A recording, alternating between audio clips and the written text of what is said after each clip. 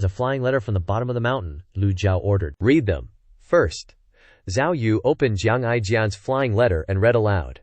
Old Senior, the third piece of news is a major national event. I didn't want to say it at first, but after thinking about it, I thought it would be better to tell you. 4 deputy generals of Wei Zhuoyan led 50,000 troops to Liangzhou to quell the rebellion. 4th Prince Liu Pingkai returned to the court. I know that the old senior doesn't care about the war, but now there is a major change in the palace. There will definitely be problems. Be careful of Mo Li. Hearing this, Lu Zhao's expression was still calm. After all, this news is related to the behind-the-scenes man Mo Li, and Lu Zhao is not interested in paying attention to other forces in the palace. Whether Wei Zhuoyan can do the job is his business. Zhao Yu reported. Finished reading, Lu Zhao ordered. Continue. Yes. Zhao Yue opened the second flying letter, glanced at it and said, It's the challenge letter from Tianjin Sect. Lu Zhao heard this. His expression was still as calm as usual. It's really a troubled time, Zhao Yu said awkwardly in summary. Master, Lu Xingkong arranged a challenge arena, wanting to duel with Master. Don't sweat him? A measly little 1,000-sword sect?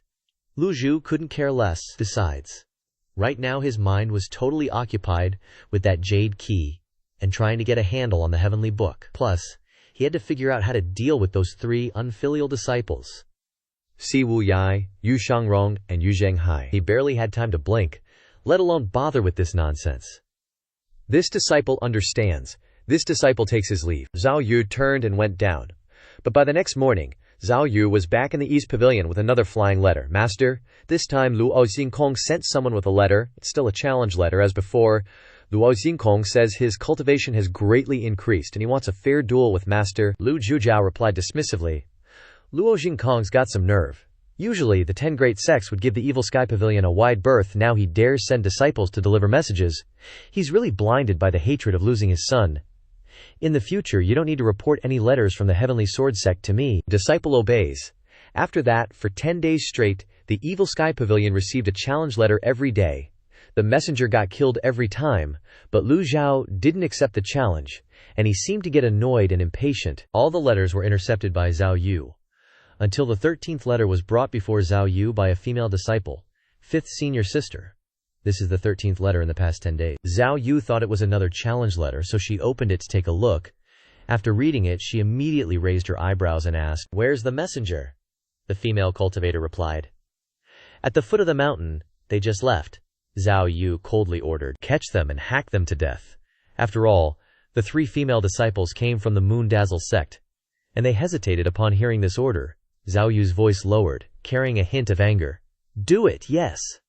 The 3 female disciples hurried down the mountain. The cultivator, who had gone some distance, turned back when they noticed someone chasing them. The girls were chasing each other in circles, panting heavily. The female cultivator shouted, Please stop! Seeing these cool babes, big bosom, the messenger then felt pleased. You've finally come to your senses. Willing to come down the mountain to be my Dacio companions to find joy, huh?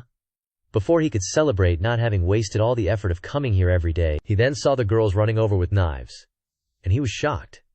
Then he just saw the girls gathered around and then swinging their hands wildly. Red liquid splattered everywhere, followed by a shrill scream.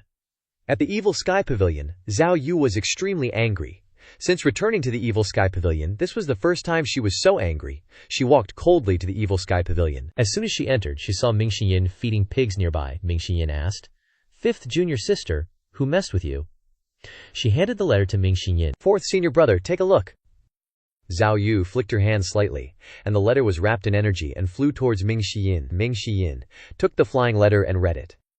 The expression on his face was very special. After reading it, he immediately cursed.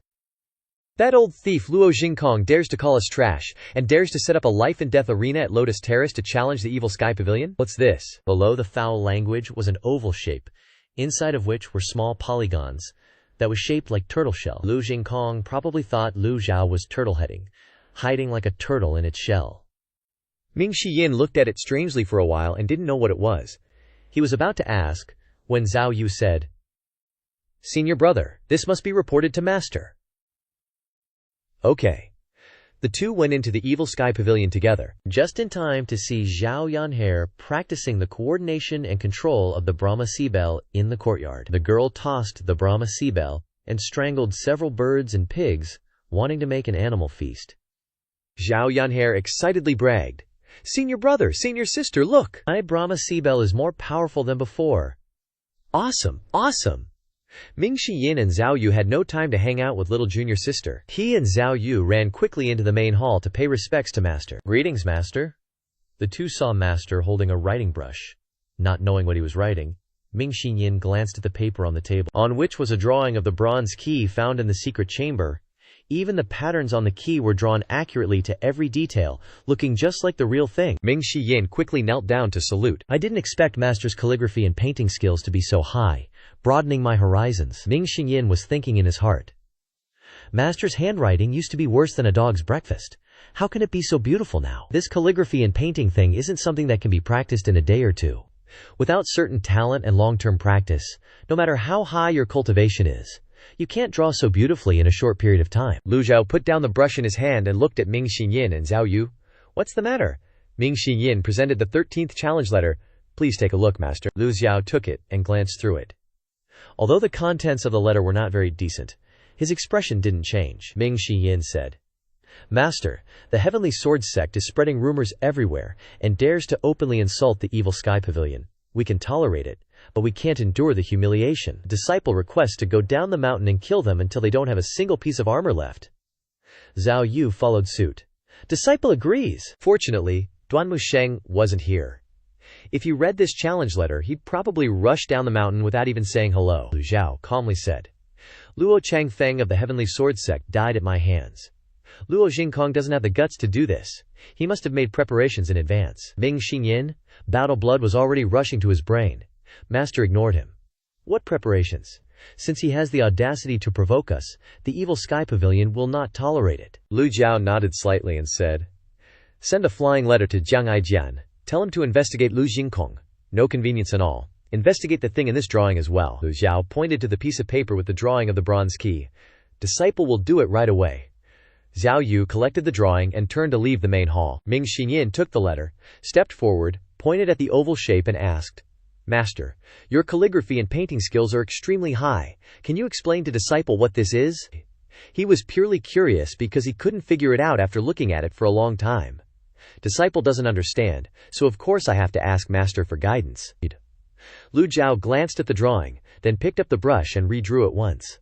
After Ming Shiyin saw Lu Zhao's drawing, he immediately widened his eyes and shouted, A turtle retracting its head. That's right, the oval shape in Luo Jingkong's letter was a turtle.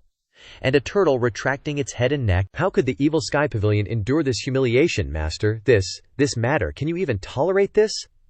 Ming Shiyin was so excited that he almost bit his tongue. If it was the hot-tempered master from before, he would have led his disciples to a bloody battle without saying a word. Lu Zhao asked in return, What do you think should be done? This question made Ming Xinyin panic. How should I answer this? What trick is Master playing again? Ming Xinyin pondered for a moment and still replied, He who insults others will be insulted. Luo Jingkong deserves to die, Lu Zhao calmly said.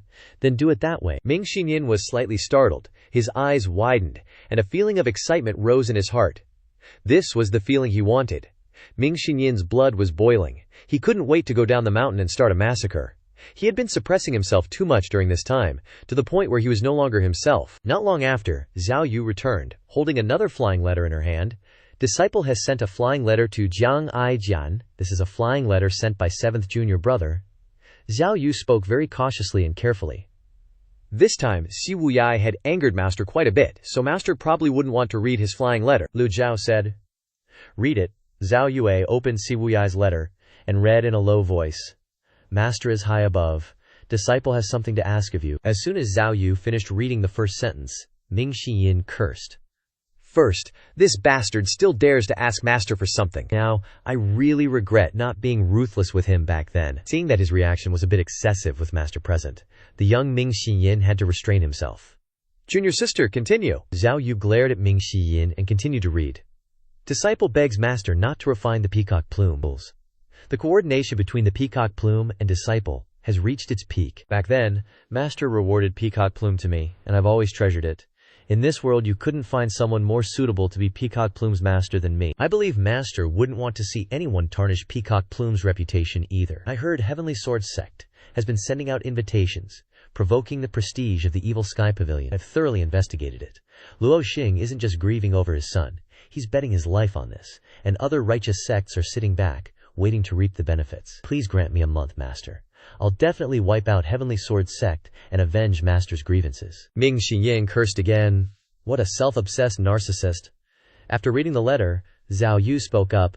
Well, that's alright. Senior Brother 7 really did put in a lot for the peacock plume. Lu Zhou was still pondering. How did Si Wuyai know I planned to refine the peacock plume? In other words, Si Wuyai's rapport with the peacock plume must have reached its peak, allowing him to communicate telepathically and sense the threat. Ming Xinyin asked curiously. Master, I have a question.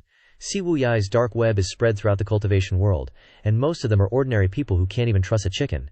How does he plan to deal with Heavenly Sword Sect? Lu Zhou shook his head slightly and said, It's the Nether Sect. When he cast the spell, he was clearly aiming for the person sitting on Kuiniu.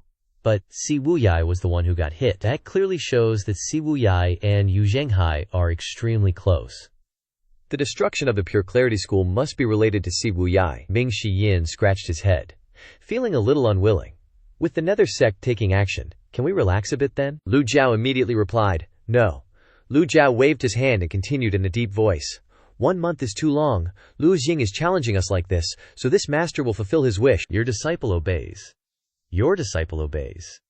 The two bowed simultaneously, Master's words greatly exciting them. If Luo Xing isn't being arrogant like this, how could the Evil Sky Pavilion continue to suppress its anger? A new mission appeared on the system's taskbar. Restore the Evil Sky Pavilion's reputation. Reward, 15,500 merit points. The next day, as soon as dawn broke, in the Evil Sky Pavilion's main hall, Lu Zhou scanned the crowd before him. All of them stood solemnly, quietly awaiting Lu Zhao's instructions.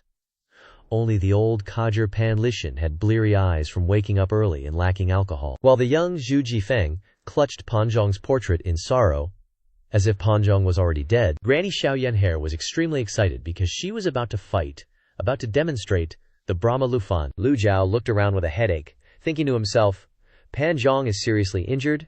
Pan Litian ingested the Black Lotus root a few days ago and is still recuperating, and although Lang Luo has recovered some of his cultivation, he's still drained from using all his energy at the Shuyu Lake last time. Lu Zhou can't rely on these three. Master, Jiang Aijian's flying letter says pretty much the same thing as 7th senior brother, but there's one difference. Zhao Yu presented the flying letter in her hand and continued, Heavenly Sword Sect isn't without help, it's just that these guys aren't part of the top 10 famous sects. Their movements are secretive and couldn't be investigated. Lu Zhou nodded slightly, which showed that Jiang Aijian's information was much more accurate than Si Wuyai's. Lu Zhou didn't say anything more but clasped his hands behind his back and walked out of the main hall. Let's go! Yes! Hua Wudao, Duan Musheng, Ming Shiyin, Zhao Yue, Xiao Yan'er, Zhu Jifeng, Hua Yuexing, and 10 female disciples followed closely behind. Even women will fight when the enemy is at the door, and the female cultivators each held a knife high, ready to fight. Lu Zhou instructed Elder Leng and Elder Pan to guard the home, and the 2 old men coughed and replied, Yes, Pavilion Master. A moment later, everyone arrived at the cloud-chasing chariot. Ming Xinyin asked curiously, Senior brother Duan Musheng, I heard from junior sister that your driving skills have improved a lot? Duan Musheng waved his hands repeatedly. Compared to junior brother, my skills are not worth mentioning. Not worth mentioning? Ming Xinyin seemed to want to speak privately with Duan Musheng. I wouldn't lie to you, senior brother. Driving is great for cultivators. Besides, it has another advantage. Duan Musheng perked up his ears, and Ming Xinyin whispered, It can cultivate one's moral character, especially tempering one's temperament. Are you saying I have a hot temper? Ming Xinyin waved his hands repeatedly. Not at all. Not at all.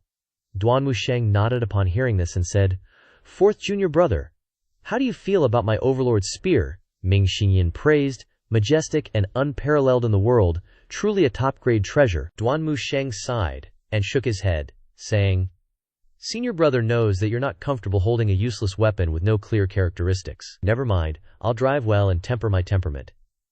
As for the weapon, as long as it's heaven grade, I don't care if it's majestic or not. Hearing this, Ming Xinyin jerked.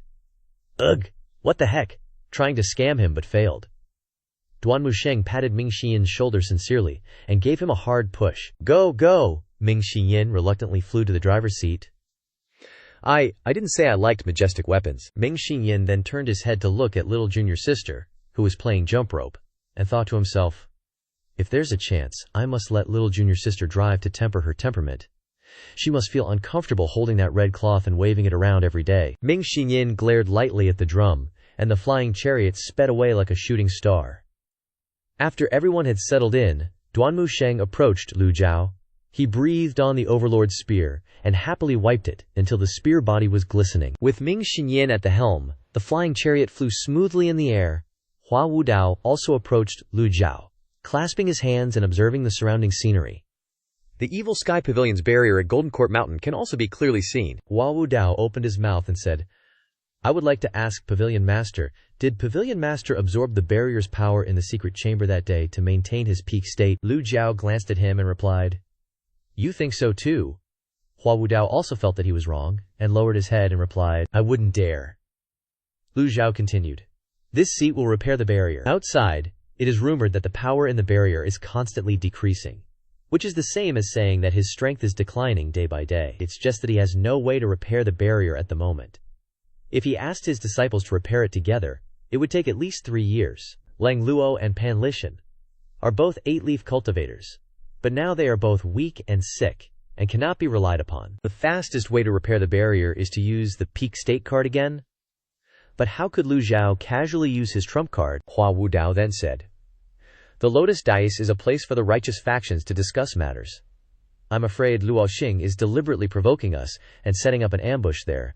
Luo Zhou nodded. "Your worries are not without reason." Ming Xinyin was busy piloting the flying chariot but still nosy and eavesdropping. The young man exclaimed, "Elder Hua, no need to worry. All schemes and tricks are useless in front of my master. Of course, I trust the Pavilion Master's abilities." Just then, Hua Yuexing approached. Perhaps because she had only recently joined the Great Void Sect, so she was still a bit restrained. Hua Yuexing bowed slightly and said, "This subordinate has something to report." Lu Zhou ordered. "Speak," Hua Yuexing softly said. When this subordinate was in the tower near the Heaven Sword Sect waiting for Elder Ye Cheng to appear, this subordinate saw an acquaintance. Lu Zhou pressed. "Who is it?" Hua Yuexing replied. "The fourth prince, Liu Ping." Hua Yuexing hurriedly knelt down. She quickly reported, "When this subordinate was still following Consort Yu, I once accidentally saw the fourth prince's portrait. When I saw the real person, I wasn't sure, so I didn't report it in time. Please forgive me, Pavilion Master." Lu Zhou thought to himself, "The fourth prince, Liu Ping, has been stationed on the frontier for years. Because of his merits, the forces in the palace can't do anything to him. The question is, why did Liu Ping return at this time?" Lu Zhao's gaze turned to Hua Yuexing, suddenly remembering Jiang Aijian's identity, and asked, "Have you also met Jiang Aijian?" Hua Yuexing nervously replied, "When I was at Yunque Tower was the first time this subordinate saw him." Lu Zhao ordered. "Stand up," then said. "Thank you, Pavilion Master." Hua Yuexing respectfully stood up. "Did you ever transmit information to Jiang Aijian?" Lu Zhao suddenly asked a question, taking advantage of her relaxed guard. Hearing this, Hua Yuexing was startled. Thump, thump. Hua Yuexing immediately knelt down, kowtowing, forehead full of sweat. Hua Yuexing wouldn't dare. Hua Wudao hurriedly cupped his hands and said, "Hua Yuexing is a disciple of the Luo sect, strictly disciplined, and would never do such a thing." Ming Shiyin, who was drumming up a storm on the flying chariot, also cocked his head to watch the drama. Hearing Hua Wudao's words, Ming Shiyin turned his head and asked, "Strictly disciplined? Then why did she leave the Luo sect?" This, Hua Wudao found it difficult to explain. Ming Shiyin frowned, glared, and said, "Can't say it, huh? I thought I couldn't understand how Jiang Aijian knew everything, so it turns out he's following the path of Old Seven." Lu Zhao's eyes turned to Hua Yuexing. Just now, he repeatedly pressed her, but Hua Yuexing's loyalty didn't drop at all, which shows that she wasn't lying. "Stand up," then said. "Yes," Lu Zhao asked. "Your talent is not bad. Have you been to the West Pavilion to see the classics?" Hua Yuexing replied. "Still, haven't had time to go yet," Lu Zhao casually said. "In the West Pavilion there is a cultivation method called swiftly condensed gang qi, which is very suitable for you." Hua Wudao hurriedly waved his hand. "Why aren't you thanking the Pavilion Master?" "Thank you, Pavilion Master." Hua Yuexing knelt down again. Seeing this, everyone was speechless, not knowing what to say. Truly the habit of people in the palace, kneeling at the drop of a hat. All a bunch of rotten rules. Hua Wudao continued. The Luo sect doesn't have the swiftly condensed gang qi cultivation method to teach you. Archers are strong and attacking from a distance, but the weakness is also very obvious. Once other cultivators get close, archers usually don't have enough time to condense qi to shoot. This swiftly condensed gang qi cultivation method can just make up for the archer's shortcomings. Hua Yuexing immediately nodded solemnly. "Thank you, Elder Hua, for your guidance. This subordinate will definitely work hard. Loyalty plus 10%. Sometimes Lu Zhou felt that although Hua Yuexing had many rules, she was a simple person who hadn't been completely assimilated by this world. Giving a reward of cultivation method wasn't such a big deal, but it increased her loyalty by 10%, which surprised him. At the same time, in the clear tranquility cottage, Si Wuyai opened his eyes. He looked at the rays of sunlight filtering through the cottage door to estimate the time. Sure enough. Soon after, a cultivator in a black robe flew from afar, kneeling down to report. Pavilion Master, as you expected, someone is indeed leaking information to the Great Void Sect. Si Wuyai then asked, "Do you know where the information came from?" "No." The cultivator in the black robe replied concisely. Inside the palace, Si Wuyai immediately raised his eyebrows, puzzled. Master always disdained interacting with the forces in the palace. Why is it like this now? Si Wuyai ordered. Tell the eyes and ears in the palace to investigate. Yes. Si Wuyai's eyebrows relaxed, revealing a confident smile. It is normal for Master to trust this person. Since that's the case, we'll use their plan against them and cooperate with them. Should I go look for Senior Ma? No. Si Wuyai shook his head. Go to Pingdu Mountain. This subordinate obeys. The cultivator in the black robe turned and left the clear tranquility cottage. Si Wuyai took off his robe, the word curse written in red seal script emblazoned across his chest, looking extremely jarring, hardly concealing anything. Si Wuyai sighed softly. Since being hit by this divine curse, he has repeatedly tried to break through it, but unfortunately, the curse hasn't diminished in the slightest. Pilly. He looked at the pile of materials and books related to the curse piled up on the table, then shook his head slightly. Reading all this is useless. He had tried to apply the curse-breaking methods in the books, but they had no effect whatsoever. Si Wuyai changed into another robe, then raised his head to look at the sky. Is anyone there, Swish? 3 cultivators in black robes suddenly appeared in the cottage. Pavilion Master, they are ready to await your orders. I want to make a trip to the Lotus Dais. The leading cultivator immediately raised his head upon hearing this, cupping his hands and saying, Pavilion Master, you currently have no cultivation. For you to go there is too dangerous, this subordinate suggests. Si Wuyai had finished tidying his clothes and replied, I know, but some things if I don't do them myself I will feel uneasy, the cultivator worried. But, Si Wuyai turned to look at his subordinates, loudly. No buts, do you think I'm useless or something? The subordinates were shocked. This subordinate wouldn't dare, this subordinate would die to protect the pavilion master. Si Wuyai nodded, a look of helplessness on his face. He sighed and said, You have followed me for many years, risking your lives to protect me completely. How can I risk your lives?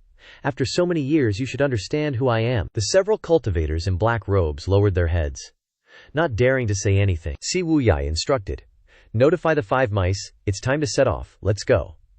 This subordinate obeys. On the Lotus Dais, one standing in the middle said loudly, The Lotus Dais, a place praised as the Holy Land for discussing Tao among the great sects. The Lotus Dais is located in the north of Yangzhou, 10 miles away from the Huai River. The Lotus platform was split into 2 levels. The upper level was a platform for discussions, while the lower level was shaped like blooming flower petals, with the lotus leaves spreading out in all directions, creating an area several miles wide. On each petal there was a huge pillar, big enough to hold at least 5 braziers to provide light at night. The lower level was covered in bluestone, while the upper level was paved with marble. Surrounding the Lotus platform were all kinds of guests and restaurants. Observing the Lotus platform from these places wouldn't be restricted in terms of visibility. On the marble stage, outside the Lotus platform, were all sorts of unexpected encounter spots, with magnificent buildings all around, a great view. Right now the area around the Lotus platform was bustling, with quite a few people. Someone piped up, What you're saying doesn't seem to match what we're seeing, huh? That guy immediately glossed over it. That's how the travel guide described it. Probably the writer didn't know what they were writing either. Details aren't important. Day after day, year after year, today is the 14th day that the Heavenly Sword Sect sent a challenge letter to the Demon Heaven Pavilion. Another guy, showing off his 2 missing teeth, loudly chimed in. They've already sent 13 letters. They'll probably send another one later. Heard yesterday's letter was full of insults. With that old devil's temper, he's bound to show up. Wonder whose idea this is. Cultivators in the top 5, top 3, have been gathering around the Lotus platform, constantly watching. 13 challenge letters sent, and still no one from the Demon Heaven Pavilion has bothered to show up. Some people even reckoned the Demon Heaven Pavilion wouldn't come at all, so everyone's guts grew bigger, and they all got closer to the Lotus platform to watch the fun. On the Lotus platform, Luo Jingkong was closing his eyes to rest.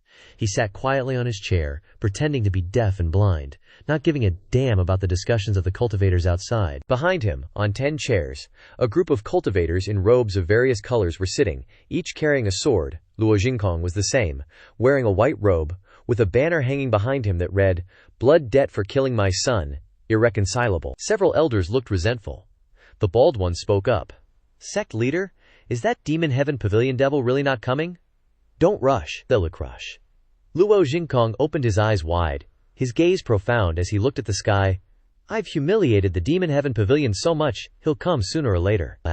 That old devil has a hot temper, he won't be able to hold back." Another one added, "Sect leader, maybe the power of the barrier has been absorbed by that old devil, his strength must be very strong."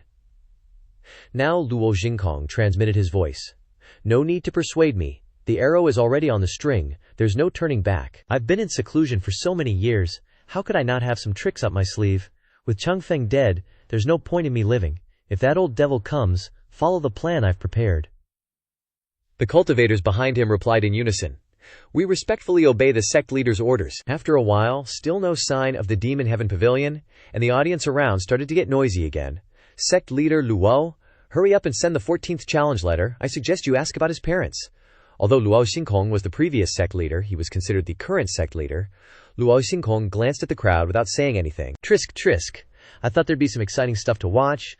Looks like the rumors are true, the Demon Heaven Pavilion isn't what it used to be. Back then, the Demon Heaven Pavilion was so powerful, who would dare say no to them? Sigh, the Heavenly Sword Sect wants to make a name for themselves in the cultivation world. One guy raised a flag and cheered. Following him, some people who called themselves righteous gentlemen always supported the Heavenly Sword Sect.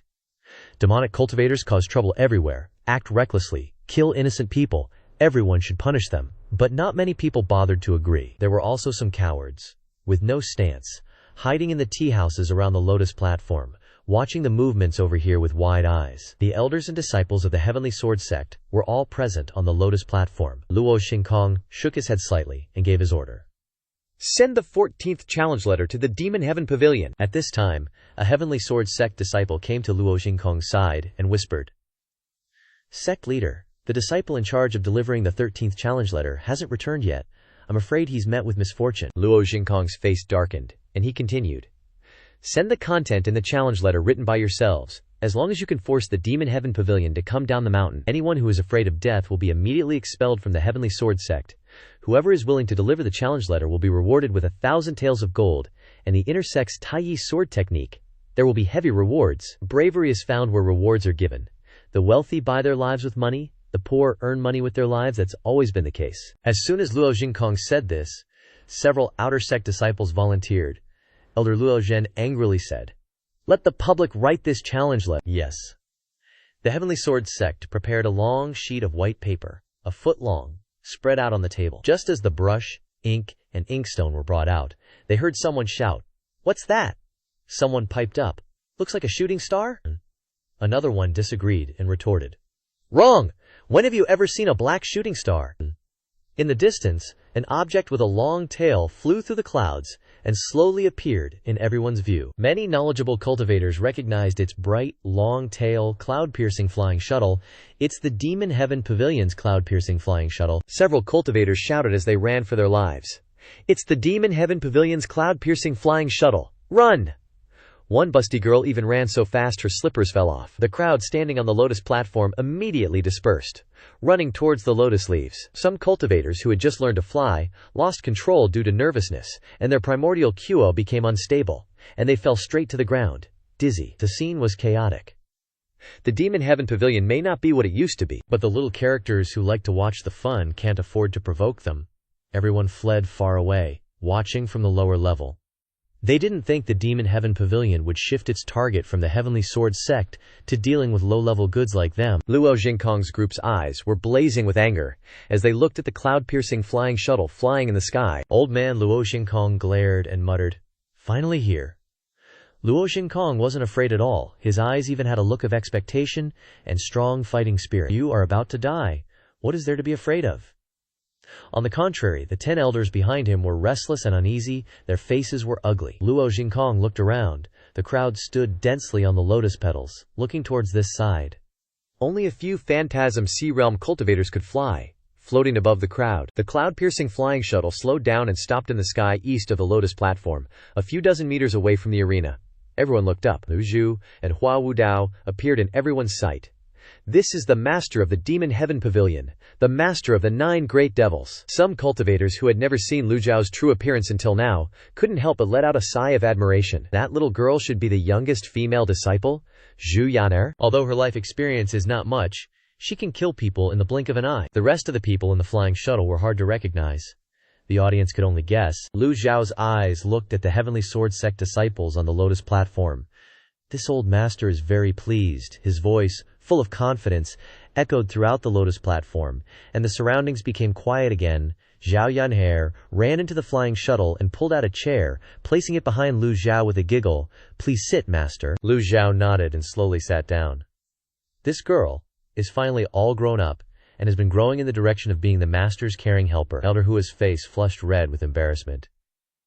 If one knows to respect elders and care for the young, shouldn't you have gotten yourself a chair too? Seeing this, a female disciple hurriedly brought a chair for the elder to sit. Thank you. Hua Wudao clasped his hands and sat down. Lu Zhao looked at Luo Jingkong, who was leading the Heavenly Sword Sect formation. Are you Luo Jingkong? Lu Zhao's voice formed a sound wave that flew down to the lotus platform. The audience standing around all praised. As expected of the founder of the Demon Heaven Pavilion, the older he gets, the tougher he is. Not inferior to back then, his voice is still full of energy, extremely loud. Luo Jingkong said in a deep voice. I thought you wouldn't dare to come. Even so, I had to send 13 challenge letters. Since when has the Demon Heaven Pavilion become so timid, afraid of trouble? Lu Zhao didn't bother to answer him and turned his head to say to the disciples standing behind him, It's just the Heavenly Sword Sect, leave it to you all. Granny Zhao Yaner was the most active, and she immediately accepted the order. Disciple obeys. Ming Xinyin waved to Zhao Yue, 5th junior sister, come steer. Ming Xinyin was in a hurry to die at this moment, and immediately called someone to replace his position. Stabilizing the rudder doesn't require someone with high cultivation. Zhao Yue alone is enough. Zhao Yue agreed. Ming Xinyin jumped out and looked at the people below. You old geezer, you're not worthy to fight with my master, Luo Xingkong immediately retorted. Worthy or not, is not for you to decide. Ming Xinyin's eyes widened and he grinned. Hey, Luo Chengfeng is your son, right? A guy like him deserved to die. And you even had the guts to send a challenge to our Evil Sky Pavilion. Luo Jingkong didn't seem flustered at all. He raised his head and said, What a foul mouth.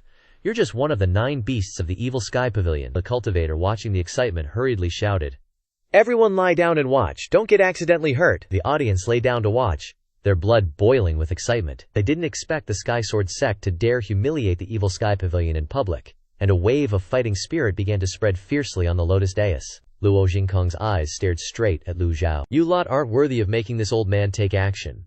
The only one who can make me act is you. The last 3 words he said to Lu Zhao. Lu Zhao still had his eyes closed, seemingly not paying much attention to the old man Luo Jingkong. Ming Xiyin immediately spoke up. If you want to fight my master, you have to defeat me first. As soon as he finished speaking, Ming Xiyin flew into the air, his azure energy radiating extremely powerfully. Luo Jingkong waved his hand, and 5 people stepped out from behind him. The Sky Sword Sect's 5 great disciples. Who dares to come and fight? The Sky Sword Sect's intense fighting spirit was beyond the audience's expectations. Is the Sky Sword Sect really not afraid of death? Tuan Musheng gripped the Overlord's spear tightly. Too much, let me! Just as he was about to jump off the flying chariot, someone suddenly flew up and shouted loudly, Let me deal with this one, he's... Elder Luo Zhen of the Sky Sword Sect, Hua Wudao, slowly stood up, cupping his hands. It's better to let me go first. In front of everyone, Hua Wudao stepped down slowly, his eyes still fixed on Elder Luo Zhen. Hua Wudao's whole body radiated extremely powerful energy. But Luo Zhen took a step back. The 5 great disciples immediately rushed forward, surrounding Hua Wudao in the middle. Ming Xinyin finally understood the other side's strategy and turned his head to say, Master, this old fox is playing trick. Lu Zhao still didn't open his eyes, just gave a slight nod. Tianji's horse racing. Meaningless. Lu Zhao continued to ponder. Besides, Hua Wudao has already entered the 7-leaf realm, and his 6 harmony Dao seal is unparalleled in the world. These 5 are only in the divine court realm. How could they be Hua Wudao's opponents? The 5 Sky Sword Sect disciples stood in a circle, surrounding Hua Wudao in the center, the long swords in their hands emitting vibrating energy. Luo Jingkong sneered, "I thought it was someone important. Turns out it's Yun's sect. Elder Hua Wudao, I really feel ashamed for you." Hua Wudao stood upright with his hands clasped, the expression on his face unwavering. In the past period of time in the Evil Sky Pavilion, he had thought clearly that from the moment he joined the Evil Sky Pavilion, he would definitely have to face these things. Hua Wudao clenched his fists and shouted loudly at the 5 Sky Sword Sect disciples, "Make your move!" The 5 disciples waved their swords, slashing towards Hua Wudao. 6 Harmony Dao Seal. Hua Wudao took a step forward. 6 large seal characters surrounded his body. The sunlight could not even overshadow the light emitted from the 6 characters. Rumble, rumble, rumble. The crowd watching were shocked. All the sword energy slammed into the 6 Harmony Dao seal. Hua Wudao was calm and collected, not affected at all, and took another step. Luo Jingkong was slightly startled. I've heard about Hua Wudao's 6 Harmony Dao seal before. Many people sneered at this turtle shelling technique, but now that I've seen it with my own eyes, I know that this technique can be used like this. Rumble, rumble, rumble. The disciples unleashed their full strength, but the 6 Harmony Dao seal had far exceeded their expectations. Like ants trying to topple a tree, they couldn't even make the 6 Harmony Dao seal budge an inch. Hua Wudao took another step. Luo Zhen shouted, "What are you waiting for? 5 swords unite." The 5 Sky Sword Sect disciples replied in unison, "Yes." Immediately, the 5 great disciples simultaneously flew into the air, the 5 people merging into one. Just at this moment, a huge green circle suddenly appeared where Hua Wudao was standing. The diameter of the circle was about 5 meters. This wasn't Hua Wudao's 8 trigrams energy seal, or the Buddhist technique, mirror platform. Mind, like a mirror platform, seeing clearly all things and the enemy's movements. The recipient of the blessing will have a great increase in cultivation, while the one corroded will have a very rapid decrease in cultivation. This is an harm others, benefit self-ultimate technique. To perform this technique, one must have at least a nascent soul realm powerhouse. The higher the cultivation, the more terrifying the effect. The Sky Sword Sect is directly under the Taoist sect. How could they cultivate a Buddhist ultimate technique like this? But Hua Wudao wasn't afraid at all. His expression was indifferent. He continued to step forward, and the 8 trigram circle appeared under his feet. The remaining 3 characters of the 6 Harmony Dao seal also appeared. Luo Jingkong began to offer rewards. Disciples, listen to the order. Anyone who kills a member of the Evil Sky Pavilion today will be heavily rewarded. Hua Wudao shouted softly, "I'm afraid you won't be able to kill a single one." The 6 Harmony Dao seal suddenly swelled. 9 large seal characters glittering with golden light shot out in all directions. The 5 great disciples' sword techniques hadn't even had time to land before they were blown away by the large seal characters. 50. The 5 people looked up to the sky and vomited blood. Their long swords left their hands, and their energy was like glass that was shattered in an instant and dissipated in the air. Even the support technique that increases power, like the mirror platform, could not make up for the difference between the 2 sides. The Sky Sword Sect disciples' screams rang out, "I just showed my face and I don't want to die." But it all seemed too late, and all that could be seen was Hua Wudao standing in the middle, launching a palm strike. The Sky Sword Sect disciples all spat out fresh blood. A female cultivator with a big heart observed Hua Wudao and exclaimed loudly. Someone hiding behind shouted, "Everyone pay attention to your own safety. We won't compensate you if you die." Even if you stacked up all the Buddhist monks and made Fuqiang as big as a mirror stand, it wouldn't make up for the difference between them. Hua Wudao is a prime example of using a realm difference to crush opponents, leaving them almost no hope. The audience felt like they were watching Grandpa beating up his grandson. They weren't even on the same level. Who says turtle-style techniques can't counterattack? Who says turtle-style techniques can only take hits? The audience watched with boiling blood, then erupted in exclamations.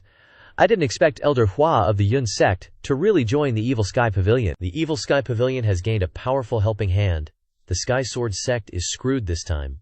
Old man Luo Jing stared at Hua Wudao without looking away. He gave you a glance when he saw Hua Wudao approaching. Hua Wudao's 6 Harmony Dao seal was extremely dazzling. Although it's a turtle-style technique, when he unleashes it, it's actually very aesthetically pleasing, extremely beautiful to watch. Especially when the 9 large seal characters scattered outwards, the golden light blooming like golden camellias. Lu Koxing ignored the light seal, and the mirror stand on the ground slightly raised its eyebrows. Hua Wudao continued to move forward, and the 6 Harmony Dao seal appeared again. The 5 great disciples had all fallen to the ground. 4 were unconscious, and 1 vomited blood and died. Seeing this scene, Ming Xingyin shook his head slightly. In the end, it's because he stayed in the Yun sect for too long and couldn't bring himself to be ruthless. But it seems he has made some progress. Remembering when he first joined the Evil Sky Pavilion, Elder Hua wouldn't dare to kill anyone. Lu Zhou still kept his eyes closed. He was thinking about the lost jade pendant and key, while considering how to capture those rebellious disciples, completely ignoring the admiration on the lotus dais. Hua Wudao was still moving forward. With each step he took, another large seal character appeared around Hua Wudao, glittering with golden light, extremely gorgeous. Luo Xing, while watching Hua Wudao approaching, said, "Hua Wudao, I really didn't expect that you, as an elder of the Yun sect, would actually help the enemy. After this, I will definitely go to the Yun sect to demand justice." Hua Wudao's figure suddenly flashed, and his 8-trigram 7-leaf avatar stood tall in the sky. The Sky Sword sect disciples facing the avatar all collapsed to the ground. They were too close and completely suppressed by the avatar. The Sky Sword sect disciples tried their best but still couldn't stand up. Too strong. The 5 great elders and Luo Jingkong all looked up, their faces showing shock, while the audience gaped. 7 leaves. This is the 7-leaf avatar that many people can't achieve in their entire lives. With Hua Wudao alone, the Evil Sky Pavilion is already impossible for the Sky Sword sect to overcome. The audience buzzed with chatter. How can they even fight anymore? What's the point of fighting?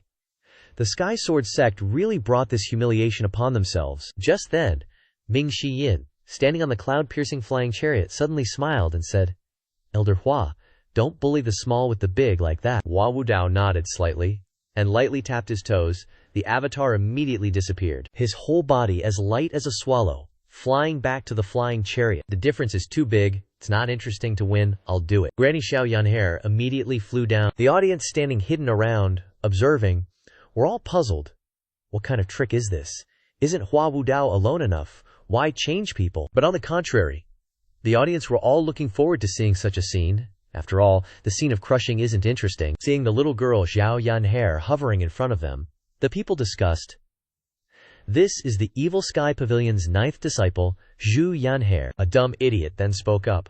"Why is she carrying a bright red rag? Does she want to get married?" As soon as he finished speaking, the little girl Xiao Yanhair controlled the Brahma Sea, coiling like a dragon, and swooped over. The people were so scared that their souls flew away, immediately retreating backwards. That person didn't even have time to react. And the Brahma Sea swiped quickly. He was just a cultivator who had just entered the spiritual guidance realm and was immediately slapped to death by the Brahma Sea. A miserable scream rang out, and red fluid splattered everywhere. Xiao Yanhair coldly said, "Rag, I'll smash your grave." The people who witnessed this scene couldn't help but exclaim in horror, "What a fierce little girl." Some discerning people immediately exclaimed, "Heaven-grade weapon! I didn't expect that to be a heaven-grade weapon." I've heard that there are many treasures on the Evil Sky Pavilion, and now that I've seen it with my own eyes, it's true, it's better not to be nosy. This brother is really miserable. Xiao Yanhair didn't bother to look at the audience outside the field. The Brahma Sea, like a majestic red dragon, flew back and hovered around her. Xiao Yanhair smiled slightly and looked at the people of the Sky Sword sect, and she quickly pointed her finger at Luo Jingkong. "Old man," she taunted Luo Jingkong. "Old man, I'll fight you." The Sky Sword sect disciples took a step back. Many people already felt regret. Why did they have to go head-to-head with the Evil Sky Pavilion? Even the weakest little devil in the Evil Sky Pavilion is so scary, how can they even fight? Standing among the elders behind Luo Jingkong, Luo Zhen couldn't bear it anymore and shouted, "Little girl, I'll fight you!" His surging sword broke through the air and flew over, and sword essences formed on the lotus platform. Crescent moon-shaped sword essences appeared all over the sky. Someone exclaimed, "Luo Zhen is a nascent soul realm that hasn't bloomed a leaf yet, and is considered one of the current masters of the Sky Sword sect. I heard that the Evil Sky Pavilion's 9th disciple's cultivation is only in the Shrine realm. The Sky Sword sect should be able to save some face." The cultivator was still speaking when he suddenly jerked back in shock. The actual situation was very different. Wait a minute, what's going on here? Luo Zhen is actually being suppressed. Xiao Yanhair didn't dare to be careless. She took 2 steps back, and Brahma Sea swung up to block the sword essences. Xiao Yanhair's Brahma Sea suddenly danced, and what was unexpected was that Xiao Yanhair's Brahma Sea kept attacking Luo Zhen, and he could only try his best to block the blows. Xiao Yanhair took to the skies, stepping on the Fan Tianling, her figure flashing and appearing all over the place. This is the 7 stars colorful cloud steps. Boom, boom, boom. She used the Fan Tianling to grind Luo Zhen into oblivion. Luo Zhen totally didn't expect his opponent to be so strong. His face darkened as he retreated back to the mirror platform. Just as Luo Zhen retreated into the circle of the mirror platform, his avatar suddenly lit up. One of the guys recognized the power and shouted, "Under the effect of the mirror platform, Luo Zhen's avatar will explode with leaf energy, and the power of his sword Q will skyrocket." Ming Xiyin immediately yelled out a reminder. "Junior sister, be careful!" Luo Zhen, with murder in his eyes, pointed his sword straight at Xiao Yanhe, yelling, "Take my sword!" Luo Zhen stomped his feet hard, his whole body flying straight forward, holding his sword with both hands, shooting out like an arrow towards Xiao Yanhe, golden light flashing on the tip of the sword. Ming Xinyin raised his eyebrows hesitantly, wondering whether he should step in and help Xiao Yanhe. The surrounding crowd marveled. Xiao Yanhe's avatar appeared behind. Moreover, the way the avatar appeared was a bit special, looking like a child that had grown up, or rather, her avatar was a zhang taller than before. Everyone gaped in shock. Does this mean her avatar is sprouting leaves? Is it possible she's sprouting leaves? Sprouting leaves in battle? Is the nascent soul realm one leaf, not the divine court realm? Xiao Yanhe's performance has changed everyone's perception of the Evil Sky Pavilion. Many people have the talent to cultivate, but only Xiao Yanhe has entered the realm of the nascent soul realm, one leaf, in less than 6 years. Unprecedented. Xiao Yanhe looked at Luo Zhen attacking. Not only did she not retreat, but she also stepped forward to meet him. Too late, Luo Zhen snorted coldly, his sword multiplying in his hand from 1 to 2, from 2 to 4, from 4 to 8. 8 sword Q attacks. Under the influence of the mirror platform, the power of the sword increased greatly. Xiao Yanhe's wings grew out again. The surrounding crowd exclaimed, "What is that? No way! Yunsheng dance dress?" Not only is it the Yunsheng dance dress but also cloud stepping shoes. Cloud stepping shoes combined with the 7 stars colorful cloud steps. Xiao Yanhe wielded Fan Tianling to welcome Luo Zhen's sword Qi.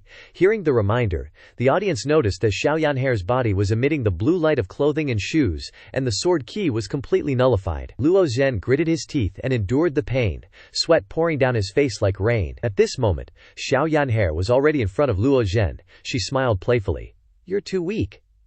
Then she lightly kicked him in the lower jaw. Boom!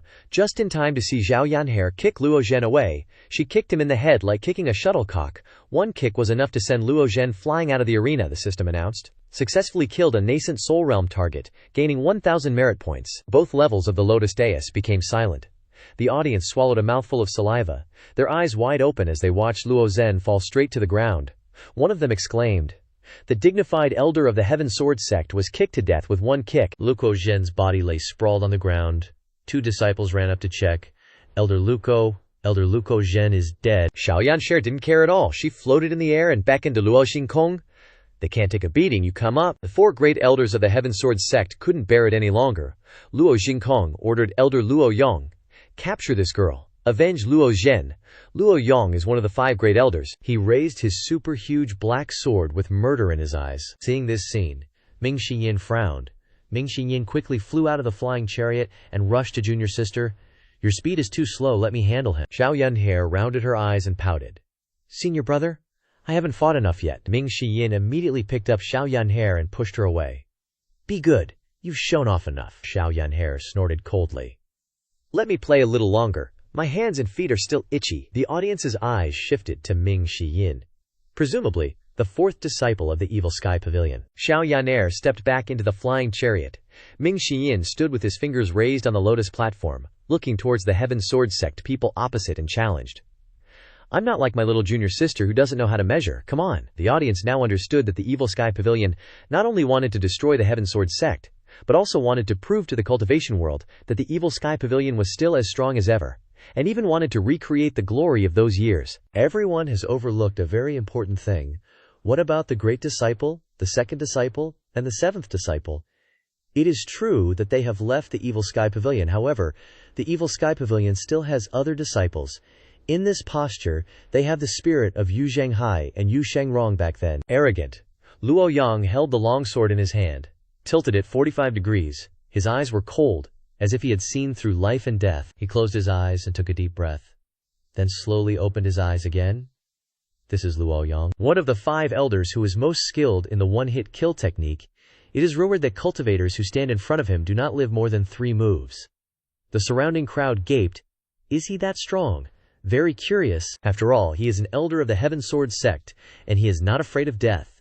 The Evil Sky Pavilion is making a profit. Should Hua Wudao be called out to fight next? There was no expression on Luo Yong's face. He just stared at Ming Xiyin standing in front of him. The long sword shook, and the primeval essence burst out. His figure flashed, leaving behind after images. The crowd exclaimed, staring intently at this scene.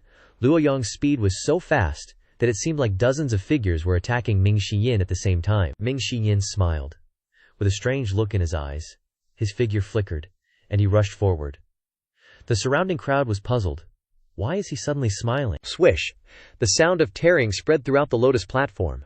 The sound of primeval essence vibrating and the sound of the sword body fluctuating suddenly stopped. What's going on? Many people with low cultivation levels could not see the moves just now. Clearly, they only felt that the two figures touched briefly, and stopped in an instant. The battle ended just like that. There was no gorgeous collision of Genki, no Dao seals or Dharma seals appeared, but there was a very clear tearing sound. Luo Yong's eyes widened, his whole body was motionless, and a lot of fresh blood spurted out of his mouth, the system announced. Killing a nascent Soul Realm target, rewarding 1,000 merit points. Luo Yong struggled with his last breath, his lips trembling. How could it be? This is impossible. Thump. He fell to the ground. Meanwhile, the young Ming Xinyan stood coldly with his arms crossed, indifferent as if nothing had happened. Luo Jingkong frowned and looked at Ming Xinyan. The audience was completely shocked. Wait a minute. From beginning to end, he only used one move. How is that possible? How? Our cultivation level is too low? We can't see how he made his move at all? Only 3 of the 5 great elders are left, and they can't do anything. Ming Xinyan's faint voice sounded. Anyone else? Failure is certain. The Heaven Sword sect is finished. Only 3 of the 5 great elders are left. What can they do now? The audience shook their heads. With the help of the mirror platform, they were still crushed like this.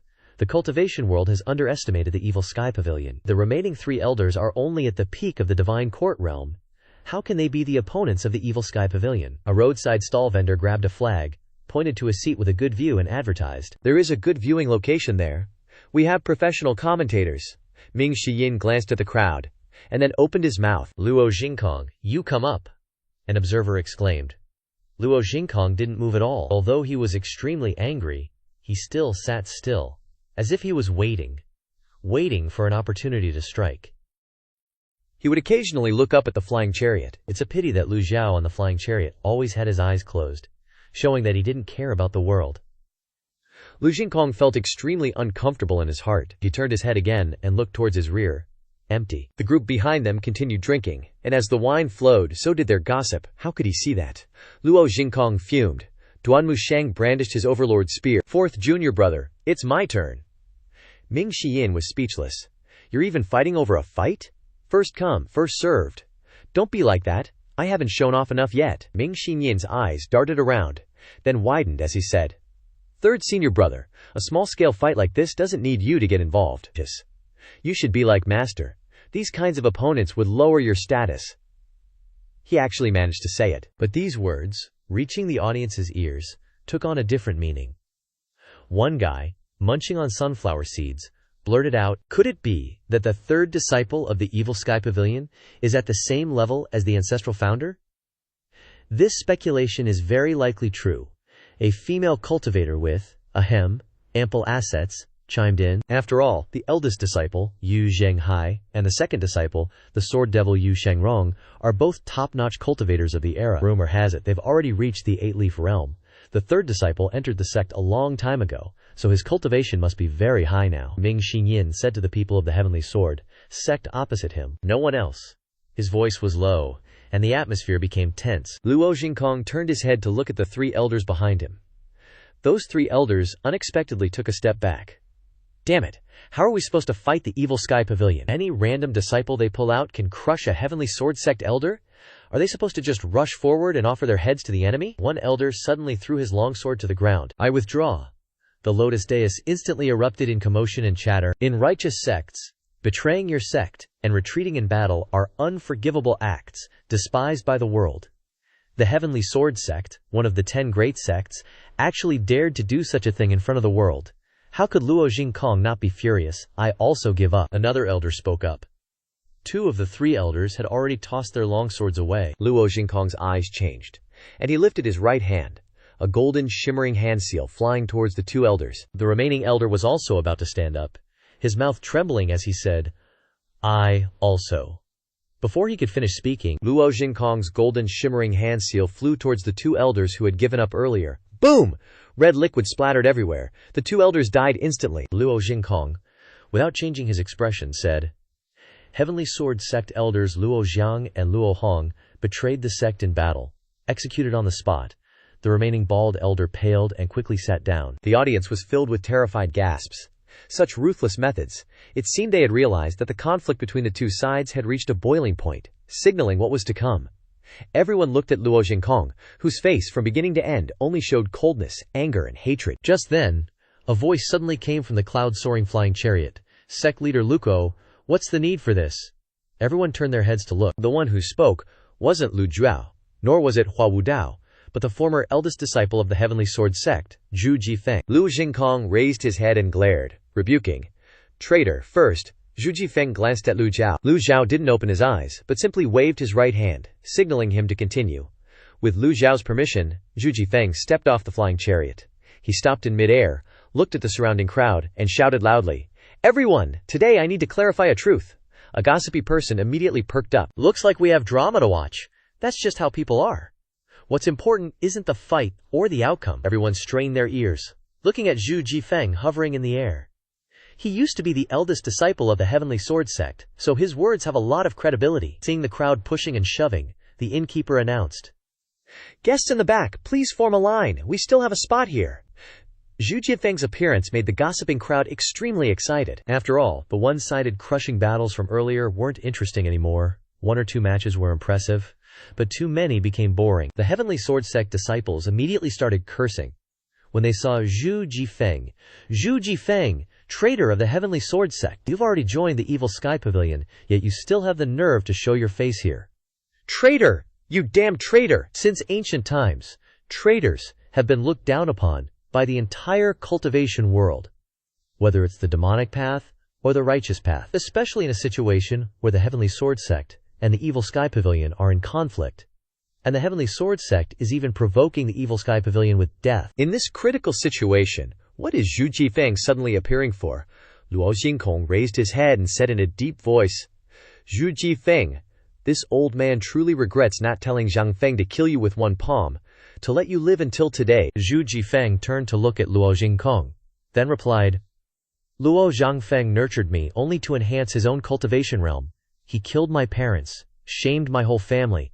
Who am I supposed to settle this debt with? Zhu Jifeng's words, though calm in tone, were filled with abundant primordial qi, spreading throughout the lotus dais. The crowd whispered in discussion.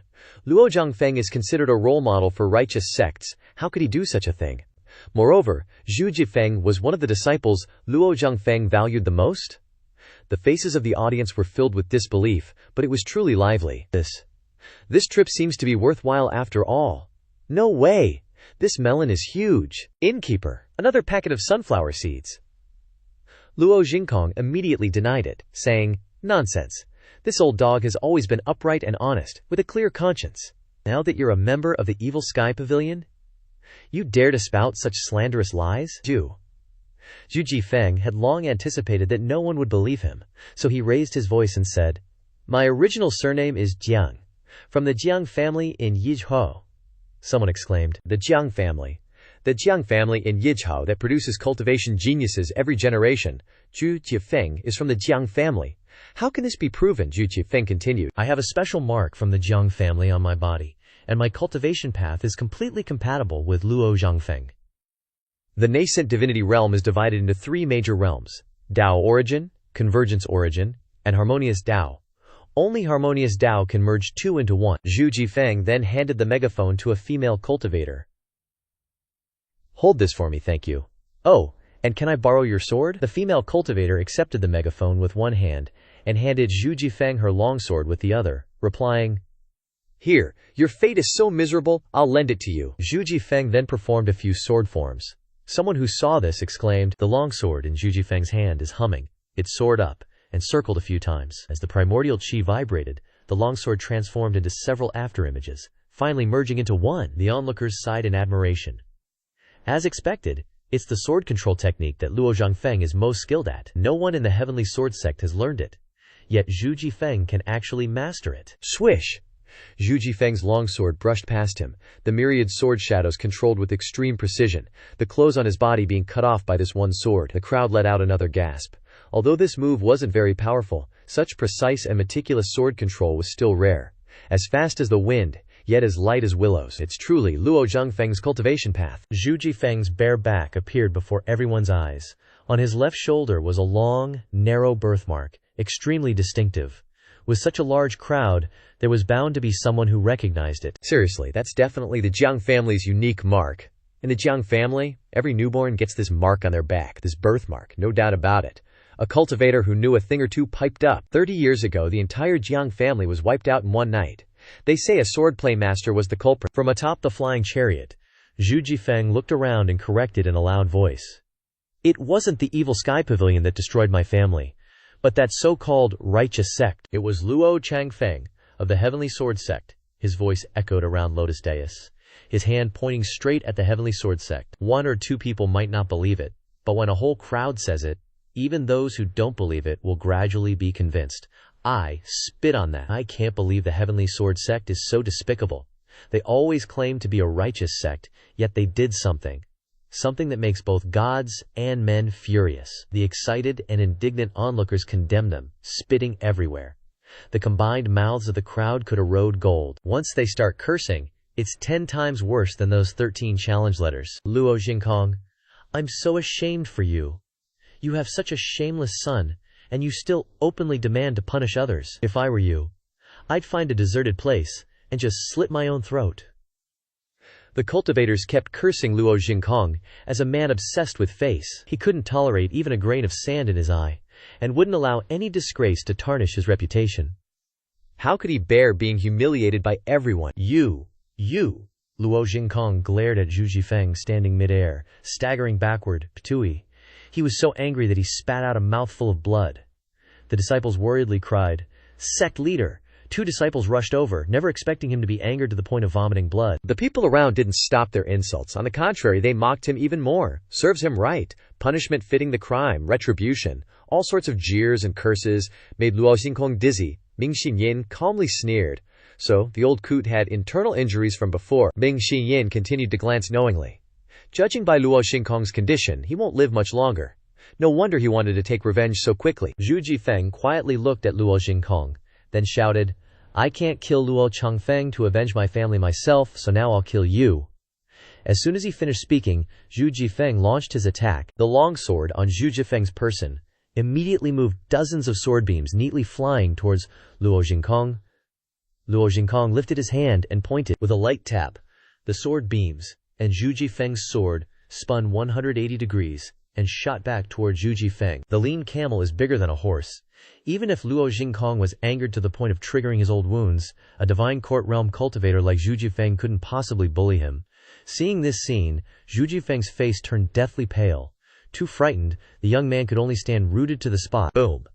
A dharmic body suddenly appeared in front of Zhu Jifeng, blocking all of Luo Jingkong's attacks. Ming Xiyin said with a smile, Your opponent is me.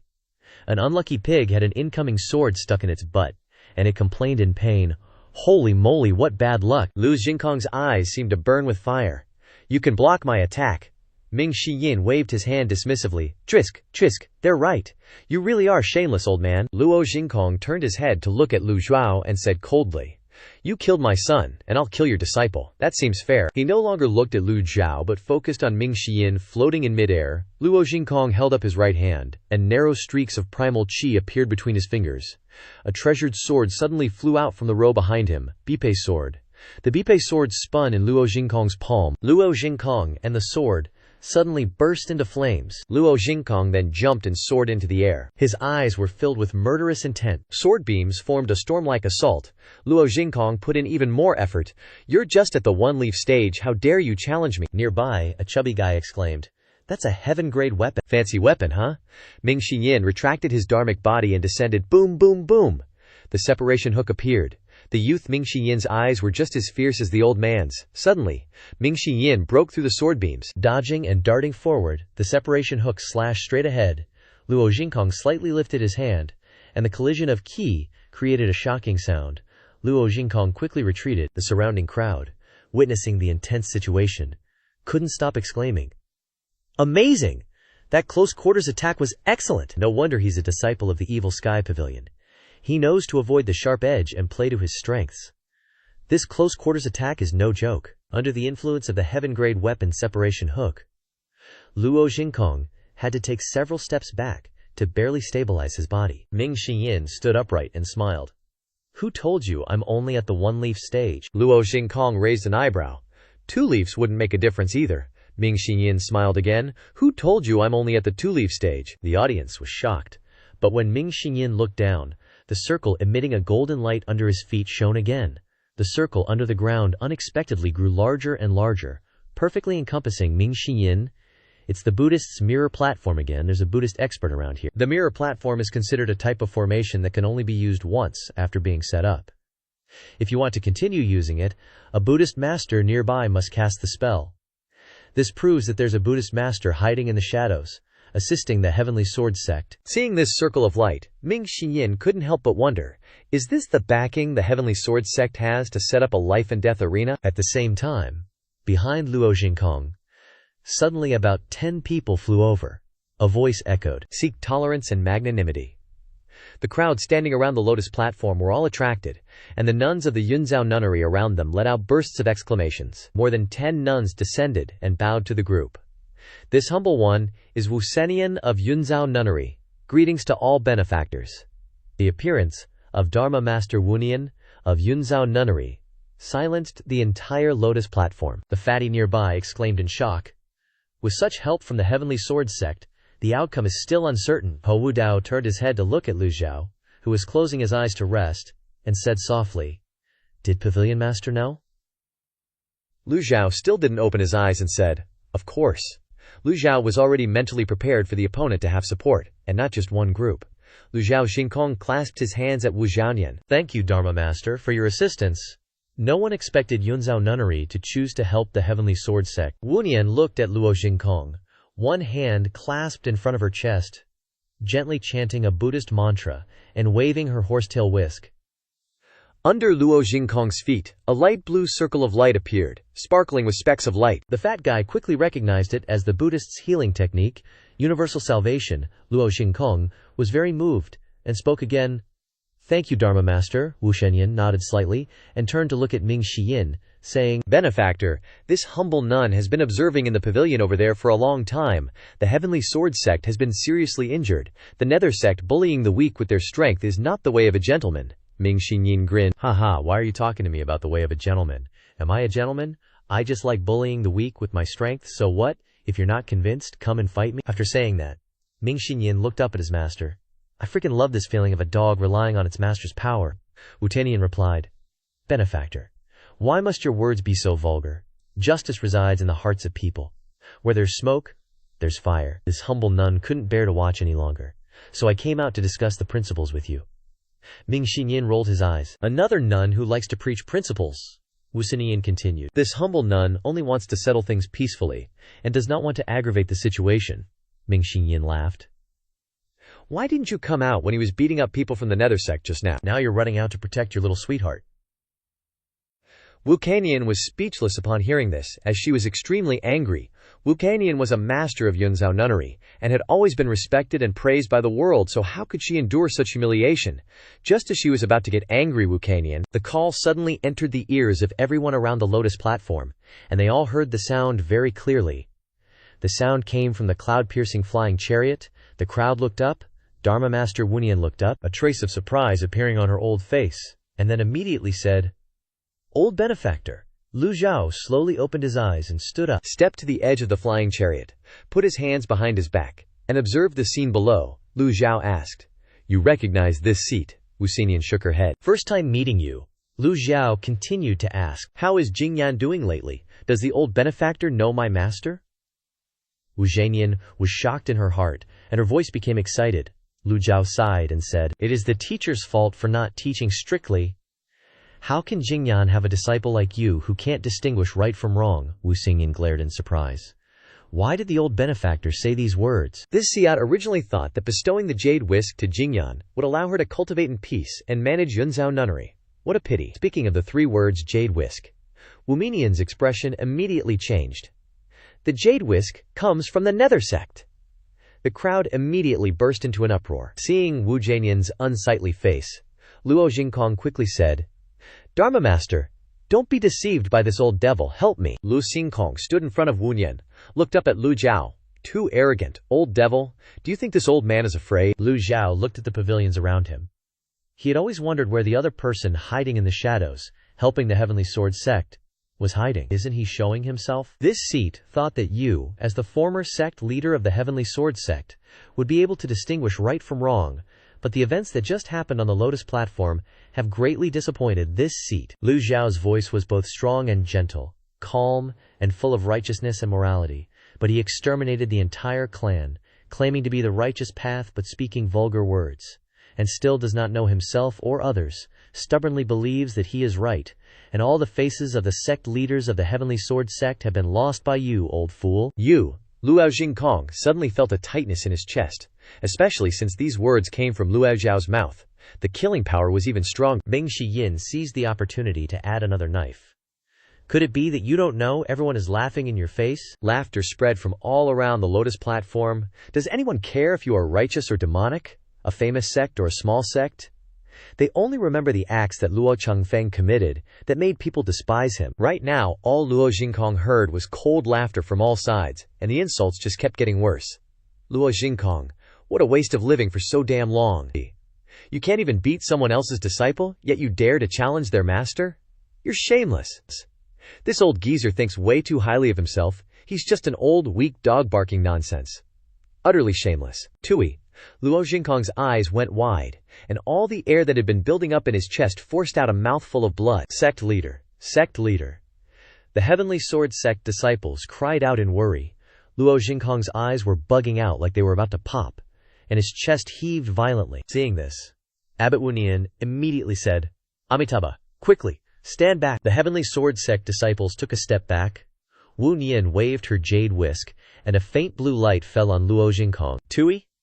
He spat out another mouthful of blood. Ming Xinying clicked his tongue and shook his head, saying, "He's suffering from qi deviation due to anger. A healing technique like the Qihang Universal Rescue will only kill him faster." Hearing this, Abbot Wu Nian quickly glanced at him, then withdrew her jade whisk. 10 nuns stepped forward, surrounding Luo Jingkong, placing their palms together in a salute, and chanted, "Sutras." The sutras were extremely difficult to understand. Purification mantra. "I will send you off. I send you far away." Ming Xiyin choked on a laugh. "Old geezer, don't bother trying to hold on. What's the point? If you live, you'll just keep getting humiliated by the world." You, Luo Jingkong gasped for breath. "Death ends all debts. And you won't have to worry about anything anymore.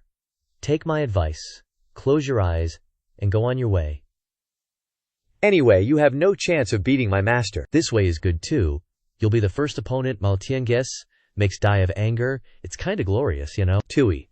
Luo Jingkong's chi was in chaos from his rage, and his meridians burst, red liquid shooting upward in a long spray. He immediately breathed his last, his head lolling to the side, and he collapsed to the ground. The entire Lotus dais became deathly silent.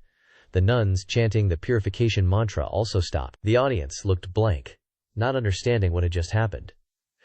The former sect leader of the Heavenly Sword sect, Luo Jingkong, just died of anger like that. It was so quiet you could hear a pin drop. Lu Zhou heard the system notification that he'd received 500 merit points. Looks like Lu Jingkong really was angered to death by Ma Tiange. Lu Zhou really didn't expect Lu Jingkong to die like this. He didn't even have a chance to make a move. He feared this would become the biggest joke in the cultivation world ever. Ming Xiyin innocently said loudly, "Don't look at me, everyone. How is this my fault? I was just giving him some good advice." Amitabha. Malicious words wound people. This humble nun has done her best. Wu Nian sighed softly, then turned to look at the 10 nun disciples and said calmly, "Let's go." Lu Zhuhao suddenly spoke out, "You can't leave." Wu Nian and the nuns were stunned. The disciples understood his meaning. The first to move was Duanmu Sheng, who had been holding back for so long. Duanmu Sheng waved his hand, raised the Overlord spear high, and threw it with all his might. The Overlord spear was enveloped in gang kui, the tip of the spear glimmering with light, tearing through the sky. Any discerning person would know with one glance that this was a top-grade, heaven-tier weapon. Even heaven-tier weapons had different grades, but there wasn't a clear ranking system for them in the cultivation world. For example, Yu Shengrong's longevity sword could cut off Zhuo Ping's twin hero swords, from which you could tell the differences. Moreover, only cultivators at the nascent divinity realm could control the heaven-tier weapons. One leaf is just the door. Only at 5 leaves are you considered among the powerhouses. Strength and cultivation base combined well with weapons can bring out the greatest power. So when Duanmu Sheng threw the spear, a burst of thunderous applause erupted. The Overlord's spear carried a stream of gang cuis and plunged straight into the ground in front of Abbot Wu Nian. Taking the spear tip as the center, cracks appeared on the ground extending for more than 10 meters. At the same time, Xiao Yanhair tossed out the Brahma sea silk. The brilliant red silk stretched out into a path. She walked on the Brahma sea silk and appeared in front of the nuns. This grandma shouted loudly. "My turn." Wu Nian glanced back. Ming Xinyin crossed his arms, casually walked over to the nearest pillar, and slammed the departure hook fiercely into the pillar. A grin filled the corner of his eye as he whispered to himself. The audience became even more excited.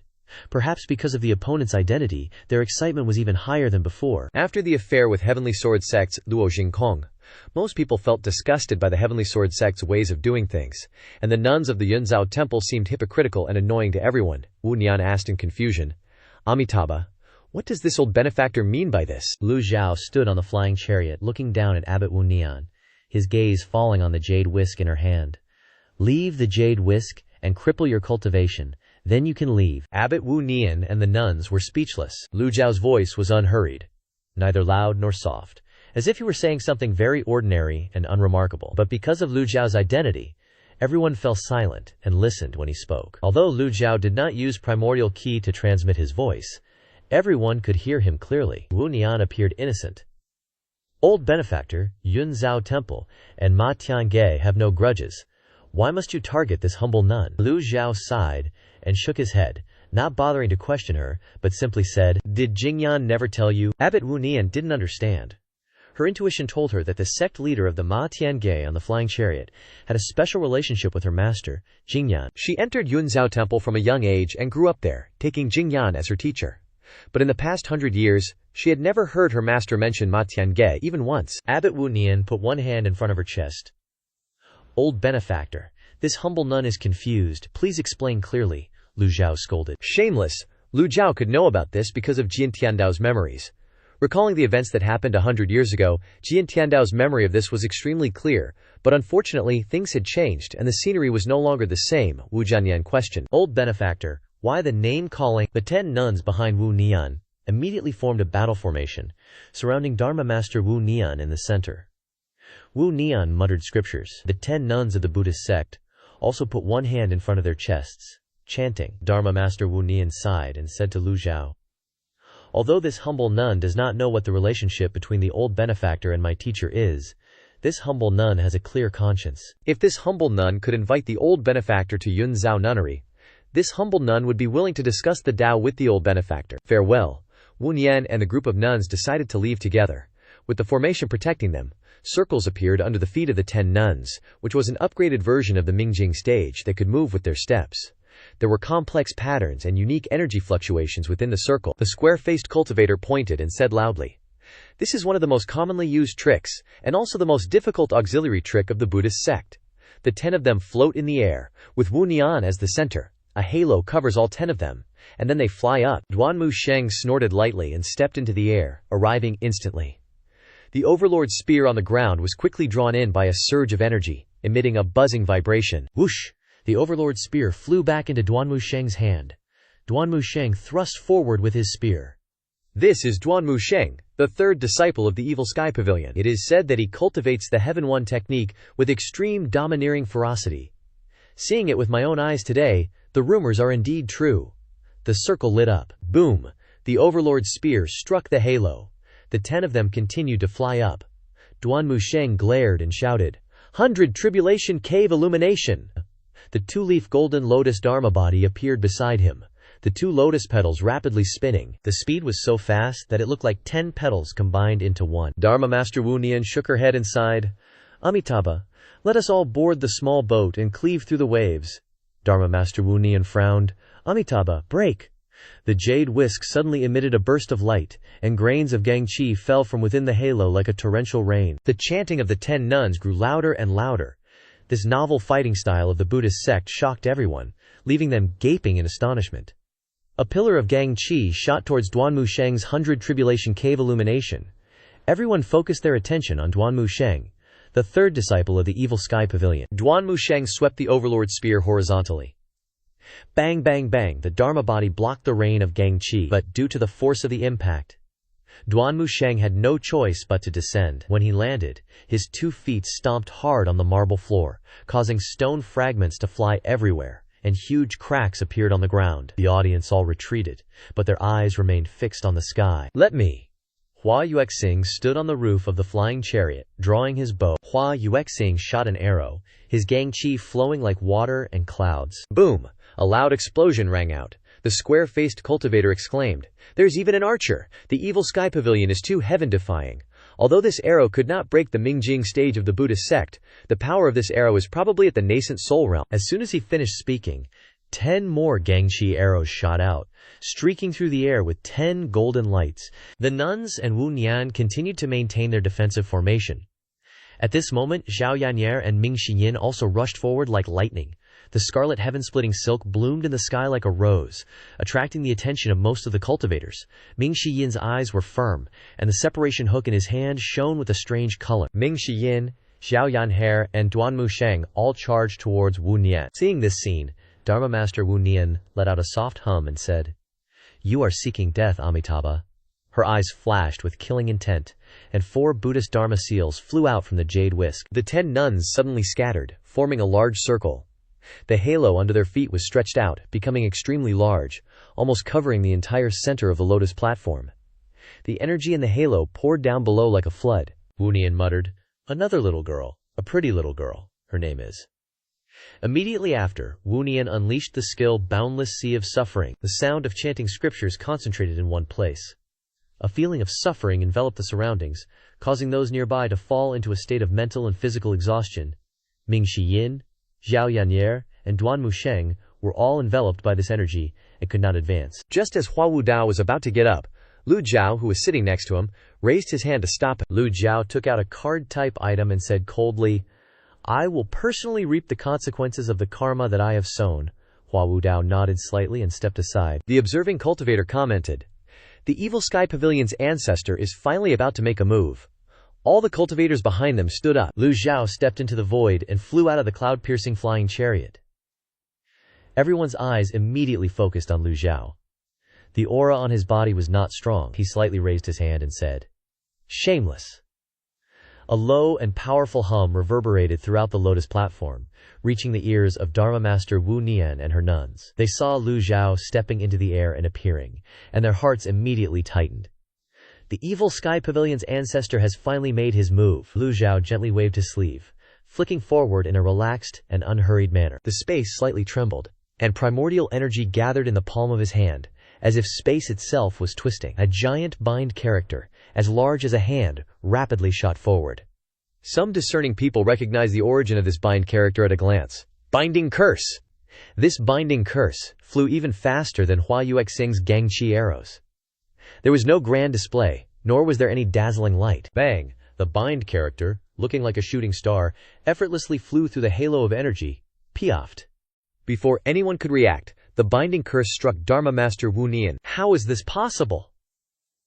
Wu Nian cried out in pain, her mouth filled with fresh blood, and the chanting stopped immediately. The cultivator in front exclaimed in horror. The nuns couldn't withstand the backlash of energy, and were all blown away, spitting out blood. Bodhi is not a tree, nor is the mirror a stand. The greater the power of the Mingjing stage, the more energy it requires. Without Dharma Master Wu Nian in the center transmitting energy, their technique was like a building with its support pillar removed. No matter how large the structure, its fate was only collapse. The energy dissipated outwards and then disappeared. The nuns were blown hundreds of meters away, and the cultivators behind them clamored, "Don't block our view of the show." Seeing Wu Nian fall, Ming Xinyin cursed in disbelief. "What kind of trickery is this again? I'm out." He stepped into the air to dodge. Dharma Master Wu Nian's expression changed drastically. She wanted to mobilize the primordial energy in her body, but found that her body was empty, without any trace of energy fluctuation. When the energy circle dissipated, it was also the moment she fell straight to the ground. Xiao Yanhe retracted the heaven-splitting silk, and Duan Musheng's overlord's spear suddenly changed direction, turning and plunging straight into the ground. Clang! Duan Musheng stood on the end of the spear, his face unchanged, and watched Dharma Master Wu Nian fall. Bang! Dharma Master Wu Nian's entire body crashed onto the marble floor, kicking up dust everywhere. Cultivators without cultivation could only fall straight to the ground. With her current level of physical condition, Wu Nian's entire body was like a lump of iron slamming hard on the ground, creating a human-shaped crater on the lotus platform. It was deathly silent.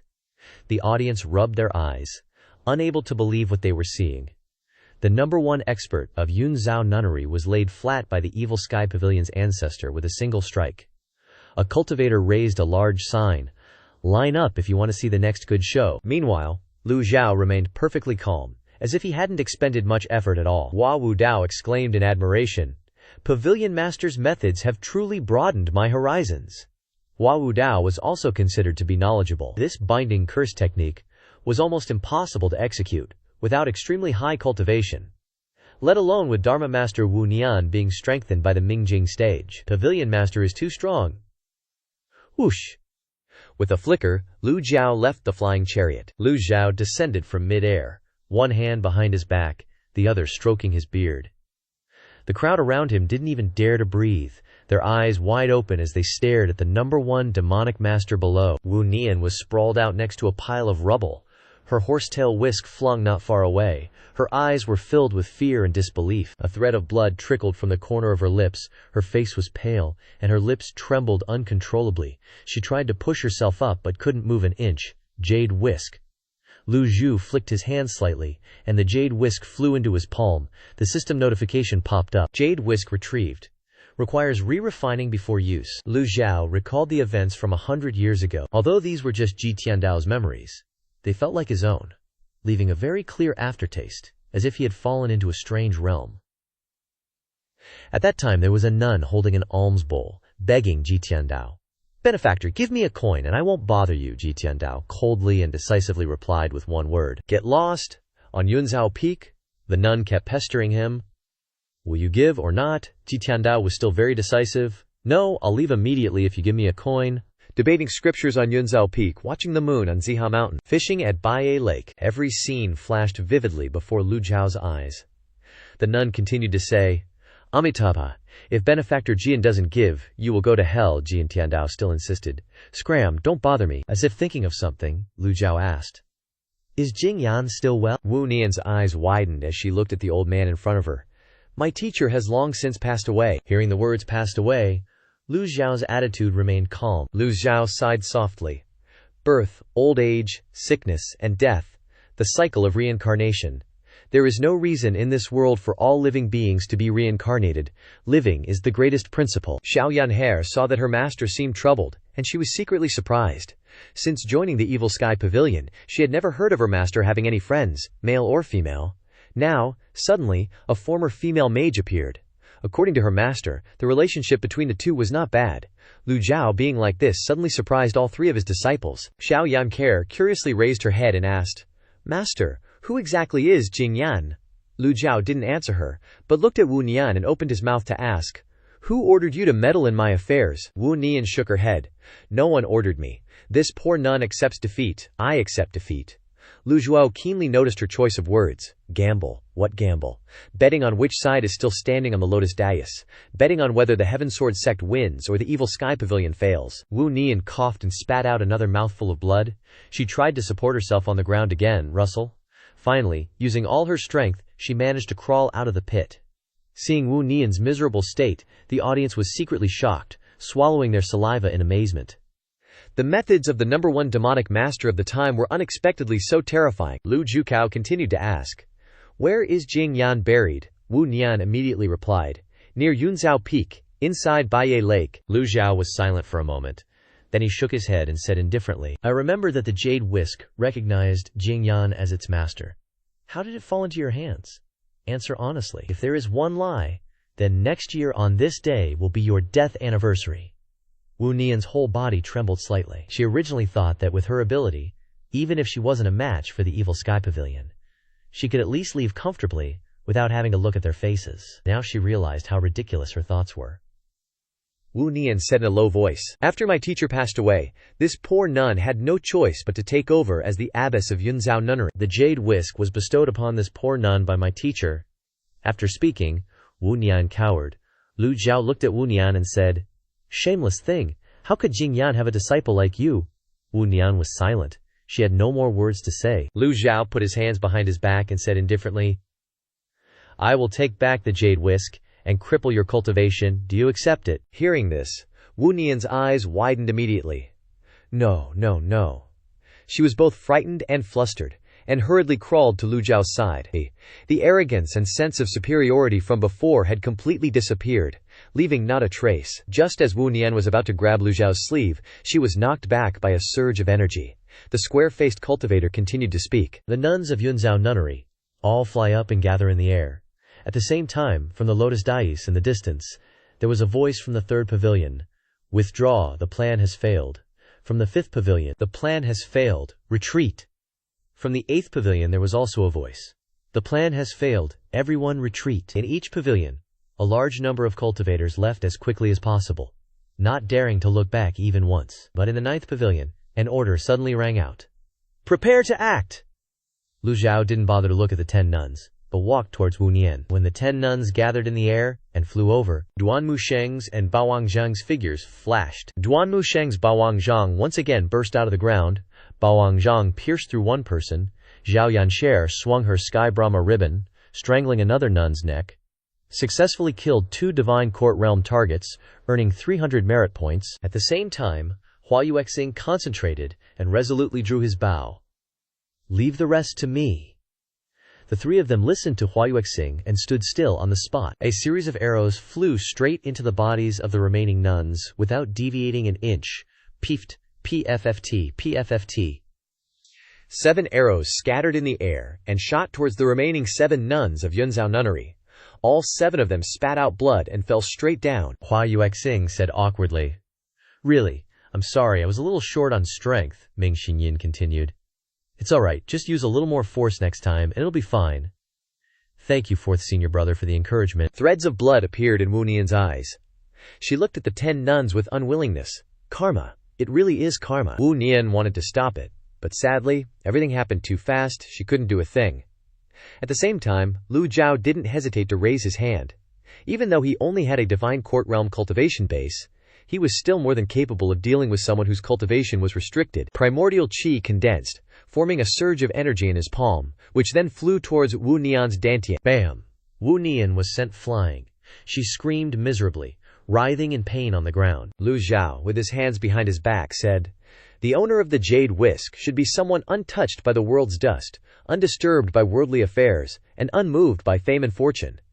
This is a small punishment for you." Wu Nian lay paralyzed on the ground. With that, Lu Zhou tossed the jade whisk to Zhao Yanxer. She caught it. She clearly remembered that her master had once promised to reward her with the jade whisk.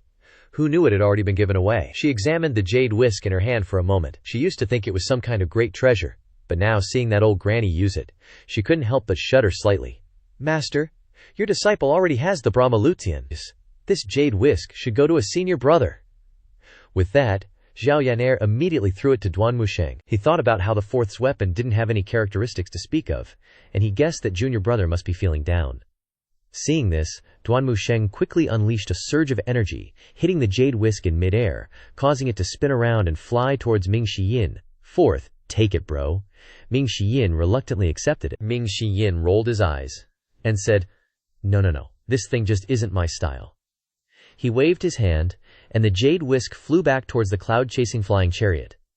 "It's better off with Elder Hua." Hua Wudao frowned. Things like whisks are indeed suitable for old men, but he always felt that swinging a whisk around all day was something only Taoists and monks did. Since he isn't one of them, what would he do with this toy? "Forget it, let's give it to someone else." Hua Wudao shook his head. When the female disciples in the flying chariot heard this, their eyes lit up immediately. Such good stuff was always something cultivators like them yearned for. It was something one could only hope to encounter but never seek out. Regardless of whether it was a whisk or whatever, whether it suited them or not, they all wanted it. Badly. Hua Yuexing also liked the jade whisk a bit, but not as desperately as those female disciples. The surrounding spectators were all dumbfounded. Something that others pursue their entire lives can be so worthless in the eyes of the disciples of the Evil Sky Pavilion that it is tossed back and forth like trash that no one wants? This is truly infuriating. Lu Zhou looked at this scene and said in a deep voice, "How audacious." The flying chariot immediately fell silent. Xiao Yaner was startled and quickly lowered her head. Disciple knows her mistake. Will store the jade whisk properly. Lu Zhao's voice was calm, but with a resolute tone, causing the female disciples on the flying chariot to immediately give up their aspirations. Come to think of it, what could they do with the jade whisk with their cultivation? A man is not guilty, but possessing a treasure is a crime. Those who don't have the ability to protect themselves and their weapons are better off without them. At this moment, Wu Nian struggled to sit up. She raised her head to look at Luo Zhuzhao, then turned her head to look at Luo Xingkong's corpse. The auxiliary effect of the mirror of clarity had completely disappeared. Her eyelids twitched, and she muttered, "This poor nun was wrong." A wisp of gas gradually rose from Luo Xingkong's corpse, becoming increasingly black and red, as if there was a dark flame constantly burning on his body. The Heavenly Sword Sect wasn't just targeting the Cloud Reflection Temple. It seemed they were also colluding with other forces. The rising black and red gas clearly said it all. It was too late for Wu Nian to regret. Luo Xingkong's corpse continued to emit the black and red gas. No wonder Luo Xingkong had been injured before, so this was his trump card. The crowd watching saw this scene and were extremely surprised. What is that? Is Luo Xingkong cultivating evil arts? The Heavenly Sword Sect disciples also looked puzzled. Lu Zhao looked towards Luo Xingkong's corpse. Wu Nian was also sweating cold. "This is a sacrifice," Lu Zhao said coldly. Hua Wudao also realized this, and said, "This place cannot be stayed long. Please, sect leader, get on the flying chariot." Lu Zhao nodded slightly. The act of sacrifice was of course to elicit some kind of powerful force. In other words, before Luo Xingkong came here, he had sacrificed his body or soul to someone else. There must be a trap set on the lotus dais. Lu Zhao looked around. He had waited so long, but only managed to lure out the Cloud Reflection Temple. The person behind the scenes was even more powerful. Was he finally about to appear? The crowd around the lotus dais also realized that something was wrong, but they couldn't quite put their finger on it. Some of the more courageous cultivators hurriedly left the lotus dais. "Let's get out of here. My eyelids have been twitching non-stop. Something's about to happen." In the third pavilion, a flying chariot suddenly left. "The Nether Sect! The Nether Sect is here!" The voices of the cultivators were abuzz again. "That's not right! The Nether Sect is leaving! They're running away!" That flying chariot was indeed leaving quickly. Not only the Nether Sect's flying chariot, but some cultivators in groups were also fleeing the lotus dais. "Run! Something's about to happen!" Human nature is like this. Even if nothing is happening, if they see many people running, they will also run along.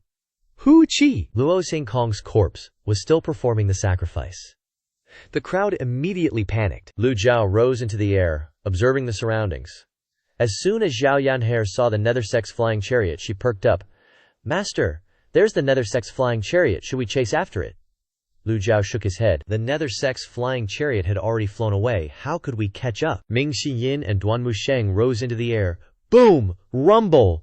The square-faced cultivator shouted again. The huge pillars around the lotus dais suddenly exploded. A black and purple energy shot out from the central area of the lotus dais, and the energies connected together. "I feel like the tourists and I are about to be screwed," Hua Wudao said. "It's the power of sacrifice. A great shaman is manipulating a puppet." Lu Zhao calmly flew back to the flying chariot, then stood with his hands behind his back, observing the scene below. A black and purple skull appeared. "Is this Luo Xingkong's power?" Lu Zhao took a sip of milk tea and speculated. Mo Li was severely injured. How could he obtain the power of a great shaman? A great shaman is equivalent to an 8-petal golden lotus cultivator, let alone devouring the sacrificial power of Luo Xingkong. Among the cultivators fleeing in all directions, a few suddenly exuded a black aura.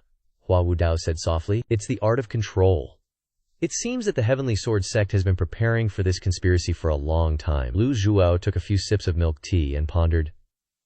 It's just wedding clothes for someone else. Zhao Yanhe, Ming Xiyin, and Duan Musheng had also flown back to the flying chariot, hiding behind a boulder near a pavilion in the distance. Si Wuyai quietly looked at the cloud-chasing flying chariot on the lotus dais. The Heavenly Sword Sect really is betting everything. A subordinate of Si Wuyai said, "Sect leader, this place is dangerous. Let's leave quickly." The lotus dais had been manipulated by the great shaman. The cloud-chasing flying chariot couldn't fly out. Si Wuyai shook his head. "No need to run." He frowned slightly. "Wait a moment." The cultivators below were constantly screaming. 9 large pillars around the lotus dais fired black energy, like chains, and merged into one, becoming a giant net covering the sky above the lotus dais. "Run, these Heavenly Sword Sect bastards." The Heavenly Sword Sect dares to stand here and scold the Evil Sky Pavilion. How could they not have any tricks up their sleeves? They are desperately betting once to seek revenge. This is exactly Luo Hengkong's intention. A large net woven with black energy, connecting the 9 sky-piercing pillars, has been formed. The cultivators were running for their lives. Asses on fire. Run, run. One guy was standing there, head bowed and silent, making the dude next to him wonder, "Bro, why aren't you running?" The cloud-piercing flying chariot started moving. From the crowd, a ghostly voice suddenly echoed, "Old devil, you can't escape, huh?" That guy let out an eerie laugh that reverberated throughout Lotus Terrace. The cultivators, seeing this weirdo, were confused. What did this guy do? Scared him stupid? No. There's a strange black aura emanating from him. There's another one here with black energy. It's a puppet. A murdering puppet. The cultivators started screaming in panic. "Help! Why are you killing me? There's a puppet here too!" And here, Lu Zhou raised his hand and commanded, "Stop." The cloud-piercing flying chariot immediately halted. The eerie black aura had enveloped the entire Lotus Terrace. The 9 large pillars, situated on 9 lotus petals scattered across Lotus Terrace, meant this black net was prepared from the beginning. Swoosh! Swoosh! Around Lotus Terrace, heads were flying. Those puppet cultivators, exuding a dark aura, were on a killing spree. The cultivation levels of the audience were too low. They had no way to resist this sudden turn of events. The group of puppets rampaged indiscriminately everywhere. Lotus Terrace was in complete chaos. And there were still so many people there. Lu Zhou showed no expression. Hua Wudao and Hua Yuexing frowned at the scene below. After all, they were from famous orthodox sects, and couldn't accept such a cruel method of killing. The Great Wizard controls the puppets through devouring, a method that is extremely ruthless. Lu Zhou wasn't worried about these things. What he cared about was that the mastermind behind the scenes hadn't revealed himself yet. Lu Zhou was waiting for him. Whether the flying chariot left or not wasn't important. As long as the mastermind appeared, Lu Zhou wouldn't hesitate to use the lethal strike card in his hand. A great wizard was worth at least 1,500 merit points. Ming Xinyin spoke up. "Master, there's no need to save them. These people came here to watch the show. Their deaths have nothing to do with us," Zhao Yaner chimed in. "That's right. Before we came here, they probably cursed the Evil Sky Pavilion plenty." Just then, a puppet cultivator couldn't help but attack the cloud-piercing flying chariot. As fierce as a wild beast. At the same time, the black keys surrounding him hummed non-stop. Duan Musheng roared. "Get lost." The Overlord's spear was thrown. Boom. The puppet's 5 senses were covered in black energy, and his eyes glowed green. The puppet raised both hands slightly, and the Overlord's spear was sent flying, spinning 360 degrees in the air. Duan Musheng reached out, and the Overlord's spear flew back into his hand. Lu Zhou said calmly, "Clean it up. Your disciple obeys." Duan Musheng wasn't convinced. "If this spear didn't hit, I'll just stab a few more times." Duan Musheng jumped off the flying chariot, his feet treading on thin air, each surge of ki under his feet creating ripples that spread in all directions. If he didn't make a move, then so be it, but when he did, he would give it his all. Boom, boom, boom. Duan Musheng used crushing force to attack the puppet. Thousands of spear shadows fell down. "And me too." Ming Xinyin excitedly jumped down. "Hey, I want to join the fun too." Xiao Yanher, wearing cloud-stepping shoes, stomped down hard, creating a shockwave. The Brahma lariat flew out, attacking 3 other puppets. Hua Yuexing raised her bow, her left index and middle fingers forming a key arrow, and shot it at the puppets below. But those puppets only took a few steps back, and didn't fall down. They still bared their fangs and waved their claws. Hua Wudao observed the situation and said, "Attack their weak points." Yes, Hua Yuexing once again used her archery skills. More and more puppet cultivators were appearing around Lotus Terrace. Hua Wudao noticed an anomaly and said, "It's not just the sacrificial offerings. Everyone who is killed will be controlled by the Great Wizard." Zhang Yu, still maintaining the flying chariot's levitation, was shocked to hear this, and immediately asked, "You can come back to life after you die? This is too scary." Hua Wudao explained, "This isn't resurrection. Ordinary cultivators condense Qi into Gang Qi to control objects. Witchcraft uses formations, runes, and rituals to mobilize the power of the Earth's origin energy, thereby controlling human will. Even experts like Leng Luo were controlled by others, let alone these small fries, Zhao Yu said. But what's the benefit of doing that? These people have such low cultivation levels, they can't do anything to us? No, Hua Wudao shook his head. To deal with these dead cultivators, you must kill the great wizard, or use a force stronger than his to shatter the black shuo. Otherwise, they will be fearless, pain-insensitive puppets, and this sacrificial formation is constantly absorbing the power of the dead, accumulating little by little, and cannot be underestimated. Zhao Yu clasped her hands in a student's salute. So that's how it is.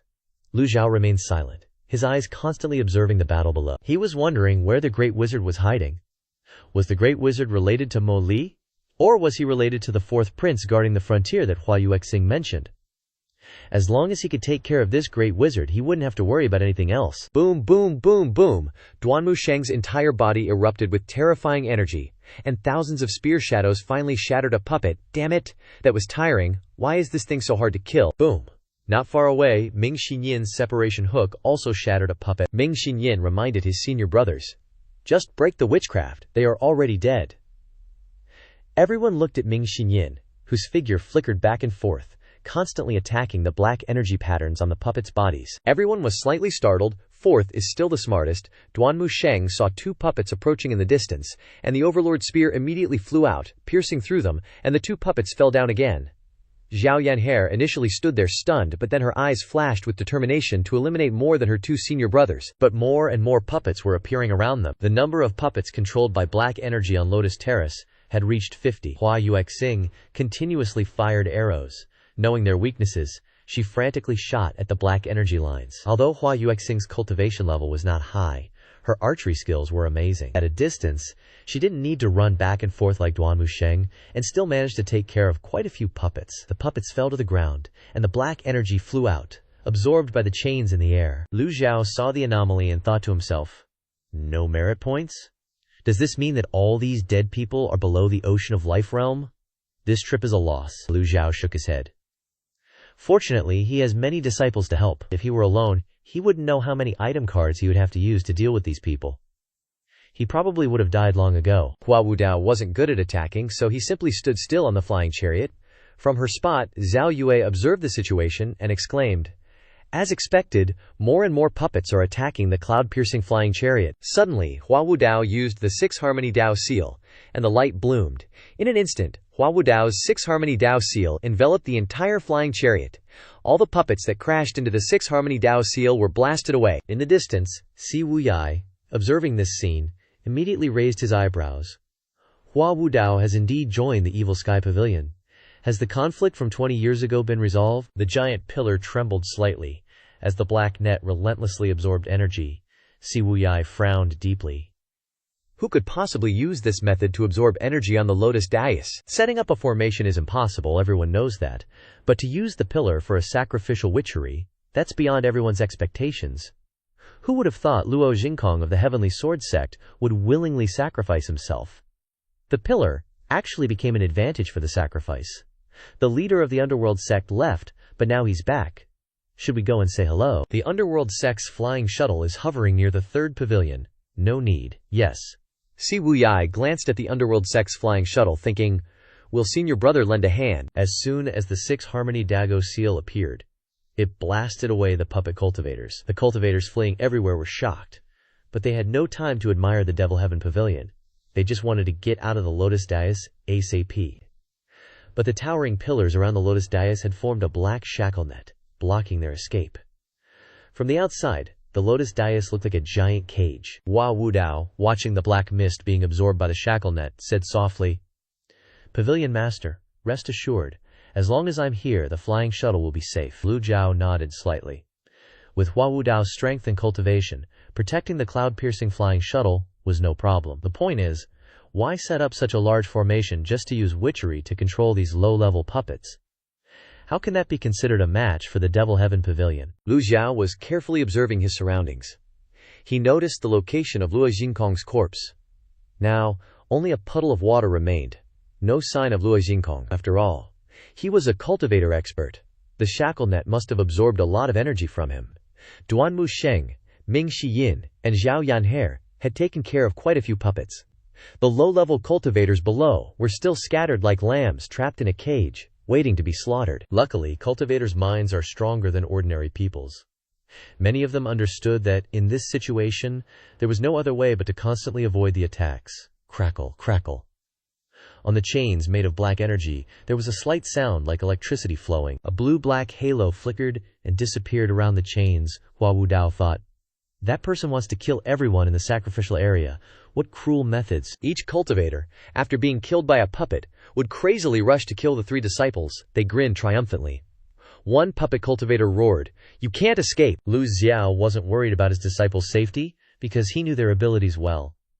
The remaining puppets occasionally pounced towards the cloud-piercing flying shuttle, but none could break through Hua Wudao's 6-harmony Dao seal. Zhao Yu, in the driver's seat, had the best view. She saw something sparkling in the center area. At the intersection of the black chains, Lu Zhou mused. The energy gathering point is where the energy is strongest, and also the most dangerous. Hua Wudao nodded. That's right. This great witch wants to use the black energy to kill everyone. Is it very powerful? Zhao Yue felt that the puppets outside didn't pose much of a threat. The power of witchery doesn't lie in its strength, but in its corrosiveness. Then how do we deal with it? Crackle, crackle. The sound from the black chains became clearer and clearer, Hua Wudao continued. You can use the great tranquility mantra of Buddhism, the mind-cleansing divine incantation of Taoism, or the vast righteousness qi of Confucianism. Alas, I, from the Tunyun sect of Taoism, have only focused on researching the 6-harmony Dao seal. Shame, shame. Confucianism, Buddhism, Taoism, each sect independently developed cultivation methods. The paths are different. No one can be proficient in everything. Zhao Yu glanced at the female disciples in the flying shuttle and comforted them. Don't be afraid. With Master here, this kind of witchery is useless. Lu Zhou didn't show any expression on his face, but in his heart he was thinking, if I can't see the caster, I'm helpless. Are we all going to capsize in the ditch on this trip? The energy gathering point on the black shackle net was making louder and louder noises. The low-level cultivators below seemed to have noticed this. Everyone felt a strong sense of danger and gathered together, trying to resist. Puppets kept appearing. At the energy gathering point, the light was shining brightly. Everyone's eyes were fixed on it. Guests, gather around. Make sure you survive these chapters. At this moment, the light suddenly became as blinding as the sun, making it impossible for everyone to open their eyes. The low-level cultivators all looked up. All the puppets stopped moving. And Black Kui flew towards the net. Under the sun-like light, a blurry shadow appeared. And a loud voice resounded. Roar, yin gong, lion's roar. It's not a great witch. Hua Wudao immediately cast all 9 seal characters around the flying shuttle. The 9 seal characters sparkled with golden light, blocking all the sound waves. Ming Shiyin and Duanmu Sheng activated their protective ki and retreated a few steps. So strong, Zhao Yanhe seemed unaffected. Her cloud garment feather dress glowed with a light green light, neutralizing all the sonic attacks. Ming Shiyin couldn't help but feel envious. The opponent's methods were powerful, definitely not just this one sonic attack. The phantom had stopped and wasn't releasing any more sonic attacks, Lu Zhou said calmly. Not human. His true sight had looked towards the phantom, and he couldn't see any information related to humans. That only meant one thing. This phantom wasn't human. In the Great Yan world, the Misty Forest and Rong Bay both had special ferocious beasts that humans couldn't grasp. Humans could control common beasts, but they couldn't possibly include ferocious beasts in that category. Zhao Yue asked doubtfully, I don't understand. If it's not human, why would it appear here? 2 female cultivators murmured in panic. Even if it's not human, it can't just appear out of nowhere, right? Lu Zhou looked at the energy gathering point and the phantom and said softly, It's a projection. Hua Wudao nodded slightly. This is one of the advantages of witchcraft. This witchcraft cultivator is definitely a rare genius on the Lotus Dais. From the formation to the arrangement of the 9 towering pillars to make the great sacrifice formation, every step was meticulously planned. A black figure appeared, its low voice softly echoing, You are the master of the Demon Sky Pavilion.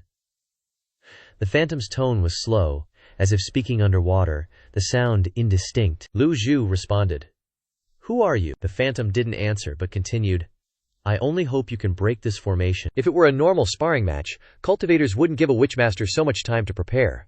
While witchcraft is powerful, its weakness is obvious. It requires a long preparation and casting time, but once successful, it's terrifying. The energy chains trembled, the crackling sound becoming several times louder. The phantom was confident. The #1 expert of Great Yan will ultimately fall by my hand. A ball of purple energy flew towards the flying chariot. At this moment, the flying chariot was shielded by golden Gangqi. Duan Musheng, Ming Shiyin, and Zhao Yanhe moved simultaneously and shouted in unison, "Let your disciples block it." At the same time, the puppets also moved, snarling and howling, "Awu, awu!" The three were blocked by the puppets, leaving them to deal with them. The lotus dais became chaotic again, and as several balls of purple energy flew toward them, Lu Zhou suddenly soared into the air. Lu Zhou was incredibly powerful, astonishing everyone. First, Hua Wudao gaped, exclaiming, "Pavilion Master!" Then, Zhao Yu's jaw dropped, "Master." Even the aloof Hua Yuexing couldn't help but say, "Old Senior Lu Zhou is mighty." Alone he left the flying chariot. Not far away, the phantom exclaimed in disbelief, "What? Samadhi of attaining extinction of cognition and sensation?" The instant Lu Zhou left the flying chariot, the extraordinary power of the heavenly book indeed obeyed his command. A faint blue light emanated from Lu Zhou, and a dark blue lotus appeared beneath his feet, moving with each step he took. Hua Wudao was shocked again. Even someone as knowledgeable as Hua Wudao couldn't understand this scene. Whoever summoned a lotus without summoning a dharma body? This was the second time Hua Wudao had seen this dark blue lotus.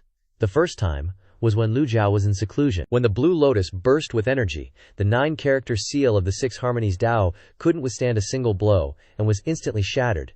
Now seeing it again, how could Hua Wudao not be shocked? Barrier power? He could only assume it was the energy within the barrier. Dozens of purple energy beams shot towards him, but they were all blocked by the lotus and the blue light. Lu Zhou was incredibly powerful, withstanding everything. The phantom, seeing this scene, cried out in alarm, its voice sounding agitated. "Stop him!" The puppets all widened their eyes, staring in horror. All the puppets obeyed the phantom's command, flying into the air and rushing towards Lu Zhou. The green energy radiating from Lu Zhou became extremely intense. Seeing this, Hua Wudao felt a hint of doubt, recalling the last time the blue lotus in the secret chamber erupted with energy. The lotus was at its strongest when it bloomed. Okrid Stroud, Hua Wudao, Zhao Yanhe, Ming Shiyin, Zhao Yue, and Duan Musheng all looked towards their master and the blue lotus beneath his feet. The area where the energies intersected immediately expanded, radiating light. Dozens of puppets piled on top of each other, rushing forward. At the same time, the blue lotus bloomed, its petals spreading in all directions, unleashing powerful energy like ocean waves. This was the divine power of Dharma, extinction of cognition and sensation. All the puppets were reduced to ashes, and the energy on the chains dissipated. The phantom, trapped in the light, directly witnessed this scene and cried out in fear, trembling, "This power!" Before it could finish speaking, the light point was completely swallowed by the blue lotus and disappeared without a trace. The black energy chains sealing the lotus platform exploded like shattered glass, creating earth-shattering sounds. The black energy chains scattered everywhere and fell to the ground like a black rain. Then, they gradually dissipated until they completely vanished. Lu Zhou didn't observe the scene below but looked towards where the phantom had been. He didn't hear the system notification awarding him merit points. The blue lotus slowly shrunk until it disappeared completely. The entire lotus platform was silent. Lu Zhou frowned and shook his head, puzzled. Could it be that the power of the divine ability wasn't strong enough to kill this great witch? Lu Zhou still floated in the air, recalling the situation inside the secret chamber. Hua Wudao and the others were only slightly injured back then. But at that time, his understanding of the extraordinary power wasn't complete. Now that his power was full, he should have been able to kill this great witch, right? After pondering for a long time, Lu Zhou suddenly jolted. Huh? Lu Zhou felt that the primal qi within him had decreased significantly. Steady now, stay afloat. Damn it, don't fall. So many people are watching this old man. Lu Zhou slowly turned around, placing his hands behind his back. Where did everyone go? The whole space was silent. Everyone from before seemed to have disappeared. In fact, all the cultivators had run away. After observing for a moment, Lu Zhou saw Ming Shiyin with his jaw dropped and eyes wide, flailing his arms and legs as he floated below. Duan Musheng was lying face down on the ground, his hands tightly gripping the overlord's spear stuck in the ground. Even Zhao Yanhe, with her ink cloud-flowing rain dress, was fearfully hiding behind a wall. The scene was truly comical. All 3 disciples had wide, terrified eyes. their faces pale as a ghost. Turning to look at the cloud-piercing flying chariot, Lu Zhou frowned slightly. The flying chariot's condition wasn't optimistic. It looked like it was about to collapse and had several cracks. The situation on top of the flying chariot wasn't any better. Hua Wudao was kneeling on one knee, one hand supporting himself on the flying chariot's floor, his face covered in sweat. After observing the whole scene, Lu Zhou felt helpless. This great divine power really didn't distinguish between friend and foe. He lowered his head to look below. Thankfully, the low-level cultivators were all right. They hid under the lotus platform and escaped a disaster. After the rain, the sun shines again. Seeing that everything had calmed down, they came out one after another, looking up at the sky. Before their eyes was the master of the Evil Sky Pavilion, Lu Zhou, floating calmly in the air. The cultivators repeatedly thanked him. "Thank you, Ancestor, for saving our lives. Thank you, Ancestor, for saving our lives. All the puppets are dead." Some even flattered him. "Ancestor, I admire you so much." Everyone knelt down and kowtowed to Lu Zhou. The system then notified him. Received sincere worship from 225 people. Rewarded 2,250 merit points. A little is better than nothing. It's considered compensation for not being able to kill the great shaman. Looking at the people constantly kneeling, Lu Zhou waved his hand slightly. "Get lost!" The people immediately scattered in all directions, wishing they could quickly leave this place of trouble. "Thank you, ancestors." Some even said sweetly, "Who said the Evil Sky Pavilion's ancestor is cruel and tyrannical? From now on, ancestor is the person I admire the most." The disciples looked at this scene in a daze. At the same time, beside a pavilion quite far from the lotus platform, a loud bang suddenly came. Lu Zhuchao turned his head to look over, and immediately discovered a flying chariot, the Nether Sect's flying chariot, swaying unsteadily as it flew into the distance. Duanmu Sheng, holding the Overlord's spear tightly, said loudly to Lu Zhou, "Master, the Nether Sect's flying chariot is terrified by your divine might. Let disciple chase after them." Duanmu Sheng walked like the wind, gently stepping his foot, his whole body already flying into the air. Hearing this, Lu Zhou remained silent, because the current situation was not suitable for him to chase after them, and he didn't have the strength either. That flying chariot was speeding away quickly. Elsewhere, behind the dense trees beside the pavilion, Si Wuyai was standing behind a supergiant ancient tree. Si Wuyai frowned, his eyes filled with disbelief. His hand clenched until it turned white. Si Wuyai murmured, "Barrier power, as expected. Master has absorbed the barrier power." One of his subordinates, who was so scared that he peed his pants, peeked his head out to look around and said, "Sect leader, the old senior said his blade isn't dull yet. All the righteous sects have fled. Isn't this the result you wanted to see?" Si Wuyai frowned and replied, "No, my thoughts are completely the opposite." Si Wuyai explained further to his subordinate, "Once the barrier power is used up, what will the Evil Sky Pavilion do in the future?" Only then did the subordinate understand the problem. Subordinate understands. Subordinate will send people to continue monitoring the actions of the righteous sects on the lotus platform. Lu Zhou slowly flew into the cloud-piercing flying chariot. From the outside he looked completely unharmed. Lu Zhou ordered Ming Xinyin to quickly take the helm of the cloud-piercing flying chariot. "Yes," Ming Xinyin replied. Lightly tapping his toes, leaping to the helm and pouring in primal qi, the flying chariot gradually stabilized. At this time, Hua Wudao breathed a sigh of relief, retracted his hand, and cupped his hands to Lu Zhuo without saying anything more. Hua Yuexing's face was full of awe. If she hadn't seen it with her own eyes, she wouldn't have believed that the master of the Evil Sky Pavilion could be so powerful. Completely beyond everyone's expectations, Grandma Zhao Yanshare finally flew onto the cloud-piercing flying chariot. After starting the cloud-piercing flying chariot, Ming Xinyin also discovered the current problem of the cloud-piercing flying chariot and reported, "Master, the formation patterns on the left wing of the flying chariot have cracked. It won't be stable during flight." Lu Zhou nodded slightly. "It's all right," Ming Xinyin respectfully continued. "Disciple will try my best to control the speed. We will definitely be able to return to the Evil Sky Pavilion." Meanwhile, Xiao Yanhe was a little worried and hurriedly spoke. "Third senior brother hasn't returned yet. Aren't we waiting for him?" Ming Xinyin replied. "No need to wait for him." Ming Xinyin understood in his heart that although first senior brother betrayed the Evil Sky Pavilion, he wouldn't act cruelly towards third senior brother, so he let it go. Just leave him be. After it's over, third senior brother will return on his own. Just then, Hua Wudao cupped his hands and asked, "May I ask, Pavilion Master, what is that blue lotus?" Lu Zhou took a sip of energy drink, then raised his hand to interrupt him. All kinds of divine powers have the same origin, whether it's Taoism, Buddhism, or even government. It's all like hundreds of rivers flowing into the sea. The ancestors created classics and cultivation paths, and future generations need to learn, break through, and even create new paths. Hua Wudao bowed respectfully. I have been taught. I originally thought that my failure in your hands 20 years ago was due to my bad luck. But now I see that the gap between me and you is not just in cultivation. Hua Wudao felt embarrassed. His expression dropped, and he was ashamed. So ashamed. Meanwhile, Lu Zhou just kept taking sips of his energy drink. Lu Zhou stroked his beard, walked to the helm, and looked towards the sky-piercing pillars on the lotus platform, muttering to himself. Being able to use these pillars to set up a heaven and earth net, sacrificing this great shaman must be a genius shaman. The bodies of these pillars were already cracked. One strike of great divine power, the extraordinary power almost destroyed the entire lotus platform. Luckily, the cloud-piercing flying chariot was behind him, and he was protected by the 6 Harmony Deo seal. But the Nether Sect's flying chariot wasn't so lucky, even though they were standing very far away. But there weren't any masters specializing in defense like Hua Wudao on the flying chariot. The further the Nether Sect's flying chariot flew, the larger the cracks on the chariot body became. Creak, creak. The sound grew louder and more frequent. The subordinate reported. Sect leader, the flying chariot is about to break. Yu Zhenghai's face was stern as he ordered, "Don't stop." The horrified expression on Yu Zhenghai's face was obvious. He sat on the chair and repeatedly told his subordinates, don't stop no matter what." Creak, creak. The flying chariot was clearly cracking non-stop. Who knows if the flying chariot can even make it back? The Qinglong Hall's grand seat, Hua Zhongyang himself was at the helm, unable to resist wiping the sweat from his forehead.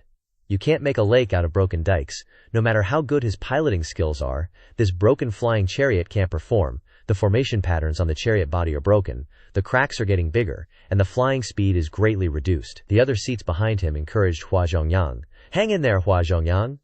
"Hua Zhongyang, what else can I do besides encourage myself? If the flying chariot stops, we're all doomed."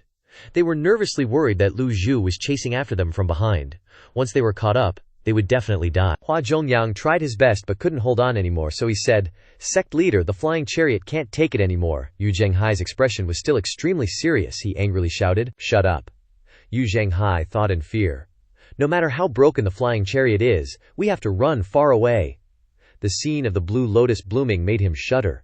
He really couldn't understand why his master, the old man, was still able to unleash such a powerful force even at his age. His eyes flashed. Yu Zhenghai decisively.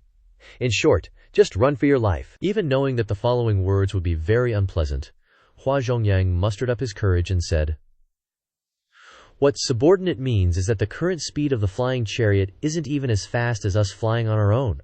Huh. Yu Zhenghai stood up abruptly. The disciples behind him continued to cheer. "Grand Seat! Hang in there, Grand Seat, you can definitely do it." Their sect leader and the 4 protectors were all masters of flight, while they were just trash. If they didn't have a flying chariot, how could they fly fast? They would be dead meat soon. Yu Zhenghai went to the helm to observe. The flying chariot was indeed about to fall apart. It was flying at a snail's pace. What difference was there between this speed and a normal person running on the ground? Flying on their own was indeed faster, Yu Zhenghai said. Abandon the flying chariot. Subordinates respectfully obey the sect leader's orders. The Nether Sect disciples all jumped out of the flying chariot. Whoever was slow would surely die. Hua Zhongyang saw that sect leader Yu Zhenghai hadn't jumped out, so he spoke to advise him. "Sect leader, if the flying chariot is gone, we can always make another one later." He didn't need to say the second half of the sentence. If the person was gone, then they would truly be gone. Yu Zhenghai nodded slightly. There's some truth to that, huh? He was about to jump up. Hua Zhongyang also waited for Yu Zhenghai to leave the flying chariot. Boom! The flying chariot, which was already swaying, immediately fell straight to the ground after losing its primal chi control. The two floated in the air, turning their heads to look at the flying chariot one last time. Just then, not far from the flying chariot, a burly figure holding the Overlord's spear charged straight at them. Duan Musheng, dude's huge, traitor, Duan Musheng, wielded the Overlord's spear, which was as long as he was tall. His entire body was parallel to the ground, and the spearhead emitted a fierce wind, like a drill bit. Yu Zhenghai staggered slightly, his eyes widening. "It's just third junior brother, not master. Thank goodness, thank goodness." Then, Yu Zhenghai stood up straight and met the attack with one hand, his right hand now enveloped in a powerful, firm seal. Rumble, rumble, rumble. The Overlord's spear's momentum was completely blocked by the ki surrounding Yu Zhenghai. Yu Zhenghai was secretly surprised, snorted softly, and then slapped out with a palm. Boom! This great dark heaven palm was several times larger than before. The two sides Q colliding, Duan Musheng switched from an urgent offensive to a defensive stance. Duan Musheng used his spear to block this extremely powerful palm print. He was immediately blown away, Duan Musheng's hands going numb. He spun several times in the air before landing on the ground. Yu Zhenghai then descended from the air, a strong qi still surrounding him. Seeing this, Hua Zhongyang rushed forward and clasped his hands, saying, "Leave it to your subordinate." Yu Zhenghai replied, "No need. Leave him to me." The three stood on the ground, and the Nether Sect disciples quickly gathered together, standing behind Yu Zhenghai and Hua Zhongyang. The two sides were locked in a stalemate. Duan Musheng's overlord's spear was plunged straight into the ground. He looked directly at Yu Zhenghai. "Too big, traitor." Yu Zhenghai shook his head slightly. "Third junior brother, after all these years your temperament is still the same." Duan Musheng snapped back. "At least it's better than yours." Yu Zhenghai's eyes glanced behind Duan Musheng. "Where is Master? Master ordered me to bring you back. If you admit your mistakes, Master might spare you the death penalty." Duan Musheng wasn't like Ming Shiyin, he didn't hold back when he spoke. How could Yu Zhenghai, in his current position, have poor judgment? He thought to himself, there's no one behind Duan Musheng, which relieved him greatly. After thinking about it, Yu Zhenghai smirked and leisurely said, "Third junior brother, your heavenly unification art has improved a lot. Just now, if I hadn't used the great dark heaven palm in time, I would have been injured by you." Duan Musheng remained firm and resolute. "Stop talking nonsense, I'm asking you if you're coming back with me, Sing." Yu Zhenghai shook his head and sighed. "Senior brother has too many unavoidable things. There are many people in this world who want me dead, the righteous path wants me dead, and the demonic path also wants me dead." Duan Musheng looked at his senior brother in confusion, not understanding why Yu Zhenghai was saying these words. Yu Zhenghai continued, "The world is so big, why can't it tolerate me?" Duan Musheng's expression remained blank, not understanding what the heck was going on. Yu Zhenghai knew that Duan Musheng didn't understand, so he sighed again. "You probably don't understand what I'm saying. If old Seventh was here, that would be great. He would definitely understand my mood." Duan Musheng gripped the overlord's spear tightly, still adamantly replying, "If he comes here, I'll catch him first." Yu Zhenghai asked back, "Can you catch him?" This. Duan Musheng looked at Hua Zhongyang, standing next to Yu Zhenghai. Although Hua Zhongyang hadn't made a move, he could still sense that this person was a master who was completely stronger than him. Even if Hua Zhongyang wasn't here, Duan Musheng couldn't beat Yu Zhenghai. He originally just wanted to try his luck, hoping that his senior brother would be injured by the power of his divine ability. But unfortunately, this didn't happen. Knowing that he couldn't fight 2 against 1, Duan Musheng spoke.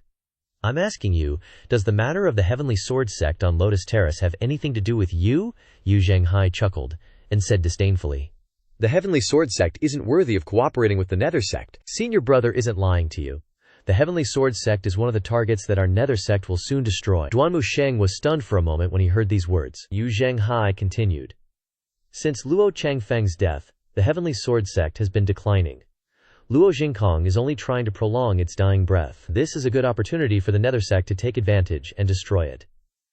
Duan Musheng asked in surprise, "You want to help, Master?" Yu Zhenghai shook his head and replied very frankly, "I'm helping myself." Duan Musheng pressed further. "What's your purpose?" Yu Zhenghai smiled faintly and slowly walked in front of Duan Musheng.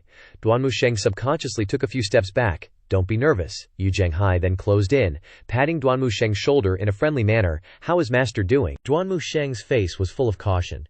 "You're doing very well, really." Duan Musheng said disdainfully, "If that wasn't the case, why would you run away?" "Nailed it." Yu Zhenghai had to remain silent for a moment. Yu Zhenghai was momentarily speechless but quickly smiled.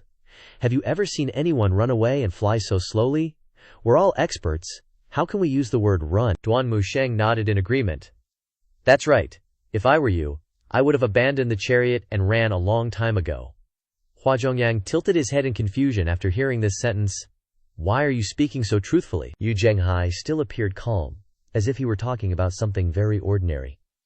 The two were silent for a moment. Yu Zhenghai suddenly asked, "Does Master often mention me?" Duan Musheng shook his head. He originally wanted to say, "Why mention you and make everyone angry?" Moreover, they were disciples. They didn't dare to casually say things that would displease Master. Yu Zhenghai asked again, as if he were investigating, "Does Master mention second junior brother?" Duan Musheng glared and replied, "Nope. Suddenly, Yu Zhenghai burst out laughing. That's good then. Yu Zhenghai's actions and words made Duanmu Sheng extremely confused. Yu Zhenghai patted Duanmu Sheng's shoulder again. Go back. Duanmu Sheng looked at Yu Zhenghai seriously and said, give me half a year. Yu Zhenghai asked Duanmu Sheng again, curiously probing with his eyes. For what? Duanmu Sheng seriously said. Half a year later, I will fight you. Yu Zhenghai looked at Duanmu Sheng for a long time. Then he patted Duanmu Sheng's shoulder and pulled him closer. Yu Zhenghai put his arm around Duanmu Sheng's shoulder, nodding and praising. Having the courage to challenge me is very good. Remember to practice harder when you go back. Duanmu Sheng confidently looked at Yu Zhenghai and said, I will defeat you. Yu Zhenghai frowned and sighed. Your second senior brother also said these words before. Duanmu Sheng asked in surprise. Second senior brother's talent is higher than Zhu Honggong's, but he's never defeated you, senior brother. He also knew about the conflict between his eldest and second senior brothers. Later on, the conflicts and clashes between them only increased. Second senior brother had challenged many experts and never lost, some of whom were on par with eldest senior brother in cultivation and strength, yet the two had never truly settled the score. Yu Zhenghai stated with absolute certainty. Of course, Yu Zhenghai turned his back to Duanmu Sheng. I only hope you don't follow the path of your second senior brother. Hearing this, Duanmu Sheng was momentarily speechless. Having said that, Yu Zhenghai lightly tapped his toes, and his entire body flew into the air. Duanmu Sheng stared intently at Yu Zhenghai, contemplating how, despite his own decent talent and diligent efforts, he was still 3 parts inferior to second senior brother. If even second senior brother wasn't a match for eldest senior brother, how could he possibly win?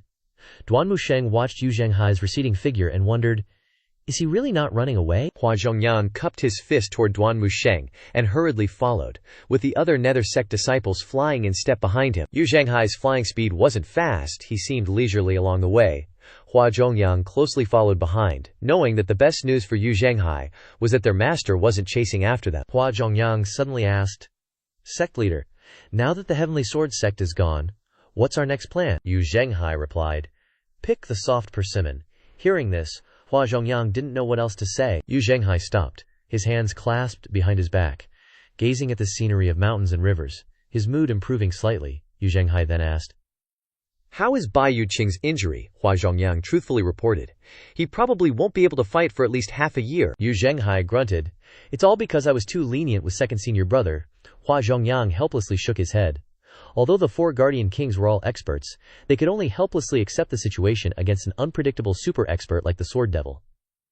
In the nascent soul realm, after the 5-leaf stage, each additional leaf created a world of difference. Hua Zhongyang suggested, should I go find 7th gentleman? No need. Yu Zhenghai slightly shook his head. Second senior brother might still be by her side. Hearing that, Hua Zhongyang quickly lowered his head, not wanting to be slashed and have to recuperate for half a year like Bai Yuqing. That was if he was lucky enough to survive. Seeing that sword freak Chen Wenji wasn't coming, the opportunity to recuperate was gone, and he had been sent to the Western Heaven. Yu Zhenghai ordered, send people to investigate who created the sacrificial formation on the Lotus Dais, and also try to contact 7th junior brother. Hua Zhongyang cupped his fist to accept the order. As you command, sect leader, he cautiously asked again. What if we encounter senior sword devil? Yu Zhenghai replied very concisely. Avoid him. The two continued to fly into the distance. Half a day later, at the Evil Sky Pavilion, the cloud-piercing flying chariot finally made it back, and the return journey was considered smooth. Before everyone could even disembark, Pan Zhong ran over, clutching his chest. Pavilion Master, Elder Hua, you've finally returned. Seeing Pan Zhong's flustered appearance, Ming Xinyin jumped off the chariot and asked, what's the big deal? Making such a fuss. Pan Zhong was so anxious that his face turned red, and he stammered. Ming Xinyin incredulously pressed. Theft, the Evil Sky Pavilion was robbed, Pan Zhong blurted out. Ming Xinyin pressed again. Don't talk nonsense. What kind of rat would dare to sneak into the Evil Sky Pavilion to steal? Pan Zhong replied. This has to be asked of Senior Leng Luo. Luckily, Senior Leng Luo is here. Lu Zhou stood silently for a moment, then looked into the distance, thinking, who in this world doesn't covet the treasures of the Evil Sky Pavilion? Lu Zhou calmly raised his head to look at the Golden Court Mountain barrier. Although the barrier's strength was only 1/3 of what it used to be, it wasn't a place that ordinary thieves dared to approach. Lu Zhou clasped his hands behind his back and walked lightly. Although his extraordinary power had been exhausted after the outburst, his current state wasn't tiring. Before long, Lu Zhou entered the main hall of the Evil Sky Pavilion. Inside, many female disciples were waiting. Leng Luo stood up, cupped his fist at Lu Zhou, and then sat down. Lu Zhou walked up to the main seat without saying a word. Leng Luo was the first to cup his fist and speak. The ones who came to the Evil Sky Pavilion to steal were the 5 mice of Shangyuan City. The internal strife in Shangyuan City was originally caused by the 5 mice stirring up conflict. I ordered the 4 black knights to quell the disturbance, and then the 5 mice disappeared without a trace. I never expected them to dare to come to the Evil Sky Pavilion. Leng Luo paused for a moment, then added, "They certainly have guts." Hua Wudao nodded. The 5 mice of Shangyuan City are famous for their thieving abilities, and are extremely cunning in the cultivation world. Their reputation is only second to that of Swallow 3. It's just that Swallow 3 prefers to act alone, while the 5 mice like to operate as a team. Ming Xinying curiously asked, "How did they get inside the barrier?" Even if the Golden Court Mountain barrier is weakened, it shouldn't be a place that ordinary rats can slip through, Leng Luo said. The reason the 5 mice are skilled at thieving is because they possess a secret technique. This technique is somewhat similar to my concealment technique, but not entirely the same. Over the past 10 years, the 5 mice have slipped through the barriers of many major sects to carry out thefts, which is why the cultivation world gave them the nickname 5 mice. Lu Zhou nodded, recalling when he captured Swallow 3. Even though Swallow 3 had been bound and captured in a cage, he was still able to hide deep underground. No matter what kind of thievery it was, there would always be particularly cunning methods. At this time, Pan Zong stepped forward and said, "Pavilion Master, the assets have been checked, and only some horn from the East Pavilion is missing." Little Yuan Gur blinked, her face blank and confused. Horn. Everyone who heard this was dumbfounded. Someone stole horns. Ming Xiyin then asked, "Nothing else is missing?" "No. Perhaps they got scared." Halfway through their operation, Pan Zhong felt that anyone who dared to steal from the Evil Sky Pavilion must have enormous guts. Then, Senior Leng Luo appeared, so they ran away. Ming Xiyin nodded. That makes sense. After Lu Zhao's group left, only a group of old, weak, and disabled soldiers remained on the mountain. It was understandable that they couldn't catch the 5 mice. This matter wasn't a big deal, but it wasn't a small deal either. It wasn't a big deal because nothing was actually lost. But it wasn't small, because it was related to the Golden Court Mountain barrier. Once the barrier wasn't restored, even if they killed the 5 mice, other rats would still covet the Evil Sky Pavilion, especially since the barrier was constantly weakening. Lu Zhou felt that there was no point in repairing the barrier at the moment. His own cultivation wasn't sufficient, and it would take his disciples several years to repair it. Moreover, even if it was repaired, what then? The righteous sects would again take the opportunity of his impending life-threatening tribulation to besiege Golden Court Mountain. He wouldn't waste his trump card, peak stake card, just to repair the barrier. Leng Luo then said, "I have a question, but I don't know if I should ask." Lu Zhou just straight up ordered, "Spit it out." Turns out the Black Knights had a run-in with the 5 rats. They're not exactly powerhouses, but they're sneaky little thieves, always swiping stuff for their clients, Leng Luo said. He paused for dramatic effect, then dropped the bomb. "I suspect the 5 rats are connected to Si Wuyai, your 7th disciple from the Nether Sect." That got Lu Zhao's attention real quick. Eyes snapped open. "Oh really? And what makes you say that? Gotta have some proof, dude," Leng Luo explained. "Well, I heard the 5 rats had ties to the dark web, and now they're waltzing into the Nether Sect's secret chambers, even the East Pavilion, without touching a thing. It's like they knew exactly what they were doing. The 5 rats were probably here to snatch back the peacock plume. Now that they failed, they'll likely try again."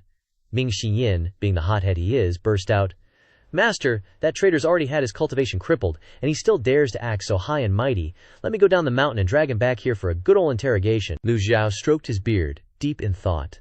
Then, without even looking up, he asked, "You think you can even find him?" Ming Xiyin awkwardly admitted, About that, last time he had to search high and low just to stumble upon Si Wuyai at Yellowwind Mountain. It was a pain in the butt. Now that he's stirred up the nest, Si Wuyai will be extra cautious. How could Ming Xiyin possibly track him down again, especially since he's not the sharpest tool in the shed? Lu Zhou remembered the chest in the East Pavilion, and slowly stood up, saying, "Dismissed." Everyone bowed respectfully and left. In the quiet bamboo grove, Si Wuyai was meditating. "Lord, there's a carrier pigeon from the 5 rats. They failed." Si Wuyai opened his eyes. If they had succeeded, they wouldn't send a pigeon. They would be bringing the peacock plume back here. His subordinate continued, "Right." Bai Qingyun, the leader of the 5 rats, mentioned that they encountered Leng Luo when they went to the Nether Sect, and had to bail. Si Wuyai shook his head. "Leng Luo, Someone as proud as him, and Master still controls him. He sent the Black Knights packing with one move at Westlake. The 5 rats feeling intimidated, after being hunted by him, is not surprising. Well, the peacock plume is a lost cause now. We missed the perfect opportunity for success. The subordinate pulled something out of his robes. But the 5 rats brought this back. It was a crumpled pile of paper scraps. Si Wu Yai smoothed out a piece, revealing a sketch of a chest. It was just a rough draft, but he recognized it instantly. He smiled casually. Send a carrier pigeon to the Nether Sect. The next day, at the Nether Sect, inside the East Pavilion. While the pigs and chickens were busy stuffing their faces, something was happening inside the secret chamber. Lu Zhou had spent the night trying to figure things out, but didn't manage to accumulate much extraordinary power. He opened his eyes and checked the system interface. Merit points. 19,380. His trip to Lotus Terrace had netted him a total of 7,550 points.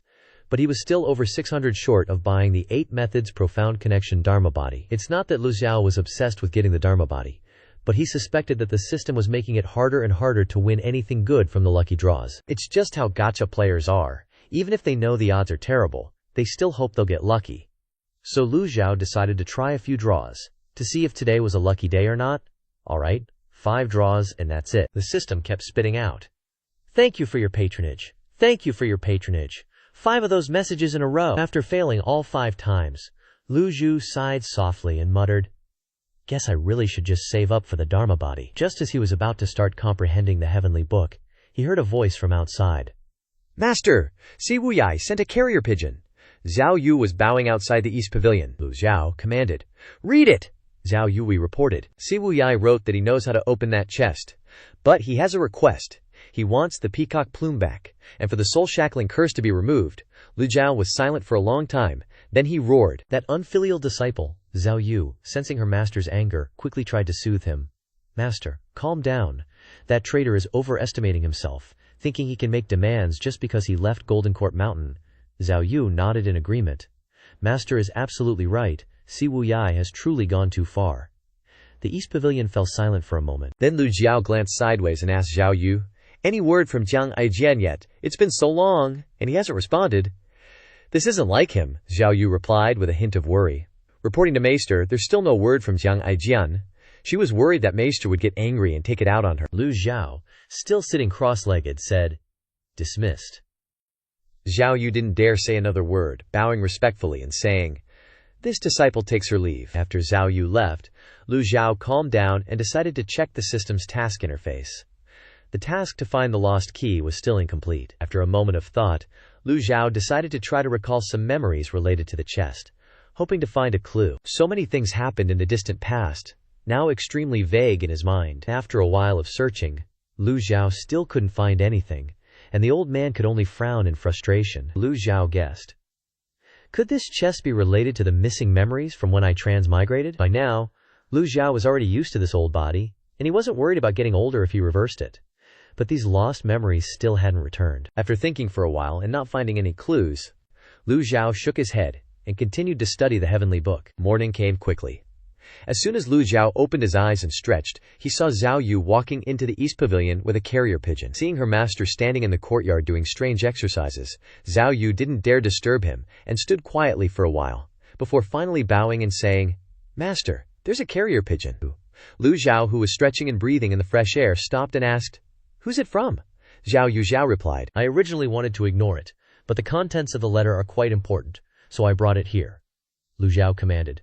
"Read it, yes!" Zhao Yue opened the letter and read, "Yesterday this disciple was confused. Please forgive me, Master. Although this disciple has left Golden Court Mountain, I have never had any thoughts of opposing you, Master. To show my sincerity, I have ordered my people to offer a clue to Master." After reading it, Zhao Yu put away the letter and said, "There is indeed a nun at the foot of the mountain asking to see you. I suspected that Old Seven was plotting something, so I stopped her. Please make a decision, Master." Lu Zhou was puzzled. "A nun?" Zhao Yue added. "That nun is from the Cloud Reflection Convent." Hearing the words Cloud Reflection Convent, Lu Zhao's expression was calm, but his heart was full of doubts. Could there be an arrangement in the underworld? The memories related to Cloud Reflection Convent were still clear, and Lu Zhou didn't feel that Cloud Reflection Convent had anything to do with the key. Lu Zhou ordered Zhao Yu let her up right away. "This disciple will bring her up immediately." Master, wait a moment. Zhao Yu left the East Pavilion. Lu Zhou continued to stand in the courtyard, stretching his muscles and bones. After a while, Zhao Yu led a nun to the outside of the East Pavilion and reported to Lu Zhou, Master, this is Reverend Xuanjing of Cloud Reflection Convent. The nun knelt down and bowed, saying, Xuanjing greets old benefactor. Lu Zhou sat on the main hall looking at the nun. She was quite old, with wrinkles on her face. She wore a simple Buddhist robe and held a string of prayer beads in her hand. Lu Zhou casually replied, Stand up and speak. Reverend Xuanjing slowly stood up, took out a gray brocade box from her sleeve and said, Return the item to its owner. Lu Zhou waved his hand lightly, and the brocade box flew into his palm. Reverend Xuanjing slowly continued, This item was left behind by Reverend Jingyan back then. This poor nun knows that old benefactor is looking for this item, so I set out to the Nether Sect to return it to you. Lu Zhou listened, completely confused. Jingyan's keepsake, Reverend Xuanjing continued. When the two of you discussed the Tao at Cloud Reflection Peak, old benefactor left this item behind. Unfortunately, many years have passed and old benefactor has not come to retrieve it. Lu Zhou stared at the gray brocade box in front of him, then mobilized his Gangqi, Fan. The lid of the box opened, revealing a very uniquely shaped key. The system announced, Ding. Completed the task. Find the lost key. 1/1. Reward, 1,000 merit points. After observing it for a long time, Lu Zhou was still confused. Inside the brocade box was indeed an ancient key. Perhaps because so much time had passed, his memories were extremely vague. Lu Zhou put the key in his robe and asked, What's the situation at Cloud Reflection Convent now? Xuanjing replied, Speaking of which, this humble nun must thank benefactor Lu for punishing Wu Nian. Wu Nian disobeyed the rules of the Yunzhao temple, acting recklessly, so being punished is well deserved. Now, Wu Nian has lost all his cultivation and is no longer the abbot of Yunzhao temple. Wu Nian foresaw this ending. Lu Zhou nodded slightly. How did you know that I needed this? Abbess Xuanjing asked suspiciously. Wasn't it Si Shizhu of the Nether Sect who sent the message? Zhao Yue quickly interjected. As expected, it's the traitor's doing. Abbess Xuanjing was puzzled, not understanding traitor. Zhao Yue immediately told the abbess that this matter was unrelated to her. The abbess had been living in seclusion at the Yunzhao temple all year round, and naturally didn't understand the outside world. If there was nothing else, she should return. Zhao Yu had a very poor impression of the Yunzhao temple after the Lotus Dais incident, and didn't know what relationship her master had with them. Even if Abbess Xuanjing's attitude was good, and she even criticized Wu Nian, the Nether Sect wasn't a place she should visit. Abbess Xuanjing clasped her hands in front of her chest and said, This humble nun still has one thing to say. Lu Zhou asked. What is it? Xuanjing asked about Yunzhao temple's weapon, the Jade Whisk, which was Yunzhao temple's foundation. If possible, she hoped benefactor Lu. Before she could finish, Lu Zhou calmly interrupted. The Jade Whisk was given to Jingyan by me, didn't she tell you? Xuanjing was shocked to hear this. Regarding this matter, Lu Zhou continued coldly, I could give her the Jade Whisk, and I can take it back now. The meaning was clear. How dare Abbess Xuanjing say more? She sighed, her face full of helplessness, and said, In the end, the Nether Sect is not to blame. If Wu Nian hadn't acted recklessly, how could Yunzhao temple have ended up like this? Benefactor, please take care. This humble nun takes her leave. Abbess Xuanjing clasped one hand in front of her chest, bowed to Lu Zhou, and turned to leave. After Xuanjing left, Zhao Yu reported to Lu Zhou, Disciple takes her leave. After Zhao Yu left, the East Pavilion fell silent. Lu Zhou walked inside and saw the wooden chest lying against the corner of the wall, and waved his hand casually. The wooden chest, surrounded by Gangqi, flew in front of him. Lu Zhou took out the golden key he had just obtained, and as his finger touched the key, a faint chill penetrated his skin. It seemed that the key wasn't made of ordinary materials. No wonder it had been placed in the human world for so many years without being corroded or damaged. Lu Zhou inserted the key into the keyhole on the chest and turned it. Crack! The keyhole made a crisp sound as if someone's neck had been broken. Then, the patterns on the surface of the chest suddenly lit up, and golden light ran along the body of the chest through the patterns, looking like electronic currents. Lu Zhou clicked his tongue in admiration. Exquisite design. After the light disappeared, a rustling sound rang out, and the chest suddenly opened in half. Perhaps because it had been closed for too long, a musty smell emanated from inside the chest. Lu Zhou waved his hand to dispel the unpleasant smell, and looked into the chest. The system notification chimed. Ding! Obtained a fragment of the Heaven Scroll. Opening chapter. Ding! obtained an ancient sheepskin map. As soon as Lu Zhou touched the fragment of the heaven scroll, opening chapter, it suddenly turned into specks of light and disappeared. He looked at the system interface, and, sure enough, a heaven scroll. Opening chapter item had been added to the inventory. Lu Zhou remembered that he had also been rewarded with a fragment of the heaven scroll. Opening chapter for the last mission to collect the Azure Jade fragment. In other words, this was a fragment used to learn another great divine ability. Lu Zhou felt full of motivation. Ancient sheepskin map. He picked up the map from the bottom of the chest and ran quickly to the large table. Lu Zhou carefully placed the map on the table. The outer layer of the sheepskin had long rotted away. Lu Zhou removed the outer layer and slowly unfolded the sheepskin. This ancient sheepskin map was very large, covering the entire table. Could this be a treasure map? He opened the sheepskin map, brushed away the dust on the surface, and an extremely blurry drawing appeared before his eyes. A geographical map. Gotta take a closer look. The map looked extremely blurry, and he could only vaguely make out that it was a geographical map. At the center of the map was Great Yan, and the other areas were not clear. Lu Zhou clasped his hands behind his back, observing the map and thinking. He knew the effect of the heaven scroll, opening chapter, but he didn't know what the map was for. The terrain wasn't clear, and there weren't even any symbols, mountains, or rivers drawn on it. He didn't see anything strange after looking at it for a while. Lu Zhou stopped observing and sat cross-legged, opening the system interface. Merit points. 2,230 points, leaving a surplus of 230 points. Lu Zhou decided to try a lottery draw first. Lu Zhou drew 4 times, just like before, and got, "Thank you for participating." Fortunately, he had accumulated enough 20,000 merit points, so he didn't feel too bad. Having a luck value of 10 could be considered consolation. Should I continue drawing or buy the 8 methods connection avatar? The psychology of a gambler is truly unstable. Lu Zhou thought. He was currently in the Nether Sect, completely safe. Moreover, he had plenty of item cards, so even if the orthodox sects besieged Golden Court Mountain, he could easily repel them all.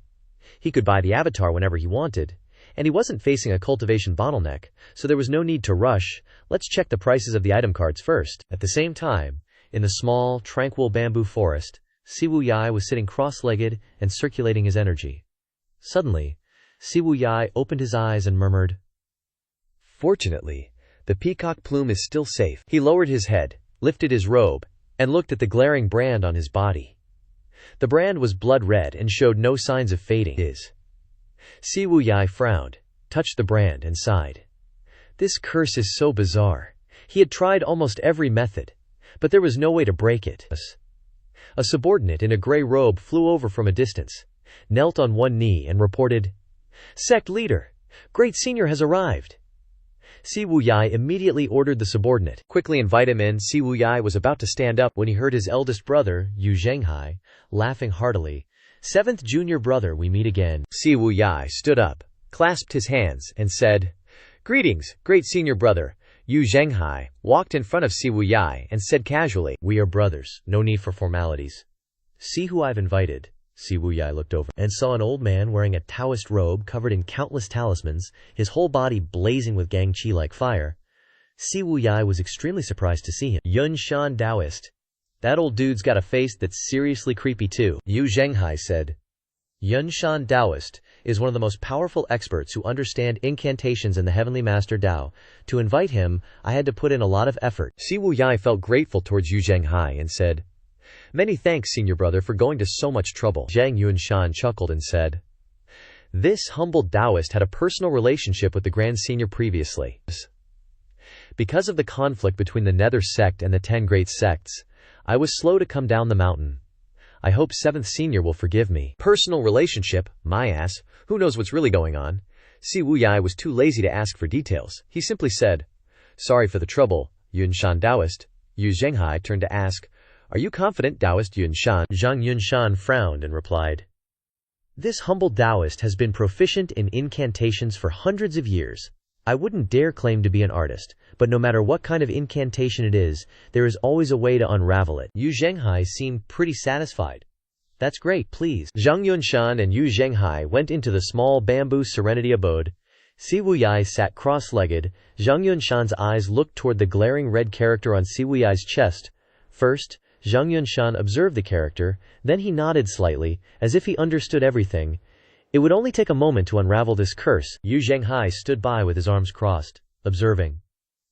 With the Taoist's words, I can rest assured. Zhang Yunshan stepped behind Si Wuyai. Si Wuyai understood what to do, and sat cross-legged seriously. In front, Zhang Yunshan raised his right hand. A golden, oval-shaped Vajra seal appeared in his palm, containing talisman scripts, and then he struck it on Si Wuyai's back. Zhang Yunshan shouted loudly, "Break!" As soon as the Vajra seal struck, something bizarre happened. A burst of Gang Qi suddenly rebounded from Si Wuyai's back. Zhang Yunshan was suddenly horrified. Bang! Yunshan Taoist, standing at close range, didn't have time to react or defend. The golden light struck his chest, and he flew out. The small bamboo serenity abode was built of wood. The impact broke a pillar in half, and it fell behind. Si Wuyai felt nothing, and blankly turned to look behind him. Yu Zhenghai was even more shocked, and hurried to Zhang Yunshan's side. Both Si Wuyai and Yu Zhenghai shouted, "Taoist!" Zhang Yunshan was in a lot of pain. His face twisted in agony. But when he heard Yu Zhenghai's voice, he immediately looked up and smiled, saying, "This humble Taoist is fine. I was just testing the power of this incantation. It will be easier to unravel later." Yu Zhenghai gestured invitingly. "That's good. Please continue, Taoist." Zhang Yunshan lightly stood up and went behind Si Wuyai, once bitten, twice shy. He wasn't daring to underestimate this body entrapment curse after his previous setback. Impressive body entrapment curse. This humble Taoist has unraveled body entrapment curses many times, but I've never encountered such a backlash. Yunshan Taoist raised both hands, creating two Gang Qi seals that shone with golden light. He poured all his strength into them. The golden light was much brighter than before. He stared at Si Wuyai's back and said in a deep voice, "Ah!" Both palms shot out. Bang! As soon as the Gang Qi seals touched Si Wuyai's back, a layer of steel-like Gang Qi suddenly appeared. Zhang Yunshan was blasted back out just like before, spitting out a mouthful of blood. Si Wuyai was also knocked over by the force of the Gang Qi seals, and he spat out a mouthful of fresh blood. Seventh junior brother, Yu Zhenghai's expression darkened. He waved his hand, and Gang Qi gently supported Si Wuyai, placing him back on the couch. Yu Zhenghai didn't have time to worry about Zhang Yunshan's situation. He checked Si Wuyai's current condition. Si Wuyai's face was pale, and blood flowed from the corner of his mouth, clearly indicating that he was seriously injured. At the same time, while Lu Zhou was sleeping, the system notified, punished disciple Si Wuyai, gained 500 merit points. Attempted to unravel the body entrapment curse. Lu Zhou shook his head and closed his eyes. Whatever. Lu Zhou continued to turn over, hug his pillow, and sleep. Teaching must be done constantly.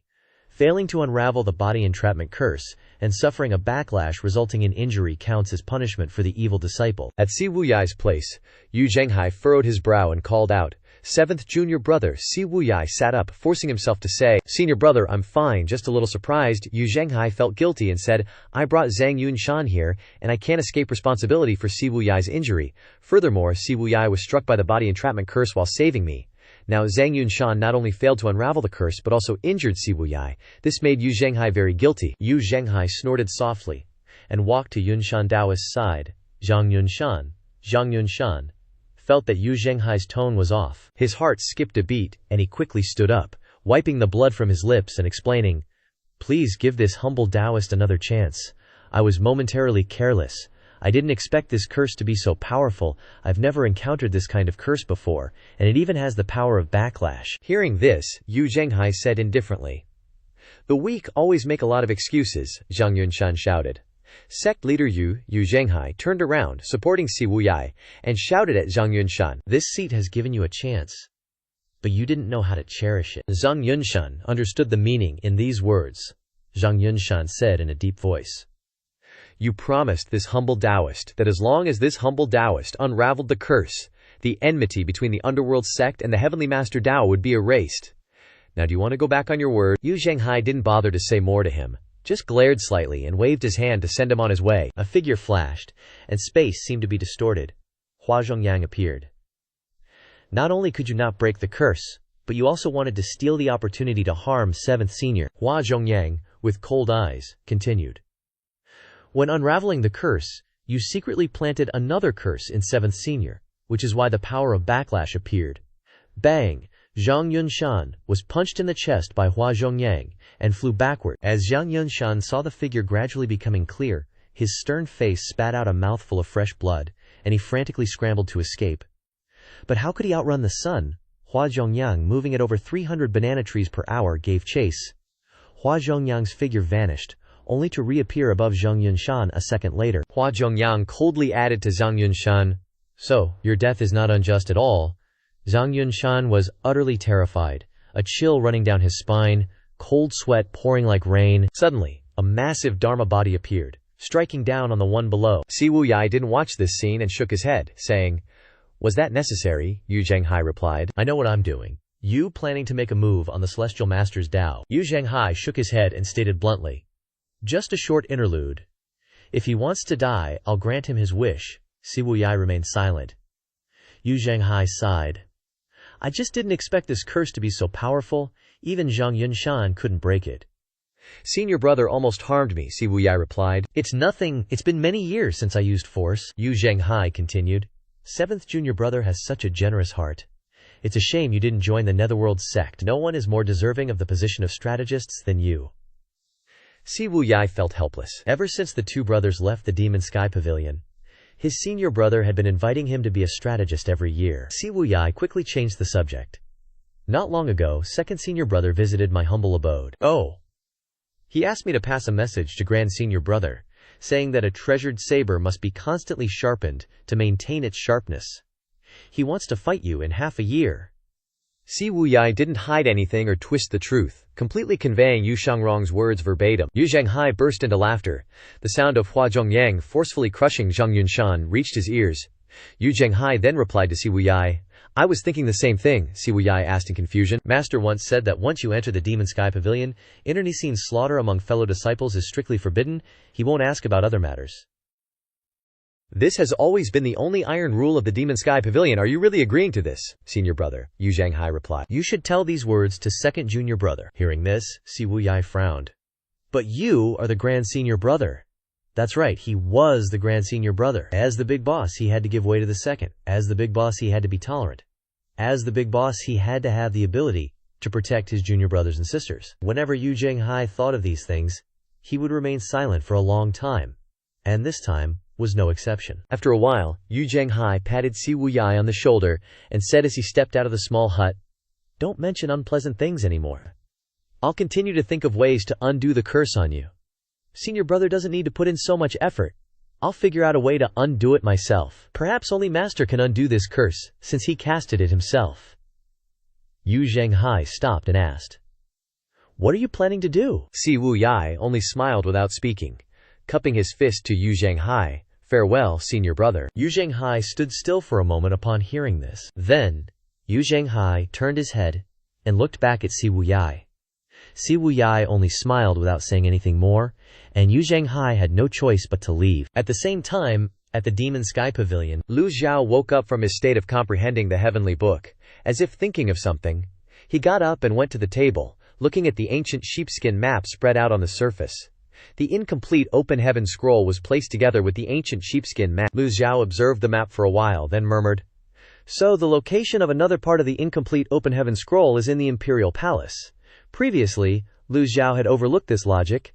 The ancient sheepskin map placed together with the incomplete open heaven scroll, how could they be unrelated?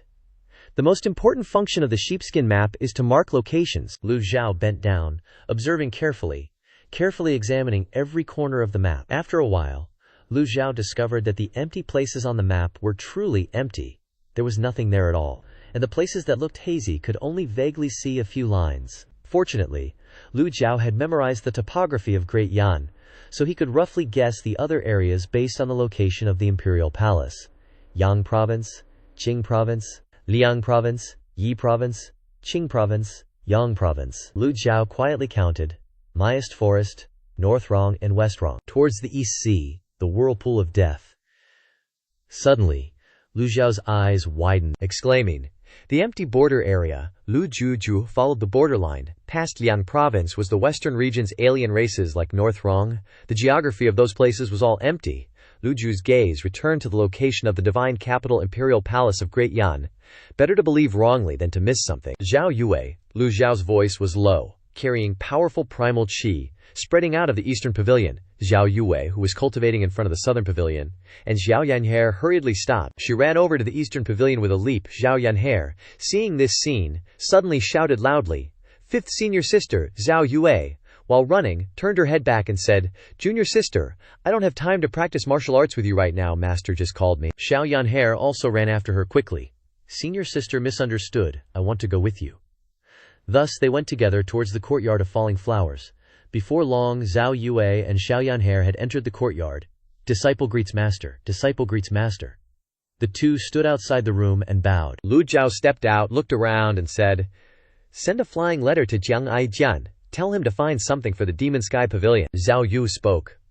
"Master, we haven't been able to contact Jiang Aijian these past few days, and we haven't received a reply from him either." Xiao Yanyer huffed and said, "Disciple knew it, that shameless guy will break his promise." Lu Zhou stroked his beard, thinking, Since contacting Jiang Aijian, he felt that Jiang Aijian was not the kind of person who was faithless. Moreover, this guy always cherished his life and feared death, unlike the kind of idiot who went around causing trouble everywhere. Lu Zhou suddenly remembered the last time he transmitted the news of Wei Zhuoyan leading troops to Jiang province to quell the rebellion, saying that Li Jinyi would also go along. Could this guy have run after her? Lu Zhou ordered, "If you can't contact him, you must actively go find him. So, Zhao Yu, you take a trip to the palace." Zhao Yu's expression changed, and she said helplessly, "Master, my cultivation is still low, or should fourth senior brother go?"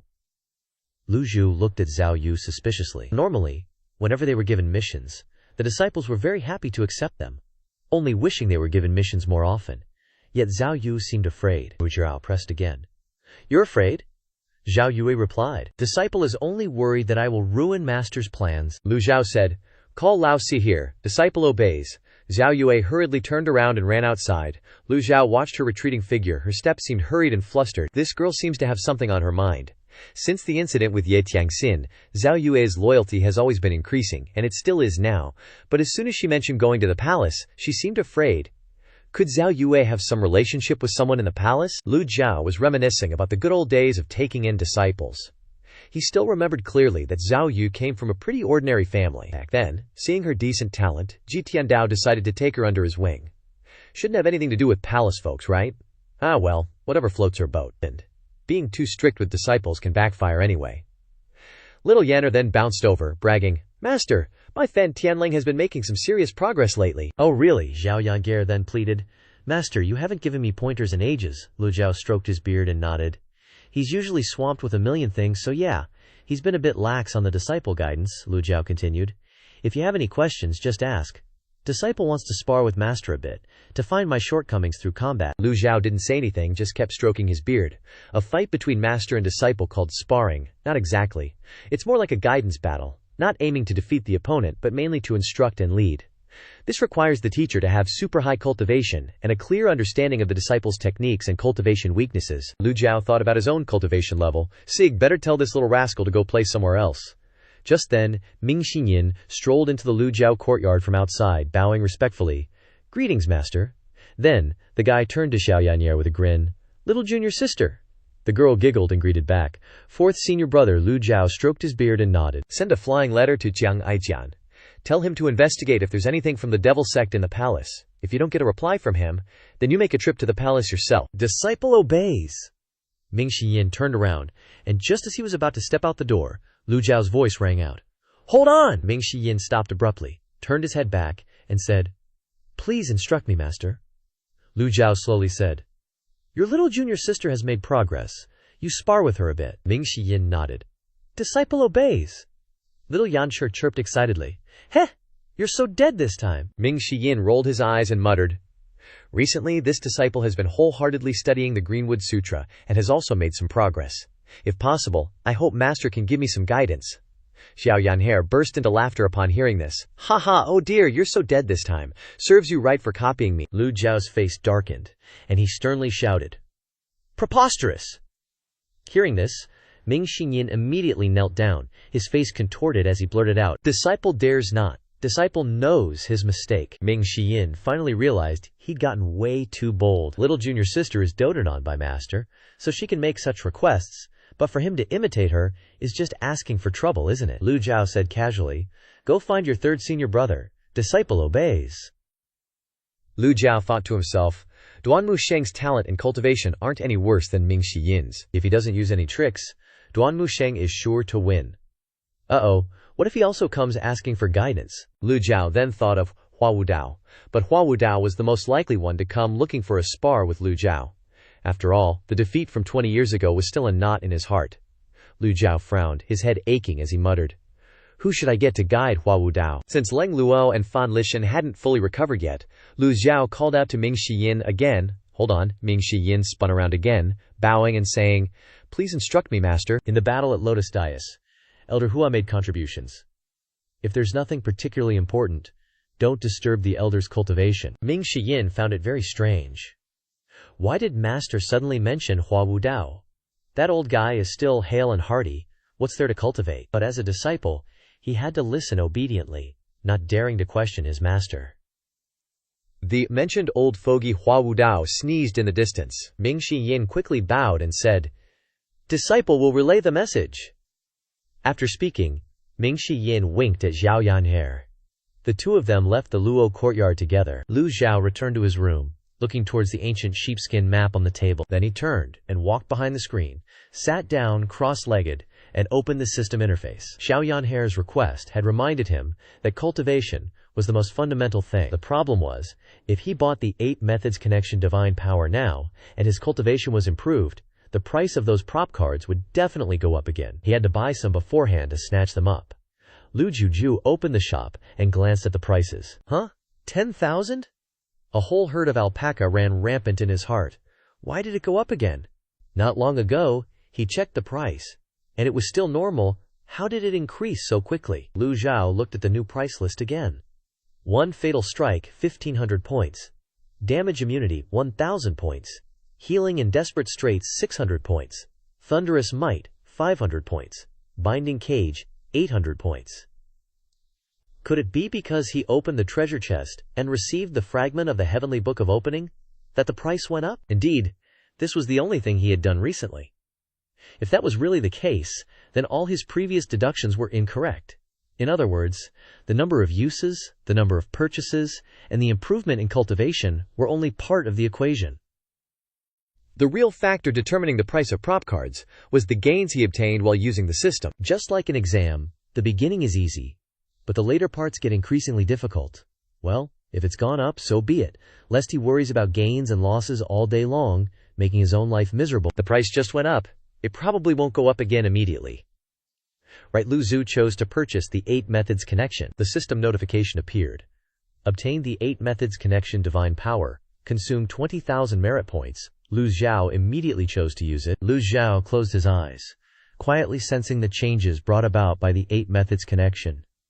Any cultivator who successfully condensed their nascent soul would undergo a transformation, their body condensing from flesh to spiritual will. To put it simply, the nascent soul shedding its mortal shell is also the cultivator shedding theirs. The 8 methods connection symbolized tempering and transformation, experiencing all sorts of sensations, hot and cold, illusory and real, external and internal, yin and yang. Once the nascent soul is successfully condensed, the 8 methods connected, the cultivator would have a very high resistance to the sensations of hot and cold, illusory and real, external and internal, yin and yang, and would temper their endurance. In other words, their body would become stronger, less prone to illness, and capable of surviving in harsh environments.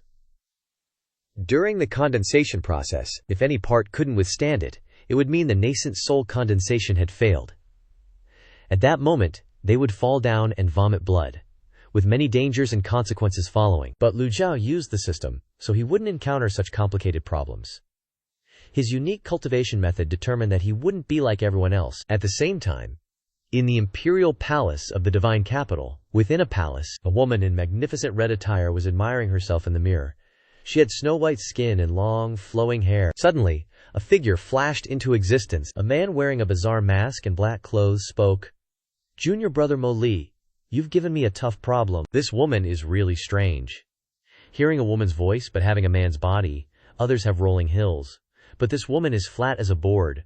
With only 2 snails, Mo Li turned his face and replied, "I'm junior sister. In the future, senior brother. Please call me junior sister." The masked man, face expressionless, turned to look out the window. "So His Highness the Second Prince has a thing for this kind of stuff, huh?" Mo Li stayed silent, lost in thought.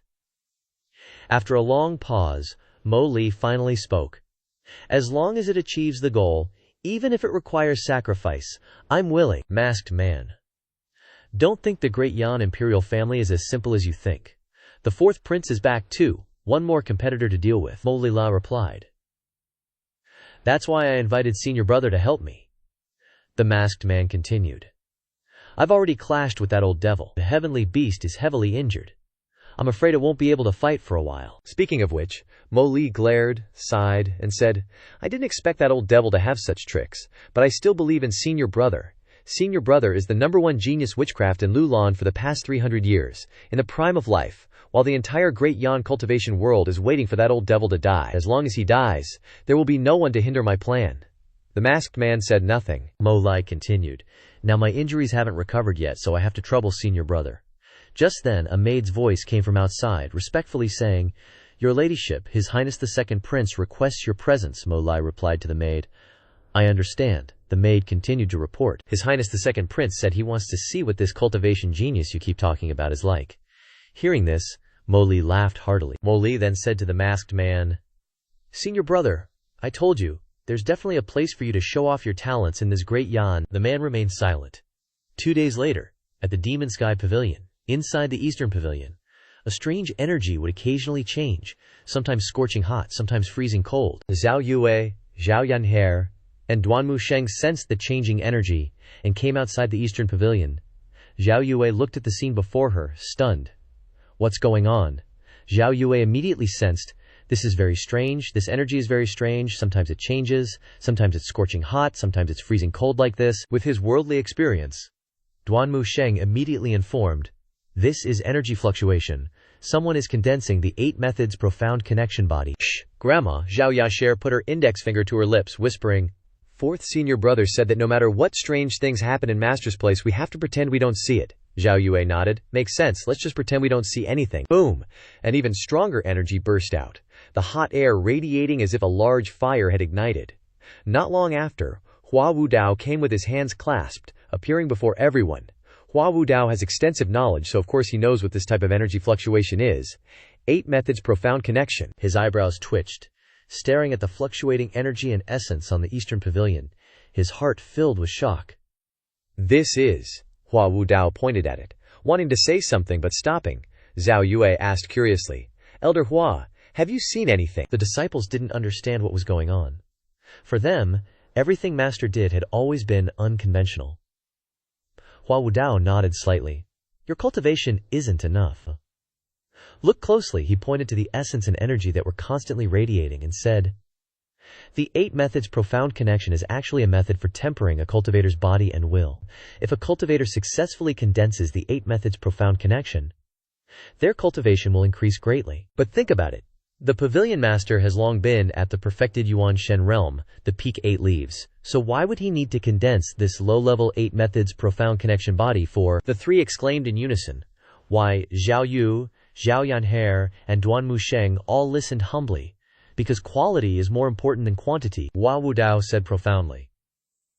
When cultivators of the same level face each other, if we don't consider weapons and defensive gear, what do you think will determine victory or defeat? Duanmu Sheng stared blankly, scratching his head, and said, luck. Hua Wudao was speechless. Zhao Yue and Zhao Yanhe also looked at third senior brother Duanmu Sheng, then looked into the distance, showing their approval, nodding slightly. Cough, cough. Hua Wudao said solemnly. It's skill and experience. Hua Wudao continued.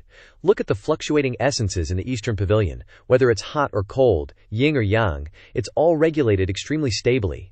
When cultivators with low aptitude condense the Dharma body, they will cause chaotic essences, intense fluctuations during the condensation process, and they will fail if they are just a little careless. The 8 methods profound connection can almost always be successfully condensed within 3 attempts. Successfully condensing it on the first attempt is a genius. Successfully condensing it on the second attempt is someone with high aptitude.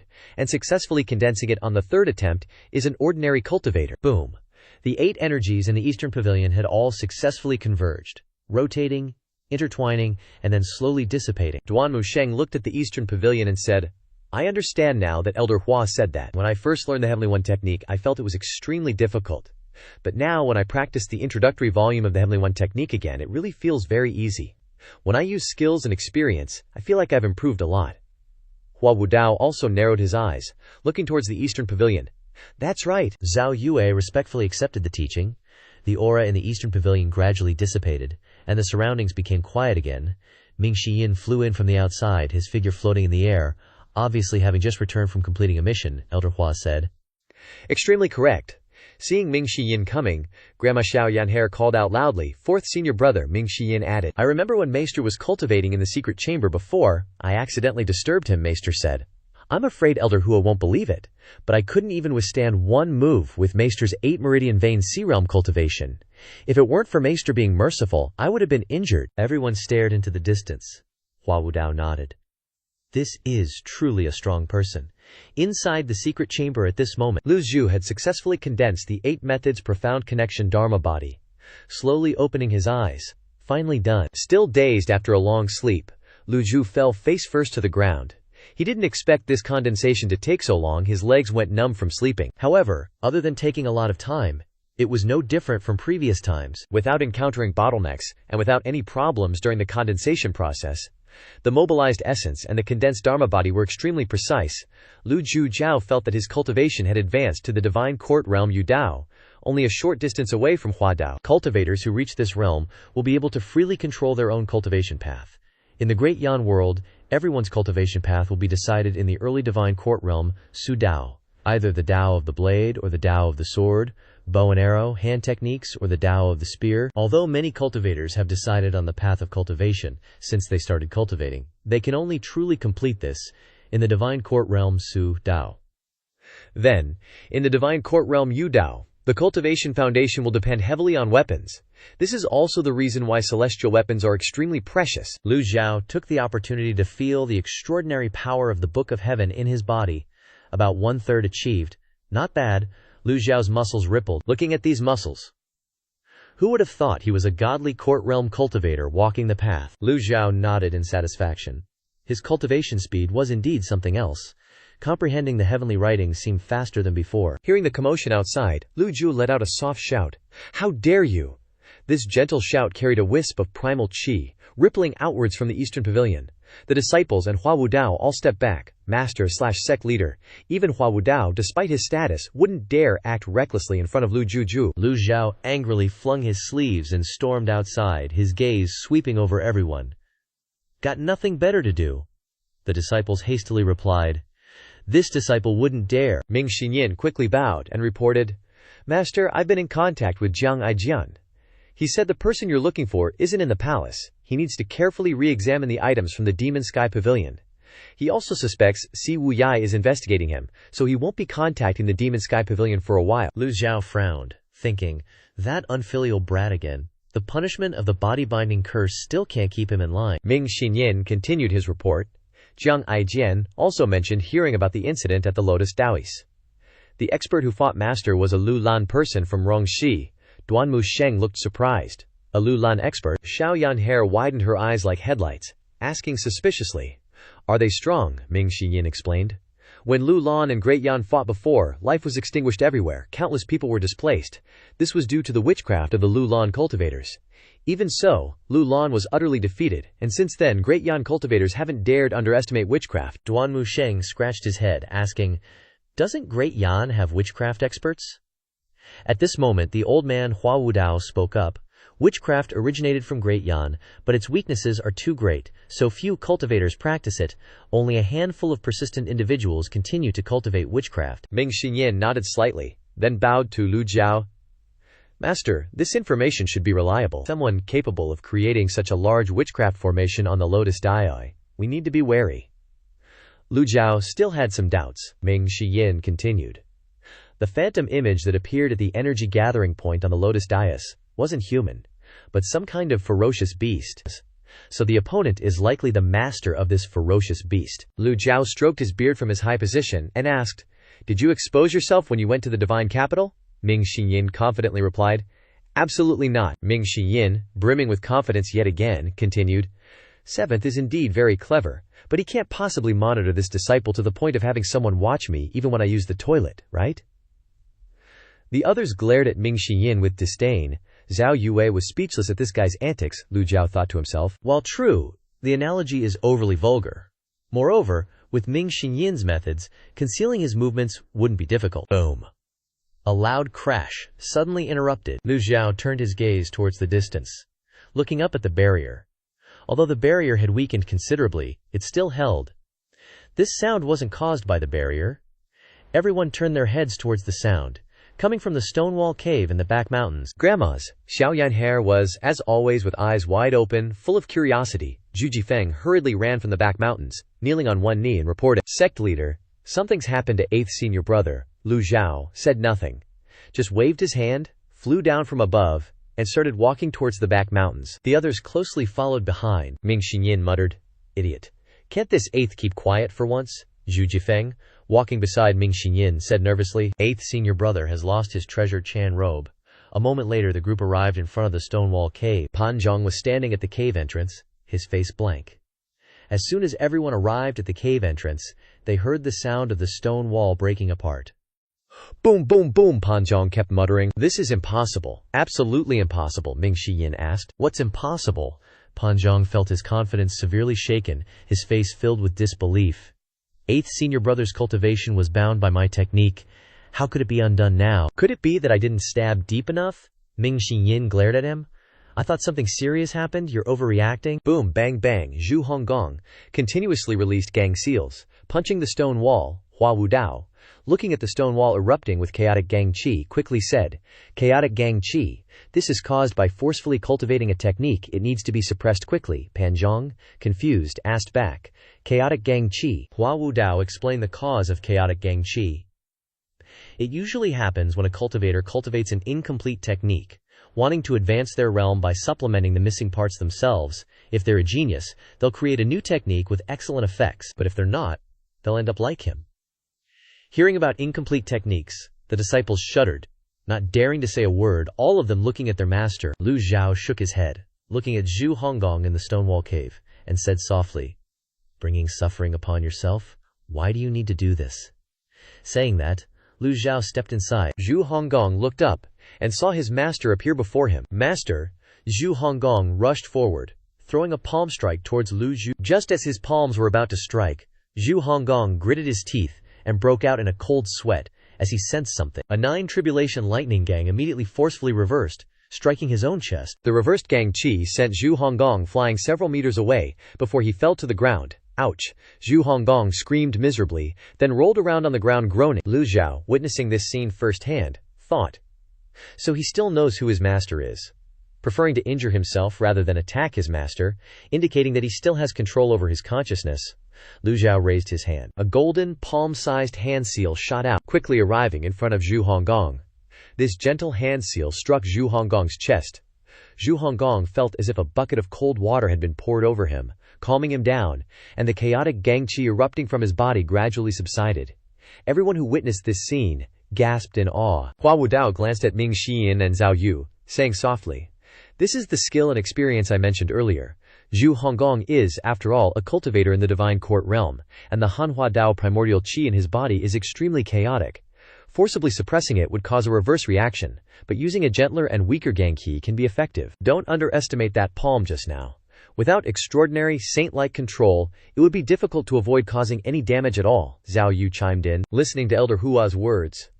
"I've gained quite a bit of knowledge."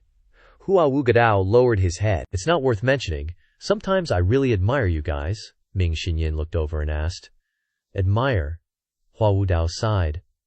"You were led onto the path of cultivation by your master. Although the pavilion master is busy with 100 tasks, perhaps doesn't have much time to impart all kinds of cultivation insights, being personally taught by the pavilion master is far better than those empty theories. It's a pity that I'm too old and no longer have this opportunity."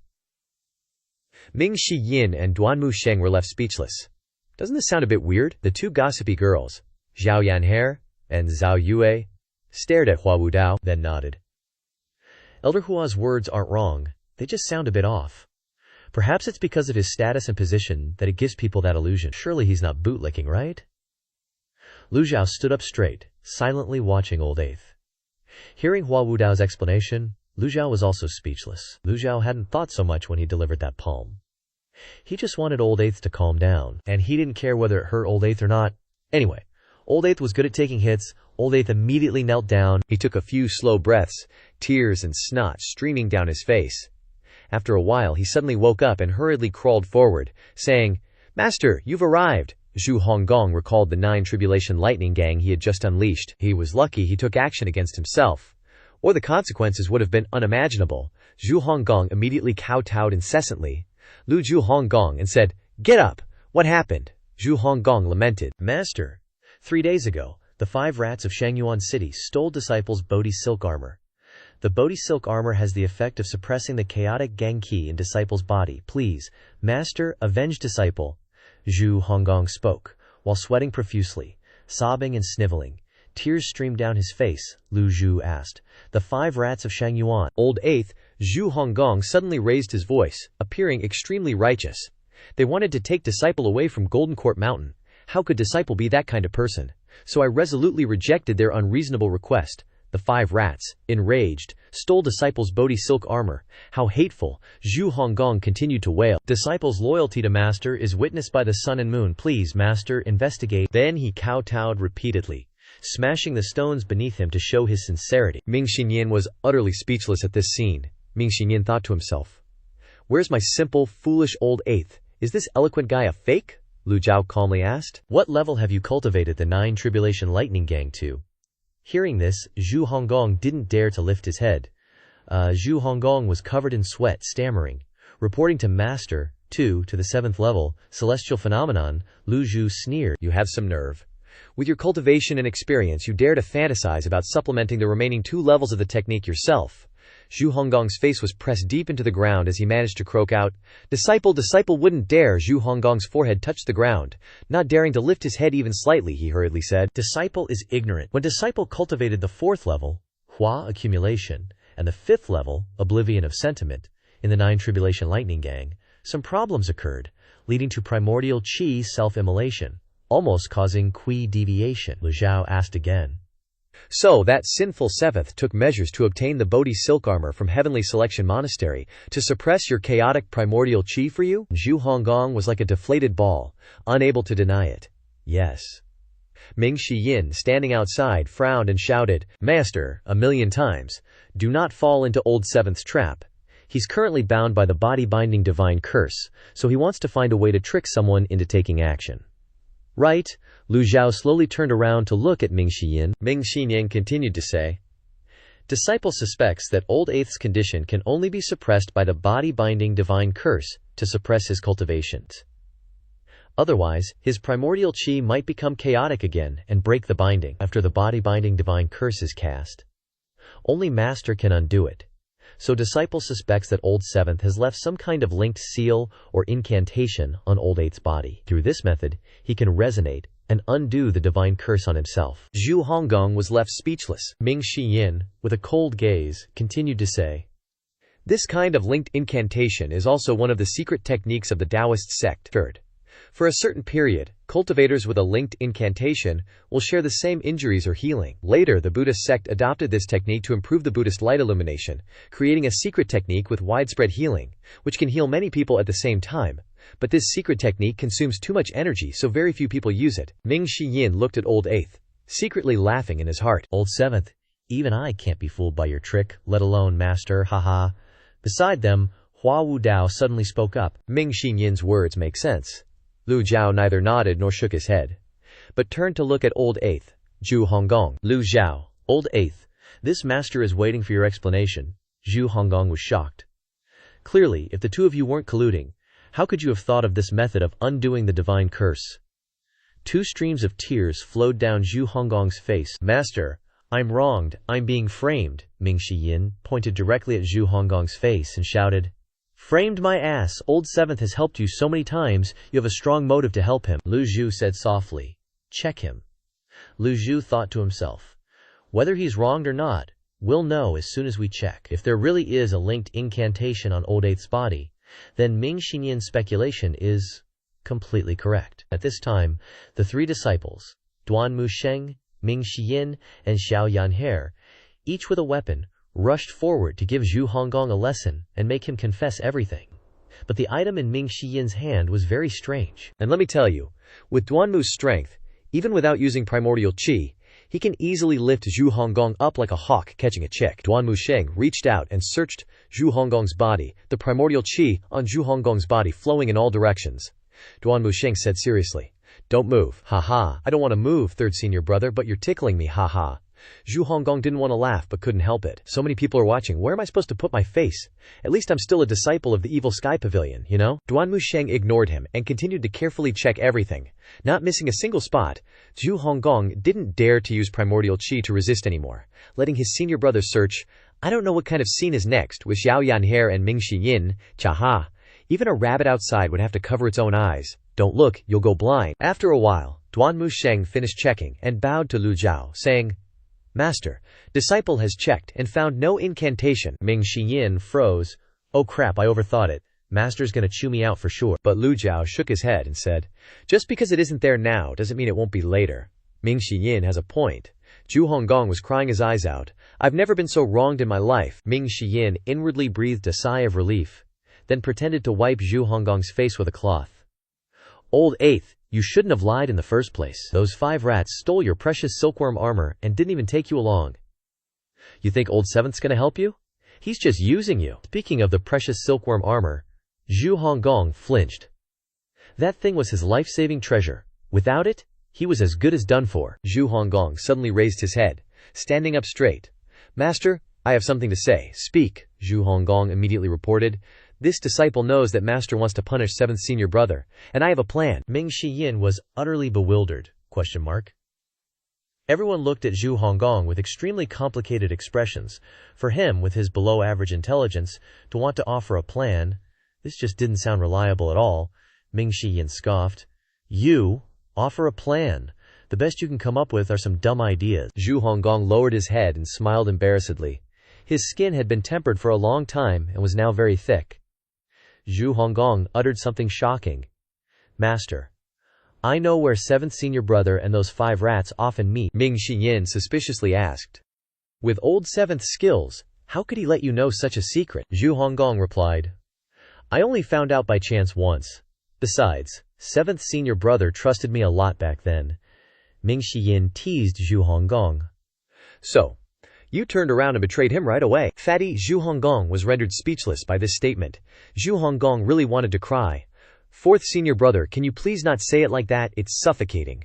"Where?" Lu Zhou asked. Zhu Honggong's clues might not be reliable, but better something than nothing.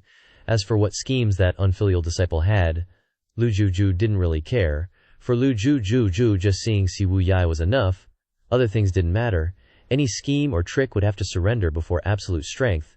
Zhu Honggong quickly replied. "Chengfeng Purple Tower in Shangyuan City." Zhao Yu exclaimed in surprise. The Black Knights came to Shangyuan City to quell the riots. The 5 rats actually dare to stay in Shangyuan City. Ming Xiyin continued. "The most dangerous place is also the safest place. No one knows the faces of those rats, so even if you meet them on the road you wouldn't recognize them. It's not strange at all to meet in Shangyuan City." Lu Zhou turned his head to look at Ming Xiyin and called out, "Ming Xiyin, this disciple is here. This master has a task for you. Go to Shangyuan City and bring Si Wu Yai back." Lu Zhou continued to order. "Also, tell the 5 rats that it's best for them to turn themselves in, otherwise they'll bear the consequences." Hearing the last 4 words, Ming Xiyin didn't dare to be careless. Si Wu Yai's cultivation base had been restricted, so it wouldn't be difficult to capture him. That failed encounter at Huangfeng Mountain had left Ming Xiyin unsatisfied. Now that he knew his whereabouts, Ming Xiyin would definitely seize the opportunity. A fall makes you wiser. With 2nd senior brother's help, who could Si Wu Yai rely on this time? 2nd senior brother Yu Shangrong was a peerless figure. There's no way he'd be following him around protecting him all the time. This disciple obeys. Ming Xiyin retreated to the side. It was already dark, there was no need to rush to set out. Zhu Honggong kowtowed and said, "Master, did I do a good deed? Please ask Master and senior brothers to help me retrieve my precious silkworm armor." Lu Zhou's gaze turned to Zhu Honggong. "You wicked disciple. Knowing, and not reporting, what should be done?" Everyone was startled.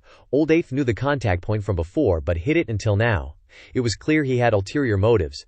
Zhu Honggong was startled and didn't dare make any requests. He hurriedly kowtowed, his mouth mumbling, "This disciple knows his mistake." Lu Zhou put his hands behind his back and issued a punishment. Sentenced to 50 strokes. Duan Musheng will carry it out. Duan Musheng hurriedly replied. This disciple obeys. Seeing that his old master had no intention of leaving, Zhu Honggong was miserable. Clearly, master wanted to personally supervise the execution of the punishment. These 50 strokes would probably be more painful than the 100 strokes from before. Zhu Honggong was sweating cold and moaned, Senior brother, be gentle." Duan Musheng found a large tree and carried it to Zhu Honggong, coldly saying, "I'm sorry, junior brother. The rules are the rules, so I have to do this. Senior brother is also doing this for your own good. Jinting Mountain is so large. If there are no rules, how can it regain its former glory?" Ming Shiyin shouted loudly from behind. "Turn your butt around quickly!" Zhu Honggong's face was distorted, and snot streamed down his face. "Ouch, no, it hurts, ouch." The screams of a pig being slaughtered rang out non-stop. In the distance, 2 rabbits sitting and watching felt a chill down their spines. After a while, when Zhu Honggong's screaming stopped, the system notified, "Ding!" Severely punished the wicked disciple, Zhu Honggong, gained 500 merit points. Lu Zhou didn't bother looking at Zhu Honggong and left the wall-facing cave with his hands clasped behind his back. Everyone bowed and saluted. "Respectfully seeing off master, respectfully seeing off master, respectfully seeing off the sect leader." After Lu Zhou left, everyone felt a little more relieved. Ming Xinyin finished bandaging Zhu Honggong's butt and said with a smile, "Serves you right, old eighth. 50 strokes is already good for you. Anyway, it's better than having your cultivation base abolished. You're very lucky. Thank you, senior brother, Uig." Duan Musheng carried the broken pole away and replied, "You're welcome. Even if you're a cultivator who has practiced body tempering realm and has chi protection protecting your body, it's extremely painful to be beaten so rapidly by a stick like that." What's more, Duan Musheng was an upright person, and every stroke was very strong, hitting Zhu Honggong so hard that tears and snot streamed down his face. Ming Shiyin shook his head and said with a smile, "I'll think of a way to bring the precious silkworm armor back for you." Zhu Honggong was overjoyed when he heard this, and while enduring the pain, he laboriously cupped his fist. "Senior brother is still good to me." Zhu Honggong awkwardly tried to stand up and run to flatter Ming Shiyin, hoping to get his treasure back as soon as possible. Ming Shiyin didn't look at him again and turned to leave. Pan Zhang, standing outside the cave, hurriedly greeted him. "Fourth gentleman is really prudent and more intelligent than others. If it weren't for fourth gentleman exposing the conspiracy inside, I'm afraid we would all be deceived by seventh gentleman." "Ah no, we would have been deceived by the traitor." Ming Shiyin didn't answer him, and the young man crossed his arms and pondered for a long time. Ming Shiyin always felt that this guy was a bit strange, and asked, "Do you have something to do?" Pan Zhang replied very seriously, "No, what would I have to do? I purely admire fourth gentleman from the bottom of my heart, absolutely not exaggerating a single word." After speaking, Ming Shiyin glanced at him. "I really like listening to you talk, although all of it is flattery and bootlicking, it sounds very sincere." After speaking, Ming Shiyin flew away. The name Pan Zhang was still standing below, waving his hands to see Ming Shiyin off. At the same time, in a quiet small bamboo grove, Si Wuyai, with disheveled hair, was pacing back and forth. On the table next to him were books about mantras, sleeping haphazardly. "Old master, since when did you gain such a high-level mantra secret technique?" Si Wuyai thought about it but couldn't find an answer. These books were collected from various places by his subordinates under his orders. Recently, he has been studying how to crack the mantra every day, and he has tried almost all the methods in the books several times, but none of them have been successful. At this moment, a subordinate in a gray robe flew from afar and reported, "Leader, it has been investigated that the Evil Sky Pavilion has no contact with any Buddhist or Taoist experts." Si Wuyai slowly put his hands behind his back and asked, "The Buddhist experts at Runan Holy Altar, the Taoist experts at Dutianjiang, and the 9-syllable incantation Great Mudra appearing in Gingxi Town, and even the unknown force appearing at Lotus Terrace, are all unrelated to the outside world?" Si Wuyai had personally seen the scene at Lotus Terrace, and could confirm that the force came from the barrier. The subordinate lowered his face and replied, "No clues were found." Si Wuyai nodded slightly and chuckled. "Basically, we can confirm that our master is searching for a new method, just like before." The subordinate curiously asked further, "Cult master, should we continue investigating this matter?" Si Wuyai affirmed with certainty, "No need." Si Wuyai shook his head, then asked, "Have you found out who the spies from the Evil Sky Pavilion are?" The subordinate continued to report in detail. "Currently, we only know that the opponent is very resourceful, but we still haven't identified who he is." "What about the palace?" "We haven't found any spies in the palace, but we did get another piece of information. A Lulan expert from Rongxi has entered the palace.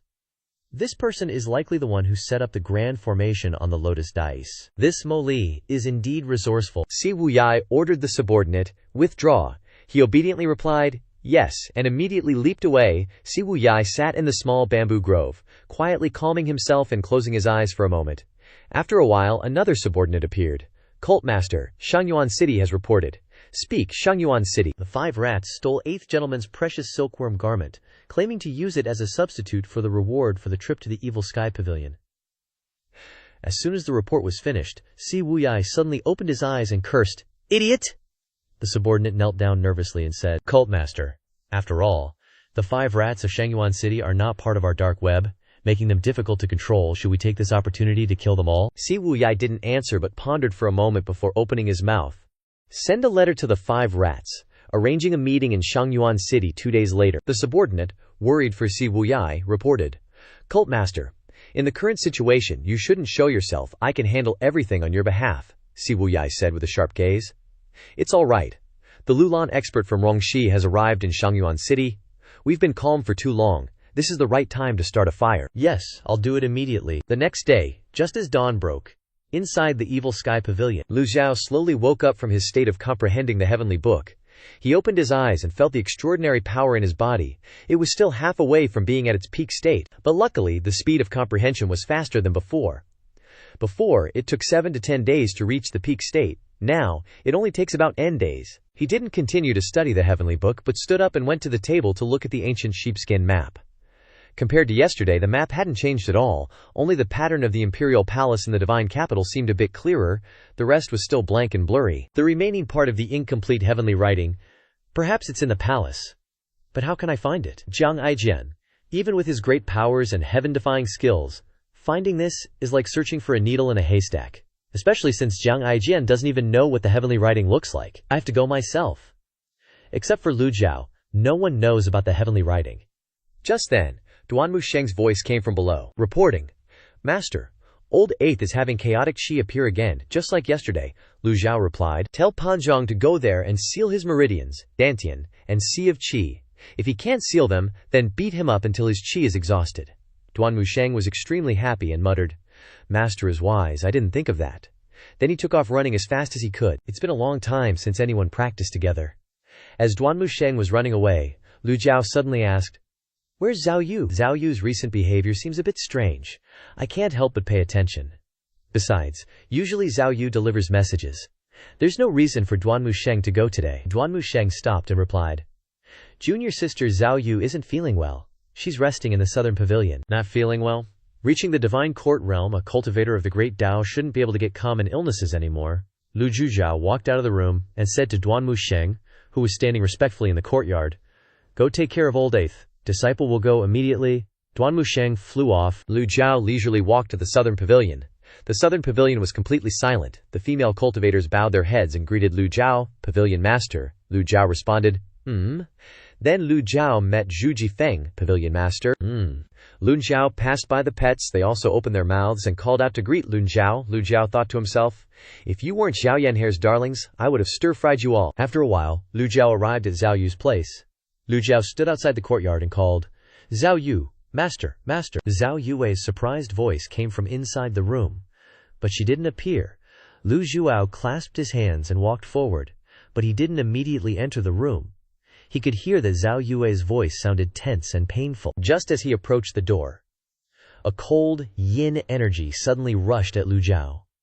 Lu Zhao raised his eyebrows, and he immediately waved his hand. Boom! A burst of firm energy shot out. Breaking down the door, Lu Zhao slowly stepped in, his eyes looking towards Zhao Yu in the room. Zhao Yu wasn't resting. Instead, she was curled up, huddled in the corner of the room, trembling, with sweat all over her forehead and surrounded by cold energy. Zhao Yue didn't expect her master to suddenly visit, and a look of surprise appeared on her face. But she still tried to endure the pain, and knelt down. "Disciple greets. Greets, Master." Lu Zhao immediately understood what was going on when he saw Zhao Yu's appearance. He thought to himself, "None of these disciples can give me a break. The Nine Locks Jade skill is a cultivation method with mysterious power, and Zhao Yu had chosen to cultivate it of her own accord. When this cultivation method is used to its full extent, cold energy will permeate from the body, making it look like it's covered in frost. The Yuan Qi will be released to the outside world, where it will condense and then expand, making your whole body feel hot and cold at the same time. Zhang Yu has encountered a problem. Her cultivation methods are working fine, but it's clear that she wants to rush things to be successful faster. When you do not have enough firm energy on your body to protect yourself from the cold energy penetrating, you would have to undergo excruciating pain. She was soaking in ice and sweat with super big boobs in display, and the master couldn't help but stare at them. Lu Zhou stood in front of Zhao Yu, sighed, and asked. Reason. Zhao Yue lowered her head and said, Disciple knows her mistake. Disciple shouldn't be so eager to cultivate, that's all.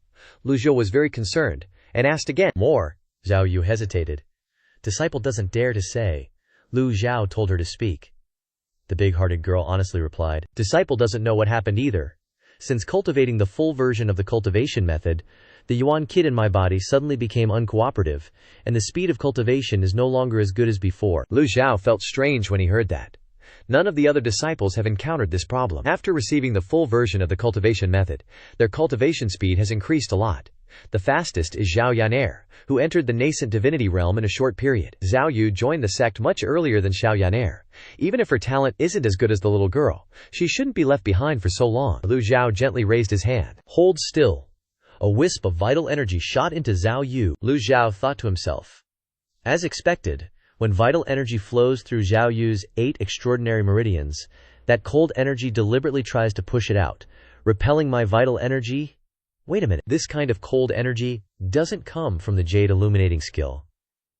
It's extremely peculiar and eerie, as if it's been in Zhao Yu's body for a long time. Lu Zhou raised his hand, telling Zhao Yu to lift her head. Although Lu Zhao's temperament has changed a lot, perhaps due to the accumulated imposing manner over the years, it still makes Zhao Yu nervous. Zhao Yu looked up. Lu Zhou asked, As your teacher, I ask you, before joining the Nether Sect, what kind of cultivation method did you practice? Zhao Yue shook her head. None. Lu Zhou's sharp eyes stared at her. Don't lie, the eyes are the windows to the soul. Lu Zhou saw that Zhao Yu's eyes were full of unease. Without a trace of falsehood, Zhao Yu replied, word by word. Everything your disciple says is true. Lu Zhou nodded, stroking his beard. I bestowed upon you the jade illuminating skill. How many levels have you mastered? Zhao Yu replied, Your disciple is foolish, and has only learned 6 levels. The 7th level is not yet proficient. The 8th and 9th levels of the skill that Master supplemented are very difficult to understand, and your disciple has not had time to cultivate. Lu Zhou thoughtfully said. In that case, the last 2 levels of the skill are not the main cause. At most, they only triggered the problem. The cold poison deep within Zhao Yu's body is the real cause. Lu Zhou sat down and asked her, Think carefully. Before you practiced the jade illuminating skill, did you ever come into contact with any cultivators, practice any unclear cultivation methods, or suffer any injuries? Lu Zhou pondered. This cold poison of unknown origin can't just appear out of nowhere. Although Zhao Yu's talent isn't considered top-notch among the 9 disciples, it's still much higher than average.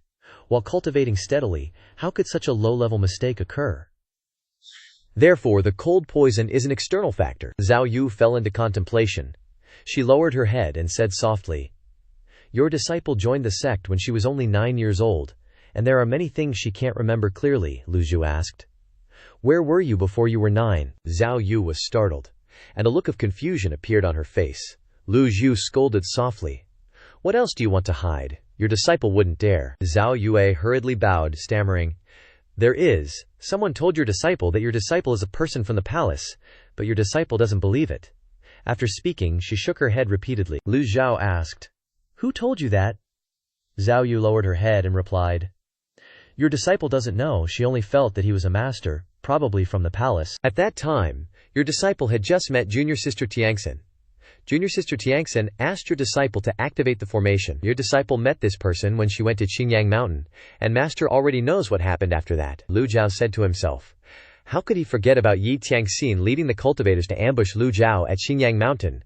Yi Tiangxin is the most daring of the 9 disciples. Thinking about it, Yi Tiangxin has been expelled from the Nether Sect for a long time, and it is not known whether she is alive or dead now.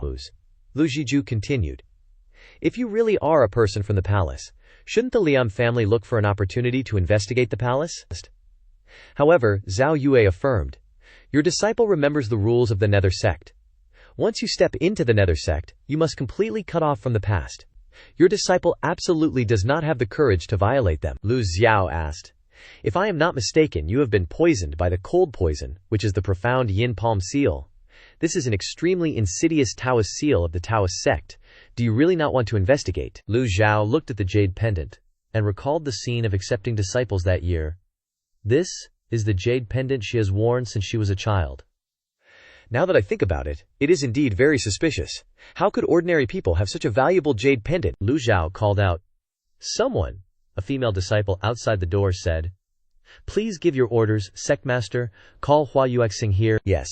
Not long after, Hua Yuexing appeared in the South Pavilion. She stood outside Zhao Yu's room and bowed. Hua Yuexing greets Sect Master. Hua Yuexing couldn't help but notice Zhao Yue's current appearance. Lu Zhou stepped out with his hands behind his back and asked, "How long did you work in the palace?" Hua Yuexing was startled and replied, "Reporting to Sect Master, less than a year." Lu Zhou helped Zhao Yu up and continued, "In that year, have you ever seen any masters use the profound yin palm seal?" Profound yin palm seal. Hua Yuexing was puzzled, then shook her head. "This junior has never met such a person. But there are many masters in the palace, coming from all kinds of sects. It is possible that some of them are proficient in the profound yin palm seal." Lu Zhou thought to himself, "That's as good as saying nothing." Lu Zhou waved his hand slightly, telling Hua Yuexing to retreat. Hua Yuexing asked to be excused. After speaking, she turned around and left the South Pavilion. When she got outside, she thought suspiciously to herself, "Sect Master is clearly very gentle." Lu Zhou returned to the room, then took off his clothes to reveal his bulging muscles. Lu Zhou looked at Zhao Yu's pale face and said, "Sit down." At this time, loyalty increased by 5. Zhao Yu was overjoyed when she heard this. She kowtowed repeatedly and said, "Your disciple thanks you, master." Zhao Yu seized the time to sit down cross-legged. The girl with a big heart, with her big eyes, was hoping for something. "He only has the cultivation of the Divine Tribunal Realm's Imperial Dao. Zhao Yue has long been in the Divine Tribunal Realm's Transformation Dao." Even Zhao Yu herself couldn't push back the cold energy, so with his cultivation, there was no way. Therefore, Lu Zhou planned to use the extraordinary power to try. Even if it didn't work, it wouldn't hurt. Lu Zhou began to circulate his energy and transmit it into Zhao Yu's body. Lu Zhou shouted, "Don't resist!" Zhao Yu obediently sat cross-legged and replied, "Yes!" Lu Zhou raised his hand, and vital energy immediately poured out like a tide. At the same time, he felt that the extraordinary power of the heavenly book once again obeyed his orders, and seemed even more cooperative than before. Boom! Vital energy passed through the acupoints, Paksu, protector of the heart, and then smoothly entered the meridians. Poofed. Almost without any warning signs, Zhao Yue suddenly spat out a mouthful of fresh blood. She only let out a painful cry before falling silent, not dodging or resisting at all. The cold poison is indeed fighting back," Lu Zhou said indifferently. "Just a mere cold poison dares to resist? Now that I've drawn my bow, I have to shoot." Dude. Lu Zhou mobilized his primal qi, while unleashing the extraordinary power of the celestial book. The originally transparent and colorless primal qi suddenly turned a deep blue like the sky, becoming incredibly beautiful. A layer of blue light enveloped Lu Zhou's hand. The cold poison within Zhao Yu's body was instantly crushed by the celestial book's extraordinary power, and Lu Zhou's primal qi. An illusionary layer of frost appeared outside Zhao Yu's body like mist, and heat rose from her head, but very quickly, the cold poison weakened significantly and gradually disappeared. A warm current ran through Zhao Yu's body, and the frost outside her body quickly melted away, leaving not a trace. At the same time, Hua Yuexing had just left the South Pavilion not long ago. She was holding a flower, lost in thought. The more she thought about it, the stranger it felt. When she was in the palace, she did whatever Yunfei told her to do, without thinking about the reason. Now that she was in the Fiend Temple, she was acting out of habit again. Hua Yuexing stopped, saying to herself, "Why did the pavilion master ask me that question?" She scratched her head, unable to figure it out. Just then, Pan Zhong and Pan Lishan came into view. Pan Zhong saw Hua Yuexing standing outside the South Pavilion from afar. He walked over and said, blushing, Miss Hua." "Hello." Hua Yuexing raised her eyebrows.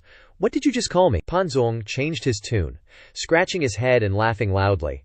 Ah, that's not what I meant. Big sis Hua Yuexing, was speechless at this blockhead. She looked at Pan Zong with a cold gaze. Pan Lishan slapped Pan Zong on the head, lamenting his unteachability, and said, Miss Yuexing. Pan Lishan corrected Pan Zong's address, secretly despising him. It's no wonder someone like you will stay single forever, Pan Zong embarrassedly said. Miss Yuexing. Hua Yuexing wasn't one to haggle over details, so she cupped her hands in greeting. Pan Lishan asked, Have you seen the pavilion master? Hua Yuexing asked curiously. Does Senior have business with the pavilion master? Pan Lishan grinned. This old man was fortunate enough to be granted the Black Lotus by the pavilion master, and now my Dantian's Qi Si has recovered partially. Such great kindness deserves gratitude, of course. Hearing this, Hua Yuexing's eyes lit up. Senior's cultivation has recovered? Hua Yuexing had also heard of the stories and legends of the #1 expert of the Pure Bright Path. This kind of character only existed in the old stories she overheard the elders talking about when she was a child. The recovery of his cultivation was truly exciting. Hearing that his cultivation had recovered, she was naturally very surprised. Pan Lishan closed his eyes and shook his head, indicating, Not yet recovered, it still needs a lot of time. Pan Lishan clenched his fist, confidently declaring, In less than 5 years, this old man can return to his peak state. Pan Zhong nodded and smiled. In recent days, Pan Lishan had often chatted with Pan Zhong.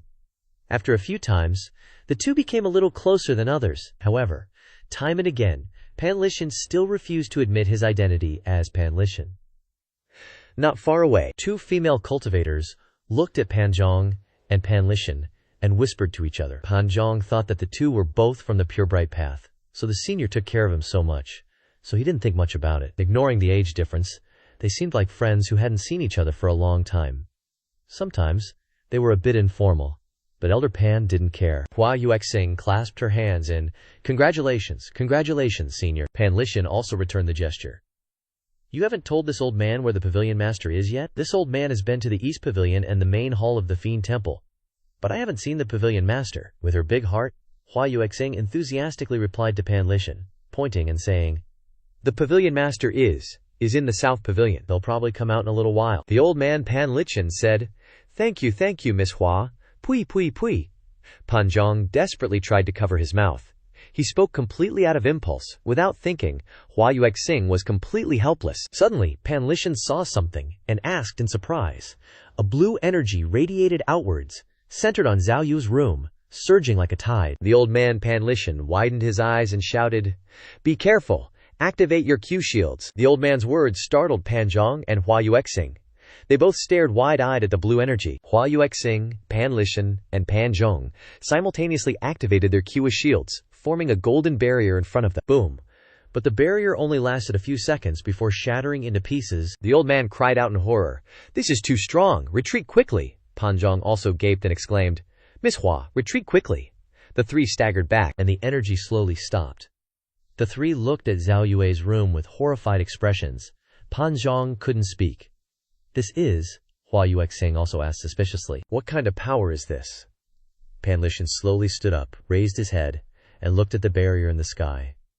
The old man said, This is the power of the barrier. No wonder, Hua Yuexing was still wondering why the pavilion master would use the power of the barrier.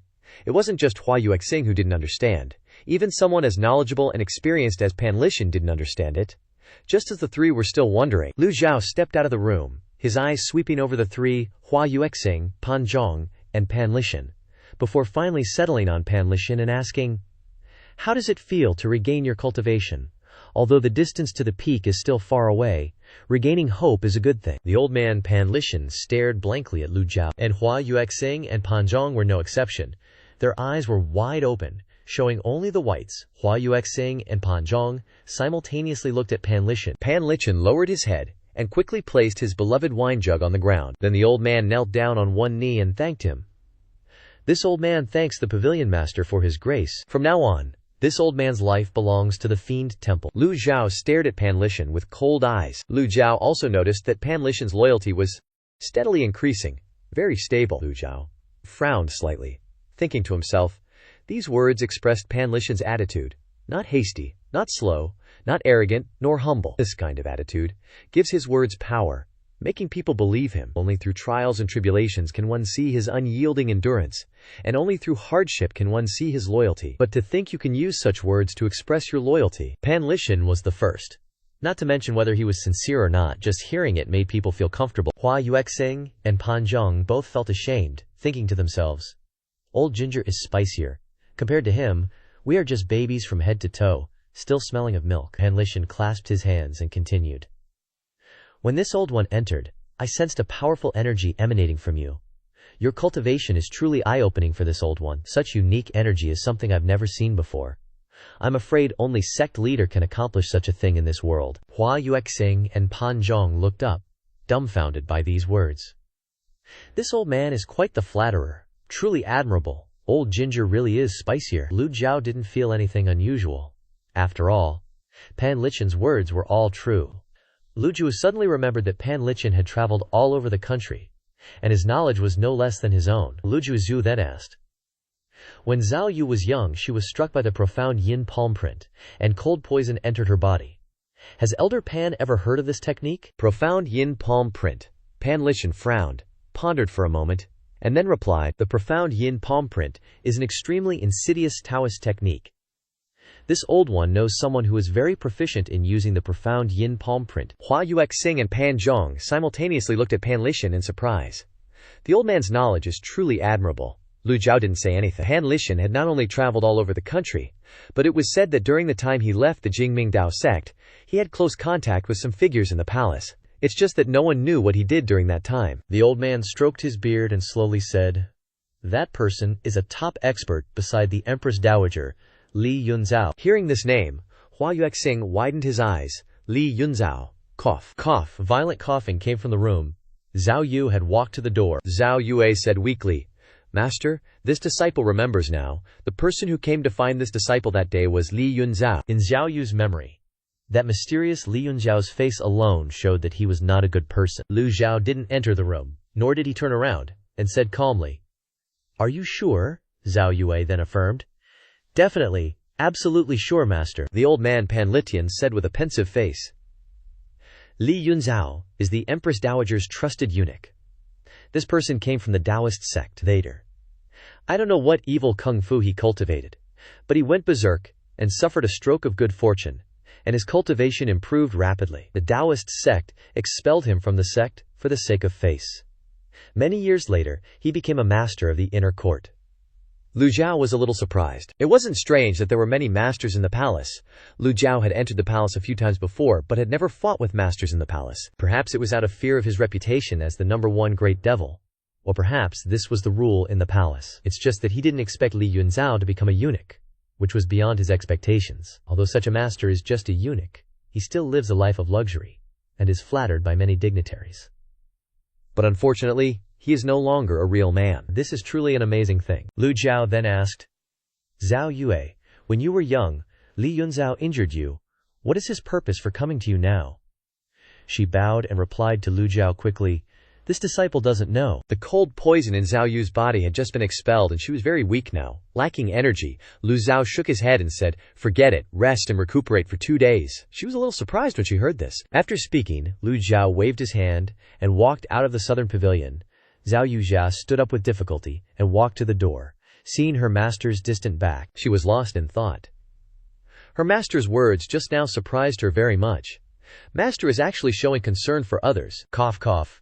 Zhao Yu coughed twice again, and her breathing gradually stabilized. She returned to the room, feeling that the cold poison in her body was gone, and the feeling now was really comfortable. This made Zhao Yu feel very surprised. Before that, she didn't know it was cold poison, and thought it was the effect of cultivating the bright jade skill. The person felt cold and hot, which just happened to match the characteristics of the bright jade skill. When cultivated to the peak, ice and bones would form outside the skin, which had the effect of preserving youth.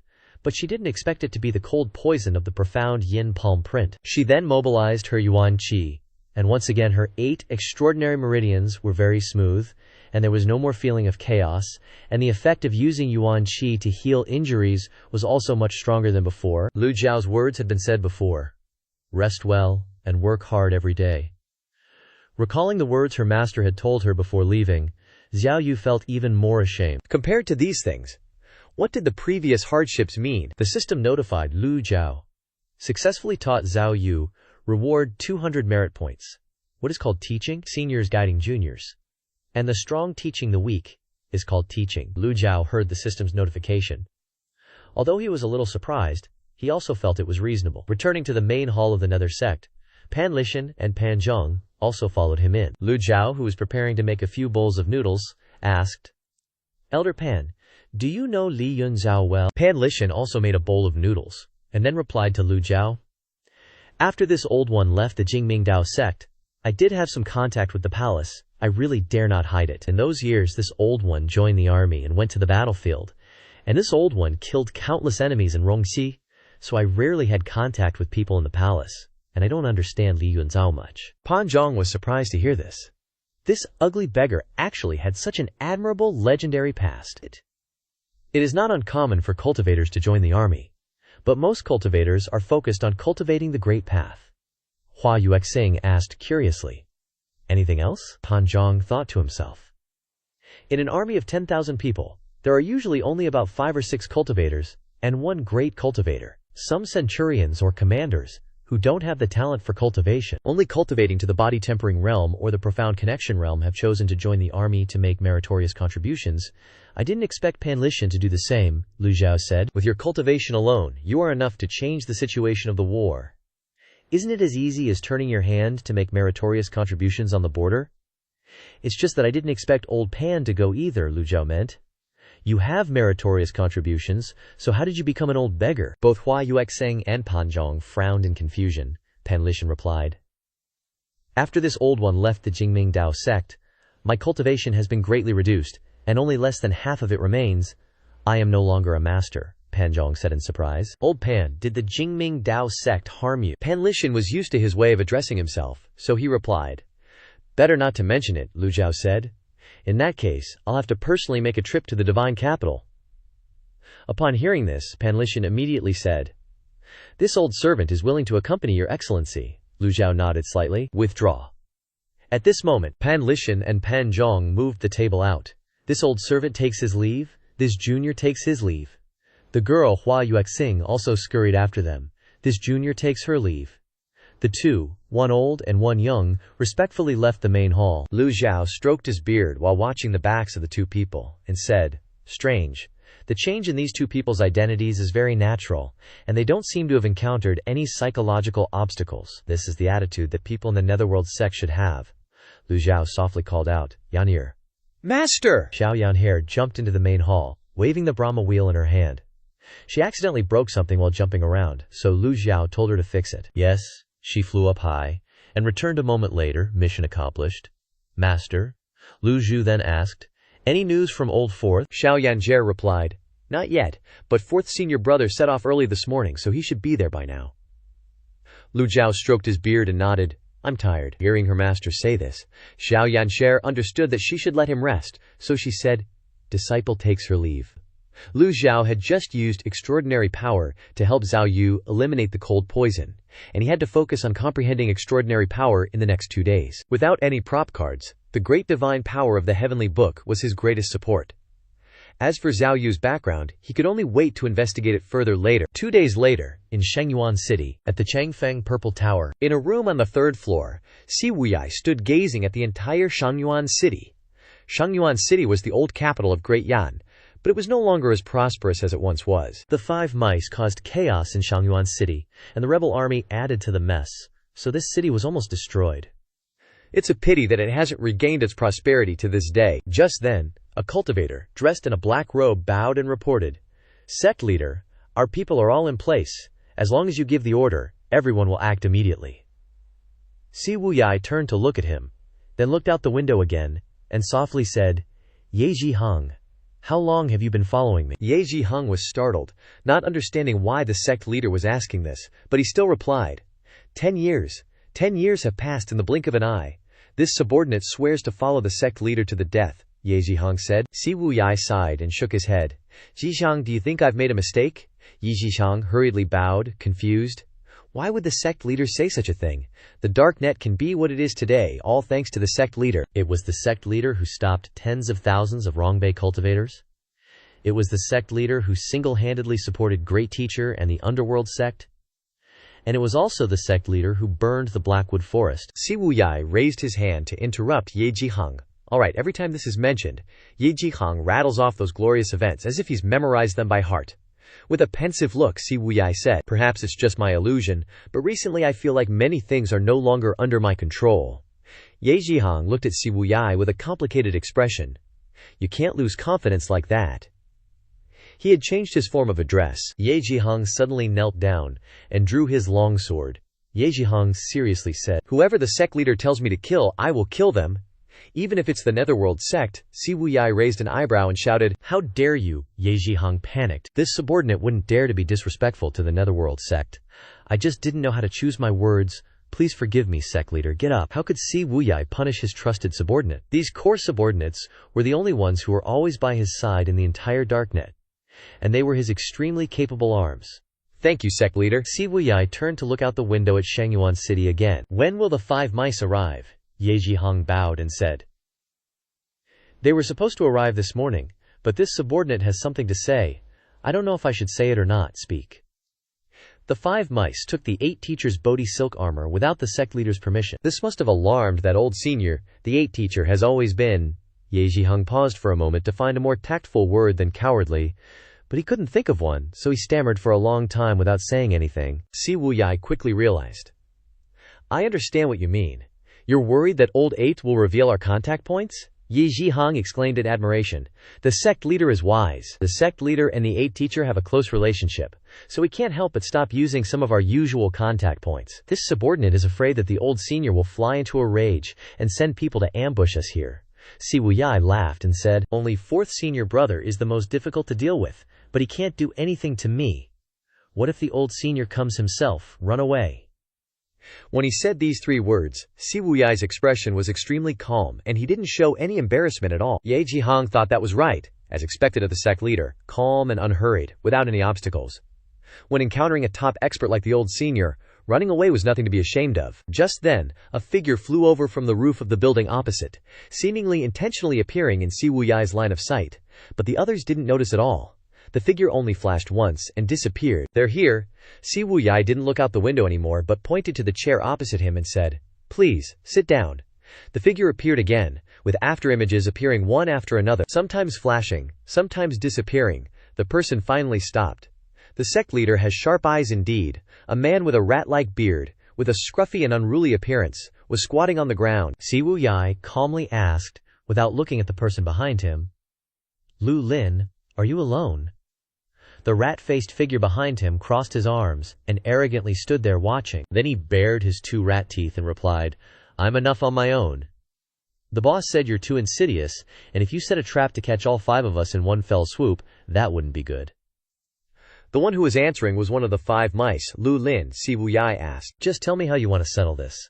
Lu Lin laughed and replied, "According to the rules of our 5 mice, whether you succeed or fail, you have to pay us our reward." Ye Jihang snorted and glared at Lu Lin, scolding, "According to the rules of the dark web, those who fail a mission must be punished, yet you dare ask for a reward." Lu Lin replied frankly, "I'm not one of you dark web people. Don't use your rules to bind me." Ye Jihang went straight to the point, replying, "We're not one of you 5 rats people either. Don't use your rules to bind us." "Heh? Wanna argue, huh?" Whoosh! Ye Jihang drew his sword, the cold light on the blade flashing straight into Lu Lin's eyes. Lu Lin just chuckled, saying, No, just kidding. Why do you 2 need to resort to swords?" Si Wuyai took a small sip of wine to warm himself up, then opened his mouth and said, "Hand over the precious silkworm garment." Lu Lin frowned and replied, "The precious silkworm garment is in the hands of our boss, not on me. Don't look at me like that. I just came to tell you. Although you're a Demon Heaven Pavilion disciple, we brothers can't beat you. But can't we escape? From now on, we'll cut ties completely. Separated by the horizon, no one owes anyone." Si Wuyai, hearing this, calmly replied, "I came to the 5 rats because I value your abilities, and I also hope you can work for me." Lu Lin noticed that Si Wuyai's voice had become strange. Si Wuyai simply threw away the wine cup. "Failing the mission to the Demon Heaven Pavilion, I originally didn't intend to settle accounts with you, but you should never, ever have taken away the precious silkworm garment. The young man had an extremely cold expression, his eyes sharp. Lu Lin frowned, puzzled, asking, "What do you mean?" The wine cup shattered into pieces. The subordinates in long robes, present all around, had begun to be vigilant. Lu Lin was shocked and lost his composure. The entire room was surrounded by a special energy. Ye Zhihang's gaze turned cold. The long sword in his hand vibrated. He quickly drew the sword, locking onto the target that was Lu Lin. Ugh! Lu Lin's expression changed drastically. He stomped hard with both feet, his figure leaping onto the windowsill like lightning. In his hand, a golden flash of cold light appeared, cutting through the energy barrier enveloping the room. At the same time, from the opposite side, two figures in gray robes attacked. Bang! Lu Lin jumped out of the tavern, his figure as slippery as an eel, weaving through the streets. Ye Zhihang said in surprise. No wonder he's one of the 5 rats. Si Wuyai wasn't in a hurry at all. He still sat still. As if nothing had happened, Si Wuyai gave the order. You can make your move now, Ye Zhihang quickly replied. Yes, sir. Ye Zhihang took a golden tube from his waist and took it to the window, lighting it. A loud bang echoed, and a flare appeared in the sky above the tavern. The image that appeared seemed to be 2 flags, but they looked more like 2 meat cleavers. Ye Zhihang looked into the distance, sweating coldly. He looked at Si Wuyai, saying, "That's not right. It's been shot at the wrong place." Concluding the firework display was the image of a mischievous smiley face. The common people walking on the street stopped to watch, and couldn't help but wonder, who's setting off fireworks during the day? This firework has a very strange shape, doesn't it? Suddenly, one person was shocked. He gaped, witnessing it with his own eyes, and exclaimed, "Dozens of teams of cultivators have appeared in every corner of Shangyuan City and have begun to take action. They aren't attacking the common people, but are very organized and searching everywhere. Shangyuan City is in chaos." Run! Lu Lin, having just jumped out of the tavern, was being chased relentlessly by 2 cultivators in gray robes. He hid behind a wall. Lu Lin, bitter, bared his rat teeth, one big and one small, whispering, "Si Wuyai, just you wait." As soon as he finished speaking, Lu Lin's head bumped into someone walking on the street. Lu Lin angrily cursed, You dare bump into me. Get out of the way and scram." As soon as Lu Lin finished speaking, crack! The man in foreign attire squeezed his hand hard. Lu Lin felt as if his arm was being crushed. Lu Lin screamed in pain, My arm." The person squeezing Lu Lin's arm was a man dressed in foreign attire.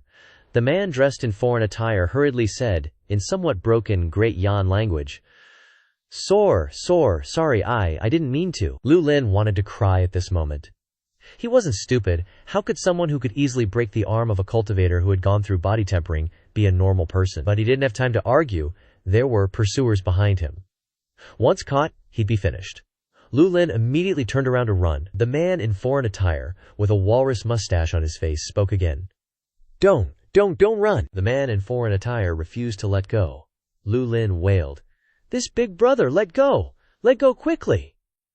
The foreign man calmly replied, Let go cannot. Let go, you run. I only fool, not stupid." The 2 cultivators in gray robes had caught up, one blocking on the left, one blocking on the right. Seeing that the situation was not good, Lu Lin pulled out a knife and stabbed forward, hoping to escape. Very simply, the man in foreign attire neutralized the blade. The knife in Lu Lin's hand fell out. A strange glow still appeared on the blade. The man in foreign attire even widened his eyes in jest. "Oh my murder!" The hand squeezed even harder. Crack! This time Lu Lin's arm was completely broken. Lu Lin screamed miserably. At this time, he couldn't move even if he wanted to. No matter how much he exerted his strength, he couldn't pull his hand out. At this time, the 2 cultivators in long robes had arrived. They cupped their hands and happily said, "Many thanks to this brave hero for lending a hand." The foreign man waved his hand, saying, Small matter." While Lu Lin was in so much pain that he was about to pass out, he continuously screamed, "Pain! May I ask the brave hero's honorable name? The brave hero helped us catch this thief. We will come to your door to thank you another day." The foreign guy stroked his beard and chuckled. No need to be so polite. My surname is Nishi." Lu Lin, tears streaming down his face, desperately endured the pain in his arm and begged, Sir, whatever it is, let's talk it over slowly, AHA." The foreign man slapped Lu Lin hard across the face. There's nothing to talk about with you."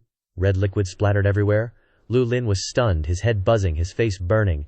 Outside the city, which was gradually becoming lively, Noises of a battle with swords clashing against each other, and later smoke and fire engulfed the city gates, igniting alarm signals. After landing, a faint smile appeared on Si Wuyai's face. Fourth senior brother, why are you disguised like this? Fourth senior brother. The two cultivators in robes looked surprised. Lu Lin, whose arm was broken, also raised his head in shock.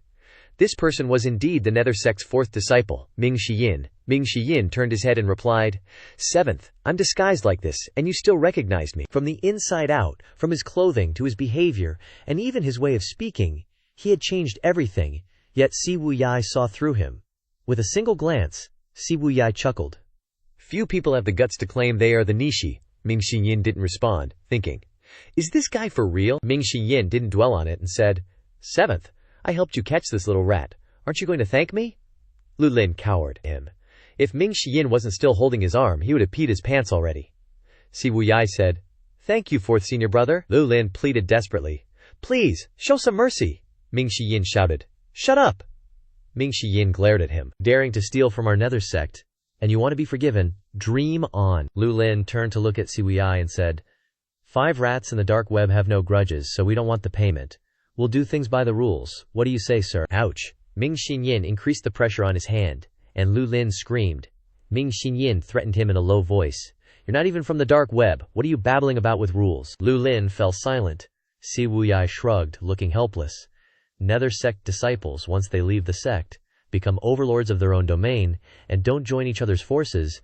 Ming Shiyin isn't from the dark web. What are you talking about rules with him for? And even if he was, so what? Ming Shiyin pressed him. "Where is the emerald silk dress?" Lu Lin endured the pain and said, "I don't have it. I only came to meet Sect Leader C. From now on, we won't interfere in Nether Sect's matters anymore. Please, sirs, have mercy." "Who's your sir? You don't even deserve to be called sir." Ming Shiyin raised his foot and kicked him. Lu Lin grimaced and screamed, sweat pouring down like rain. This scream was even louder than before. This time, Ming Shiyin had broken his leg. Ming Shiyin slightly released his hand, and Lu Lin was sent flying towards Ye Zhihang. Ming Shiyin tore off his beard, threw away his cloak, and revealed his true face. Ming Shiyin smiled and said, "Keep an eye on this little rat.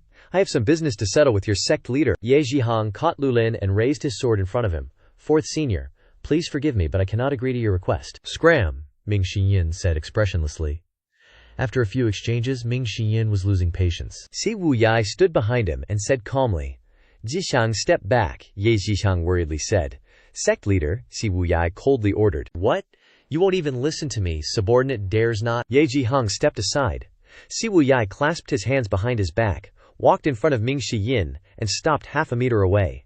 Seeing him clasp his hands behind his back, Ming Shiyin copied him. "Yeah, standing like this does have the air of an expert." Si Wuyai smiled and said, "Fourth senior brother, please come to the tavern to talk." Ming Shiyin put on a, "I've got this in the bag" face. "What's there to talk about? Second senior brother isn't here. No one will protect you." "Perhaps after hearing what I have to say, fourth senior brother will change his mind." "Not listening. I know you're good at bewitching people's hearts. Tell me, now that you've lost all your cultivation, how are these subordinates still so loyal? What kind of mind-altering drugs did you give them?" Then, Ming Shiyin said to Ye Zhihang, Hey, you, the brother who just drew his sword, are you interested in joining the Nether Sect? No? You're not qualified yet, never mind. Ye Zhihang was confused, Si Wuyai said. "Fourth senior brother knows that I no longer have any cultivation. How could I not have any means to protect myself?" Suddenly, Ming Shiyin was startled. The signal smoke was getting thicker and thicker, and the fighting nearby was becoming more intense. Some cultivators who could fly had left the battle and risen into the air. The square-faced cultivator felt strange, and exclaimed, "Why has Shangyuan City suddenly become so chaotic?" Ye Zhihang then spoke. "Fourth sir, I won't hide it from you. We currently have 3,000 brothers in Shangyuan City." Ming Shiyin remained calm and said disdainfully, "Trying to threaten me? A bunch of rabble. I wouldn't even give them a second look." "All right, seventh. Let's go upstairs. I want to hear what else you can try to trick me with." Si Wuyai gestured and replied, "Fourth senior brother, please." The group entered the Changfeng Tavern. The two gray-robed cultivators glared at Lu Lin, not giving him a chance to escape. There was no one else in the tavern at this time.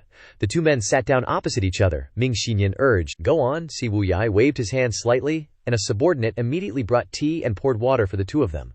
Only then did Si Wuyai say, "Actually, I knew senior brother would come, but I still appeared in Shangyuan City." "Do you know why?" Ming Shiyin replied. I'm not a worm in your stomach, how would I know? Si Wuyai continued. Shangyuan City is already in chaos. The general guarding this place will inevitably mess up his own formation. Ming Xinyin glared and questioned. What exactly are you doing, fourth senior brother? If I tell you, will you give up on taking me back? No? In order to have the qualification to bargain, saying that I'm helping Old Man Master in Shangyuan City? Would you even believe it? Does that sound even remotely right to you? I don't find that convincing at all. The barrier around the Nether Sect is weakening, and those famous righteous sects are always watching. My people are in every corner of the world. I've received confirmed news. Ming Xinyin was very curious. What news? Si Wuyai raised his teacup, took a sip, and continued. The imperial court is targeting the Nether Sect, and is currently organizing a large-scale siege unlike anything seen before. When he said these words, Si Wuyai's tone was very calm, and at the same time, he put on a believe-it-or-not expression. Ming Xinyin calmly replied, The Nether Sect has been besieged plenty of times before. How many come, so many will kill. Si Wuyai shook his head slightly. I admit that Old Man Master's blade hasn't dulled, but can it stop one attack? Or, for a lifetime, senior brother, we all understand in our hearts, why do you keep deceiving yourself? Ming Xinyin fell silent. Si Wuyai continued. Putting aside the 10 famous righteous sects siege, just the fact that Chen Zhu is at the Crossing Heaven River, Shi Wu is at Gengzi Town, and the Grand Formation at Lotus Terrace, everything is pointing the finger at the imperial court. Just one Mo Lai has already given the Nether Sect such a headache. The Nether Sect has been too turbulent recently, to the point that the forces within the imperial court who were originally in conflict have now joined forces. Don't even talk about 5 years. Senior brother, can you guarantee that the Evil Sky Pavilion will still be this glorious in 2 years? Ming Xinyin raised an eyebrow. We'll talk about what happens later. Later. Si Wuyai shook his head. If it were anyone else, I wouldn't bother explaining. But since you're my senior brother, I can only be honest with you. Besides, you're so smart, senior brother. How could I possibly fool you? Ming Xinyin waved his hand dismissively. All right. Enough with the flattery. Si Wuyai chuckled, picked up the teapot, and poured Ming Xinyin a cup. Right now, the 10 great righteous sects aren't what they used to be. The pure bright Tao is gone, and the righteous unity Tao is just Zhang Yuanshan struggling to keep it afloat. The 5 Buddhist schools have always been self-absorbed, sticking to themselves. With Master's power, they wouldn't dare to make a peep for the next few years. But the imperial palace is different from the 10 great sects. The Great Yan Empire has been as solid as a rock since its founding. Do you know why? The answer is obvious. If the imperial court's power wasn't stronger than the 10 great sects, their experts would have been bossing them around long ago. Ming Xinyin asked incredulously. The imperial palace is really that strong? Si Wuyai slowly elaborated. Do you know what tempts people the most in this world? Ming Xinyin shook his head. Power, status, money, women. Compared to us, it's cultivation, techniques, fame, treasures, and things that are beyond comprehension but desperately sought after. It's just different names. Ming Xinyin cursed. Damn it, people aren't saints. How many people are extraordinary? Fourth senior brother. If they're not extraordinary, then give me a parting speech. Haha, I'm just kidding. Si Wuyai continued. The imperial court happens to satisfy all these conditions. That's why the palace can attract talents from all over the world. Senior brother, don't forget. The divine capital's imperial guards haven't even made a move yet. Even when the Anyang city rebels were causing chaos, the imperial guards never mobilized. The Evil Sky Pavilion has so many heaven-grade weapons and techniques. Even if you combined all 10 of the great righteous sects, you still might not surpass the Evil Sky Pavilion.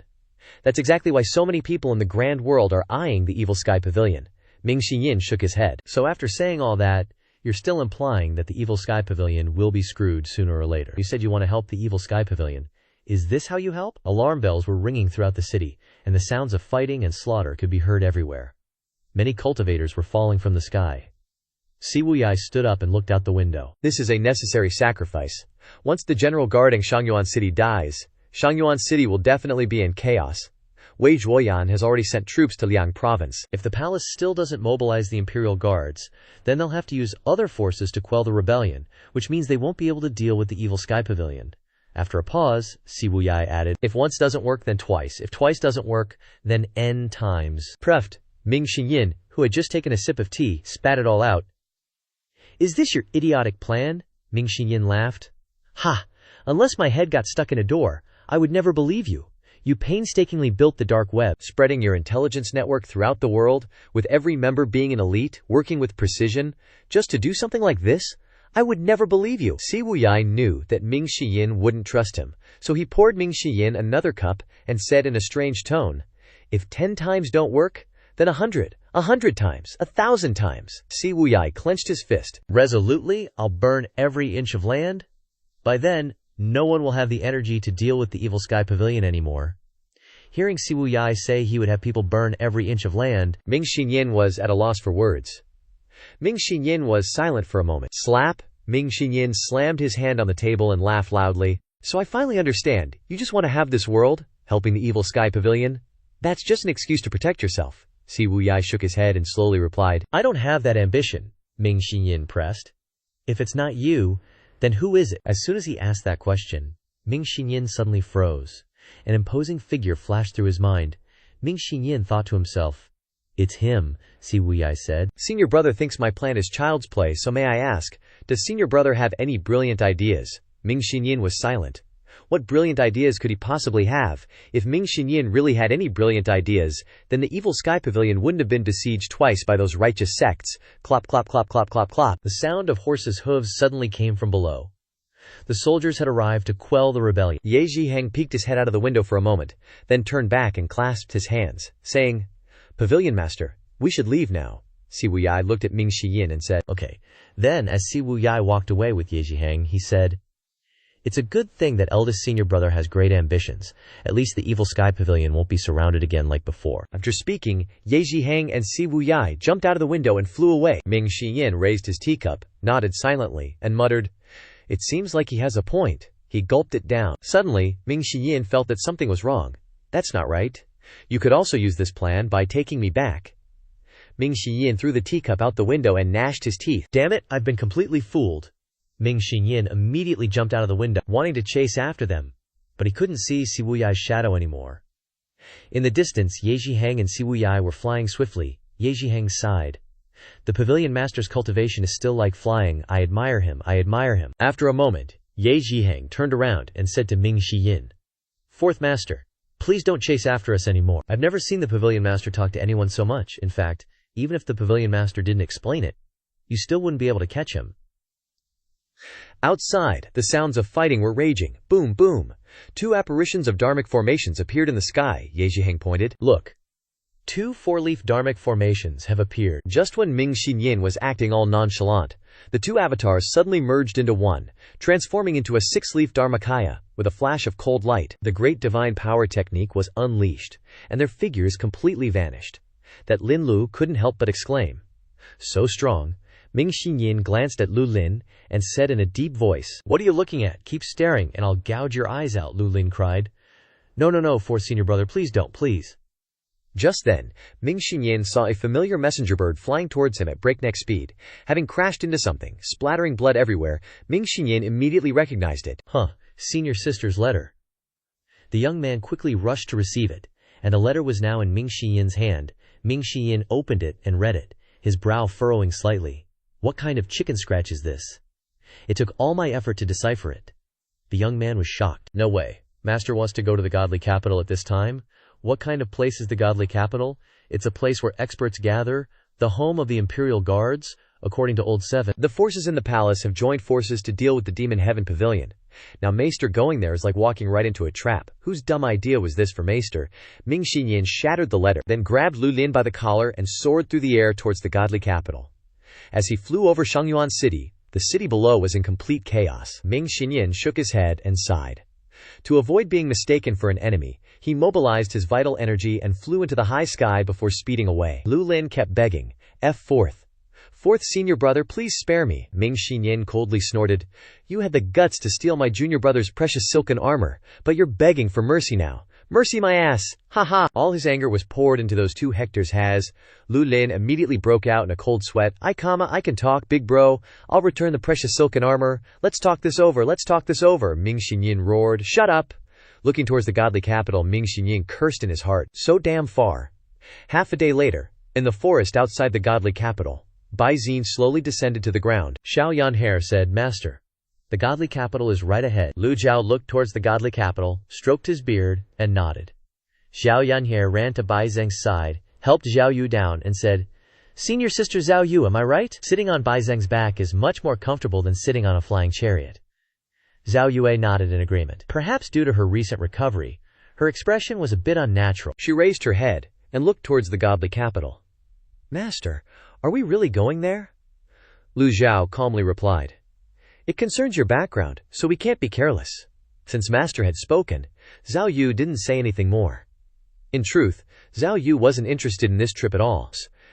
Having just been cured of the cold poison, she was more interested in cultivating.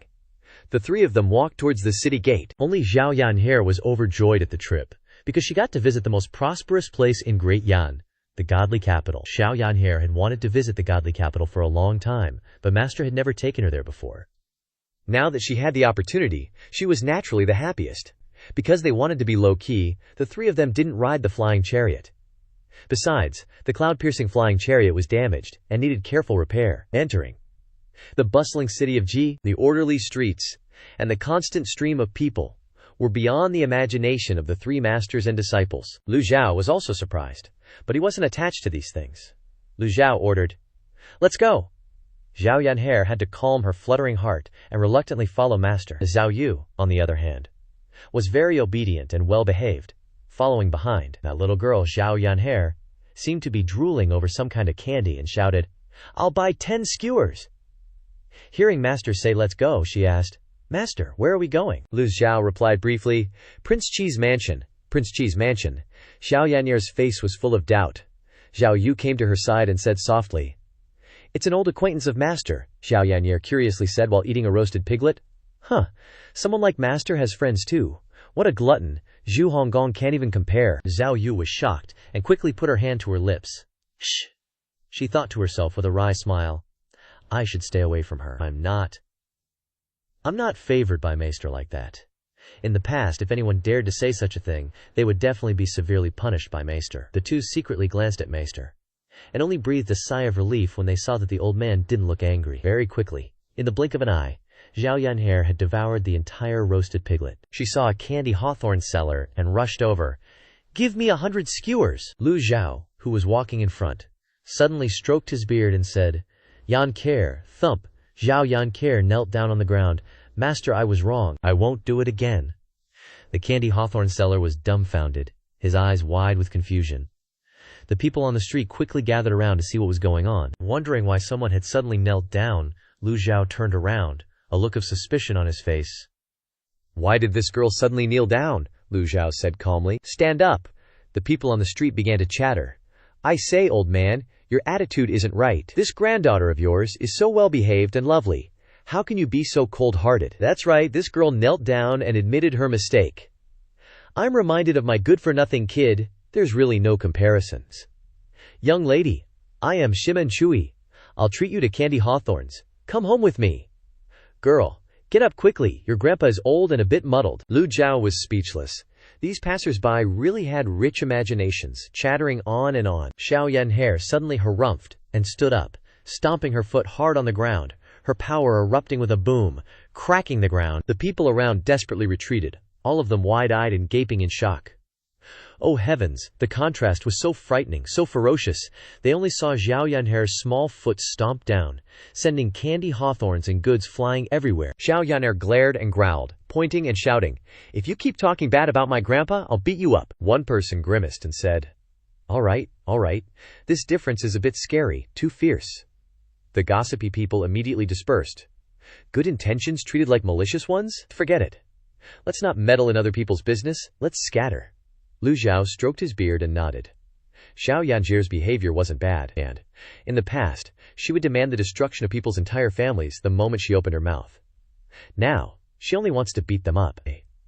Clearly, she had made a lot of progress. Lu Zhou said, "Follow me." Yes. Zhao Yanhe and Zhao Yu simultaneously breathed a sigh of relief. When they passed an intersection, Zhao Yanche pointed towards a group of low-level cultivators wearing masks and said, "Master, they're people from the Nether Sect." Lu Zhou looked in the direction she was pointing. Zhao Yanhe wondered.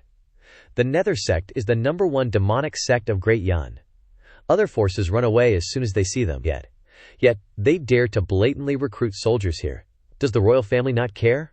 Don't pay them any mind.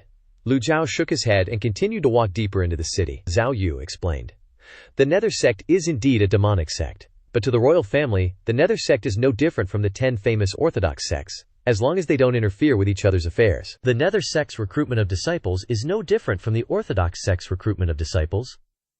Of course the royal family won't care, especially since the grand villain's methods. Yeah, the traitor's methods are very clever. Oh, Zhao Yunhe nodded vaguely, not understanding what was going on at all. At least for now, the Nether Sect hasn't touched any of the royal family's pie on the surface. They only hide in the shadows to seize the power of other demonic sects. This is a struggle within the cultivation world. Leaving the bustling area, they arrived in a residential area which was much quieter. Following his vague memories, Lu Zhou led his 2 disciples closer to Prince Qi's mansion. After so many years, this place had hardly changed. Master, let me go knock on the door. It's different when you're rich. Even the steps leading up to the door have more steps than other people. That little girl Zhao Yanke rushed over with a fiery spirit. Before Zhao Yanke could rush up and punch the door down, the front gate creaked and slowly opened. A steward came out to open the door, raised his hand to stop them, and asked, "Who are you?" Zhao Yanhe turned her head to look at her master. Lu Zhou calmly asked, "Where is Qinjun?" A surge of anger rose within him, he was thinking, who is so bold as to dare call the old master by his given name. He immediately turned his head to look at Lu Zhou. Suddenly, a servant stepped out and loudly said, "This steward isn't just any steward. He's worked at the Prince Qi's manor for over 20 years and is loved by the entire Qi family. He's meticulous and careful, with a great memory. He remembers the appearances and information of all the distinguished guests who frequent Prince Qi's manor, even their preferences." He's a master of reading people. The steward squinted his eyes, sizing up Lu Zhou. Huh. The steward's eyes suddenly widened, as if he had a vague impression. Not daring to be careless, he immediately turned to greet them. "Might I ask, is the old senior from Jinting Mountain? See his EQ and IQ?" He didn't ask their names or mention the Evil Sky Pavilion, only if they were from Jinting Mountain. Completely avoiding offense, and not saying the taboo words devil or demonic cultivator. Lu Zhou stroked his beard and slightly nodded. "You recognize this old man?" This was as good as confirming his question. The old steward didn't hesitate, and immediately knelt down, kowtowing and saying, "This humble one greets the old senior." He was still extremely careful with his words, not revealing the other's identity. Then he ordered his 2 subordinates, "Quick, drag him away from me." This scene surprised and bewildered both Zhao Yue and Zhao Yanhe. Master, the old man, has a reputation that precedes him. Even people who have nothing to do with the Evil Sky Pavilion avoid him like the plague when they hear his name. This old steward, on the other hand, actually knelt down. Judging from his appearance, Master must have some special relationship with Prince Qi, Zhao Yue said. "Answer the question." Zhao Yanhe opened her big round eyes, nodded, and pointed. "Go answer the question." Rumor has it that there are many rules in the capital, and it's true. We haven't even reached the imperial city, and people are already kneeling at the drop of a hat, the old steward replied. This humble servant once went to the old master's study and saw a portrait of the old senior. Lu Zhou began to recall the portrait of this old man, remembering the scene when he first met Prince Ji Tiandao. Definitely didn't leave behind any portraits. It must have been that Qinjun asked a painter to recreate him after he left. It's not a big deal. Later, after using more reversal cards, his appearance will become younger, and they won't recognize him. The steward immediately stepped aside, respectfully saying, "Old senior, please come in." The old steward really knew how to handle people. Knowing the status and position of the person who had come, he didn't even bother informing the inner chambers beforehand, and hurriedly stepped forward to gesture them in. Lu Zhou nodded in satisfaction and entered Prince Qi's manor. In the reception room, the old steward ordered people to bring out the best tea leaves in the manor to brew tea for the reception. A cup of excellent tea was poured. Lu Zhou didn't pay attention to these niceties and simply asked, "Where is Qinjun?" The old steward respectfully stood to the side and replied, "Reporting to the old senior, the old master has gone into the imperial city and will return in about half a day. Please, old senior, make yourself at home." Just as he finished speaking, a loud voice echoed from outside.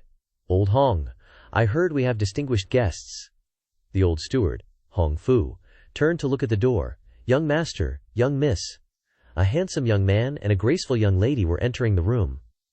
The two of them immediately saw Lu Zhou sitting in the master seat. According to the rules of the house, even distinguished guests couldn't freely sit in that position.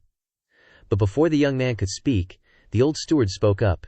"Young master, Don't be rude to the guest. This is a distinguished guest whom even the old master must treat with respect. This steward Hong Fu was truly a shrewd one. He could see that the young master was hot-blooded and impulsive.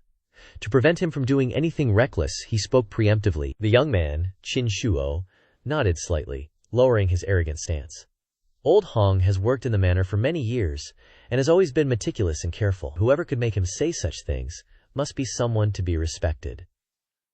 Although he didn't know who this old senior before him was, he didn't dare to be discourteous. Qin Shuo bowed to Lu Zhou. This junior greets the old senior. Suddenly, Qin Shuo was shocked by what he saw. Lu Zhou raised his teacup and didn't reply to him. There was no need to interact with irrelevant people. Qin Shuo looked closely. Wasn't this the Da Hong Pao tea that his father treasured so much? Even when powerful figures from the imperial palace came to Prince Qi's manor, his father wouldn't easily bring out the Da Hong Pao to serve them. Just as he thought this, Steward Hong Fu stood seriously in front of him, gesturing for him to leave. Young master, the old senior has traveled a long distance. You should retire for now. Old Hong, you? Qin Shuo was very confused, but there was nothing he could do. The old man sincerely asks that you listen to Old Hong for once. If the young master wants to blame Old Hong later, I won't complain. The young lady beside him spoke up at this moment. Old Hong has followed father for 20 years, much longer than my brother and I. If Old Hong has said so, we can't be disrespectful. Qin Shuo nodded slightly and then bowed deeply to Lu Zhou, Zhao Yu, and Zhao Yancher. Old senior, please rest well. This junior will take his leave. The old master asks the young master to take care, said the old steward. Qin Shuo and the others turned to leave. Lu Zhou calmly continued to enjoy the excellent tea. When Qin Shuo and his sister reached the turn outside the courtyard, he suddenly frowned. Brother, what are you worried about? Qin Shuo replied. I'm not worried. Old Hong is doing this for a reason. I'm just curious to know what kind of important figure would make Old Hong so respectful. The girl beside him added. We'll know when father returns. That makes sense. Let's go. The two of them left. Old Hong re-entered the hall and said, This humble servant has ordered people to prepare 3 rooms in the courtyard. Old senior and the 2 young ladies can rest assured. Lu Zhou stood up, clasped his hands behind his back, and paced around. He looked around and sighed softly. 20 years have passed. I thought the scenery would have changed, but it's still the same. Old Hong nodded and said, The old master is a nostalgic person. Lu Zhou curiously asked, What is Qin Jun's status in the palace? If he hasn't returned yet, it's good to dig up some information from Old Hong's mouth. Old Hong has been in Prince Qi's manor for a long time, so he must know a few things. Old Hong truthfully replied, I dare not hide the truth here. There's too much infighting in the imperial family, and the old master doesn't want to get involved, so he's always avoided power. Although his status isn't high, he has some connections everywhere. Lu Zhou directly asked, Do you know Li Yunzhao? Upon hearing this name, Old Hong's expression changed slightly. Old senior, this person is the Empress Dowager's favorite. Although he doesn't have real power, his status is very special. So many powerful people curry favor with him. He's considered a big shot. Lu Zhou nodded. Without saying anything more, Old Hong couldn't help with anything else. At the same time, Ming Xiyin dragged Lu Lin by the collar, flying towards Divine Capital. After traveling for half the journey, he looked tired and complained, Master, old man, really? Coming to Divine Capital at this time? Wuh. You have a mount. I have nothing. When will I get one? Lu Lin quickly said. Then just consider me farted out and let me go. I swear I'll return the brocade Bodhi vest to you. Ming Xiyin smirked and yelled. Shut up.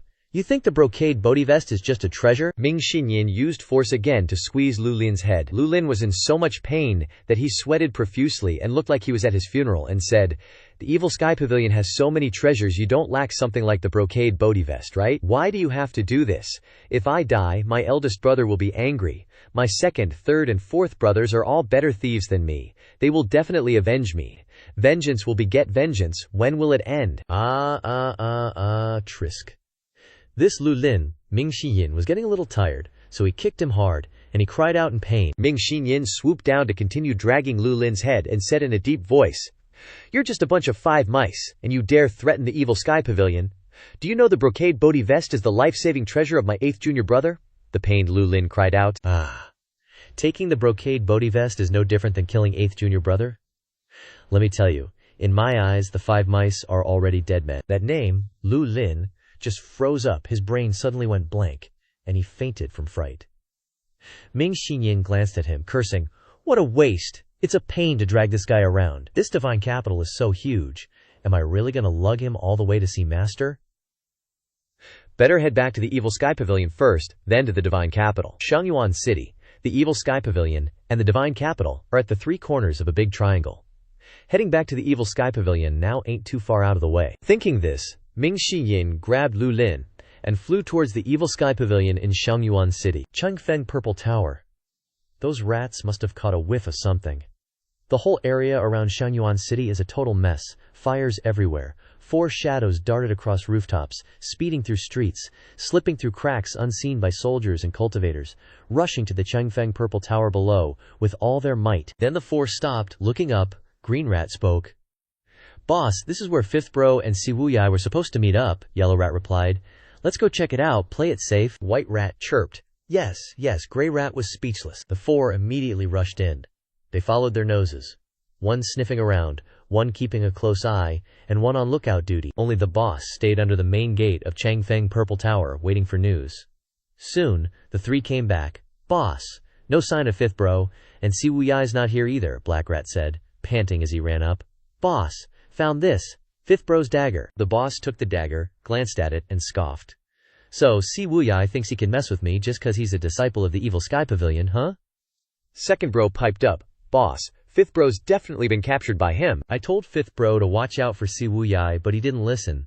That guy's a total snake. Sneaky, crafty, full of tricks. Sing, boss, we're all ears, what do we do now?" All 3 pairs of eyes were glued on the boss. The boss pondered for a moment, then turned to look towards the Evil Sky Pavilion. "There's no escaping fate. If Siwuyai dares to break the rules, then we don't need to be so honorable." "What do you mean, boss?" The boss's eyes swept over the 3 of them, then he said, "We, the 5 rats of Shangyuan City, have never pulled off a big score. Now I'm asking you, brothers, are you willing to go for one with me?" Excitement sparkled in the 3's eyes. They'd done so many petty crimes, always sneaking around, treated like garbage by those righteous folks, like vermin. But who's laughing now? Everyone thinks they're just rats, running around dodging hits. But they don't know rats could even steal the Buddha's lamp oil. They've been chilling for too long, it's time to go wild again. Lots of folks feel this way, and the 5 rats are no exception. Fortune favors the bold. Everyone's drooling over the Evil Sky Pavilion's treasures, and the 5 rats have even scouted the place before. Let's bounce. The 4 turned into streaks of light blasting out of Shangyuan City. Evening fell on the divine capital, inside the Chiwang Manor. After the old butler, Hong Fu, arranged the lodging, he rushed outside the main gate to wait, his heart racing like ants on a hot stove. Seeing a servant running up from afar, Hong Fu didn't wait for him to get close, and urgently asked, "Has the master returned?" "Not yet. I heard there's something important happening, so the master can't leave the imperial city yet." "Keep sending people to urge him." The servant's face was full of helplessness. "Butler Hong, normal servants aren't allowed in, can't urge him." Hong Fu was at a loss. This kind of thing couldn't be forced. The servant's status was too low. It was already good enough that they could enter the imperial city. How could he expect them to reach the big shots in the palace? Hong Fu suspiciously looked at his young master, Qin Shuo. Young Master Qin Shuo was alone at the moment. He glanced around, then went to old Hong's side, whispering, "Tell me, who is this esteemed guest anyway? There's no one around me now." Hong Fu said awkwardly, "Young master, it's not that I don't want to tell you, but this matter is too big. Even if I have to die, I can't let the Chiwang Manor be implicated. Please don't ask anymore." Qin Shuo continued to pry. "The more you act like this, the more I want to know. In this divine capital, I can't think of anyone who'd make you this nervous." "Even willing to use Father's scarlet robe," Qin Shuo sternly said. "If you can't explain, Father will punish you," old Hong replied. "Young master, I can swear on my life, this matter is extremely important. Let's just wait for the master to return and all will be clear." Qin Shuo decisively stood beside old Hong to wait. "All right, I'll wait then." Old Hong was highly regarded by the Chiwang.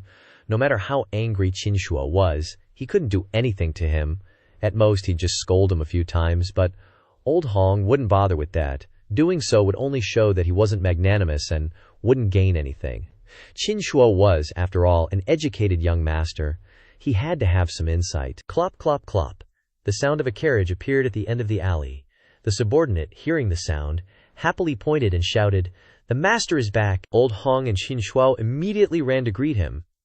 The carriage came in front of old Hong and Qin Shuo, and with a halt, the carriage stopped. Old Hong spoke first. "Master, you're finally back, father, you've returned."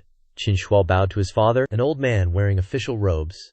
and a hat stepped down from the carriage. Qin Jun waved his hand, then looked at Old Hong, who was full of anxiety and surprise, asking, "Old Hong, what's the matter that you're so flustered? You've always been stable and thoughtful. Why are you so out of line now?" Old Hong's anxious appearance at this moment was truly unbecoming. Qin Shuo laughed and said, "Father, there's an esteemed guest visiting the manor. Old Hong personally took out your scarlet robe to entertain the guest. How could he not be anxious?" Qin Jun frowned. "What's going on?" Old Hong went to Qin Jun's side, appearing to want to whisper something. "Master, come here." Qin Jun slightly bent down, reaching his hand towards Old Hong. Immediately after, his expression changed. His initially listless spirit suddenly became much more excited, his eyes widening. "Is this true?" Old Hong said with absolute certainty. "Master, I absolutely didn't mistake him." Qin Jun's pinky finger contracted, clearly trembling uncontrollably. Qin Shuo noticed this detail. His heart skipped a beat, thinking to himself, "Could it be that the old man visiting the manor is really a big shot?" Qin Jun hurriedly said, "Quickly summon the entire family here. Yes!" Looking at the panicked expression and the way his father rushed into the manor, Qin Shuo couldn't understand. Even when the emperor came, father wasn't this anxious. Could this person be even more powerful than the emperor? Qin Shuo followed in shock. He was also a member of the manor, of course. He had to gather with the clan. The sun had set. From top to bottom, all direct relatives of the Chuang had to gather in a short time and stand neatly in the courtyard. The ladies, concubines, and cultivation experts in the manor all blankly followed the order. The first concubine spoke first. "What's wrong with the master? Why so formal?" The second concubine curiously asked, "I wonder what's going on." The third concubine piped up, "I heard there's an esteemed guest visiting the manor." The fourth concubine was speechless. The plump lady also joined the fun. "Even so, there's no need to make such a big deal out of it. It's too sudden," the cultivation experts of the nobles thought, recalling that the last time the Chuang manor made such a display was when the emperor himself came to visit. At present, everyone in the manor was suspicious, confused, and silent. Qin Jun's voice entered everyone's ears. "Without this Wang's permission, no one is allowed to speak." The crowd lowered their heads. Qin Jun turned and walked into the courtyard. Lu Zhou and his group, large in number, neatly and cautiously followed behind. In a flash, they all appeared in the courtyard. Old Hong whispered, "The old master is right inside." Qin Jun nodded slightly and walked towards the door. He took a deep breath, then quickly knelt down, the old man kowtowing deeply. "Qin Jun greets old mister." The courtyard suddenly fell silent. Seeing the old master being so respectful, everyone was baffled. They were all wondering who the big shot in the room was to make the old master perform such a grand salute. But they didn't dare to question, all silently waiting for the person inside to respond. "Come in." The voice was faint, very light. Qin Jun was about to speak, when another voice came from inside. "Just you, old man," Qin Jun replied. Yes, Qin Jun didn't dare to be disrespectful, so he turned around and waved at everyone. Dismissed, making such a big commotion, gathering everyone here, not even getting to say anything, and then dismissed with a single sentence.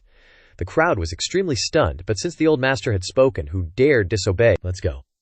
After the group left the courtyard, Qin Jun respectfully pushed open the door and walked up to Lu Zhou. He bowed deeply, greeting, "Junior Qin Jun greets old mister." After saying that, he dared to sneak a peek at the old mister, who was standing in the middle of the room appreciating the calligraphy and paintings on the wall. Cold sweat poured down the old man's face. It really was him. Even though he had prepared himself mentally, Qin Jun still felt extremely nervous. Lu Zhou looked at the calligraphy and paintings for a while, losing all interest. Qin Jun spoke up. "If old mister likes these calligraphy and paintings, please accept them as a gift." Lu Zhou didn't bother with these worldly possessions, shaking his head and saying, "Sit." Qin Jun's heart trembled. Junior wouldn't dare. Junior prefers to stand. Lu Zhou didn't sense his cultivation, so he asked. 2 years have passed. How is your cultivation? Qin Jun hurriedly replied. Having received old mister's guidance that year, Junior has diligently cultivated and has barely entered the divine court realm. Junior is foolish, disappointing old mister. Lu Zhou nodded slightly, walked to the tea table, and sat down. Qin Jun respectfully said, "Old mister's sudden visit is an honor beyond words." If old mister has any instructions, Junior will definitely do his utmost to fulfill them. Lu Zhao's gaze turned to Qin Jun. "I am pleased that you have achieved what you have today." Lu Zhou didn't beat around the bush, but said directly, "Do you know Li Yunzhao?" Qin Jun, startled, replied, Li Yunzhao is Hongren by the Empress Dowager's side. Junior naturally knows him. This person is good. Tell him to come meet me. Qin Jun was stunned. He hesitated in his heart, unsure whether to ask the reason, but afraid of offending the old mister if he did, so he was torn. Seeing Qin Jun standing there blankly, Lu Zhou calmly asked, "Can't do it? No, I can." Qin Jun bowed and said, "Li Yunzhao's cultivation is profound, and he is probably a rarely seen expert in the palace. Under normal circumstances, he wouldn't leave the imperial palace." Lu Zhou said nothing. Qin Jun also realized that what he said was problematic. Only mediocre people always looked for excuses and pretexts. He then continued, "Please rest assured, old mister, Junior will definitely bring Li Yunzhao." Lu Zhou coldly said, "If there's nothing else, then leave." Qin Jun hesitated for a moment, but finally opened his mouth and said, "Qin Jun dares to ask old mister a question. Speak." Qin Jun began. Currently, rumors are circulating in the cultivation world that the barrier of Golden Court Mountain is weakening and will disappear in less than 5 years. All the major sects are eyeing it, hoping to plunder the treasures of the Evil Sky Pavilion. When that happens, the world will surely be in great chaos. Is this true? As Prince Qi, Qin Jun resided in the divine capital, and many of the news he received were just rumors, hard to tell the truth from the false. He wanted to ask directly in front of him if it was true. After a moment of silence, Lu Zhou replied, "There is indeed such a matter." Qin Jun exclaimed softly. "Those self-proclaimed righteous sects are truly hateful." Lu Zhou didn't expect him to say that. "The Daigan imperial family only hates that I didn't die sooner. Aren't you afraid of being overheard standing on my side?" "What's there to be afraid of? Junior's achievements today are all thanks to old mister. If Junior were like them, he wouldn't even be as good as pigs or dogs." The people in Prince Qi's manor are not simple. Everyone knows how to talk. Looking back at his own disciples, none had Qin Jun's level of awareness. In his heart, Lu Zhao cursed Ji Tiandao once again. It was a pity that Qin Jun's attitude alone wouldn't help, especially since Qin Jun's was only in the divine court realm. Lu Zhao searched through his memories and said, "I only used you back then. Your illness back then was nothing to me." Used, Qin Jun sighed and said, "Who in the palace doesn't use others?" He was used to seeing maggots falling into filth, and had long become numb. Lu Zhao sat on the chair, calmly saying, "I didn't expect you to see through it so easily." Qin Jun clasped his hands in salute. "Old mister overpraises." Qin Jun didn't dare to stay any longer, bowing and saying, "Old mister, please rest more. Junior will take his leave." Lu Zhao waved his hand slightly, not saying anything. At midnight, the entire Prince Qi's manor became quiet. A quiet, moonlit night with a cool breeze, the most suitable for comprehending heavenly books. Studying hard and striving upwards every day. Just as Lu Zhao was preparing to comprehend the heavenly book, a girl's voice rang out. "Little girl, Qin Rubing requests to see old mister." Lu Zhao jumped. "Huh?" The old man almost lost his wits. Lu Zhao felt strange. Who would dare disturb him so late? The people in Prince Qi's manor weren't the type to do foolish things. There must be something else going on. Lu Zhao coldly opened his mouth. "Come in, Creek." The door opened. The little girl he had met in the main hall this morning appeared before his eyes again, only now she had changed into a different outfit, looking less formal but more elegant and simple. Her delicate and lovely face could also be considered a beauty. Lu Zhao glanced at her once and then closed his eyes. "What is it?" Qin Rubing knelt down properly, saying, "Qin Rubing heard that old mister came from the Evil Sky Pavilion, so she deliberately came to apologize." Lu Zhao was speechless. If he was really such a petty person, would she even have the chance to kneel here and apologize? Furthermore, she didn't have any conflicts with Lu Zhao when they met in the main hall earlier, so what was there to apologize for? After kowtowing, Qin Rubing continued. "Qin Rubing dares to request to become old mister's disciple." After saying that, she kowtowed again, her forehead hitting the ground with a thud. Lu Zhao slowly opened his eyes. He looked at the little girl Qin Rubing, who was sincerely kowtowing. Lu Zhao indifferently opened his mouth. "Who gave you the nerve to do this?" Qin Rubing had just entered the Qi condensation realm, and with her age, she could be considered to have talent in cultivation. Qin Rubing was afraid, but with her big heart, she mustered all her courage and said, "Qin Rubing has heard many stories about the Evil Sky Pavilion since she was young, and since then, she has made it her ambition to become a disciple of the Evil Sky Pavilion. From a young age, Qin Rubing has only admired one person, and that is, old mister. Please accept me as your disciple." Thud! Her forehead hit the ground with a loud sound. Lu Zhao was speechless. He didn't know what else to say. After all this, she turned out to be a hardcore fan of the Evil Sky Pavilion? Lu Zhou, as a transmigrator, naturally knew about the existence of this kind of hardcore fan. The old demonic fiend dominated the world? Unmatched? How could he not even have one admirer? It was just that he didn't expect the esteemed daughter of Prince Qi's manor to be like this. Ha ha ha, Lu Zhou didn't know whether he should be happy or not. Taking a disciple, Qin Rubing's talent was too poor, and he still had to teach 9 disciples, which was too much of a headache. Just as he was about to refuse, Prince Qinjun suddenly ran in. And seeing Qin Rubing kneeling on the ground, he immediately slapped her as if heaven was falling. The girl didn't have time to react and took the full force of the slap. Her face immediately swelling up, Qinjun opened his mouth and roared, "How dare you? Who allowed you to enter old Mister's room without permission?" Qin Rubing stared blankly at her father. Never in her life had she been struck by anyone, and she never expected her father to hit her for this.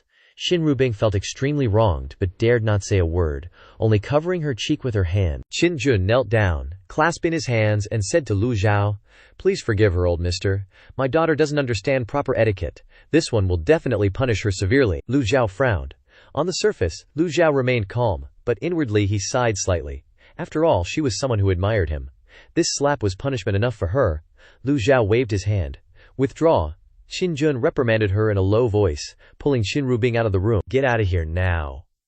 As Qinjun retreated, he proactively closed the door. Only then did Lu Zhou feel at ease, closing his eyes to continue comprehending the heavenly writing. Currently, when comprehending the heavenly writing, Lu Zhou could still sense the movements inside and outside the room, unlike before when he was completely immersed in comprehension and oblivious to everything happening. Therefore, Lu Zhou felt more at ease. The next night, Lu Zhou opened his eyes and sensed someone waiting outside. He asked in a low voice, "Who is it?" "This humble one is the steward Hong Fu. The old master ordered me to wait here. The old master left the palace for the imperial city and will return in less than an hour." Still, the old steward is very thoughtful. In fact, Lu Zhou already knew that he had been waiting outside the door for more than half an hour. Because the old steward wasn't clear about the habits of cultivators, he had been waiting there early. Lu Zhou clasped his hands and stepped outside. Lu Zhou muttered, "An hour." Hong Fu hurriedly bowed and said, "Eunuch Li is Hong Ren by the Empress Dowager's side. He needs the Empress Dowager's permission to leave the imperial palace." Lu Zhou nodded. He didn't care what methods Qinjun used. After a night passed, Lu Zhou felt refreshed and extraordinarily powerful, having almost reached halfway. An hour later, a voice came from outside the living room. "Eunuch Li, this way, please." Lu Zhao's gaze looked towards the living room. Qinjun bowed and said, "Old mister, Eunuch Li has arrived at this time." Li Yunqiao, wearing a long robe, a tall hat, with white hair and a thin frame, appeared at the doorway. This is the cultivation expert by the Empress Dowager's side, skilled in the profound yin palm, Eunuch Li. His appearance surprised Lu Zhou. He truly had the innate appearance of a eunuch. Li Yunqiao did not rush into the hall but stopped to wait. When a young eunuch around 40 years old caught up, Li Yunqiao finally stepped inside the hall. Qinjun hurriedly said, "This is the old mister this king mentioned." Li Yunqiao clasped his hands and raised his head. Their eyes met, Li Yunqiao staring intently at Lu Zhou. Around him, deep within the palace, no matter how well informed the news was, he had never had the opportunity to see a master of the Evil Sky Pavilion. In their first meeting, he was suppressed by Lu Zhao's invisible aura. He knew that he had met an expert. Not only was he a master in terms of cultivation, but he also possessed the aura of someone high above. 3 feet of ice doesn't form from just one day of cold weather, said. Li Yunqiao had only sensed this kind of aura on the emperor. Lu Zhujiao spoke. "Called by name, you must be Li Yunqiao." Before coming to Qi King Manor, Li Yunqiao had heard Qinjun mention it. He knew who the person before him was, so he wasn't angry. "I am Li Yunqiao," Lu Zhou called out. Zhao Yun stepped out from the side. A disciple understood their master's intentions. She turned to look at Li Yunqiao and confirmed, "This is the person who came looking for this disciple on Qingyang Mountain." When Li Yunqiao saw Zhao Yu, he frowned slightly and said, "It's you." Zhao Yue ignored him, obediently returning to her original position, keeping silent. Lu Zhao indifferently waved his hand, saying, "Leave." Li Yunqiao smiled, clasping his hands and saying to Lu Zhao, "I was a bit confused. The Qi King invited me here, saying there's an old mister from the Evil Sky Pavilion and wished to be acquainted. But now it seems the old mister isn't pleased." Qinjun immediately explained. This one was forced to use this excuse. I hope the old mister can forgive me. Lu Zhou waved his hand, indicating that he didn't care. As long as Li Yunqiao appeared, that was enough. He didn't care about the reason. Lu Zhou opened his mouth. You should already know what I want. I won't repeat the question a second time. The atmosphere inside the hall became strange. Li Yunqiao glanced at Qin Jun, who silently lowered his head, not saying anything more. Lin Yunqiao looked towards Lu Zhou and Zhao Yu, and said, I know the Evil Sky Pavilion and the reputation of the 9 disciples. It is very unexpected that old mister has personally come to the divine capital. If old mister wants to know anything, please ask. I will answer whatever I know. Li Yunqiao's voice was very small and shrill, giving people goosebumps all over their body. Lu Zhao nodded in satisfaction. Zhao Yunqiao is someone from the palace. Li Yunqiao immediately replied, Yes. The cold poison in the profound yin palm. Did you leave it? Hearing this, Li Yunqiao was startled. His eyes widened, and he continued to answer. Yes, Lu Junqiao continued to ask. What is the reason? Li Yunqiao paused, no longer answering as decisively as before. This question seemed to have touched upon something important. After a moment of silence, Li Yunqiao replied, Old mister, I cannot say the reason, nor will I say it. Lu Zhao raised his hand. A ray of light suddenly flashed in the room. A card was used by Lu Zhao. Li Yunqiao widened his eyes. Retreating 3 steps backward, he exclaimed in horror, Old mister! Qin Jun shouted loudly, Pavilion master! In the sky at this moment, a dark blue vortex appeared. Lu Zhao with a palm strike. The dark blue vortex reached its limit. Boom! A bolt of lightning suddenly appeared in the sky. Quang! Li Yunqiao immediately used the profound yin barrier palm. A powerful shield enveloped the vast space around him. The lightning bolt pierced through the roof, striking Li Yunqiao. The powerful force directly penetrated the profound yin barrier palm that he was always proud of. The shield shattered. Li Yunqiao was almost just a skeleton. The powerful force directly penetrated Li Yunqiao's profound yin barrier palm, sending Li Yunqiao flying backward into the courtyard. Li Yunqiao hit the ground hard, a trickle of blood escaping the corner of his mouth. His breathing was ragged and shallow, his eyes wide with disbelief. One hand clutched at his chest, the other braced him against the ground. The little eunuch who accompanied him stared wide-eyed at everyone, barely catching a glimpse of Lu Zhao's movements. Yet, a top-tier expert in the palace like Li Yunqiao didn't even have time to react before being sent flying with a single move. Just one move. The entire hall and courtyard fell into a deathly silence, so quiet you could hear a pin drop. A huge, circular hole appeared in the roof. The commotion was so massive that the guards of Prince Qi's manor rushed over. What the heck is going on? In this room? Is that who did it? Qin Jun roared. Get lost! The Evil Sky Pavilion has made a move. Who dares interfere? The guards immediately changed direction and fled the courtyard. Li Yunqiao coughed twice, then struggled to his feet. He maintained a calm facade, but inwardly he was terrified. Li Yunqiao clasped his hands together. There are many experts in the godly capital, but to defeat me in one move like that, I am thoroughly impressed. I yield. Lu Zhao's expression remained calm. Consider this lightning gang card a small lesson for Li Yunqiao, Lu Zhao coldly ordered. Speak. Qin Jun stood there, recalling his question from last night. Now it seemed utterly foolish. Even the Empress Dowager's red envoy couldn't withstand a single blow. Li Yunqiao shook his head, seemingly helpless. I've heard tales of the Evil Sky Pavilion's master's incredible abilities. I always hoped for a chance to spar, even if I lost. But you defeated me with just one lightning gang. He paused, then continued. When Princess Yunqiao was giving birth, a blood moon appeared in the sky, marking her as an omen of ill fortune. I was ordered to eliminate the jinx. This single statement contained an enormous amount of information. Zhao Yue swayed, her face turning deathly pale. Princess Yunqiao is my birth mother. Li Yunqiao bowed his head. That's right. Li Yunqiao adjusted his clothes and knelt, saying, Although you have no title, no imperial recognition, propriety dictates that I still pay my respects. I kowtow to you. This kowtow confirmed Zhao Yue's identity, an action that stirred up 1,000 waves. Qin Jun and even Zhao Yanxer were astonished. Zhao Yu herself froze for a few seconds.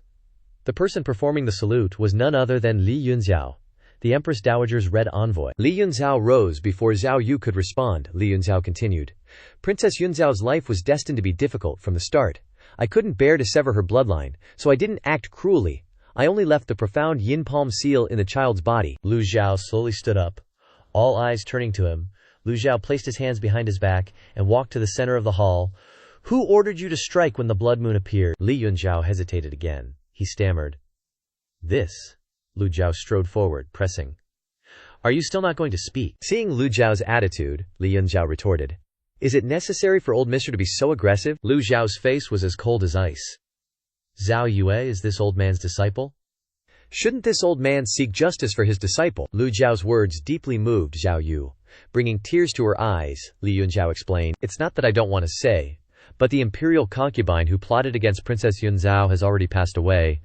I just wanted to handle this situation smoothly. Lu Zhao stroked his beard and stepped forward. This old man tried to reason with you, explaining the principles of etiquette and righteousness. It's a pity you wouldn't listen. Li Yunzhao raised an eyebrow. Once bitten by a snake, twice shy. The lightning gang's strike from before still filled him with lingering fear. He lowered his head, his eyes probing Lu Zhao. I was just careless earlier, and was struck by the lightning gang. How could I have survived deep within the palace for so many years without some tricks up my sleeve? I know the strength of the Evil Sky Pavilion, but I am left with no choice but to resist. As he spoke, Li Yunzhao's majestic primal chi surged, automatically condensing into a protective aura. Prince Qi Qinjun felt extremely awkward, he thought. After all, this is the godly capital. If two great experts begin to fight, it will cause a huge disturbance. To maintain peace in the godly capital, the army guarding the city will not mobilize. Instead, the imperial guards will suppress battles between cultivators. The godly capital is prosperous and full of hidden talents. Of course, many large-scale battles have occurred. If there were no army monitoring the situation, the imperial city would have been flattened by cultivators long ago. The most terrifying thing is the 10 Absolute Formation, a formation used to suppress cultivators, covering the entire imperial city. The existence of the 10 Absolute Formation is enough to deter all cultivators in the imperial city from acting rashly. Therefore, Qin Jun didn't want to see two great experts clash. Qin Jun continuously pleaded, please, both of you, quell your anger. What will happen if you alarm the imperial city? Old Hong also tried to dissuade them. Let's discuss this calmly. The shrill voice of Eunuch Li echoed, my master is the current Empress Dowager, representing the face of the imperial family. If I lose, the imperial family loses. Ignoring the voices in his ears, Li Yunzhao continued to unleash his techniques. Lu Zhao shook his head, delivering a scathing judgment. Incorrigible, hopelessly foolish. He lightly flicked his sleeve, producing a card. Without any warning, a small, dark blue vortex shot out like lightning. The crowd held their breath, staring intently at the dark blue vortex, not daring to blink. Li Yunzhao's expression changed. The profound yin-yang qi surrounding him like coiling dragons was fully formed. At least this time he was prepared. Just as the dark blue vortex reached him, a bolt of lightning descended from the sky. Crash! Striking Li Yunzhao directly. He flew backward again, this time even farther than before. Even with more preparation and experience, the result was the same. Before anyone could even get a good look, bam! Li Yunzhao crashed headfirst into the wall of Prince Qi's mansion, making a human-shaped dent. Arms and legs splayed out. Li Yunzhao was embedded deep in the wall, not moving a muscle. The Prince Qi's mansion was completely silent. Everyone around was quiet, thinking but not daring to say a word. Wasn't Li Yunzhao all showy just now? Didn't he say he had some tricks up his sleeve? Isn't he supposed to be the Empress Dowager's top dog? How come he's so weak, made of papier-mâché? Old Hong was thinking to himself. Could Li Yunzhao be a fake, with no real skills? Everyone was full of doubt, except Lu Zhao, who was calmly pondering. A single lightning gang card could only knock Li Yunzhao away, but not kill him. Just then, through the dust and smoke, Li Yunzhao was coughing non-stop. Lu Zhao stepped forward, continuing. Old eunuch, if there's even a 1% chance you're plotting something, don't blame this old man. Qin Jun was the first to speak. Breaking the eerie silence, Eunuch Li, Qin Jun rushed to where Li Yunzhao was. Li Yunzhao's eyes were empty, his lips trembled slightly, and then he cried out in pain before spitting out a mouthful of fresh blood. He was seriously injured this time. Lu Zhen's judgment card triggered a 30% chance of severely injuring the target. Not bad luck. And he didn't even die. Lu Zhao stroked his beard while looking at him like nothing happened. All of Li Yunzhao's remaining confidence and arrogance had vanished, without a trace. He couldn't even stand, and collapsed to the ground. What top master, what #1 expert of the inner palace, Eunuch Li, was nothing but hot air in front of the Evil Sky Pavilion's masters. You're so strong, you're just trash, unable to withstand a single move from them. The world says Ji Laomo is incredibly powerful, but they never give any basis for comparison. Qin Jun didn't know how strong Lu Yunzhao was, but he knew Li Yunzhao's cultivation, a man who could stand shoulder to shoulder with the 8 great commanders of the divine capital, couldn't withstand a single move from the Evil Sky Pavilion's master. One move decided the outcome. Qin Jun cautiously asked, "Eunuch Li, are you alright?" In his heart he was saying 1,000 times over, "Don't die in my mansion. If you die, Prince Qi's mansion is doomed." At the same time, Qin Jun wanted to curse him a few times. Not a bit of a strong man's bearing, just like a thin sheet of paper, fall when pushed. Li Yunzhao tried to slow his breathing, suppressing the blood churning in his chest. He took a handkerchief to wipe his mouth. After a long while, he finally opened his mouth and said, "Princess Pingyu has long gone to heaven, and she and Princess Yunzhao had a deep grudge back then." Ping Yue was momentarily confused, so she ordered me to deal with Princess Yunzhao's daughter, who is also your fifth disciple, Zhao Yu. Lu Zhou pressed, "Why did they have a grudge?" Li Yunzhao looked regretful. The two princesses were both in love with Prince Zhengxi, but Prince Zhengxi chose Princess Yunzhao. Later, Prince Zhengxi died in battle, leaving Yunzhao alone, which is so regrettable. Lu Zhou noticed his choice of words. He said Prince Zhengxi, but never mentioned his name, Prince Zhengxi. Li Yunzhao replied, "It is customary in the palace to avoid using their names." Lu Zhou didn't bother to investigate further, as he could find out with a single inquiry. Qin Jun, standing beside him, also bowed and said, "I met Prince Zhengxi once. It was when he was setting off on an expedition to Lulan. This man was indeed a generational hero. I only knew that he was a man of standing, and a talented general on the battlefield. But I didn't know that he and Yunzhao were lovers." Romance is a necessary part of life. Hearing this, Zhao Yu staggered backward. Senior sister Zhao Yanhe saw that she was uncomfortable, and quickly stepped forward to support her. Zhao Yu softly comforted, "Senior sister's life is truly miserable." Lu Zhou was speechless. This little girl doesn't even know how to comfort people, she just pokes at their pain. But she's at least trying. Zhao Yun sat down and replied to Xiao Yannier, "I'm fine." Li Yunzhao saw this and continued, "Back then, I sympathized with Princess Yunzhao, so I boldly disobeyed Ping Yue's wishes. To cover people's eyes, I left behind the Han Dushuan Yinlong seal. Otherwise, how could Princess Ping Yu have let Zhao Yu leave in peace? I still believe that as long as she doesn't embark on the path of cultivation and lives happily as a mortal, this cold poison will not break out for the rest of her life." Speaking of this, Li Yunzhao paused for a moment. "Later, I heard that Zhao Yu joined the Evil Sky Pavilion, and since then I have always been looking for an opportunity to detoxify her." Zhao Yanshare snorted and shouted, "So you're saying you even saved senior sister Zhao Yue?" About this, Li Yunzhao clasped his hands. "I don't dare to take credit." The atmosphere became silent again. Lu Zhou looked at Li Yunzhao and said, "This old man always persuades people with virtue. If what you say is not false, then this old man will spare your life. If this old man finds out that there is even half a lie, this old man will peel off your skin." Li Yunzhao trembled, his eyes turning pale. His position in the palace has always been high above, able to control the life and death of others, but now his own life is in the hands of others, and he can't help but tremble inwardly. "But," Lu Zhou continued, "the death penalty can be waived, but the living penalty is hard to escape." Li Yunzhao's face froze. "You do have a sense of compassion, not delivering a fatal blow to Zhao Yue, but this can only save your life." Just then, the little eunuch standing in the hall suddenly clapped his hands. Clap, clap, clap. Wonderful, truly wonderful. Qin Jun, the old butler Hong Fu, and Lu Zhou turned their heads to look. Zhao Yu and Xiao Yanhe were also curious. The two girls also turned to look. Li Yunzhao respectfully knelt down and saluted the little eunuch. "Greetings, fourth prince. Fourth prince." The little eunuch had been standing behind Li Yunzhao from beginning to end. This ugly appearance and humble behavior is actually the current fourth prince. Xinjun looked surprised, completely unexpected that this person was the fourth prince who had just returned from the frontier. He immediately stepped forward. "Greetings, your highness." The little eunuch stopped clapping and began to tidy up his clothes. He took off his eunuch hat and threw it aside, his entire aura becoming completely different from before, his features becoming clear. He didn't give off the youthful feeling that everyone expected, but rather a sense of vicissitudes and coldness. This was the quality forged on the battlefield, though. The one before them was the current fourth prince, Liu Ping. Liu Ping clasped his hands and said to Lu Zhou, "Old Mister's methods are truly admirable. Liu Yunzhao is, after all, a six-leaf nascent soul realm expert, yet he couldn't withstand even one of your moves." Lu Zhou asked, "You are the fourth prince, Liu Ping?" "Indeed, this is I." Lu Zhou glanced at him.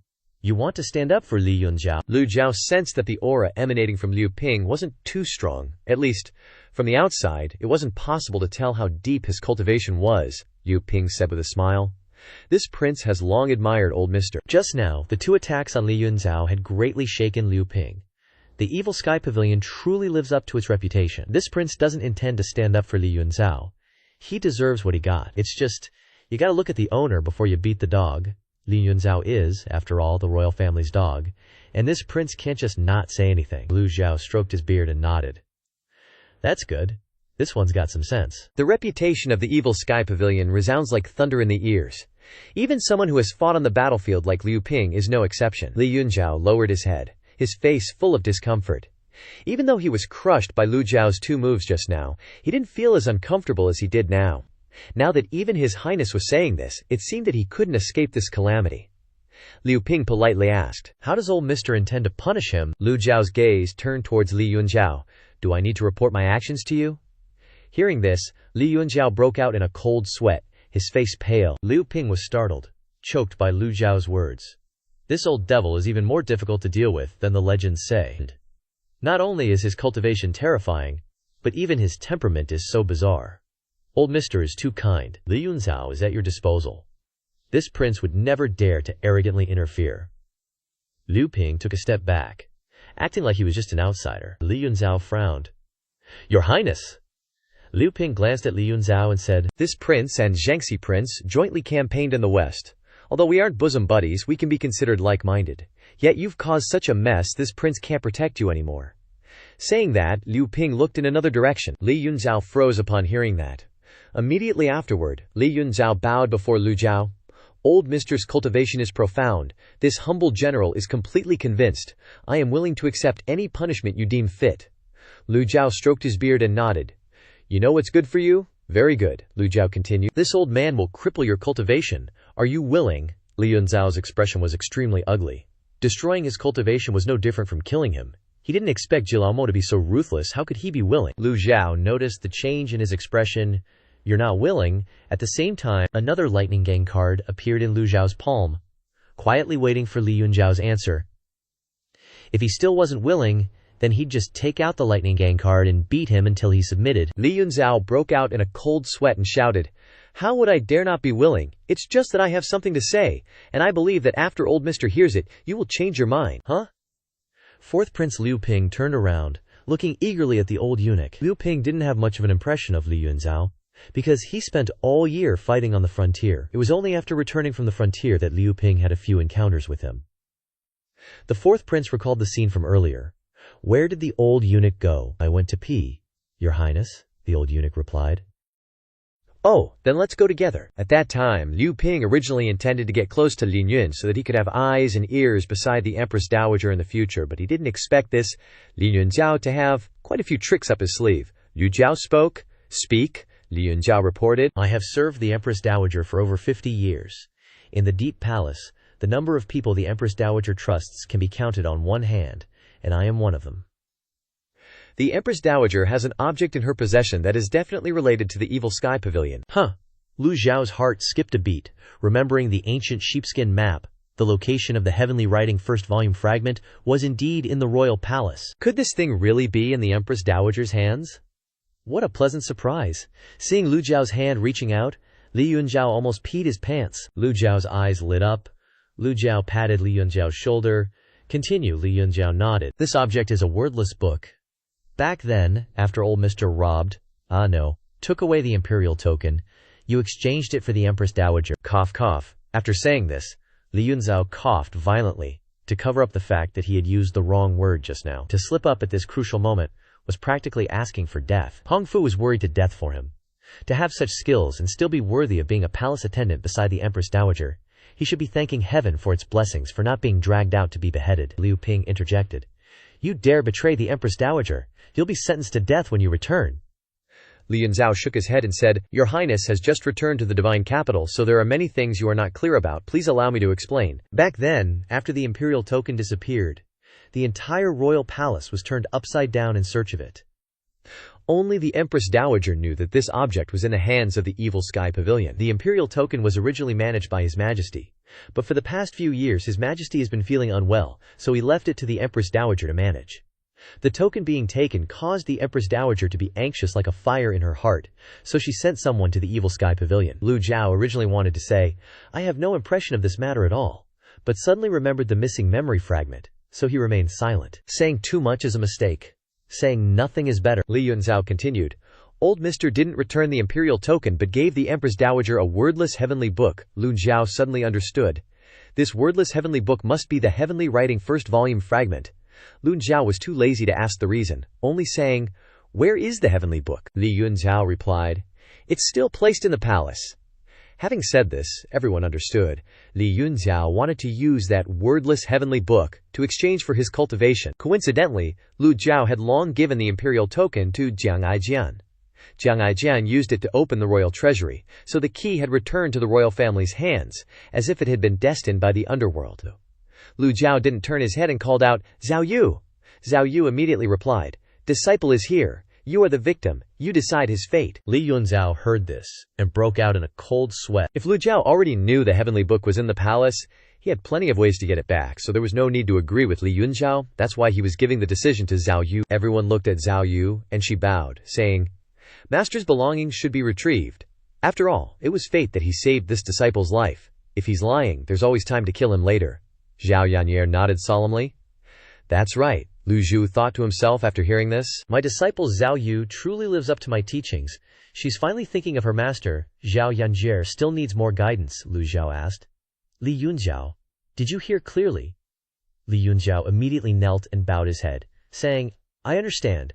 I will definitely deliver that item to old Mr." Li Yunzhao suddenly heard something that startled him. Too loud. Someone, at that very moment, from a building across from Qi King's mansion, a hidden weapon flashed with light and shot towards him. The target was precisely Li Yunzhao. The figure that fired the hidden weapon vanished as soon as it was launched. Li Yunzhao reached out and grabbed the hidden weapon. His face darkened. Qin Jun, witnessing this scene, thought to himself, "They want to take advantage of Li Yunzhao's injury to kill him." The hidden weapon was wrapped in powerful gang qi and pierced into Li Yunzhao's palm. Who knew he'd dare to catch the hidden weapon with his bare hands? Although he was injured, hidden weapons of this caliber were not nearly enough to kill him. The opponent clearly underestimated Li Yunzhao's abilities. Fourth Prince Liu Bi frowned and said, "Li Yunzhao, it seems you're not entirely trusted." Li Yunzhao turned to look at everyone, tossed the hidden weapon in his hand away, and said, "Don't be surprised. It's just some people who don't like the way I look and want to eliminate me. This has happened countless times." Lu Zhao's gaze landed on the hidden weapon on the ground. For a hidden weapon to be this powerful, it couldn't be a regular cultivator. The divine capital of Great Yan is truly full of hidden dragons and crouching tigers. Liu Ping's mental fortitude far surpassed ordinary people. He only glanced at the hidden weapon before laughing. At least a nascent soul realm, first leaf. How interesting. Li Yunzhao constantly looked around, hoping to find the attacker's location. He searched vigilantly while saying, "My life isn't worth much. If the Empress Dowager didn't trust me, I would have died long ago. How could I have lived until now?" As expected, a dark figure vaguely appeared in the opposite building. The person burst out of the window and quickly fled. Clearly, this person had been watching Li Yunzhao for a long time. Li Yunzhao was so angry that his voice became high-pitched. "That little rat is hateful!" His shrill voice, combined with his somewhat strange scolding, clearly showed the anger in his heart. Just when everyone was at a loss, Lu Zhou suddenly opened his mouth and called out, "Yanker!" Granny Lu opened her mouth wide and responded, "Disciple is here." Lu Zhou ordered, "Catch him!" Granny Lu's one black eye gleamed with excitement. "Hee, disciple obeys!" Xiao Yan'er was extremely happy to be given such a task for the first time. The reason Lu Zhou assigned this to Xiao Yan'er was because she was extremely effective against rats like this. She had many life-saving treasures on her. Although her cultivation was only at the first leaf stage, it was enough to crush opponents of the same level. Xiao Yan'er lightly tapped her toes and soared into the air. The Brahma Luan bloomed like a ribbon of roses, and all eyes focused on her. Xiao Yan'er's figure disappeared, and then reappeared, wearing cloud-stepping shoes. Using the 7 stars rainbow cloud step, golden green light shone in the sky. The little rat was also terrified. Li Yunzhao gulped in astonishment. This body full of treasures, this talent. Although he knew clearly that this little one was weaker than him, a sense of powerlessness arose in his heart. Qin Jun and Hong Fu had lived in the divine capital for a long time and had seen many experts, but they had never seen such a genius. Liu Ping also sighed inwardly. So young, yet with such cultivation. Given enough time, how high will her achievements be? Unfathomable. After a moment of silence, Liu Ping regained his composure, clapped his hands, and said, "It's rumored that the disciples of the Evil Sky Pavilion are all outstanding talents. Today, seeing it for myself, I can truly say the rumors do not lie. Admirable! Admirable!" Lu Zhou said. "You talk too much, Liu Ping suddenly felt that referring to himself as the prince in front of such a big shot seemed a bit arrogant, so he corrected himself. "I just want to get to know old Mr. Lu Zhou pressed. "Get to know me," Liu Ping replied. "I just returned from Rongxi. There are many things in the divine capital that I don't understand. I enjoy making friends. It would be a pity if I couldn't share a cup of wine and discuss life with old Mr., given his high cultivation," Lu Zhou said indifferently. "So you went to the Heavenly Sword Sect?" Liu Ping was startled and quickly replied, "Old Mr. knows about this. Old Mr.'s information is indeed very well informed. I did go to the Heavenly Sword Sect." Unfortunately, Luo Jing was stubborn and insisted on setting up a life-and-death arena, ultimately dying a terrible death. Lu Zhou glared at him. "You knew about the events at Lotus Dais. And you also heard that old Mr. has a benevolent heart and has saved many cultivators. Now, the outside world is spreading rumors that old Mr. is a great benevolent person of our time, a living bodhisattva. Do you think I'm not a benevolent person?" At the same time, Granny Lu, Zhao Yanhair, had captured the assassin. Liu Ping broke out in a cold sweat and replied, "How could that be? How could that be?" Liu Ping waved his hands repeatedly. "Quite the opposite. If old Mr. isn't a great benevolent person, then there's no one in this world who is. Those cultivators would have died at Lotus Dais long ago." He felt that this conversation was not going well. That old demon wasn't easy to befriend, and it was very easy to offend him. The old coot is so cruel. He almost blurted out, "You forced these cultivators to say good things about you," even though he felt that this way of putting it was more believable, but he couldn't say it in front of that old demon. Liu Ping regretted coming here a little. At this moment, Zhao Yanhair grabbed a black-clad cultivator by the collar and kicked him. Thump! The assassin clutched his family jewels in pain, grimacing, his entire body trembling, not daring to move. System notification. Successfully captured a nascent Soul Realm target. Reward 200 merit points. Li Yunzhao glanced at the assassin and was shocked. His qi has been crippled. "This is," Xiao Yanhair reported with wide eyes. "Master, disciple is wronged. Disciple didn't do it on purpose, he wanted to run, so disciple could only break his qi with one punch." Qin Jun and Old Hong were shocked. So fierce, using such terrible language, saying things that made people's hair stand on end. This was the youngest disciple of the Evil Sky Pavilion. Xiao Yanhair stepped on the person's body and shouted, "Don't play dead!" Li Yunzhao, seeing this scene, had to admit that he needed to reassess the Evil Sky Pavilion's strength, abandoning all his previous misconceptions about them. Even if the old demon can't hold on, his disciples have grown up. Who can guarantee that the 9 disciples won't become the 2nd, 3rd, or even 9th old demon? And that little girl, Zhao Yanhair, kept stomping on the person. Qin Jun said, "I think 9th Mr. handled it very skillfully. Don't forget that these rats are always very cunning. This is the only way to prevent any risks." Lu Zhou nodded in satisfaction. "Very good. Disciple has improved. This is a good thing."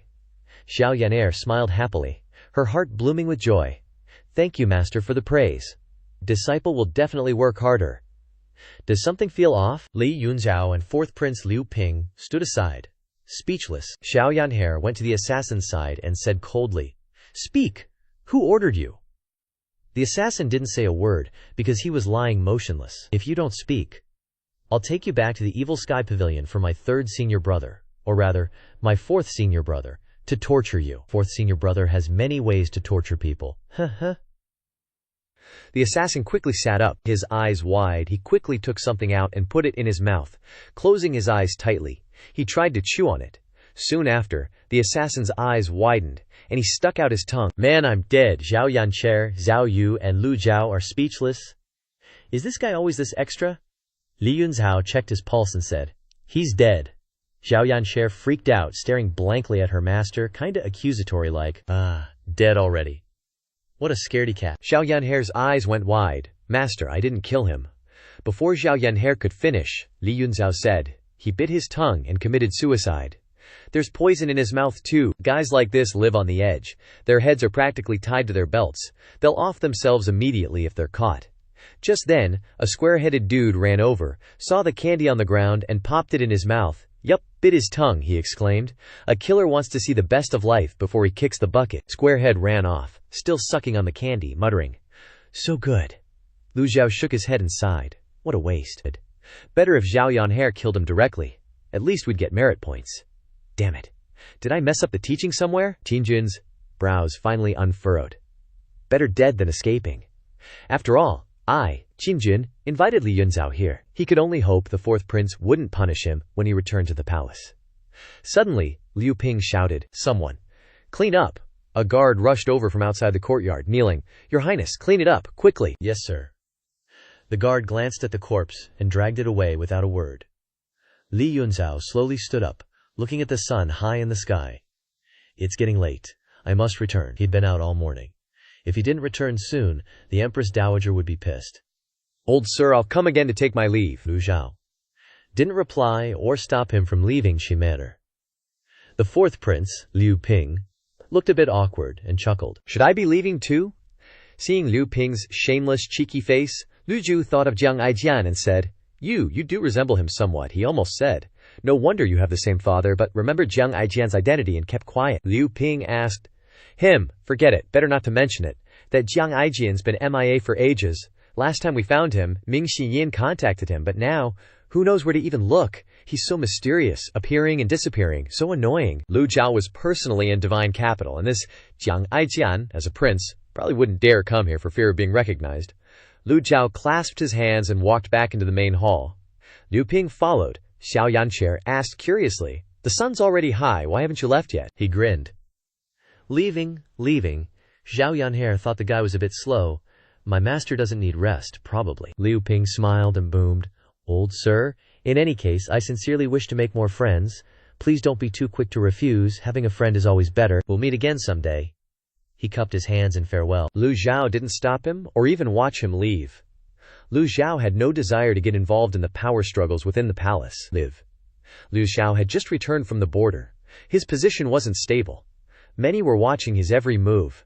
The fact that he had to disguise himself as a eunuch said it all. Xiao Yanhair scratched her head, annoyed, and said, "Master, is he threatening us? Should I go catch him?" Lu Zhou calmly replied, "No need." She obediently said, "Yes." Xiao Yanhair returned to Zhao Yue's side. Seeing her senior sister still sad and thinking of her tragic past, Xiao Yanhair sighed. "Senior sister, now that I think about it, I'm so much happier than you." Zhao Yue was stunned, not understanding anything. Lu Zhou knew Xiao Yanhair was just trying to comfort her senior sister and pointing out that she was living in bliss without realizing it, but it still sounded a bit off. Outside, servants flooded the courtyard, cleaning and tidying up. Qin Shuo stretched as he walked over, saying, "Father, haven't the guests left yet?" Qinjun said. "Don't wander around. Go back inside." Qin Shuo clasped his hands behind his back and asked, "Who was that man, anyway?"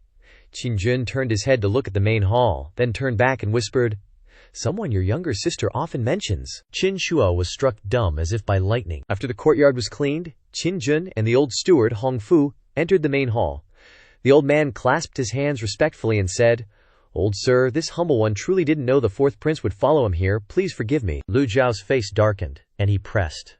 "You don't recognize him," Qinjun sighed, then honestly confessed, "The fourth prince has been stationed at the border all year round.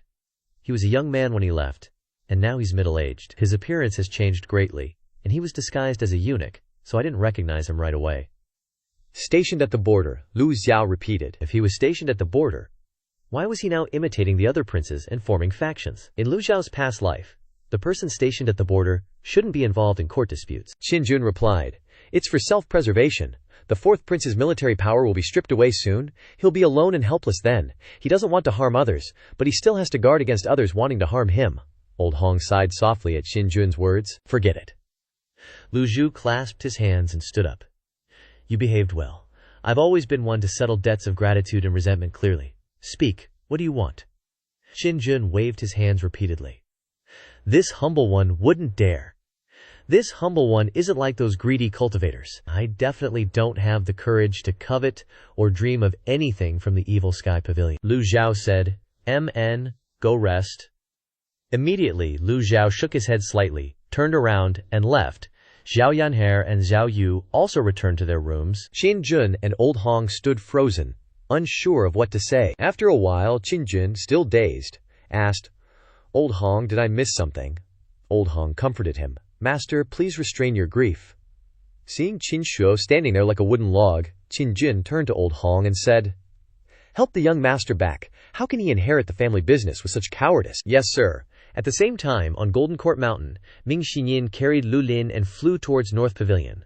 On the way, Ming Xinyin shouted, "Pan Zong!" Ming Xinyin threw Lu Lin towards Pan Zong. "Fourth senior brother, you're back." Ming Xinyin ordered Pan Zong, "Lock him up and seal his cultivation." Pan Zong obediently replied, "Yes, sir." Ming Xinyin continued flying towards Divine Capital. It sounded like Pan Zong did something to Lu Lin, who was screaming and begging for mercy. Flying halfway, he suddenly realized something and was shocked. "Where's Master? How am I supposed to find Master?" That afternoon, at Qi Manor, nearing the time of the appointment with Li Yunzhao, the old steward, Hong Fu, knew eunuch Lai would be coming again, so he stood waiting at the main gate, occasionally looking around and even running to the crossroads to watch. Just as the sun was setting, a familiar carriage came into view. Steward Hong Fu was overjoyed and quickly told the servant next to him, "Quickly, inform the master that he's arrived." The servant replied, "Yes, sir, I'll go immediately." The carriage drove up to Hong Fu and stopped. Li Yunzhao, with a less than pleasant expression, pulled back the curtain, stepped down from the carriage, and the steward immediately supported his arm. Eunuch Li Yunzhao looked up at Qi Manor and sighed. "I've been keeping my end of the bargain, so I hope he does too." "Here you go." Hong Fu didn't dare to speak for Lu Zhou. "Anyway, the guys here, what happens next is up to them. Live or die, it's all fate, rich or poor, it's up to the heavens." Li Yunzhao, holding a brocade box, followed Hong Fu into Prince Qi's mansion. Inside, Lu Zhou was casually enjoying a hot pot when Li Yunzhao walked in. Seeing Lu Zhou so chill while eating hot pot, Li Yunzhao didn't dare to act presumptuous, respectfully holding up the brocade box with both hands. This is the blank heavenly book one mentioned." Lu Zhou glanced at the brocade box. "Do you know what it does? If it were useless, why would they guard it until now?" Li Yunzhao replied. "It's strange, but the Empress Dowager has suffered from headaches for years.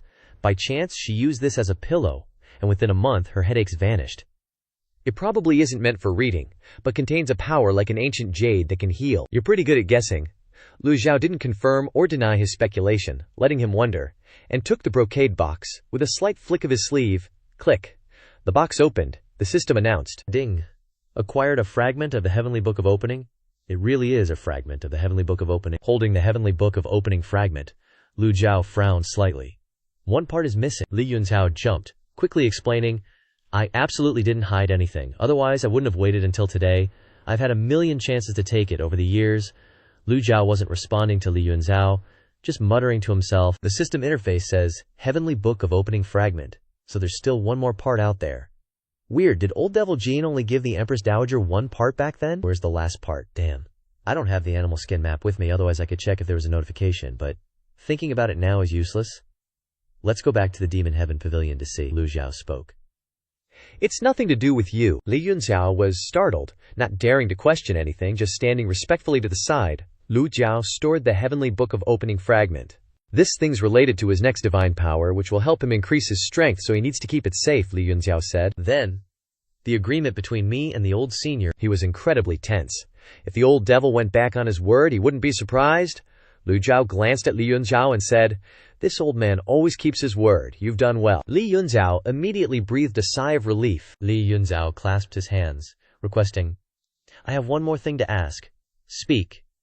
"When I left the palace, I told the Empress Dowager that I was retrieving the Heavenly Book to return it to you. The Empress Dowager questioned me several times, and I couldn't come up with a good reason, so I had to use Princess Zhao Yu as an excuse."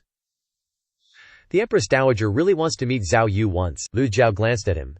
Li Yunzhao fearfully explained, "Only the Empress Dowager and I know about this. I swear on my life to keep this secret." Lu Zhou was perfectly entitled to refuse Li Yunzhao for Zhao Yue, but when he looked at Zhao Yue, he clearly saw what she was thinking. Lu Zhou pondered for a moment, then called out, "Zhao Yue, disciple is here." "It's your matter. You decide yourself." Zhao Yue was very touched. Since joining the sect, the disciples rarely got to make their own decisions. She didn't expect that a matter of this magnitude would be left to her by her master.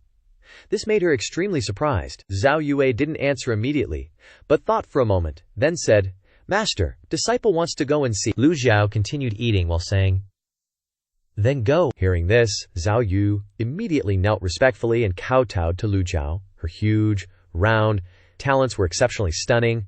Lu Zhou saw Zhao Yu's loyalty increasing rapidly and waved his hand. Li Yunzhao said, "I will protect her with my life. I'll make appropriate arrangements." Disciple takes her leave. Li Yunzhao made a please gesture. Zhao Yu stepped out of the courtyard. Zhao Yu and Li Yunzhao departed. Only after the two figures had disappeared from sight did Qin Jun open his mouth and say, "Who would have thought that the lost child of Princess Yunzhao would become old senior's disciple? What a twist of fate." Lu Zhao took a sip of tea and said, "This old man doesn't care whose child she is." Qin Jun nodded in agreement. Old senior is right. Just as Lu Zhou was about to return to his room to comprehend the heavenly book, a servant rushed in from outside, flustered, saying, "Your Highness, there's a flying letter for you." Prince Qin Jun raised an eyebrow. "A letter for me?" Such a big godly capital. If it's a letter to him from a colleague, then they wouldn't use this kind of method. Qin Jun opened the letter and immediately had a realization. The outside of the letter clearly read, "Not looking for you." Qin Jun immediately understood and hurriedly bowed and said, "Old senior, it's a letter for you." Xiao Yanshare jumped up and took the letter. "Let me." She opened the letter and read softly, "Old senior, I'm at the sword burial mound. This place might have what you're looking for. Your disciple is really hard to deal with, haha." As soon as she finished reading, Zhao Yanyi knew who sent the letter. Hearing this, Lu Zhou frowned slightly. "Sword burial mound?" Qin Jun clasped his hands and said, "The sword burial mound is very close to the imperial tombs. I heard that it's a supremely yang place, hiding many treasured swords." The imperial tombs are in a yin direction. The yin and yang are balanced, nourishing the treasured swords. Therefore, every 10 years, cultivators come to the sword burial mound to try their luck. After hearing this, it was understood that Jiang Aijian turned out to be looking for a treasured sword. No wonder such a good thing can't lack Jiang Aijian. His love for swords is bone deep, regarding swords as life. Lu Zhao didn't say anything, only clasped his hands behind his back and left the main hall. "Respectfully seeing off, master. Respectfully seeing off, old senior." Lu Zhao returned to his room and took out the fragment of the Heavenly Book of Opening. As soon as Lu Zhao's hand touched the fragment of the Heavenly Book of Opening, it transformed into specks of starlight, merging into his body. In just an instant, the fragment of the Heavenly Book of Opening disappeared.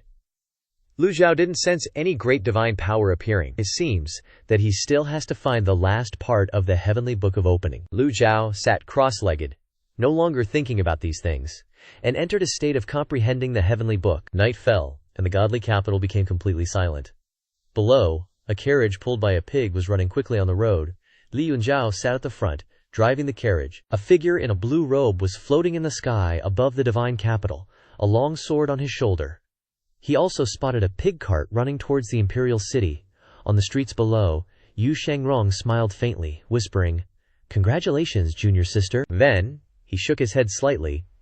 Looking towards the northwest of Great Yan, Yu Shangrong looked up at the crescent moon in the sky, muttering, "You're much happier than I am." Just then, an incredibly terrifying sword aura erupted from Yu Shangrong's entire body. A towering pillar of sword energy shot down, carrying with it a fierce gale that bombarded all directions. Sword shadows scattered across the sky like a flood, with a force like shifting mountains and filling the seas. The sword devil's destiny. Those black sword beams, as if possessing eyes, darted towards the cultivators dressed in night-walking attire hiding nearby. Whoosh, whoosh, whoosh. They were startled, whoosh, and then screamed incessantly. "Ah, the sword devil. It's Yu Shangrong." Too late. A rain of swords fell from the sky, piercing their chests. Bodies fell from the rooftops to the ground without a shred of resistance. When the rain of sword beams stopped, all the corpses were settled on the ground. Whoosh! The Changsheng sword returned to its sheath. Yu Shangrong calmly looked down from above as if nothing had happened. He turned to look at Prince Qi's mansion, sighing softly, his voice tinged with resentment. "Master, oh master, Prince Qi might be senior brother's man. Why do you run around so recklessly?"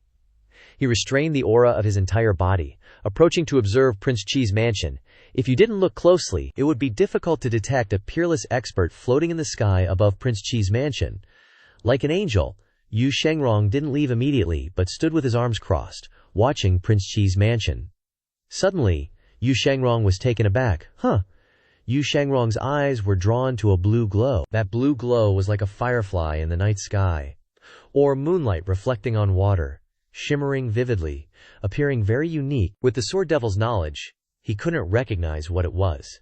Curiosity drove him to fly closer, hovering above the roof. These blue glows were dense, like stars in the sky. like mist on the water, drifting out slowly. Yu Shengrong became even more curious. He approached gently like a feather, slowly descending onto the roof, suppressing the aura of his entire body to the extreme. Yu Shengrong looked at the blue glow drifting like mist before him, unable to recognize what it was. He had never seen it before. It was like a barrier force, but not quite. With each point of starlight drifting towards the horizon, Yu Shengrong couldn't help but reach out to touch it gently. Suddenly, a deep voice rang out. "Who's sneaking around?" Yu Shengrong sensed danger, and his protective ki field opened in an instant. The blue mist of energy, like fireflies floating in the sky, suddenly condensed into a force that merged with the sound wave, striking towards Yu Shengrong. Yu Shengrong was surprised, but after all, he was a powerful cultivator, with a protective ki field that was always instinctively active around his body. Boom! Huh! Yu Shengrong frowned, his hands continuously launching palms, stepping on the void, retreating rapidly. Inside the room, Lu Zhou was sitting cross-legged, cultivating. When entering the state of comprehending the heavenly book, Lu Zhou could still roughly sense the situation outside. Especially where the spiritual light appeared, he was extremely sensitive. When Yu Shengrong touched it, Lu Zhou immediately sensed someone approaching. Recalling the assassin who appeared this morning, Lu Zhou didn't hesitate to call out, "Yan'er!" Zhao Yan'er jumped out of the room in surprise, running quickly to Lu Zhao's room, answering, "Master." Lu Zhou opened his eyes with a cold expression, instructing, "Go catch the thief and bring him back here. Remember to prioritize your own safety, don't chase too far, and return quickly." Disciple obeys. Zhao Yan'er was very happy. She loved playing cat and mouse the most. Lightly touching her toes, Zhao Yan'er leaped onto the roof. Looking around, she sensed the place where the vitality erupted. Using the Tai Ching Jade Manual and 7-star rainbow steps with all her strength, in the blink of an eye she was gone. Lu Zhao's soundwave technique and Zhao Yan'er's flying body alarmed Prince Qinjun, causing him to rush over. "Old mister, what happened?" Qinjun was restless, occasionally looking around. The divine capital was originally the safest place, but unexpectedly, so many moths rushed in. Since the old mister arrived, Lu Zhao's voice came out. "Everyone, disperse," Qinjun respectfully replied. Yes. Qinjun looked at the roof helplessly, feeling uneasy, so he sent people to check all around and increased patrols. The old butler also ran over, worriedly calling out, "Your Highness." The servants were already holding meat cleavers, loudly shouting, "Who dares to cause trouble at Prince Qin's mansion? Brothers, chop him!" Qinjun immediately grabbed Old Hong's hand. "Shh, keep it down. Come here," Qinjun whispered into Old Hong's ear. "The roof, the door, and the windows of Old Mister's room were damaged by assassins. Send people to check all around and increase patrols." Yes. Old Hong quickly ordered people to increase patrols around. At the same time, Zhao Yan'er relentlessly chased the vitality fluctuations, her figure flashing on the quiet and dim streets. "Where are you?" Zhao Yan'er muttered to herself in doubt. She had the cloud-stepping flower, the Tai Ching Jade Manual technique, and the 7-star rainbow steps. Under normal circumstances, even if the opponent was a 4-leaf or 5-leaf cultivator, she could catch up. She didn't expect this person to run so fast. Remembering her master's words, she nodded slightly. "He must be a master. I won't chase anymore." Zhao Yan'er happily turned around to return. "Junior sister." Yu Shengrong's voice suddenly rang out. Zhao Yan'er looked up and saw Yu Shengrong stepping out of the shadows under the soft moonlight, his long sword in his arms, a faint smile on his face. Zhao Yan'er called out, Second senior brother." Yu Shengrong sized up little junior sister, and then praised. Who would have thought that after getting the Cloud Song dance attire, little junior sister's cultivation would actually break through to the nascent soul realm? "Not bad," Zhao Yan'er happily chirped. "You really are second senior brother." The clever little thing then asked, "Second senior brother, when did you change your profession to being a thief?" "Thief?" Yu Shengrong spread his hands out, looking at himself. "Do I look like a thief?" Zhao Yan'er smiled broadly.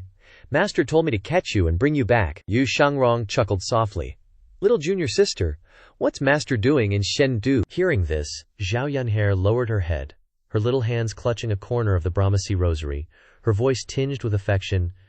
"Master wants to investigate 5th senior sister's background. 5th senior sister's so pitiful, I can't help but feel sorry for her." Seeing her melancholic expression, Yu Shengrong couldn't help but laugh. He didn't quite know what to say, but it just confirmed what he already thought. His little junior sister was a genuinely kind soul who treated everyone well. Seriously, what a sweetheart. Yu Shengrong asked gently, "Is master well?" Very well, Xiao Yanhe nodded. Yu Shangrong found it strange. The barrier-shattering talisman had been used up, so how could Master, the old codger, still be in such good shape? A few words popped into Yu Shangrong's head. Last burst of glory before death. Dun dun dunn. Yu Shangrong smiled warmly. Little junior sister, senior brother has things to do. You should head back early. Okay, see you next time. Yu Shangrong chuckled and cupped his fist, then walked towards the end of the street, but instead of walking on the ground, he walked on air. Poof! He vanished without a trace. As soon as second senior brother disappeared, Xiao Yan'er scratched her head. Something feels off, but I can't put my finger on it. She then headed back to Prince Chi's manor. Xiao Yan'er tiptoed around as if she'd done something wrong. She went to the door of Master's room and said softly, Master, your disciple's skills are lacking. The thief got away. Please punish me, Lu Zhou's voice echoed from inside. Don't blame yourself. If they could escape you, it means they're not weak. Step back, Xiao Yan'er explained. Master, I didn't expect second senior brother to change careers and become a thief. He's just so fast I couldn't catch up. Lu Zhou raised an eyebrow. The sneaky guy hiding on the roof just now was that scoundrel Yu Shangrong. No wonder she couldn't catch him.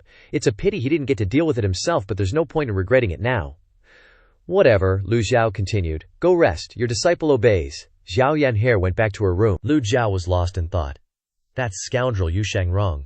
Why is he in Chengdu? He had always felt that the three, Yu Zhenghai, Yu Shangrong, and Si Wuyai, had always been on top of his whereabouts, being able to plan many escapes successfully. When he arrived at Jingmingdao, the four great guardians were there as stumbling blocks.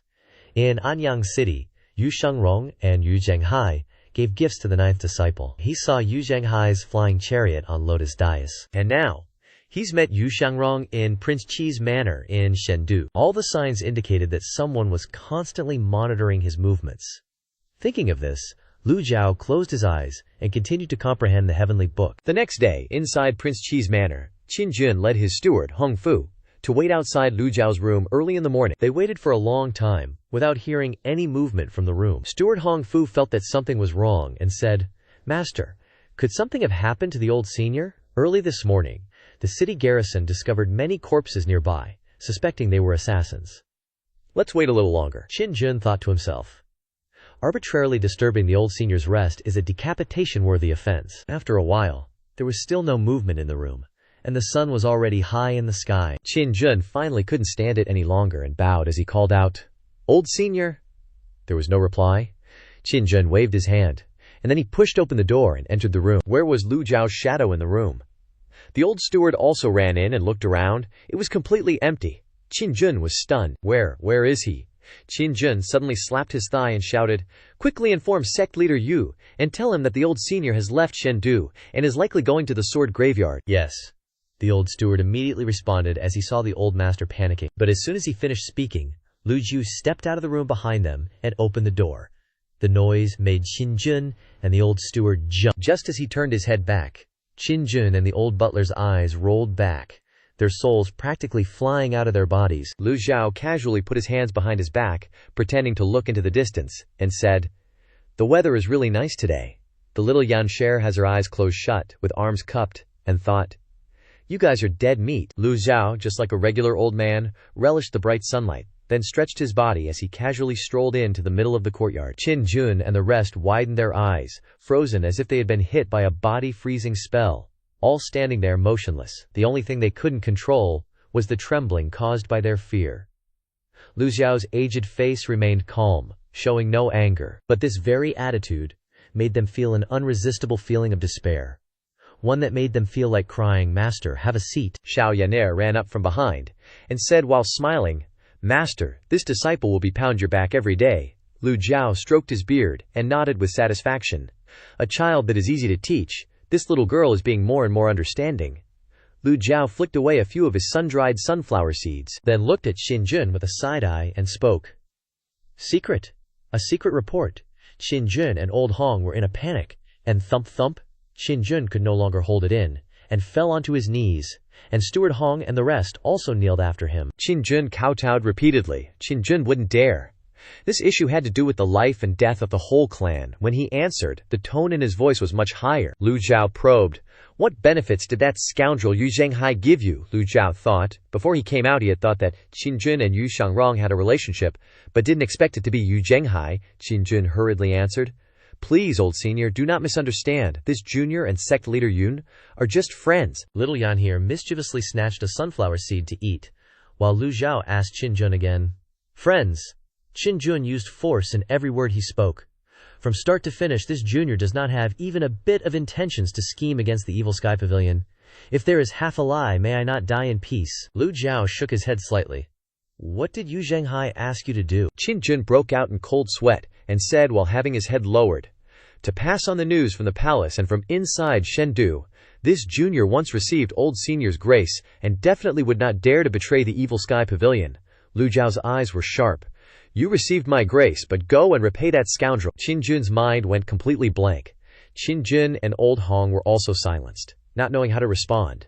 No matter what they said, it would be wrong. Lu Zhao's words had caused Qin Jun and Old Hong to shrink back in fear. The old butler, Hong Fu, pulled out a meat cleaver and bravely said, This humble servant dares to say a word, and after saying it, I am willing to accept death as an apology.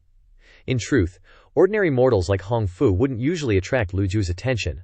But this old butler was different. From the moment Lu Zhou stepped into the Qi King manor, Hong Fu had shown himself to be a man who knew how to advance and retreat, and was extremely perceptive. So Lu Zhao's impression of him wasn't bad.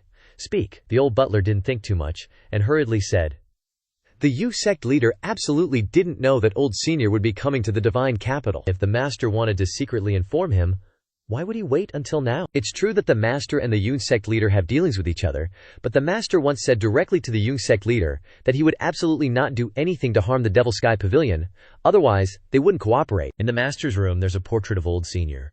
If it wasn't out of respect for you, why would the master have placed it in his study for decades to look at every day? Lu Zhou felt that this was a little weird. He was doing fine on his own, but to be thought of every day by a grown man was embarrassing. But Lu Zhou didn't reveal any expression on his face. He could squeeze more information out of Qin Jun's mouth. Old butler Hong Fu waved his hand to signal to a servant beside him, and the servant understood. That servant hurriedly ran to the study, and soon after brought the portrait over. He immediately knelt down and presented the portrait. He was so worried for his master that he slid across the courtyard, his knees soaked with red liquid, leaving a long red trail on the courtyard surface. This was indeed a portrait of Lu Zhou, but the old face looked more weathered, and the wrinkles on his face were more numerous. But the spirit and temperament were quite similar to the present. Xiao Yanher took the painting, looked at it for a moment, and then said with a smile, Master's painting isn't very good. It doesn't look like anyone. Lu Zhao's eyes turned to the postscript next to the painting. Benefactor, the opportunity of heaven and earth, the spring of the 23rd year of Yongshao. Below was a poem that was super crooked. It was better not to look at it. Such a wicked disciple dares to say the words, benefactor. Lu Zhou casually waved his hand, and Gang Qi enveloped the portrait, causing the portrait to turn into fine powder and disappear in the wind. That subordinate was scared less. Lu Zhou coldly said, Go back. Qin Jun, Hong Fu, and that subordinate were drenched in cold sweat and shouted, Old senior, please forgive us. Lu Zhou knew that Yu Zhenghai wanted to conquer the world. So would he covet the treasures of the Devil Sky Pavilion. But thinking about it, Hong Fu's words made sense. If Qin Jun had bad intentions, he would have informed Yu Zhenghai long ago. Why wait until now? Old Hong Fu continued to inform. The reason why the master waited until you left before informing Yu's sect leader was because Yu's sect leader once said 2 sentences. Lu Zhou was curious. What 2 sentences? Old Hong was frightened and hesitant. This humble servant doesn't dare to say them. Lu Zhou didn't say anything but just stared at Hong Fu. You really know how to be a people person and are very perceptive, but that doesn't mean you're allowed to play games in front of this old man. Hearing this, Old Hong broke out in a cold sweat and trembled. He held the meat cleaver close to his throat and shouted, Master, I'm going ahead. The subordinate next to him quickly stopped him. Butler, don't. Qin Jun then sent a palm strike, knocking the knife away from Old Hong's throat. Only then did Qin Jun open his mouth and say, his first sentence, Yu sect leader said that he hoped old senior could enjoy his old age in the Devil Sky Pavilion. Xiao Yanher was extremely curious and hurriedly asked, what was the second sentence? Yu sect leader's second sentence was that he hoped old senior would never remember those things again, the crime of betraying the sect. He is willing to take responsibility, and in the end he will return to dust. After Qin Jun finished speaking, he added, Not a single word was missing. That's exactly what he said. These words left Xiao Yannier stunned, not understanding at all. What does that mean?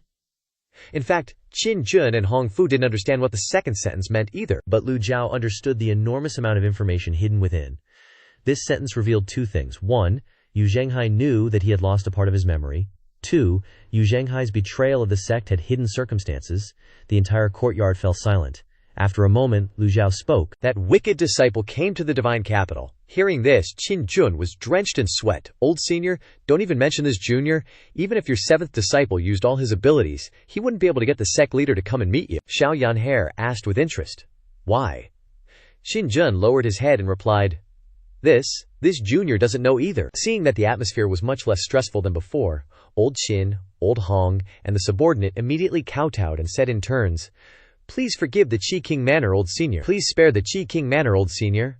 Lu Zhou raised his face, frowned, and said, This old man isn't an unreasonable person. Considering that you have good intentions in your heart, this old man can spare the Qi King Manor. Qin Jun and the group all kowtowed. Thank you, Old Senior. Received 15 people's sincere worship. Gained 150 merit points. Hearing the system notification, Lu Zhou calmly said, But I'm afraid you'll have to stay at the Evil Sky Pavilion for a while. The rest didn't need to be said. Qin had dealings with Yu Zhenghai like that, so of course he would know some things related to him. How could Lu Zhou let these clues go? Just as Qin Jun was shocked, he was tied up like a rice dumpling by the subordinate and Old Hong with bright red rope. Qin Jun also understood Lu Zhao's meaning and bowed his head, saying, This junior is willing to reveal all the information he knows about Yu's sect leader. At this moment, dozens of cultivators flew across the sky above the divine capital. Everyone looked up. According to the laws of Great Yan, except in special circumstances and for the troops guarding the imperial city, cultivators are forbidden from flying in the divine capital. Now, a group of cultivators suddenly appeared in the sky, flying in the air, attracting the attention of many commoners below. After all, this place was the divine capital, where experts were as numerous as clouds. The imperial city's band and the 10 Absolute Formation had formed an extremely strong protective force, which had been unbreakable for many years. Lu Zhou said, Call Yanhe. Have a disciple take him away. Xiao Yanhe excitedly asked, Is master going to chase after them?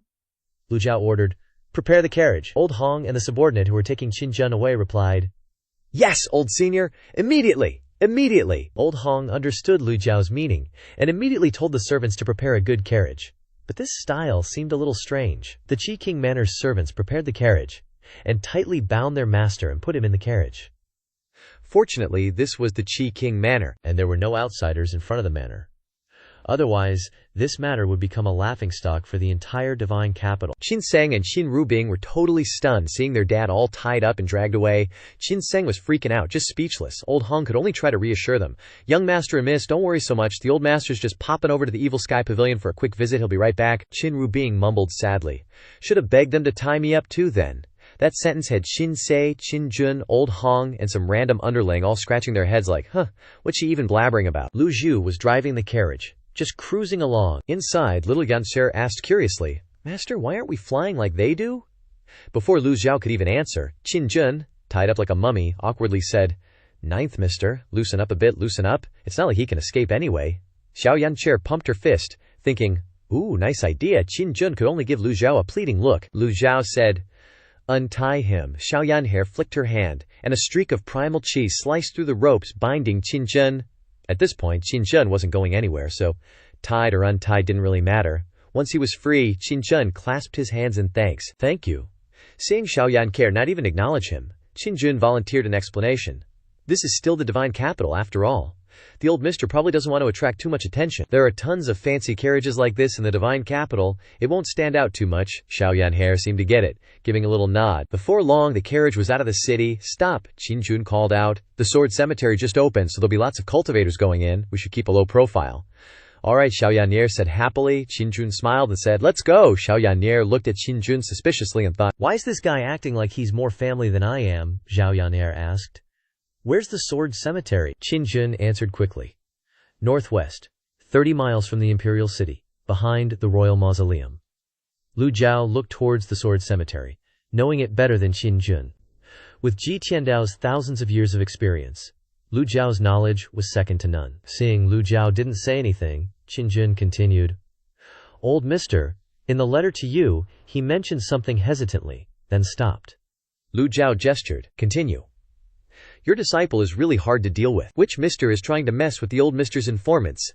Qin Jun recalled the letter sent to Prince Qi's estate. Lu Zhou replied, You probably know better than I do. Everyone knows which traitors the Evil Sky Pavilion has.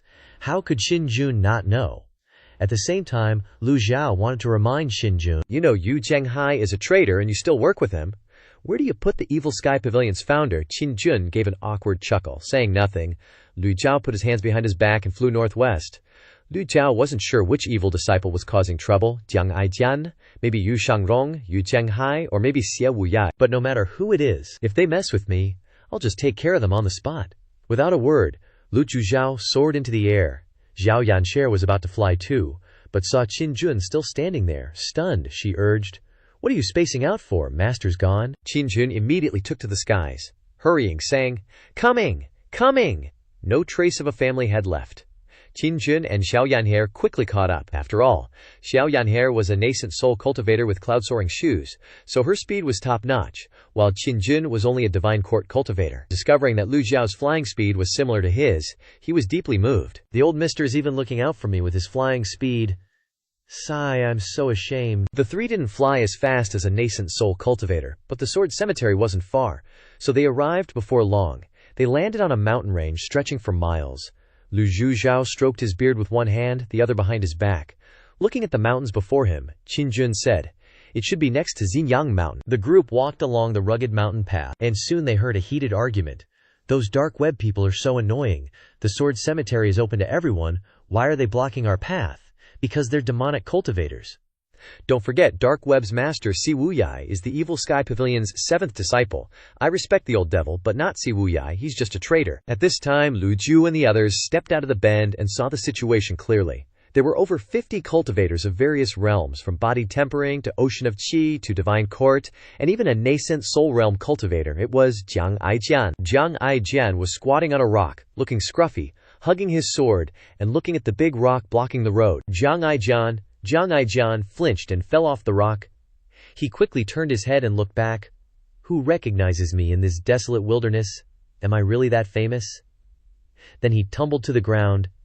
Ouch! That hurt. Oh, old mister. Long time no see, I've missed you, hey, little girl, you've gotten taller. Jiang Aijian put on his thickest face and welcomed everyone. Xiao Yanxie glared at him and acted like he wasn't there. Lu Zhou looked at the big rock blocking the road and asked, Why is it so noisy here? Jiang Aijian pointed to the rock. Your disciple is blocking the road. Looking again, he saw a cave blocking the road. Lu Zhou asked, With your cultivation, is it hard to open a path? Cough?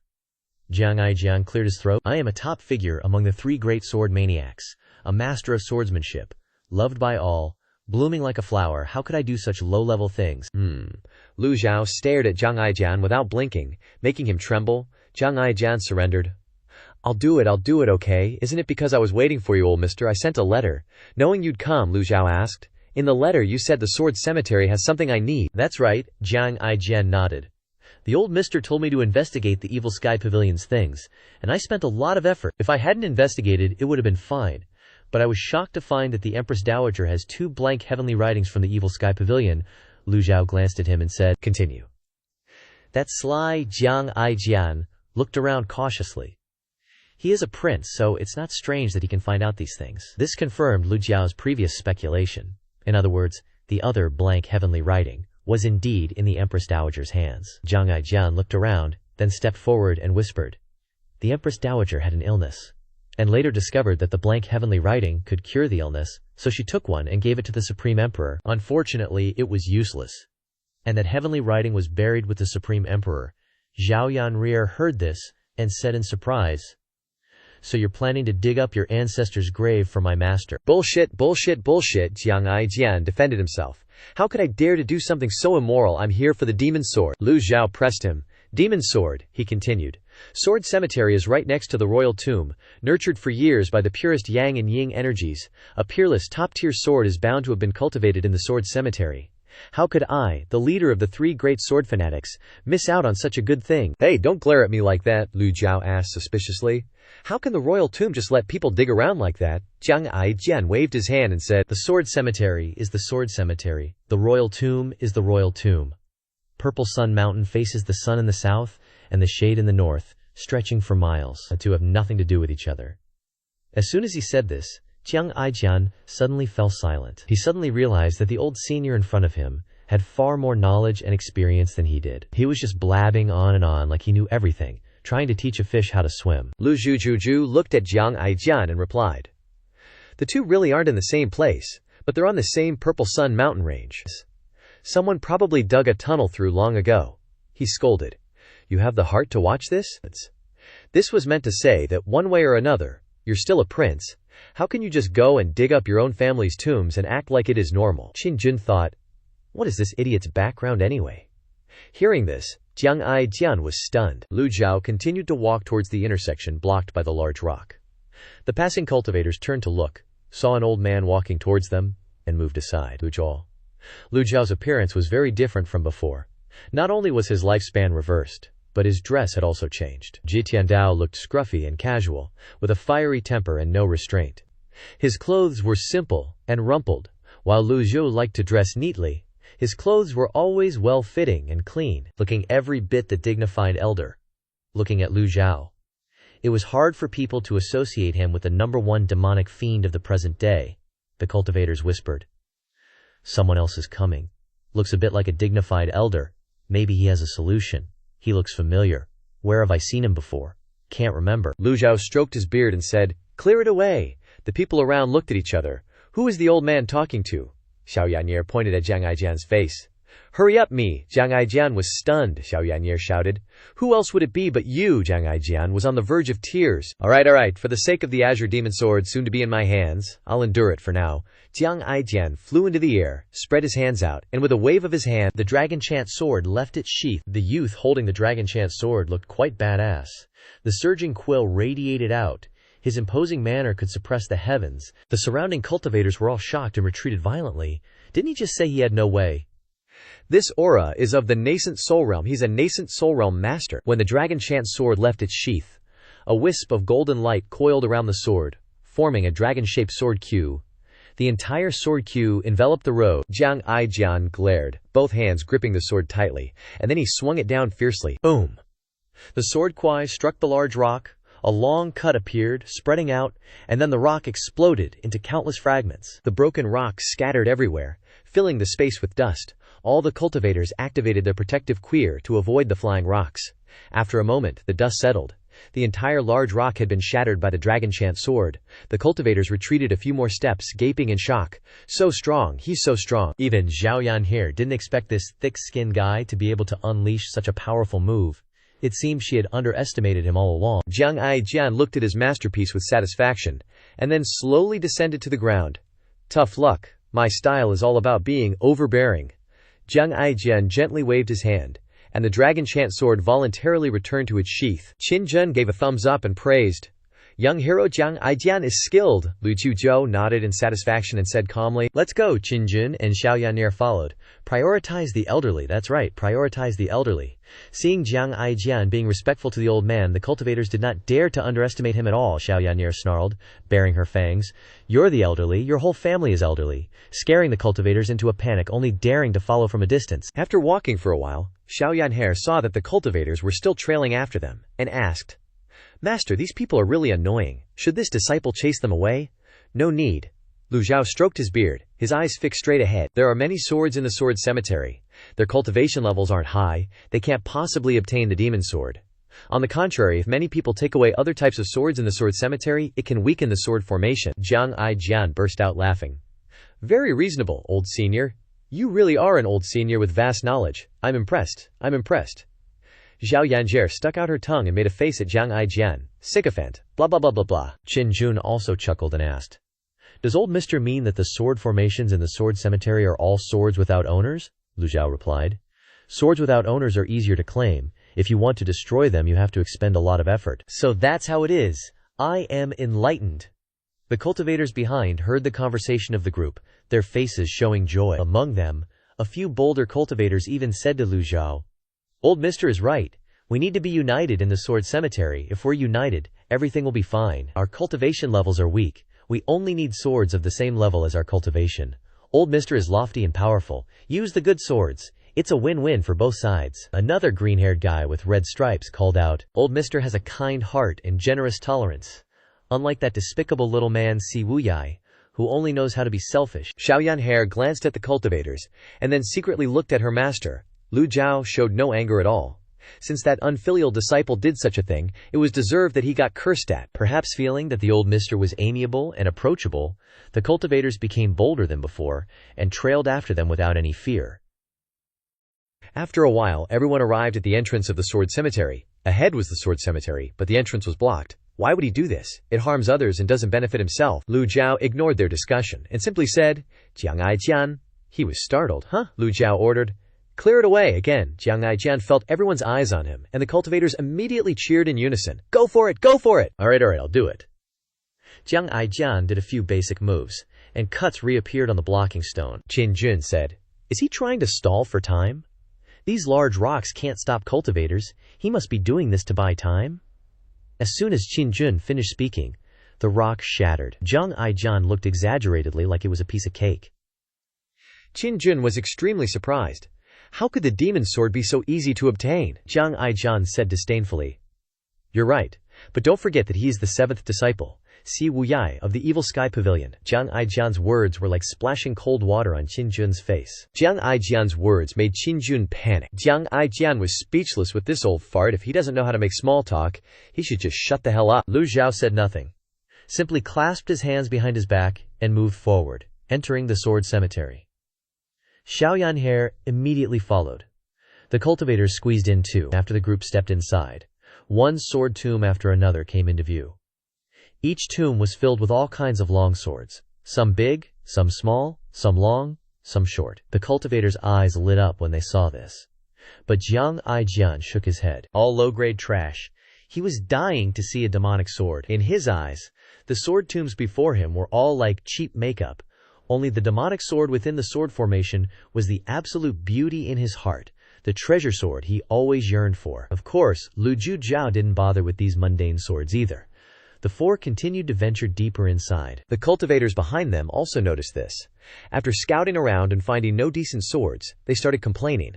Really just common garbage. The ordinary stuff still needs more nurturing. Deep inside the sword cemetery, the favorable conditions will nurture better swords. Jiang Aijian walked and chuckled. "Old senior, sometimes I'm really curious. Who exactly created such a massive sword cemetery, and what's their motive for making so many swords?" Lu Zhou calmly replied, "Sword tombs are simply places to bury swords. Swords have a much longer lifespan than humans. Over the years, people die, but swords accumulate. Some sensible folks collect them and place them together, creating sword tombs for refining and nurturing." Qin Jun also spoke up. "This sword cemetery is nothing. Rumor has it that the misty forest of Great Yan has a sword tomb containing 10,000 swords. It's where countless swordmasters, 7-leaf, even 8-leaf experts are buried. Their swords were all treasures that were hard to come by, so tens of thousands of swords were buried with them," Zhao Yanhair said angrily. "Bunch of psychos. It's not mental illness. I can totally understand them," Jiang Aijian said heroically. "When I'm about to die, I'll gather all my treasured swords and bury them together.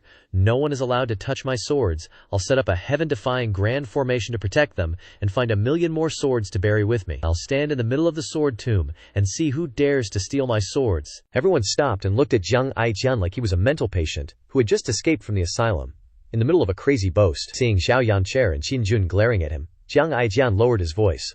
Don't look at me like that. Just kidding, hee, just kidding." Lu Zhou just glanced at him and continued onward. "One of the 3 great sword maniacs. The reputation is well deserved," Qin Jun said.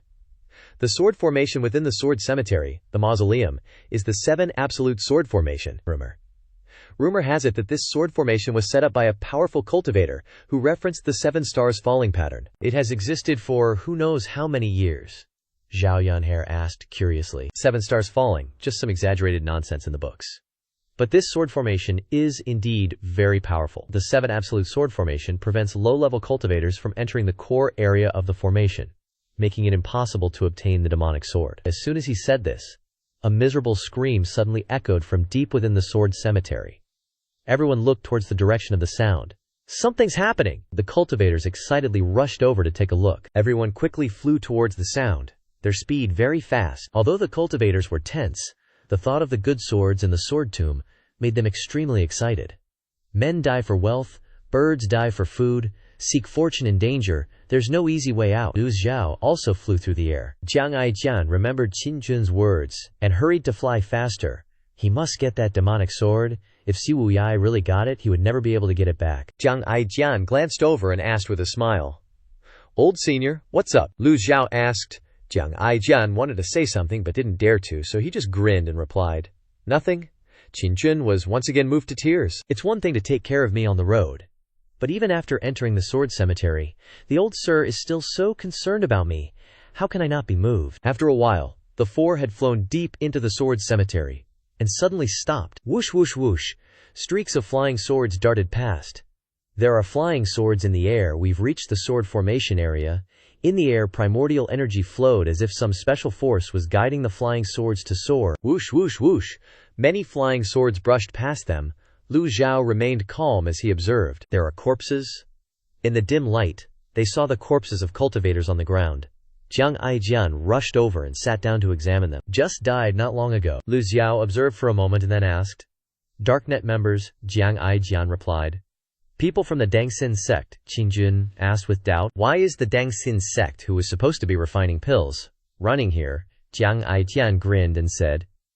To be exact, not only the Dangxin sect but also people from the Tianqi Dao, Henghua School and 7-Star Villa are here.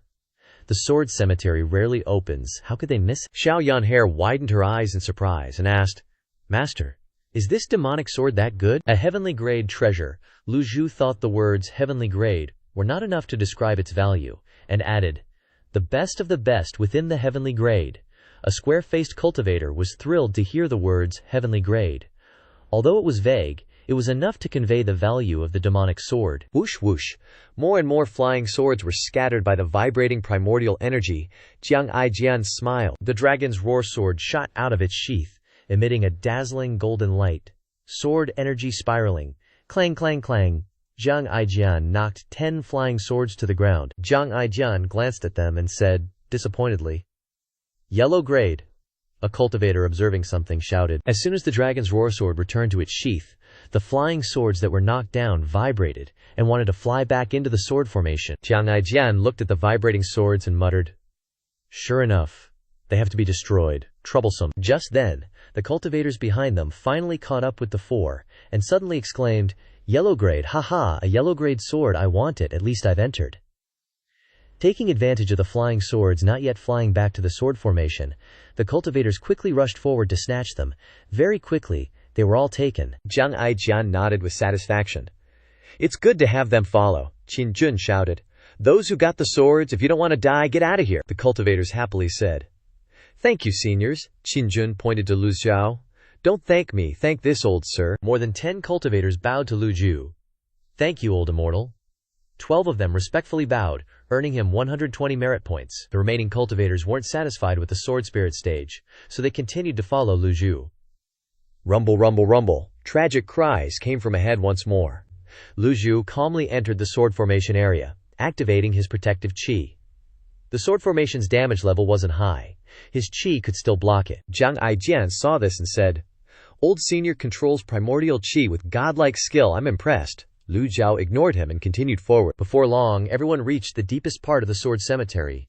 The scene before them shook them, and the cultivators' jaws dropped as they cheered. Right in the center was a towering tombstone, its peak unseen, covered in dense inscriptions. The tombstone was suspended firmly in the middle of the sword cemetery by thick chains from all directions. We've struck gold this time. Struck gold this time. Scattered around the tombstone were countless longswords, of all shapes and sizes, long and short, big and small. In the sky, countless flying swords swirled around the tombstone, like a school of fish struggling in the ocean. These flying swords filled the sky and repelled any cultivators who approached the tombstone. Over 100 cultivators were hiding in various corners, their eyes still fiercely fixed on that tombstone. Lu Zhou frowned and said, Where's my stuff? He wasn't interested in these swords at all. Lu Zhao's goal was only to obtain the final piece of the Tome of Heaven's unfolding. The incomplete fragment, Qin Jun pointed to a small corridor in the distance. Go into this corridor. Xiao Yanhair also realized. It seems like this is the corridor leading to your ancestral tomb. Jiang Aijian was like, Always. The little ancestor's words could suffocate a person. But she's not wrong, Qin Jun said. How do we get through this? The 7 absolute sword formation is an obstacle. It'll be difficult to pass. Lu Zhou was thinking about this problem as well. There were a lot of flying swords in the sword formation, and their power was great, unless he used an invincibility card to fly through, but one card definitely wouldn't be enough. What if there were other traps in the corridor? Just at this moment, the cultivators hiding in the corners of the sword cemetery began attacking the sword formation. One leading figure pointed and shouted loudly, "Follow my command, break down the sword formation. The newcomers, line up at the back." Jiang Aijian listened, confused. "Then young master Jiang Aijian will show you."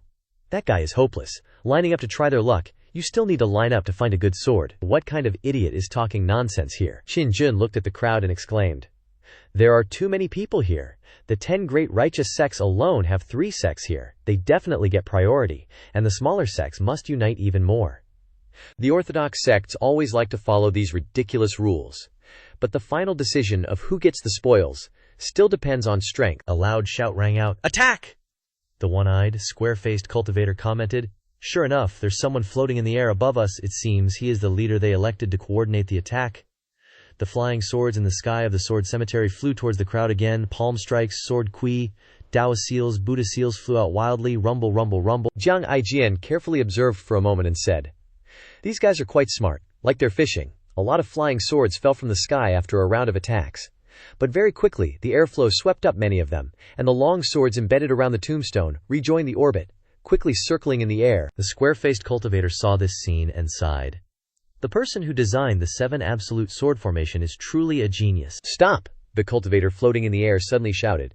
"Prepare to pick up swords." Qin Jun saw them dividing up the flying swords that had just been knocked down, and shook his head, saying, "They're wasting their efforts."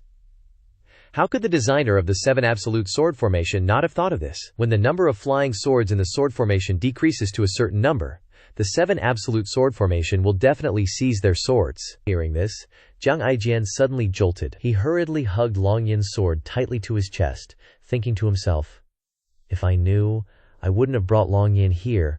I'm afraid I'll suffer a loss this time." Qin Jun smiled and said, "Don't worry.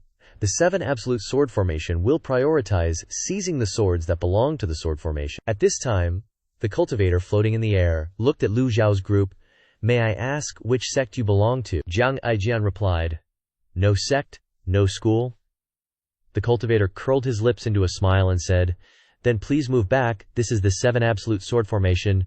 Don't regret it if you get hurt." Xiao Yanhe heard this and was about to get angry, but Lu Zhou spoke up. "Let them go first." "Yes." Xiao Yanhe retreated. "A bunch of simps who like to rush up and offer their blood. Let's just ignore them." Old senior is wise, will act according to the situation. Jiang Aijian also took a step back and said, "This is very much in line with my style of doing things." Qin Jun said, "Be careful of the people from the 3 great famous sects. Their goal is probably that demonic sword as well." Lu Zhao stroked his beard and quietly observed. At the same time, in the small bamboo quiet chamber, Si Wuyai was sitting when Ye Zhihong appeared beside him, bowing and saying, "Sect leader, there's news from the sword cemetery. The old senior has entered the sword cemetery." Si Wuyai suddenly opened his eyes wide, his brows furrowed. "Say that again." Ye Zhihong was slightly stunned. This was the first time he had seen the sect leader make such a big reaction. Ye Zhihong honestly repeated, "The old senior has entered the sword cemetery." Si Wuyai slowly stood up, his face stiffened. He didn't show anger, but everyone could feel that he was extremely furious. Inside, Si Wuyai kept shaking his head. "Master, oh master, you've ruined my grand plan again." Si Wuyai slowly said, "I intentionally had people spread the news that the sword cemetery had opened." Second senior brother used force to forcibly open the entrance to the sword cemetery. The goal was to lure the righteous sects into it, and catch them all in one fell swoop. A very difficult question suddenly flashed through Si Wuyai's mind.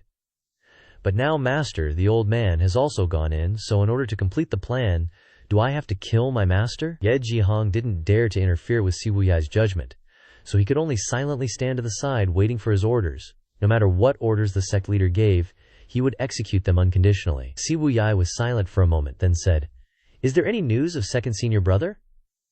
After opening the sword cemetery, Senior Sword Devil left. Senior Sword Devil doesn't like people following him, so he has disappeared.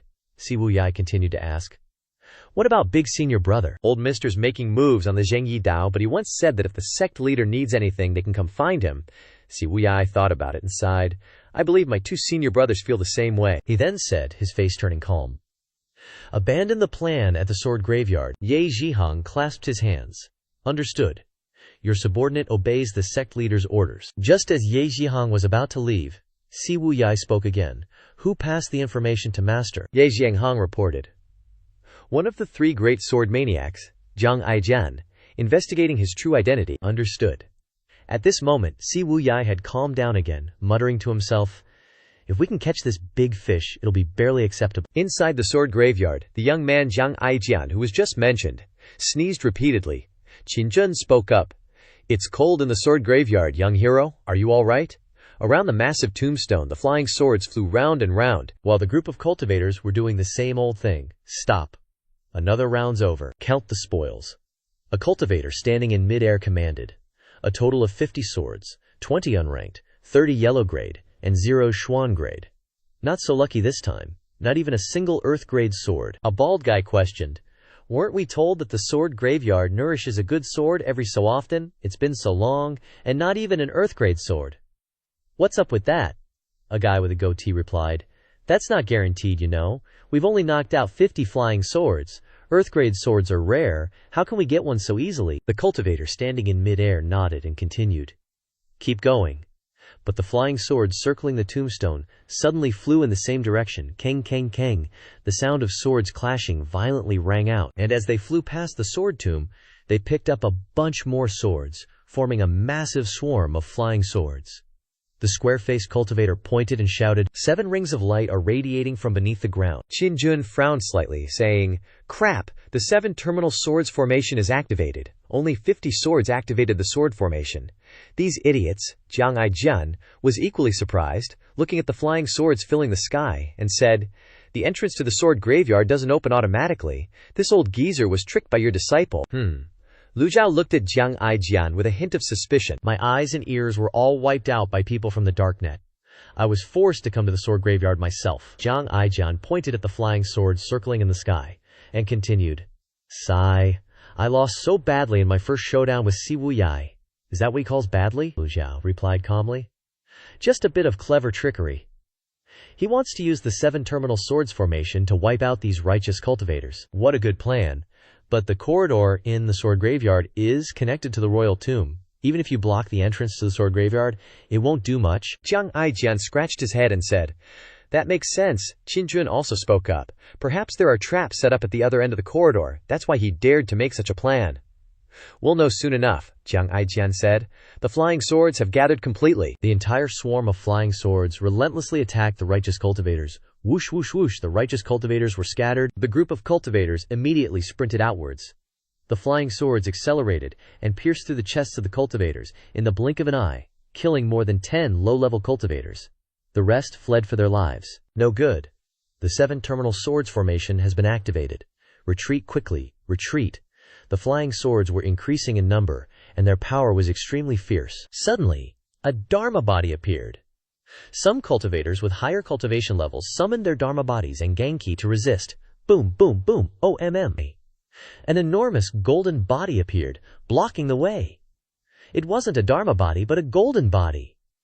All the flying swords that struck the golden body bounced back. Everyone turned their heads to look at the golden body that had appeared. The square-faced cultivator said, A golden body is a different form of a Dharma body, but in essence, they're not that different. The guy next to him, upon hearing these words, spoke up. Thanks for the popular science, Buddha ancestor golden body is a Buddhist master. This golden body was clearly much taller than a Arhat's golden body. Venerable golden body is equivalent to a 5-leaf cultivation level. Bodhisattva golden body is equivalent to a 6-leaf Dharma body.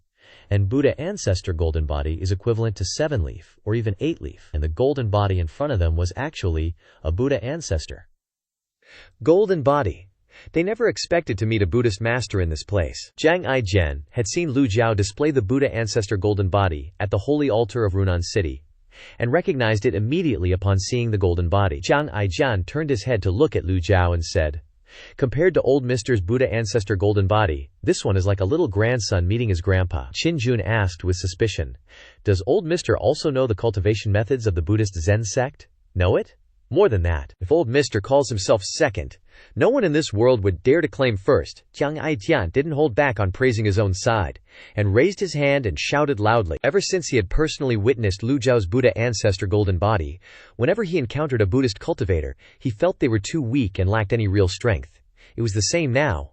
Only, to the other cultivators, this Buddha ancestor golden body was a typical Buddhist master. Kang kang kang. The flying swords that struck the golden body didn't cause any damage at all. They all returned, then charged again, gathering momentum. The master said in a deep voice, "A bunch of useless trash, huh?" The crowd was stunned. "Why was this master being so vulgar?" The master shouted again. "Discard the flying swords." The cultivators obeyed like obedient dogs. Yes, yes, yes. With an expert here, how could anyone else dare to hold onto their swords? Everyone threw their swords away. Those swords were caught by a burst of primal chi and returned to the 7 deadly swords formation. The sword formation didn't continue attacking, but went back to its original state, endlessly spinning around the giant tombstone. If it weren't for the 7 circles of light faintly glowing on the ground, they would have thought these swords were being manipulated. After the 7 deadly swords formation recovered, the golden body of the Buddha also disappeared. All the previous efforts of those cultivators were for naught. They finally managed to get the flying swords, and now they have to return them all. With the Buddha's golden body gone, everyone's eyes were now focused on that master. Now everyone could clearly see his appearance, a skinny guy, wearing a gray monk's robe, looking like an old man in his 60s. But his spirit seemed very vigorous, so he's a Buddhist master. My bad, my bad. The crowd immediately bowed to him. Just then, Jiang Aijian suddenly laughed and said, "Kong Yuan, why do you look like this?" The monk slightly raised an eyebrow, his eyes sharp like knives, and looked towards Jiang Aijian. The crowd immediately exclaimed, "Master Kong Yuan! It's Master Kong Yuan of the Great Void Temple." The square-faced guy immediately updated the others with the information. The Great Void Temple is the leader of the 4 major Buddhist sects, always respected by everyone, but after what happened at the sacred altar in Runan City, the Great Void Temple's bad reputation has spread throughout the cultivation world. But facing this kind of master, the cultivators were just scared and didn't dare say anything bad. "Kong Yuan?" He glanced and asked, "You recognize this old monk?" Jiang Aijian calmly replied, "Master Kong Yuan, I can understand you wanting to disguise yourself as an ordinary little monk, but please put away the Buddha prayer beads. That thing is too eye-catching." The square-faced cultivator once again showed off his knowledge. It must be that when he was using his golden body earlier, the primal Ka activated the prayer beads, which is why people recognized his identity. Among the 4 great Buddhist sects, only Kong Yuan has Buddha prayer beads. But this doesn't matter. Kong Yuan looked at the prayer beads on his body. Kong Yuan said in a deep voice, "Since that's the case, this old monk doesn't need to hide anymore. This old monk must obtain the demon sword in the 7 deadly swords formation. I don't need anything else. I'll share everything else with you. What do you think?" How could those cultivators dare to bargain with a master? After all, this is a place where the strong are respected. That cultivator thought carefully, and besides, they didn't think they were qualified to get that demon sword. If someone could lead them to break down the 7 deadly swords formation and then snatch the other flying swords, that would already be a success, he said. "In that case, please, master, devise a plan." Someone next to him added, "Master, you want to take the demon sword? We agree, but this sword formation is extremely strange. How do you plan to break it?" Seeing this, Jiang Aijian secretly shook his head. What kind of famous righteous sects are these? They all turn into cowards when faced with a tough situation. Kong Yuan looked at the sword formation and said, "This old monk has made preparations in order to get this sword. Those who aren't involved, or those who don't agree to let this old monk take the demon sword, can scram now." The square-faced, one-eyed cultivator spoke up. The word scram was extremely inappropriate for his status. As soon as Kong Yuan finished speaking, 2 people stepped out of the crowd of cultivators and left the sword ruins without a word. Jiang Aijian chuckled softly and said, "Oh my, that's really got some backbone." Kong Yuan didn't stop them. His eyes looked towards Lu Zhou's group. "Do you benefactors have any opinions?" Jiang Aijian immediately replied. "I do. Please speak, benefactor." Kong Yuan had never met Lu Zhou, and with the lack of light in the sword ruins, he hadn't noticed the old man standing next to Jiang Aijian. Jiang Aijian asked, "What if you can't break the sword formation?" Kong Yuan disdainfully replied. "This old monk had the courage to come here, so I also have the confidence to break it. But I feel like you won't be able to break it." "If you can't break it but still insist on getting this demon sword, then your skin is really thick." Lu Zhou, Xiao Yan'er, and Xin Jun all turned to look at Jiang Aijian. Damn, Xiao Yan'er thought, this guy's really talkative. Kong Yuan was originally in a high position, the abbot of the Great Void Temple. How could he let others question him? He then replied, If this old monk can't break this sword formation, this old monk won't compete for the demon sword anymore. But if even this old monk can't break it, who will? Zhang Aijian said, I don't know if others can break it, I just know you won't be able to break it. Kong Yuan glanced at Jiang Aijian again, and in the moment, their eyes met. Jiang Aijian felt a trace of killing intent and his heart skipped a beat. This is a Buddhist master. He quickly retreated, deliberately standing closer to Lu Zhou. Lu Zhou shouted, Scram! I'm scramming! I'm scramming! Jiang Aijian ran to the side, taking advantage of someone else's power, daring to use it on this old man. Kong Yuan ignored Jiang Aijian and turned to the group of cultivators, disciples of the Dengxin Sect, 7-Star Villa, Celestial Master Dao, and Henghua Academy. Step forward. About 2 disciples stepped forward. Please give your orders, Master. This old monk wants to see your true abilities. Don't smear the faces of your sect leaders. The 2 disciples looked at each other, shaking their heads and sighing.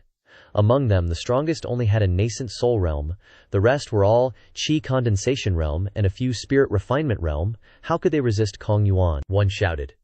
Then let's begin! The cultivators returned to their original positions again, summoning their dharma bodies. Jiang Aijian couldn't bear to look at those pitifully weak dharma bodies, so he had to cover his eyes. Aijian, suggest that old senior act. Lu Zhou indifferently replied. Not in a hurry, let little Yanshi help master prepare the food. Lu Zhou was leisurely wanting to eat hot pot. While waiting for the hot pot to cook, Lu Zhou thought, someone wants to be cannon fodder. Lu Zhou is naturally happy to be the fisherman who benefits. Moreover, now is not Lu Zhao's peak period. It's better to save on the use of props as much as possible. Kong Yuan glanced at Jiang Aijian. A killing intent flashed in his eyes and disappeared. He snorted lightly, his monk's robe fluttered, and a faint golden light appeared around him. Mirror platform. The square-faced, one-eyed cultivator exclaimed in shock. He had seen the mirror platform several times. The most recent time was when the Buddhist monk, Jing Yan, a disciple of Wu Shenyan, performed it on the lotus platform. But Kong Yuan's mirror platform seemed much stronger than Jing Yan's. A radiance emitted from Kong Yuan's body, and at the same time, a circle of light radiated out from Kong Yuan as the center. All those surrounded by the circle of light received the auxiliary power of the mirror platform. The cultivators who felt the power in their bodies increase were all extremely surprised. Several cultivators felt the strength in their bodies increase. Yes, I feel like I'm invincible. Attack! They hit their palm prints and Daphio seals several times stronger than before, and the momentum was overwhelming as they struck towards the flying swords that were circling around the tombstone. Clang, clang, clang. Kong Yuan was very satisfied. Cultivators from the 10 famous sects are indeed much stronger than cultivators from small sects. Under the auxiliary of the mirror platform, the strength released is even stronger. The effect is very good. Clang, clang, clang. This strong attack caused the swarm of flying swords to be dispersed, falling to the ground. And the previous scene happened again. 7 circles of light, radiating light, began to appear. Jiang Aijian asked suspiciously, Old senior, what are these 7 halos? Lu Zhou, having set up a massive hot pot, replied, Number 1, Tianshu. Number 2, Tianshuan. Number 3, Tianji. Number 4, Tianquan. Number 5, Yuheng. Number 6, Kaiyang. Number 7, Yaoguang. From number 1 to number 7 is the head. From number 5 to number 7 is the tail. Combined they form the Big Dipper. Lu Zhou laid out all sorts of food. Veggies, shrimp, squid, fish, eggs, noodles, and finally a plate of seafood fried rice as a super practical example. Jiang Aijian looked stunned. I get it, so that's what it is. With food examples, how could I not understand? That little rascal Zhao Yaner was too busy eating to pay attention, let alone understand. She's even more of a glutton than old Zhu. Xiao Yaner turned and asked, Jiang Aijian, what does it mean? I don't get it. Jiang Aijian looked at the 7 halos. Don't ask me, I'm just pretending to understand. Qin Jun then chimed in to explain. 7 stars descend to earth, meaning 7 stars falling to the ground. In order from 1 to 7, they are Tianshu, Tianshuan, Tianji, Tianquan, Yuheng, Kaiyang, and finally Yaoguang. When these 7 halos combine, they'll create terrifying power. The square-headed, one-eyed dude piped up. Those flying swords that were knocked down earlier seem angry, constantly attacking the cultivators. Swoosh, swoosh. The guy next to him asked, Has Grandmaster Kong Yuan made a move yet? Kong Yuan snorted coldly, his hands constantly forming hand seals, the entire space filling with vibrant colors. At the same time, he turned his head and commanded, What are you waiting for? Take advantage of the distraction and rush in. Stop the 7 stars from falling. The cultivators looked at the flying swords scattered on the ground, shining brightly, and at Kong Yuan's group blocking the 7 swords. They were instantly excited and immediately charged into the area of the 7 stars descending. Let's go! Everyone was practically losing their minds. Earthgrade! Earthgrade! This is an Earthgrade sword! A cultivator picked up an Earthgrade weapon in the area of the 7 stars descent and screamed with excitement. There are more over there! Here! All flying swords radiating light. Head towards where the 7 stars are falling. There are more swords! Save one for me, shouted the guy with the 2-toned hair. Let's go pick up flying swords too, added the square-headed guy. With someone leading the charge, the rest of the cultivators rushed in, a scene of utter madness. They had no idea they were walking straight into danger. Kong Yuan snorted coldly. His eyes and smile became even more sinister, and his palm strikes suddenly stopped. Immediately, the flying swords swirled around the tombstone, and 3 circles of blood suddenly appeared beneath the group of cultivators. Sensing something was wrong, the force of the attacks weakened significantly. The Mingjing terrace disappeared, and the flying swords in the sky immediately turned around, heading towards the group of cultivators inside the area of the 7 stars descent.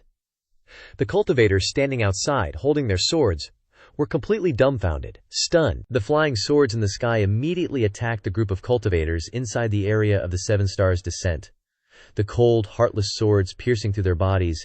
Everywhere was a bloody mess. The square-headed, one-eyed dude and his gang were utterly terrified, mouths agape, watching the cultivators in the 7 stars descent getting turned into pincushions. Xiao Yanhair even had to turn away and cover her eyes. Covering her eyes and still managing to say, "That's horrifying. It's seriously messed up." Meanwhile, Jiang Aijian, not having eaten properly for days, just kept stuffing his face, not giving a damn. The square-headed dude shouted in terror. Especially the area where the 7 stars fell, the cultivators are basically getting turned into beehives by the sword swarm. Lu Zhou calmly watched the scene. Perhaps the memories and experiences of Ji Tiandao were too extensive, making him completely numb to the situation. No longer surprised, Lu Zhou continued to eat while watching the show. This attack took the lives of over 30 cultivators, and those who managed to escape were covered in wounds. One person glared and questioned Kong Yuan. "What the hell are you doing?" Kong Yuan placed one hand in front of his chest and said, "Amitabha, to obtain the demonic sword, the 7 stars must be quenched with blood, so naturally, sacrifices must be made." This old monk admires their courage, and after returning to the Great Kong Temple, this old monk will definitely chant sutras for their salvation. Kong Yuan's actions infuriated everyone, but it was too late. The cultivators were riddled with holes, but in Kong Yuan's eyes, a sinister glow appeared. "This old monk gave you a chance, but you didn't cherish it, so don't blame this old monk." The square-headed cultivator pointed and yelled. The 7 stars descent is nourished by fresh blood, so the energy is gradually expanding. The halos are constantly widening. Fresh blood is flowing in streams beneath the ground, like meridians winding in all directions, forming a block of energy that has connected the 7 absolute sword formation. Xin Jun cried out in alarm. "The 7 stars descending has been activated. There's no time to get out, old senior. What should we do?" Despite the urgency, old Qin Jun still gathered up the food first. Gotta have strength to cultivate. Then, Qin Jun placed all his hopes on Lu Zhou. Lu Zhou looked at the cultivators. The cultivators were desperately fleeing. "Get out of the 7 absolutes formation quickly. Run." The aura on Kong Yuan's body gradually changed. Kong Yuan looked at the 7-star pattern on the ground and the sky torn apart by the flying swords and softly said, "Amitabha." The sound waves rolled out in all directions. Such powerful sonic attacks. Those with lower cultivation levels had their scalps numb from the shock, and their blood churned. Lu Zhou was completely unaffected. The extraordinary power of the Book of Heaven effectively suppressed all kinds of sonic attacks, leaving him untouched. Someone couldn't bear it anymore, and angrily said, "Kong Yuan, what exactly do you want?" Kong Yuan replied grimly, "You will become a part of the sword tomb." The square-faced man broke out in a cold sweat and exclaimed, "Who would have thought that a generation of eminent monks could become so sinister and cruel?" The swarm of flying swords in the sky attacked the group of cultivators again. Their protective Dharma bodies and Kia were activated, creating a magnificent scene. Clang, clang, clang, the swords, like a storm of pear blossoms, pierced into them. The area of the 7-star pattern expanded, engulfing the entire tombstone. The flying swords no longer circled the tombstone, but converged on the cultivators, aiming to take everyone's lives. The flying swords also whizzed towards Lu Zhao's group. Jiang Aijian raised his hand. A stream of Qian blocked in front of Lu Zhou. "Senior, let me go and stop them, master." "I don't need your protection." Damn it! Xiao Yanhe shouted loudly and ran in front of Lu Zhou, wielding the Brahma wheel, knocking the sword away. The sword bent 90 degrees and fell to the ground. Jiang Aijian couldn't help but laugh and didn't compete with her. Lu Zhou didn't care about these things. Where they were standing could avoid most of the flying swords, and he himself was at the divine court realm, so he could withstand this level of attack. But the cultivators of the 4 great famous sects were in trouble.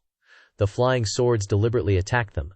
Those who were unlucky were pierced 3 or 4 times, and the luckier girls had their clothes torn apart. Buzz, buzz. At this moment, the tombstone shook continuously. Kong Yuan raised his head and laughed heartily. My chance has come. He lightly tapped his toes and leaped up, dodging the swarm of flying swords.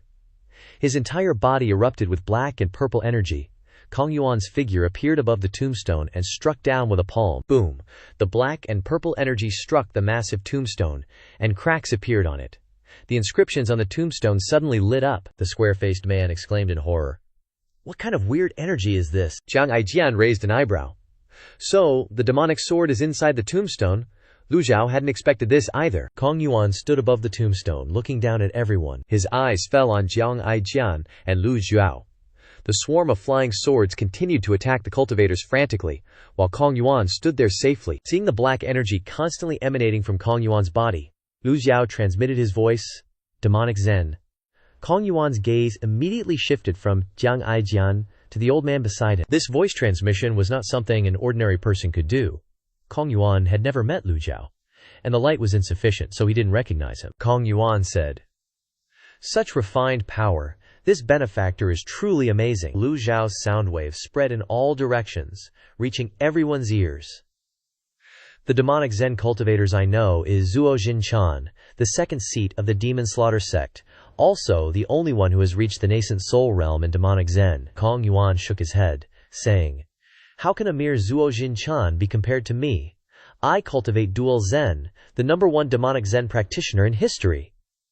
Everyone was shocked. Lu Zhou picked his teeth and calmly said, "Then I'd like to see how you break the 7 absolute sword formation." Kong Yuan's heart skipped a beat.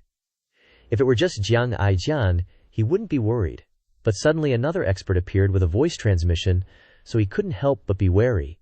Spotting his gaze, Lu Zhou pressed, "Want to be the fisherman who benefits." The prayer beads wrapped around Kong Yuan's hand flew over his head, and his kia blazed like fire. His eyes filled with murderous intent. He raised both hands, glanced at Jiang Aijian and Lu Zhou, and said, "The 7 stars are open. Please begin your journey."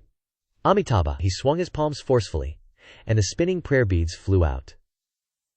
The Buddha prayer beads were a very special weapon, able to be used as hidden weapons, and also for defense. This weapon required the user to have extremely high cultivation, unlike swords or sabers, which only required extreme training in attacking methods. The prayer beads emitted black light and shot out like shooting stars. Whoosh, whoosh.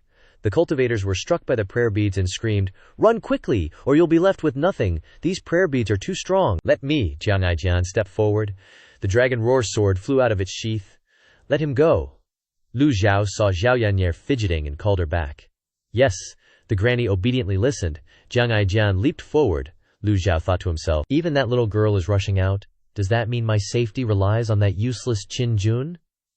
The light of the dragon roar sword shone brightly. Jiang Aijian's figure flickered in the air, turning into several after-images. The bright golden sword key shot out, clang, clang, clang. The dragon roar sword struck the flying Buddha prayer beads, which slightly retreated. The monk Kong Yuan seemed to have anticipated this.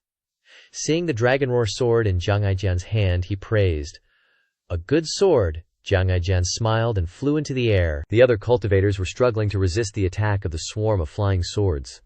The strong air currents and ki were suffocating them. They could only watch Jiang Aijian fly past. Kong Yuan lightly tapped his toes and stepped into the air, standing upright. The lower half of his body was jet black, and the upper half was bright. The square-faced cultivator exclaimed in panic, "Dual Zen! Heavens!" Any cultivator with some knowledge knows that water and fire cannot coexist. Yin and Yang cannot exist at the same time. But Kong Yuan of Great Emptiness Temple can actually combine dual Zen. What kind of talent is this? There have long been rumors that Kong Yuan of Great Emptiness Temple was in closed-door cultivation, and that his cultivation has advanced extremely quickly. Now it seems that he really has progressed greatly. The crowd looked at Kong Yuan with admiration. Each and every one of them stunned. No wonder monk Kong Yuan dared to cultivate dual Zen at the sacred altar. Even if the sect leaders came, they wouldn't be able to do anything to him. Squarehead spoke up. Unless the old devil Lu Zhou from the Evil Sky Pavilion takes action. Kong Yuan's cultivation is advancing rapidly, but he still doesn't dare to seek revenge on the Evil Sky Pavilion. He's probably afraid that only the old devil can deal with him. It's a pity this is Sword Cemetery. How could the old devil possibly appear? Lu Zhou frowned, thinking to himself. The current trend seems a bit odd. It's one thing for small sects to worship the Evil Sky Pavilion. But now even the righteous sects are placing their hopes on the Evil Sky Pavilion? What the heck? As Jiang Aijian flew into midair, a golden ceiling pattern appeared on the upper half of Kong Yuan's body, while a jet-black ceiling pattern appeared on the lower half. Boom boom boom boom. Jiang Aijian's sword techniques rained down like a storm, all illusions, with every sword image piercing the ceiling patterns. The cultivators watching the scene gaped in astonishment. So strong. Is this how strong experts are? Kong Yuan said in a deep voice. Dual supreme ceiling patterns. Suddenly expanding like a spring, it forced Jiang Aijian back. Gotta dodge. Jiang Aijian suddenly realized that the old monk's defensive abilities were terrifying, so he decided to avoid the brunt of the attack. The cultivators began to murmur again, seeing the two ceiling patterns, one wide, one narrow, one loose, one tight, as if they had been practiced 100,000 times. Boom! Jiang Aijian raised his Longyin sword to block in front of him, stopping the dual ceiling pattern. His whole body was shaken backward by the ceiling patterns. Ouch! Knowing he couldn't land safely, Jiang Aijian called for help. Little Yanner, darling, catch me. Thud! Jiang Aijian fell to the ground in a clumsy mess, his whole body aching. If not for the protective ki dissipating most of the attack power, the dual ceiling patterns would have caused him internal injuries. Little Yanshi just stood there with her arms crossed, laughing and saying, "Serves you right." On the tombstone, Kong Yuan still floated in mid-air. The cultivators discussed again. One move with the ceiling patterns had pushed back Jiang Aijian, which pleased him greatly. But his attack did not stop there. The Buddhist prayer beads scattered in all directions, flashed with cold light again, and attacked once more. No way! Jiang Aijian's eyes widened. Supporting himself with one hand on the ground, he flipped backward, retreating to the rear. He hid behind the old man Qin Jun. Little Yan Sher immediately turned and shouted, "Go!" Jiang Aijian waved his hands repeatedly and grinned to cover up his embarrassment.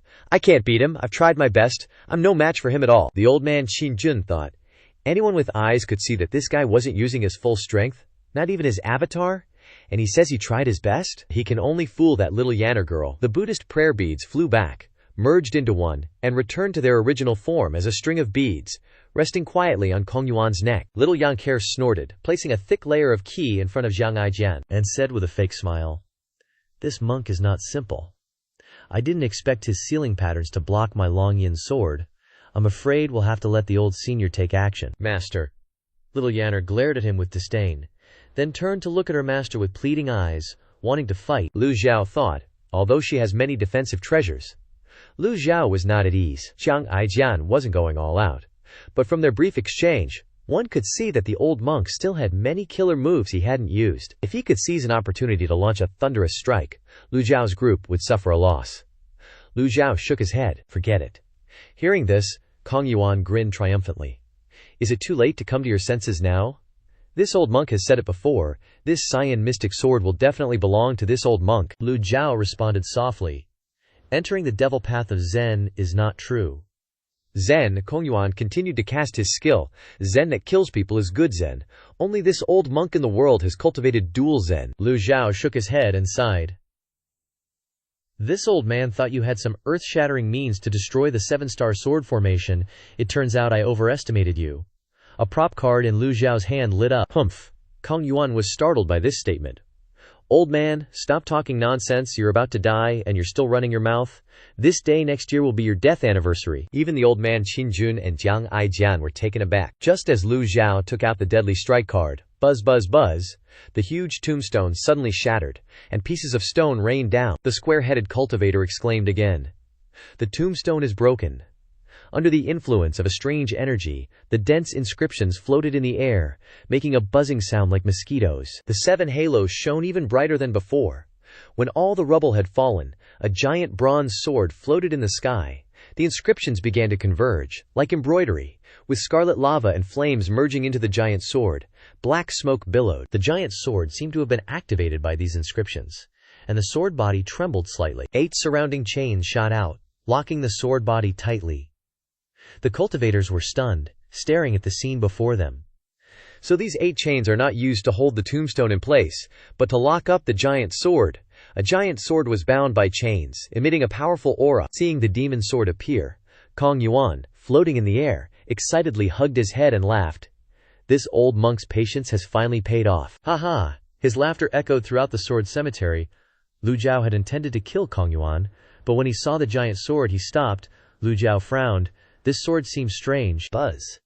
The giant sword vibrated violently, as if trying to break free from the chains. Kong Yuan shouted, "Get out! Get out!" He rushed towards the giant sword, with his powerful protective kia. This old monk will not be polite. With that, he struck a palm towards the giant sword, while his body lunged to grab the demon sword. The ki swirled around the demon sword, sensing the invasion and provocation. Suddenly, Kong Yuan was incredibly shocked, his eyes glued to the giant sword. Boom! The inscriptions flew out in all directions.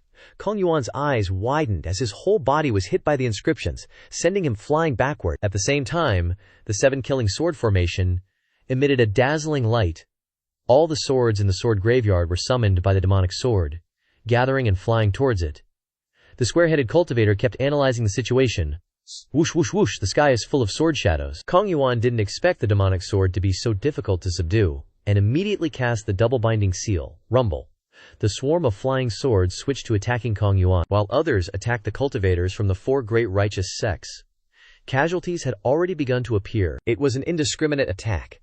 The square-headed cultivator was also grazed by a flying sword. He cursed, "Holy moly, it's not safe here at all." Witnessing this scene, Zhang Aijian exclaimed in surprise, "What a terrifying sword!" Qin Jun sighed.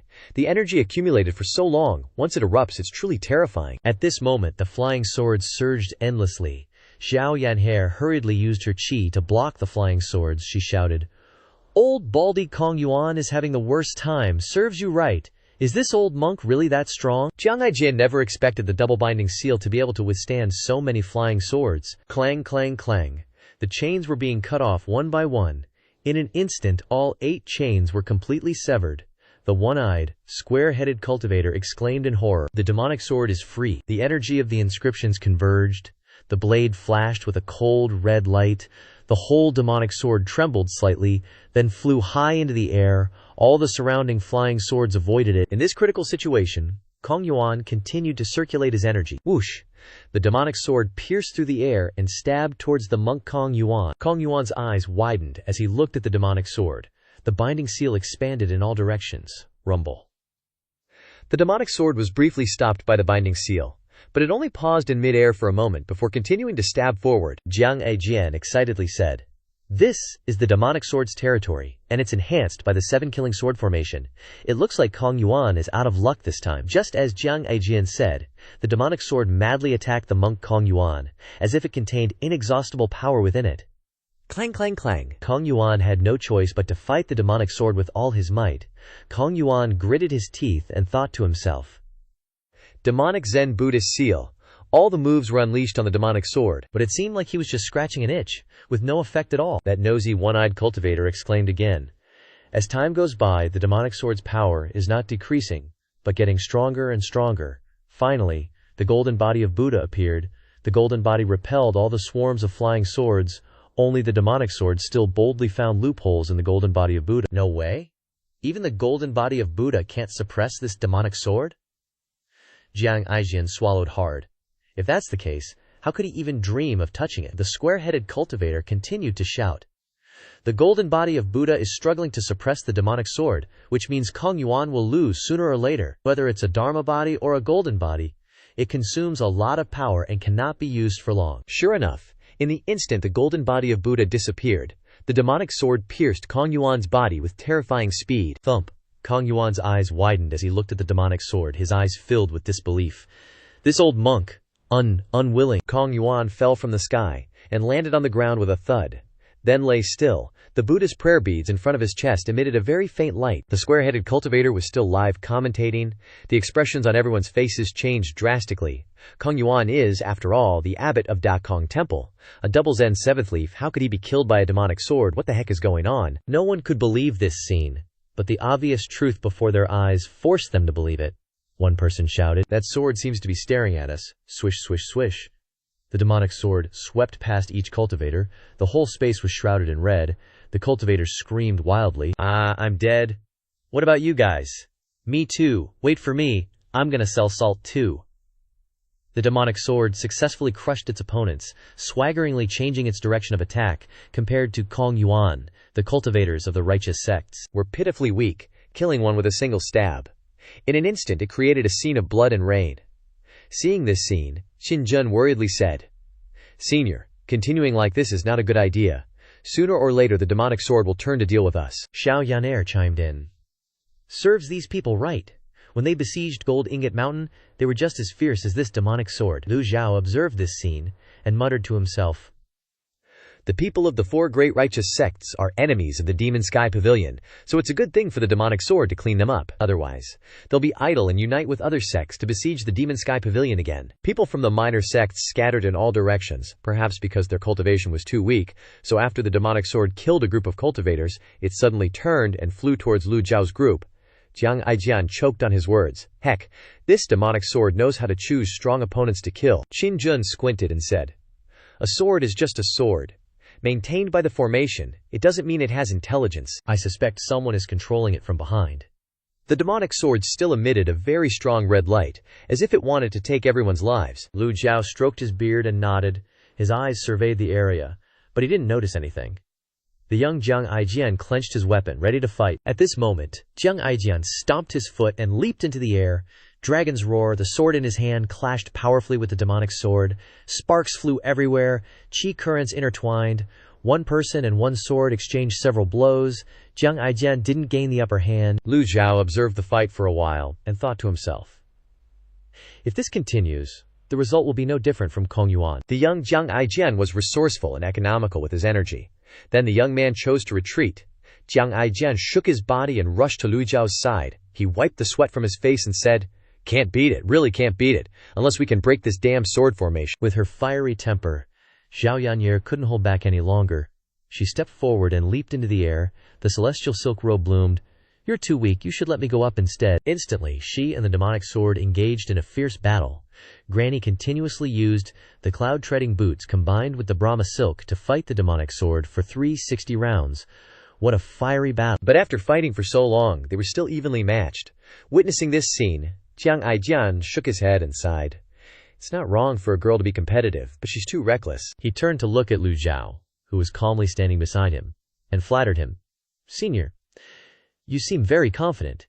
You must have a way to break the sword formation, right?" And in Jiang Aijian's eyes, after observing the situation for a while, he seemed to have figured something out, and grinned.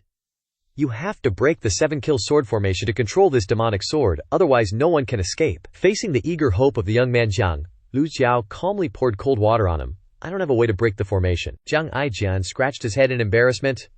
"Don't joke around like that, I'm easily excitable. Who does that to people?" Lu Zhou still calmly replied, "Believe it or not, it's up to you." After saying that, the old man Lu Zhou still stood comfortably observing his 9th disciple's battle with his battlefield experience. Qin Jun observed for a while and also discovered the problem, and spoke up. "The formation I of the 7-kill sword formation isn't here. You can't break it." Jiang Aijian clutched his head and wailed. "I'm done for. Is Jiang Aijian's lifetime of brilliance going to be destroyed here? My dream of burying 100 million precious swords hasn't been realized yet." Boom! Clang! Clang!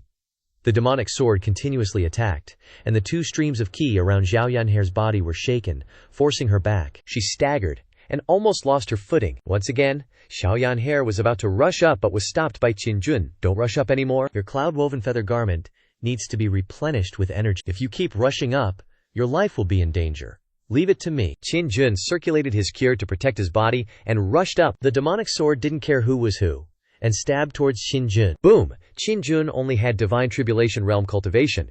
He instinctively mobilized his ki, and in an instant, the demonic sword shattered his protective ki. The old man Qin exclaimed in panic, "Ouch, that hurts!" Qin Jun's entire body flew backward and crashed to the ground, creating a cloud of dust. The old man spat out a mouthful of blood. The young man Jiang Aijian ran over to support him. "Hey, are you all right?" And that square-headed cameraman who was giving live commentary kept eavesdropping. The old man Qin Jun, his mouth full of blood and his whole body trembling, still struggled to say, "Help me take care of my wife and children." The demonic sword floated straight in the air. Its ultimate target was Lu Zhou. The girl Zhao Yanxie also rushed over anxiously and shouted, "Master!" The young man Jiang Aijian also didn't know what to do and shouted, "Senior!" Lu Zhou frowned and thought to himself. He's been thinking about how to subdue this sword or how to break the sword formation, but he didn't expect the demonic sword to target him. Lu Zhou helplessly looked at the demonic sword and then said calmly, "Back off." The young man Jiang Aijian was shocked by this sentence. Jiang Aijian flew to Qin Jun and helped him sit up, and then they both dodged to the side. Xiao Yanhe also took a few steps back. The old man Qin Jun and the young man Jiang Aijian winked at each other and gave a thumbs up for their excellent acting skills. The girl Xiao Yanhe was speechless. Then everyone retreated another 10 meters. Lu Zhou stepped into the air and flew up. The demonic sword finally buzzed, pierced through the sky, and stabbed towards Lu Zhou. The tearing wind speed of the demonic sword made everyone terrified. But the old man Lu Zhou was as calm as a cucumber. Boom! The demonic sword stabbed into Lu Zhou's Buddha golden body. The 10 zang tall Buddha golden body didn't know when it had appeared. The crowd looked up. Even the cultivators from the small sect struggled to look up. Before their eyes was a Buddha golden body, even taller than a tombstone. The square-headed cameraman once again opened his mouth wide to comment on the battle. Lu Zhou stepped forward in the air. The Buddha golden body also moved accordingly, arriving in the middle of the 7-kill sword formation area. No matter how frantically the demonic sword attacked, it couldn't shake the Buddha golden body even slightly. At the same time, the swarm of flying swords in the 7-kill sword formation seemed to have sensed a powerful enemy, so they tried their best to attack the Buddha golden body. A dense swarm of flying swords blocked everyone's view. The 10 zang tall Buddha golden body didn't budge at all. The cultivators began to feel dizzy and lightheaded. 10 seconds. Lu Zhou only has 10 seconds. Lu Zhou was very puzzled. Where is the formation on? The cultivators were kneeling on the ground at this time. Too strong, this is truly the Buddha golden body. Another group of female cultivators knelt on the ground, their eyes wide with shock, as they looked at the huge golden body in front of them. Who is this? Who is this person? Meanwhile, Lu Zhou regretted in his mind. What a pity, 10 seconds is just too short. The moment the Buddha's golden body dissipated, the demonic sword and the swarm of flying swords immediately surged forward. Boom! Thousands of flying swords surrounded and pierced through. Suddenly, another Buddha's golden body appeared, smashing the flying swords into pieces that fell scattered to the ground. The cameraman was once again shocked into gaping wide. The young Jiang Aijian also had his mouth agape, his eyes bulging as he stared intently at the Buddha's golden body. Jiang Aijian praised endlessly. The golden body can freely contract and expand. I'm impressed. Damn it, I'm seriously impressed. The old man Qin Jun was also momentarily stunned. As for Xiao Yanhe's grandma, she seemed unfazed. Oh my. They're already making a fuss over this?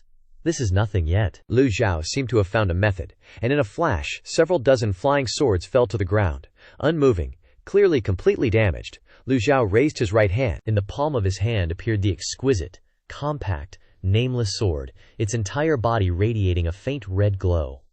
The square-headed cultivator grimaced again. Lu Zhou held the nameless sword, his face stern as he uttered, 10 seconds is enough. Masters exchange blows in an instant, let alone this demonic sword, which has no intention of dodging. Lu Zhou gritted his teeth and frowned, his eyes wide with determination. Then I'll meet force with force. Lu Zhou shifted and pounced towards the demonic sword. The cultivators widened their eyes at this scene. The Buddha's golden body moved forward, and people could only see the upper half of the golden body, while the lower half was obscured by the dense swarm of flying swords. The demonic sword rushed straight at Lu Zhou, surrounded by an extremely dense red demonic aura. Lu Zhou's sudden shift caused the swarm of flying swords to be smashed and scattered all over the sky. The demonic sword's fighting spirit grew stronger and stronger, the sword body vibrating as if welcoming its opponent. The nameless sword in Lu Zhou's hand streaked across the demonic sword's body. The two swords collided with a bang. Centered on the point of impact, a burst of light suddenly expanded, erupting from the vibrating primordial energy like a hurricane, and scattering in all directions. Lu Zhou didn't look back at the nameless sword in his hand, because he could sense that the nameless was still perfect, undamaged. He stared intently at the demonic sword in front of him. The timer on the system interface was also counting down. 3 seconds, 2 seconds, 1 second. Time's up, he thought to himself. The Buddha's golden body dissipated, and everything became quiet again. At this moment, the demonic sword stood still. The group of cultivators in the sword tomb widened their eyes, looking at the man and the sword locked in a stalemate in mid-air. Apart from submission, they understood nothing. But what they could be sure of was that the Buddha's golden body was much stronger than Kong Yuan. Much stronger. This also meant that there was a high chance that the demonic sword would be subdued. The long swords stuck all over the ground were the treasures they dreamed of, and the fear brought by the demonic sword had disappeared. The squarehead exclaimed with round eyes, "All the flying swords of the 7 absolute sword formation in the sky have fallen, stabbing straight into the ground. Some have been broken in half and shattered into segments. Some places with elevated terrain are densely covered with swords, looking like a hedgehog's back." The demonic sword was undamaged, but strangely, it didn't continue to attack, but hovered in front of Lu Zhou. The sword body trembled slightly, emitting a strange pink aura. The tip of the sword, which was originally pointed directly at Lu Zhou, was now angled away, its target changed to the nameless sword in Lu Zhao's hand. Faced with this situation, Lu Zhou couldn't help but frown. Lu Zhou thought to himself, if he used up all his damage immunity cards and still couldn't suppress this demonic sword, what should he do? After contemplating for a moment, Lu Zhou suddenly remembered. Then the only way is to use the last peak state card. The squarehead's 2 underlings whispered to each other incessantly. "Those swords all over the ground. Should we pick some up?" The other looked around and replied, "I think we can. Seeing this as a once-in-a-thousand-year opportunity, it would be a real pity to miss it." Meanwhile, the squarehead shouted, "1 sword per person!" What the hell are they doing locked in a stalemate? What can be determined is that the Buddha's golden body is much stronger than Kong Yuan, which means there's hope of subduing the demonic sword. The demonic sword trembled again.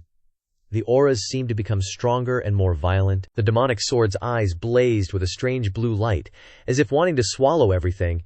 It put on a ferocious expression and uttered, "You." Lu Zhou slightly lifted his right hand, and the nameless sword emitted a faint red light. Lu Zhou raised a finger, taunting the demonic sword. However, to Lu Zhao's surprise, the demonic sword actually retreated instead of rushing towards him as usual. Jiang Aijian was also startled by this scene. He stared wide-eyed at the demonic sword. The demonic sword also cried out, "Back off!" Jiang Aijian exclaimed in surprise. "As the leader of the 3 great sword maniacs, I want to announce something." Xiao Yuanhe and Qin Jun silently looked at Jiang Aijian. At such a crucial moment, what brilliant idea does he have? While everyone was waiting, Jiang Aijian praised, "Dragon's Roar sword can only be ranked 2nd. That senior sword is the most beautiful." In front of their eyes was the image of Lu Zhou flying in the midst of swirling auras. His right hand holding the sword pointed directly at the demonic sword. Lu Zhou opened his right hand, and the blue demon surged out. Lu Zhou launched the sword straight towards the demonic sword.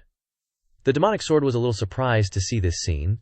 Lu Zhou looked at it suspiciously for a moment, then waved his hand, and the nameless sword flew over. The demonic sword dodged backwards again.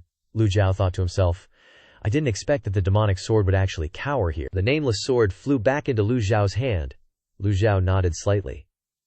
The collision just now didn't destroy the demonic sword, but it did scare it. The squarehead observed the situation, not missing a single detail. However, he still felt confused.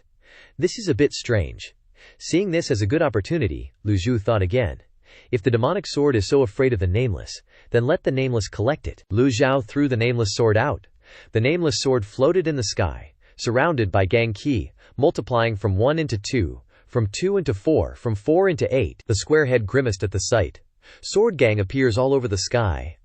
Although the intensity of the gang qi wasn't strong, the demonic sword felt extremely threatened. The flying swords within the 7 Wonders sword formation immediately trembled. As if summoned by the demonic sword, the flying swords rearranged themselves in a flash, then soared up at top speed, aiming straight for the nameless sword. The rain of flying swords summoned by the demonic sword rapidly descended upon the nameless sword, like a giant eagle trying to swallow a tiny hawk. The 2 storms of swords collided, creating deafening and mind-numbing sounds.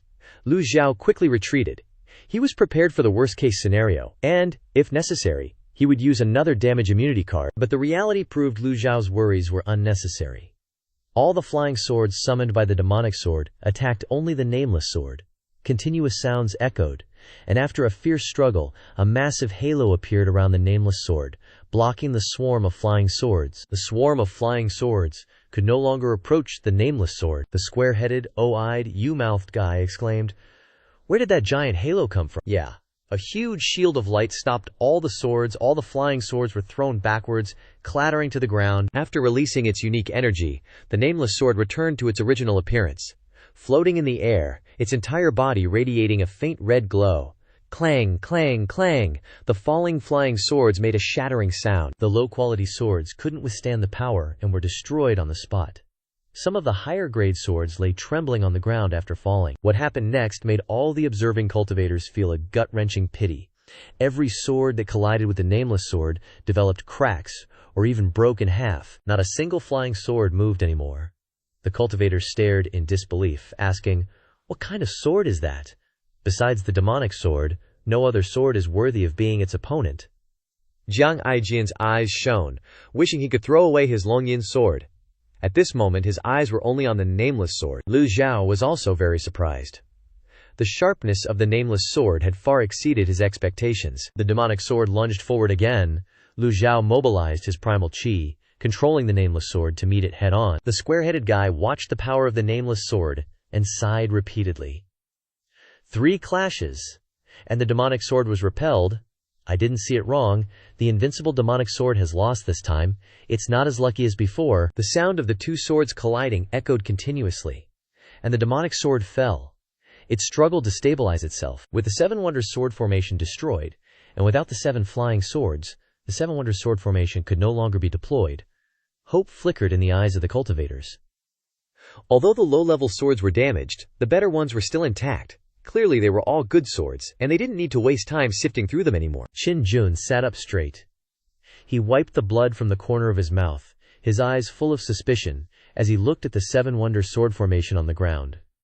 Without finding the formation core, how could the 7 Wonders sword formation be destroyed? This is ridiculous. Qin Jun looked around for a while but didn't see anything particularly strange.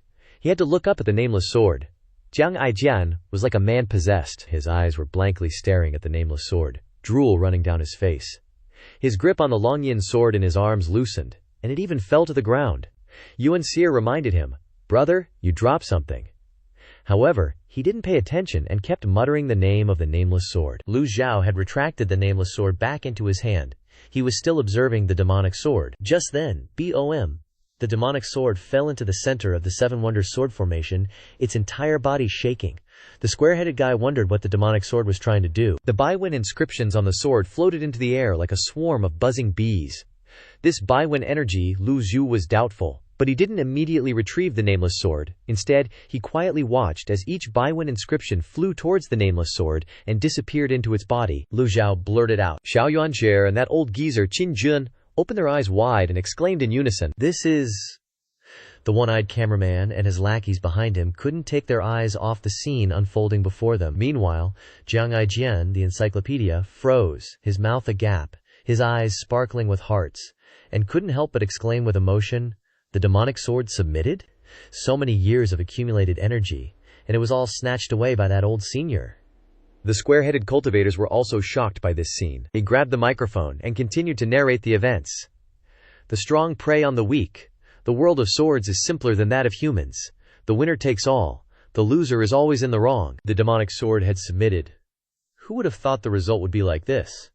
The demonic sword lay trembling, its Bwin inscriptions continuously merging into the nameless sword. The dense Bwin on the steels, numbering in the thousands, now rose like a plume of black smoke. The nameless sword, gaining Bwin energy, continuously spun in the air. Lu Zhou suspiciously looked at the nameless sword. Since obtaining it, Lu Zhou had only experienced its sharpness. After absorbing the energy of the Baiwen, would the power of the nameless sword increase again? After a while, the nameless sword stopped spinning. The demonic sword lay motionless on the ground. The Baiwen inscriptions on it, and on the steckles, had been completely absorbed. Lu Zhou stared at the nameless sword, and could feel the halo around it turning fiery red. Then, Lu Zhou held the nameless sword and felt something was different. After examining it back and forth 7,749 times, Lu Zhou felt like it had gotten thicker. Lu Zhou wondered, what's its grade now? Did it level up? Lu Zhou didn't have a clear concept. He raised his hand, and the nameless sword flew back into his palm. With a thought, the nameless sword turned into a rock, then a mace, then all kinds of weapons like blades and spears. Then it turned into a lump of dung in Lu Zhou's palm. Lu Zhou clicked his tongue and thought, it's a pity that the weird Baiwen only appears around it when the nameless sword is in its sword form. The nameless sword is clearly much stronger in its sword form than in other forms. The old man pondered for a long time and finally said, This weapon has not yet reached its full potential, but it's not the right time to study the nameless sword. Lu Zhou retracted the nameless sword and looked around. It was completely silent, even terrifyingly so. Lu Zhou, enveloped in golden light, slowly descended, feeling melancholy in his heart. This time, he wasted 2 damage immunity cards but didn't gain a single merit point. He looked at the Seven Wonders sword formation, which had completely lost its light, and was no longer acting strangely. Lu Zhou walked towards the demonic sword. When the Baiwen escaped from the steels, the 8 giant chains also shattered, scattered on the ground. Only a few long swords that hadn't been destroyed remained on the ground. Of course, the swords that survived this battle were all treasure swords. Not far away, the injured cultivators struggled to get up and kowtow to Lu Zhou, each one putting all their strength into it, making booming sounds. The square-headed guy, tears streaming down his face, kept thanking him. "Thank you, Senior. Thank you, Senior." Red Hair stammered in a daze. "Thank you, Grandmaster." Another one kowtowed until his forehead touched the ground. "Your grace is like that of my parents. Please accept my bow." The system then updated, received sincere worship from 15 people, gained 150 merit points. Hearing the notification, Lu Zhou was a little speechless. Looks like this old man has to keep doing good deeds for a while. The cultivators from the 4 great sects were all dead, and the survivors were all from small sects. Lu Zhou approached the demonic sword. Just as he was about to activate his primal chi, the monk Kong Yuan suddenly sat up. Floating in the air, a double Ksitigarbha seal appeared. His eyes widened as he looked around, and when he clearly saw the situation, his face was filled with disbelief. What happened? How long has it been? The 7 absolute sword formation is gone. The demonic sword is lying motionless on the ground. His head ached a little, and memories flooded back, his mind a mess. He looked around, and after a moment his eyes landed on Lu Zhou and the demonic sword on the ground, and he was completely confused. He remembered that while trying to seize the demonic sword, he was seriously injured by it and fell. Fortunately, he had a Buddha bead protecting him, which prevented a fatal blow. "It's you!" The surprise on Kong Yuan's face slowly turned to anger, and his aura fluctuated again. Lu Zhou chuckled and said 2 words. "Kong Yuan." Kong Yuan went crazy again, clasping his hands together too hard. "This old monk's things, no one can touch." "I don't care what method you use to break the 7 absolute sword formation, but this demonic sword, this old monk, must have it. Lu Zhou, take this!" And then he roared. Lu Zhou was actually happy that Kong Yuan wasn't dead. The square-headed cultivator continued his live commentary. Kong Yuan had no idea what had happened after he fainted, and he didn't know why Old Senior seemed so expectant and happy about Kong Yuan's survival. Kong Yuan placed one hand in front of his chest and said, "Old benefactor, this old monk is grateful that you broke the 7 absolute sword formation, but such a precious sword can only be taken by the worthy." The double Ksitigarbha seal flickered with light. Lu Zhou put one hand behind his back and held the nameless sword in the other, saying softly, "This old man has said, meditation is meditation, and demonic is demonic. Demonic meditation is not true meditation." Kong Yuan felt that these words were a bit harsh and mumbled, "Are you teaching this old monk how to cultivate?" Kong Yuan laughed, a look of disdain on his face. "The demonic meditation of the Zuo temple is just child's play. How can it be compared to this old monk's demonic meditation? In this world, only this old monk has cultivated demonic meditation. If this old monk claims to be second, no one dares to claim to be first. The 2 beams of light from the double Ksitigarbha seal are the best proof." Facing Kong Yuan's confident assertion, Lu Zhou calmly observed him for a moment. Then Lu Zhou stuck the nameless sword into the ground and shook his head. A frog at the bottom of a... Well, it's really tiring to talk to this blockhead. Lu Zhou paused for a second and said each word distinctly.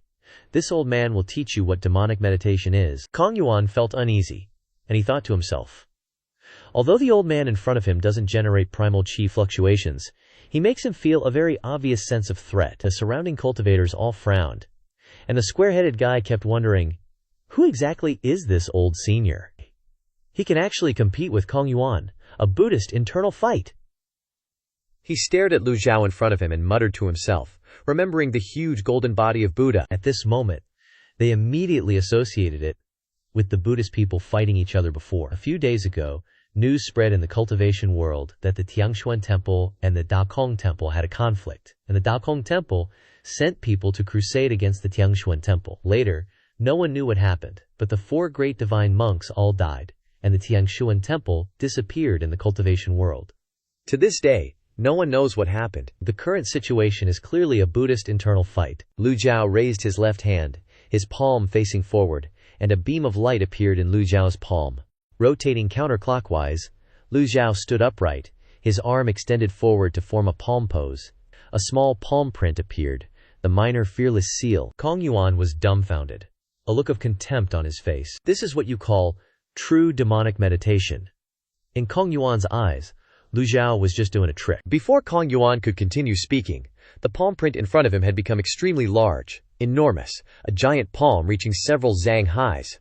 Kong Yuan was suddenly startled, and he retreated continuously, with the double Ksitigarbha seal, his face terrified. At the crucial moment, the square-headed cultivator once again used his strengths, and he continued to commentate and comment very enthusiastically, his voice hoarse from shouting. The square-headed guy said that the minor fearless seal had instantly transformed into the great fearless seal, and it was a black great fearless seal. When other cultivators saw this scene, they were all so shocked that their jaws dropped.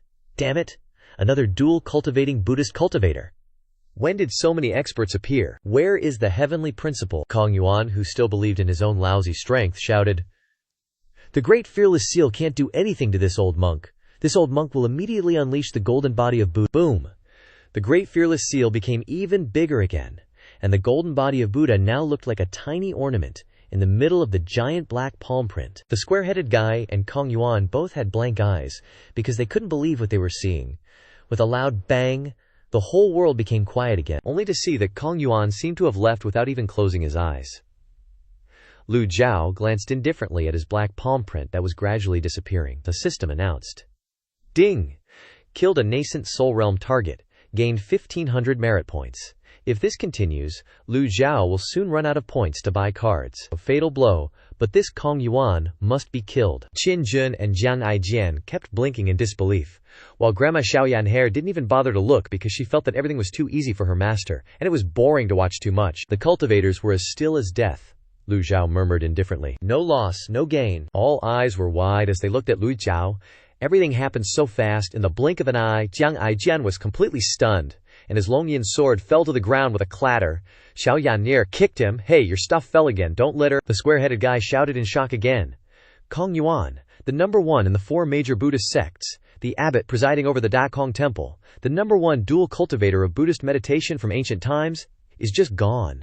Seeing this, Xiao Yan'er said disdainfully, "That's all he's got, and he dares to call himself the #1 demonic meditation master, HMPH, what a fool." Jiang Aijian came back to his senses, quickly picked up the Longyan sword and hugged it in his arms, wiping it with his sleeve. Old Senior doesn't make a move, but when he does, the world submits. I, Jiang Aijian, don't admire anyone, I only admire Old Senior. After the black palm print disappeared, a string of Buddhist beads fell from the sky. Ding! Retrieved the Buddha bead, it needs to be refined again before it can be used. Lu Zhou waved his hand lightly, and the Buddha bead flew into his hand. The cultivators hurriedly kowtowed again. "Thank you, Old Senior." Lu Zhou thought to himself, this is considered an unexpected joy, but it's a pity that Lu Zhou didn't receive any merit points for worship this time. Lu Zhou didn't pay attention to them, and instead turned his eyes to the demonic sword, and waved his hand lightly. The demonic sword lying on the ground flew into his palm. Lu Zhou gripped the demonic sword tightly, slowly sensing it. An icy, bone-chilling aura emanated from the demonic sword, truly not an ordinary item.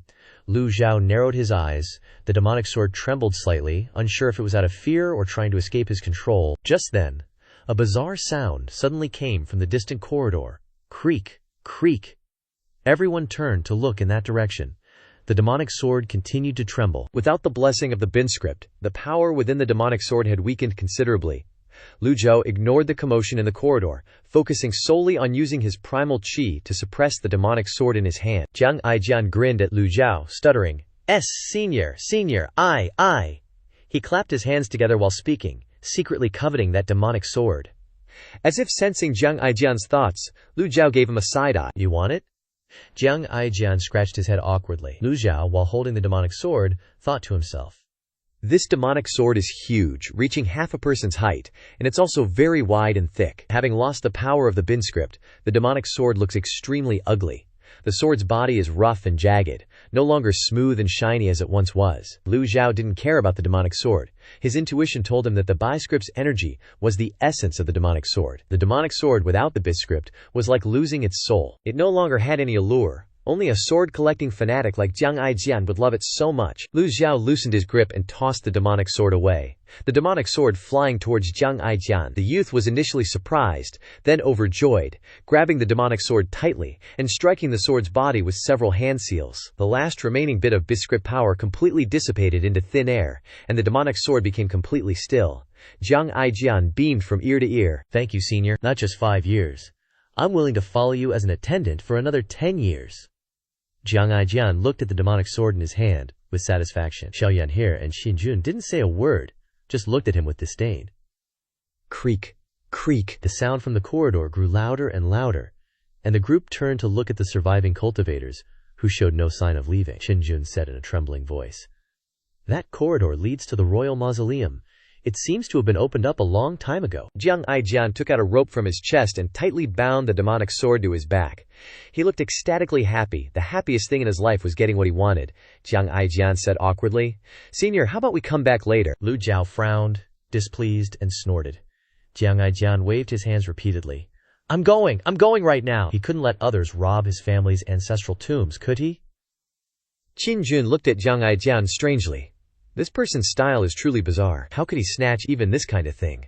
Qin had heard of Jiang Aijian's reputation, knowing him to be extremely afraid of death. That corridor was full of dangers, so why was he willing to go there? Wasn't he afraid of being stabbed to death? Jiang Aijian carried the demonic sword on his back, carefully taking each step forward. Just as he reached the entrance of the corridor, a black object suddenly flew out, startling him. Bang! Clang clang! Jiang Aijian instinctively activated his ki, colliding with the rectangular object. The group on this side saw what the object was, and the cultivators couldn't help but exclaim, "A coffin! Holy crap, it's a coffin!" The cultivators were so frightened they almost peed their pants. Their legs were all wobbly, and they had been injured by the swarm of flying swords, so they couldn't run away even if they wanted to. The black coffin circled 360 degrees in the air, attacking Jiang Aijian. Fortunately, Jiang Aijian cultivated the Tao of concealment art, so his figure was extremely agile, only being forced backward by the coffin. The youth squatted on the ground, feeling that today was really an unlucky day. So bizarre, why am I so unlucky?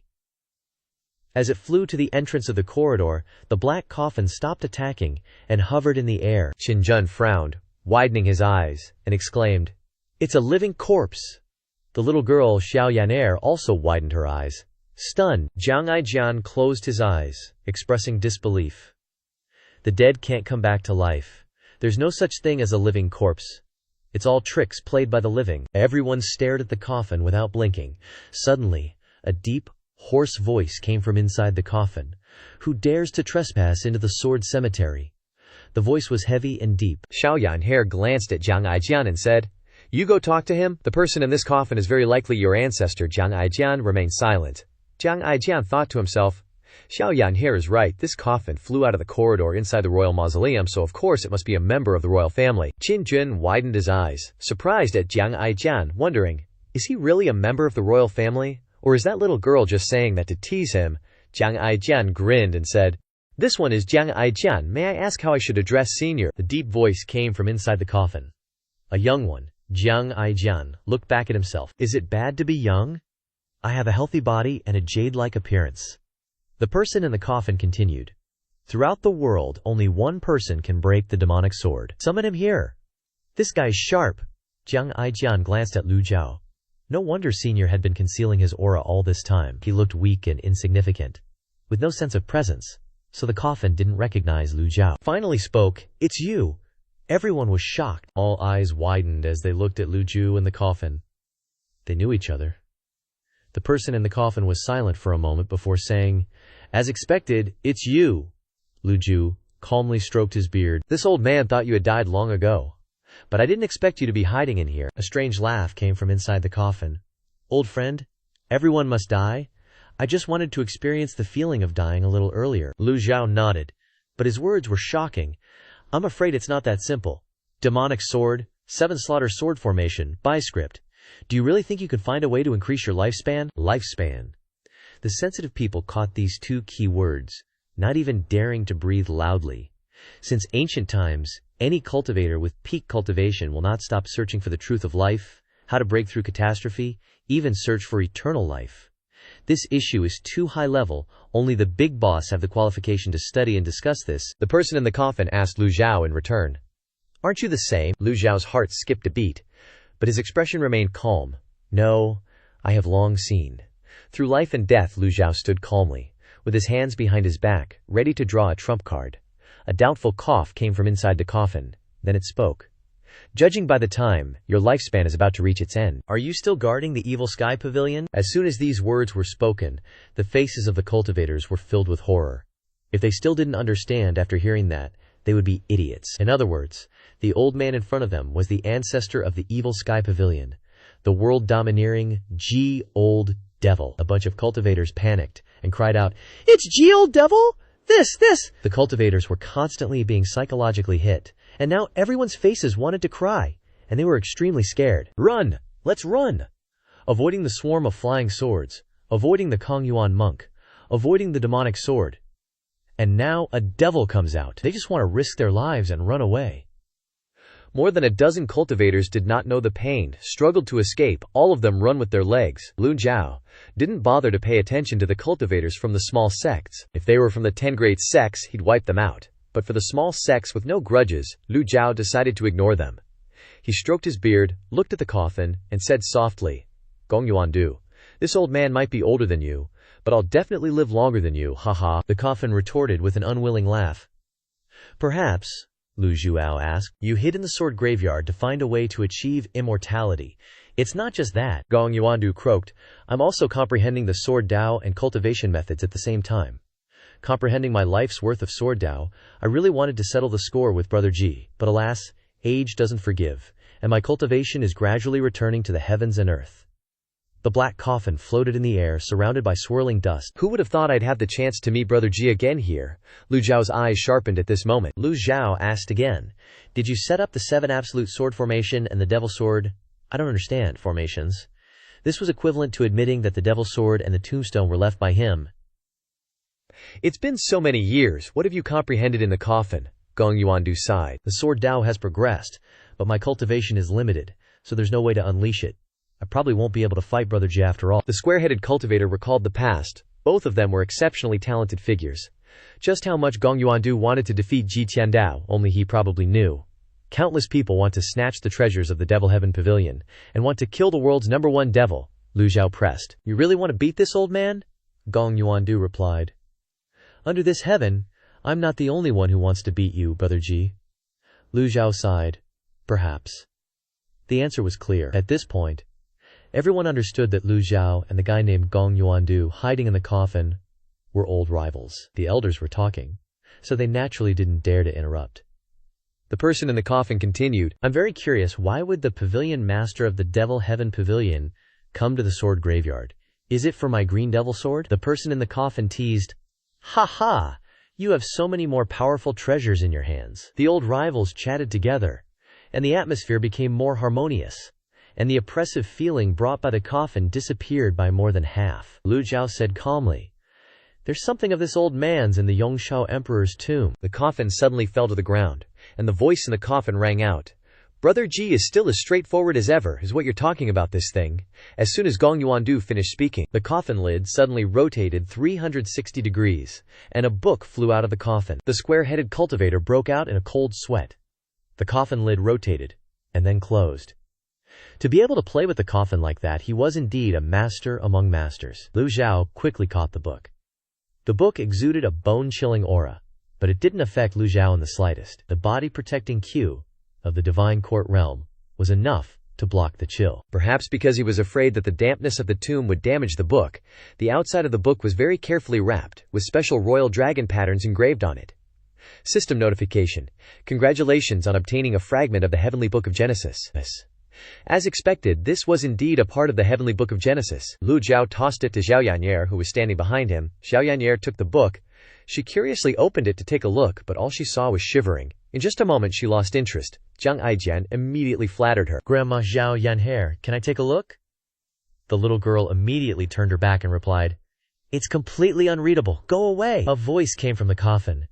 The Yongshao Emperor's tomb only has this thing worth seeing. The other things are all mundane objects. Since Brother Ji has come to rob the tomb, it must be for this thing. Gong Yuandu didn't think that Lu Zhao's eyes were worse than his. Lu Zhao nodded slightly. This is exactly what this old man was looking for. This book contains a special energy, but I still can't understand it thoroughly. The Yongshao Emperor used it as a burial object, so I kept it with me because it must be a treasure. This explanation made everything clear. Lu Zhao's goal had been achieved, and there was no need to go dig up Jiang Aijian's ancestral tomb anymore, Lu Zhao said again. Gong Yuandu, if you want to go out, this old man can take you. Let's help each other out. No way. The voice from the coffin became even lower, almost suffocating. Perhaps I really won't live longer than you. Lu Zhao looked at the black coffin and thought, you still have 100 years before your lifespan is over. The person in the coffin sighed softly. Maybe so. How many ordinary people live to be 100 years old? But it's even more difficult for cultivators. Seeing that his tone was still pessimistic, Lu Zhou didn't persuade him any further. After all, this guy had competed with Lu Zhou many times in the past. Old people go and new people come, and birth, aging, sickness and death, as well as the changing of stars, are also natural rules. Lu Zhao turned and walked away. In that case, this old man won't force you. Just as Lu Zhao was about to leave, Gong Yuandu in the coffin suddenly sighed and said, before my tribulation arrives, can I fight Brother Ji? The aura in the coffin suddenly erupted, like a flame bursting forth. Lu Zhao was extremely cold at this moment, and everyone was startled. An opponent is still an opponent after all. And he still doesn't forget to drag his opponent down with him before he dies. Xiao Yanhair pointed her finger and glared, opening her mouth wide and shouting, what's wrong with you? My master just fought with someone a few times. Even if you win now, there's nothing glorious about it. What's more, you're no match for my master. The coffin was silent for a moment, then moved slightly, and burst into laughter. The voice in the coffin mocked Lu Zhao. Brother Ji, with your temper, you still have disciples willing to stay by your side. I really admire you. Lu Zhao frowned.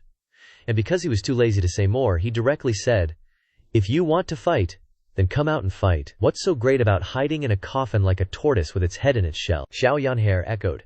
That's right, come out.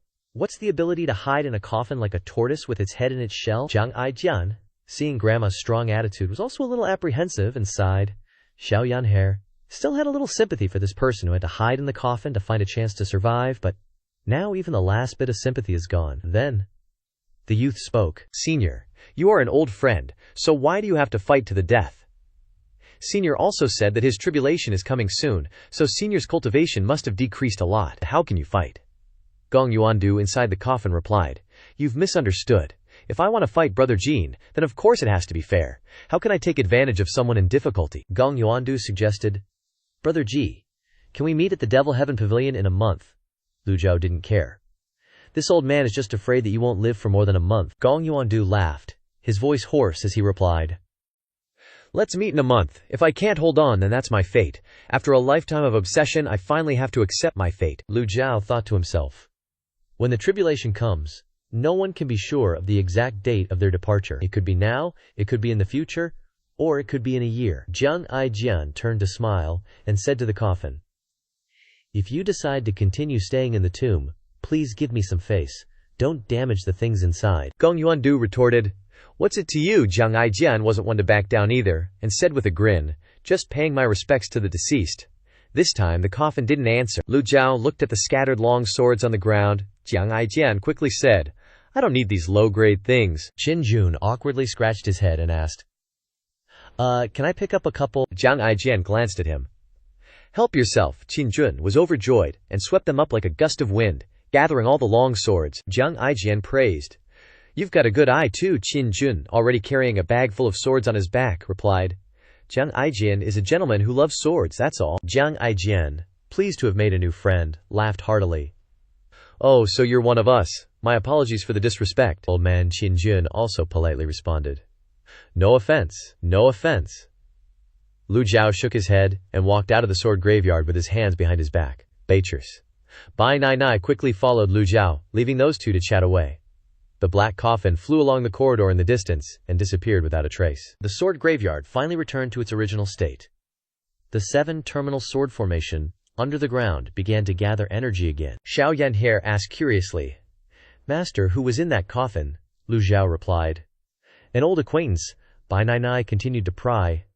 Master, do you even have friends? Lu Zhou explained as he walked.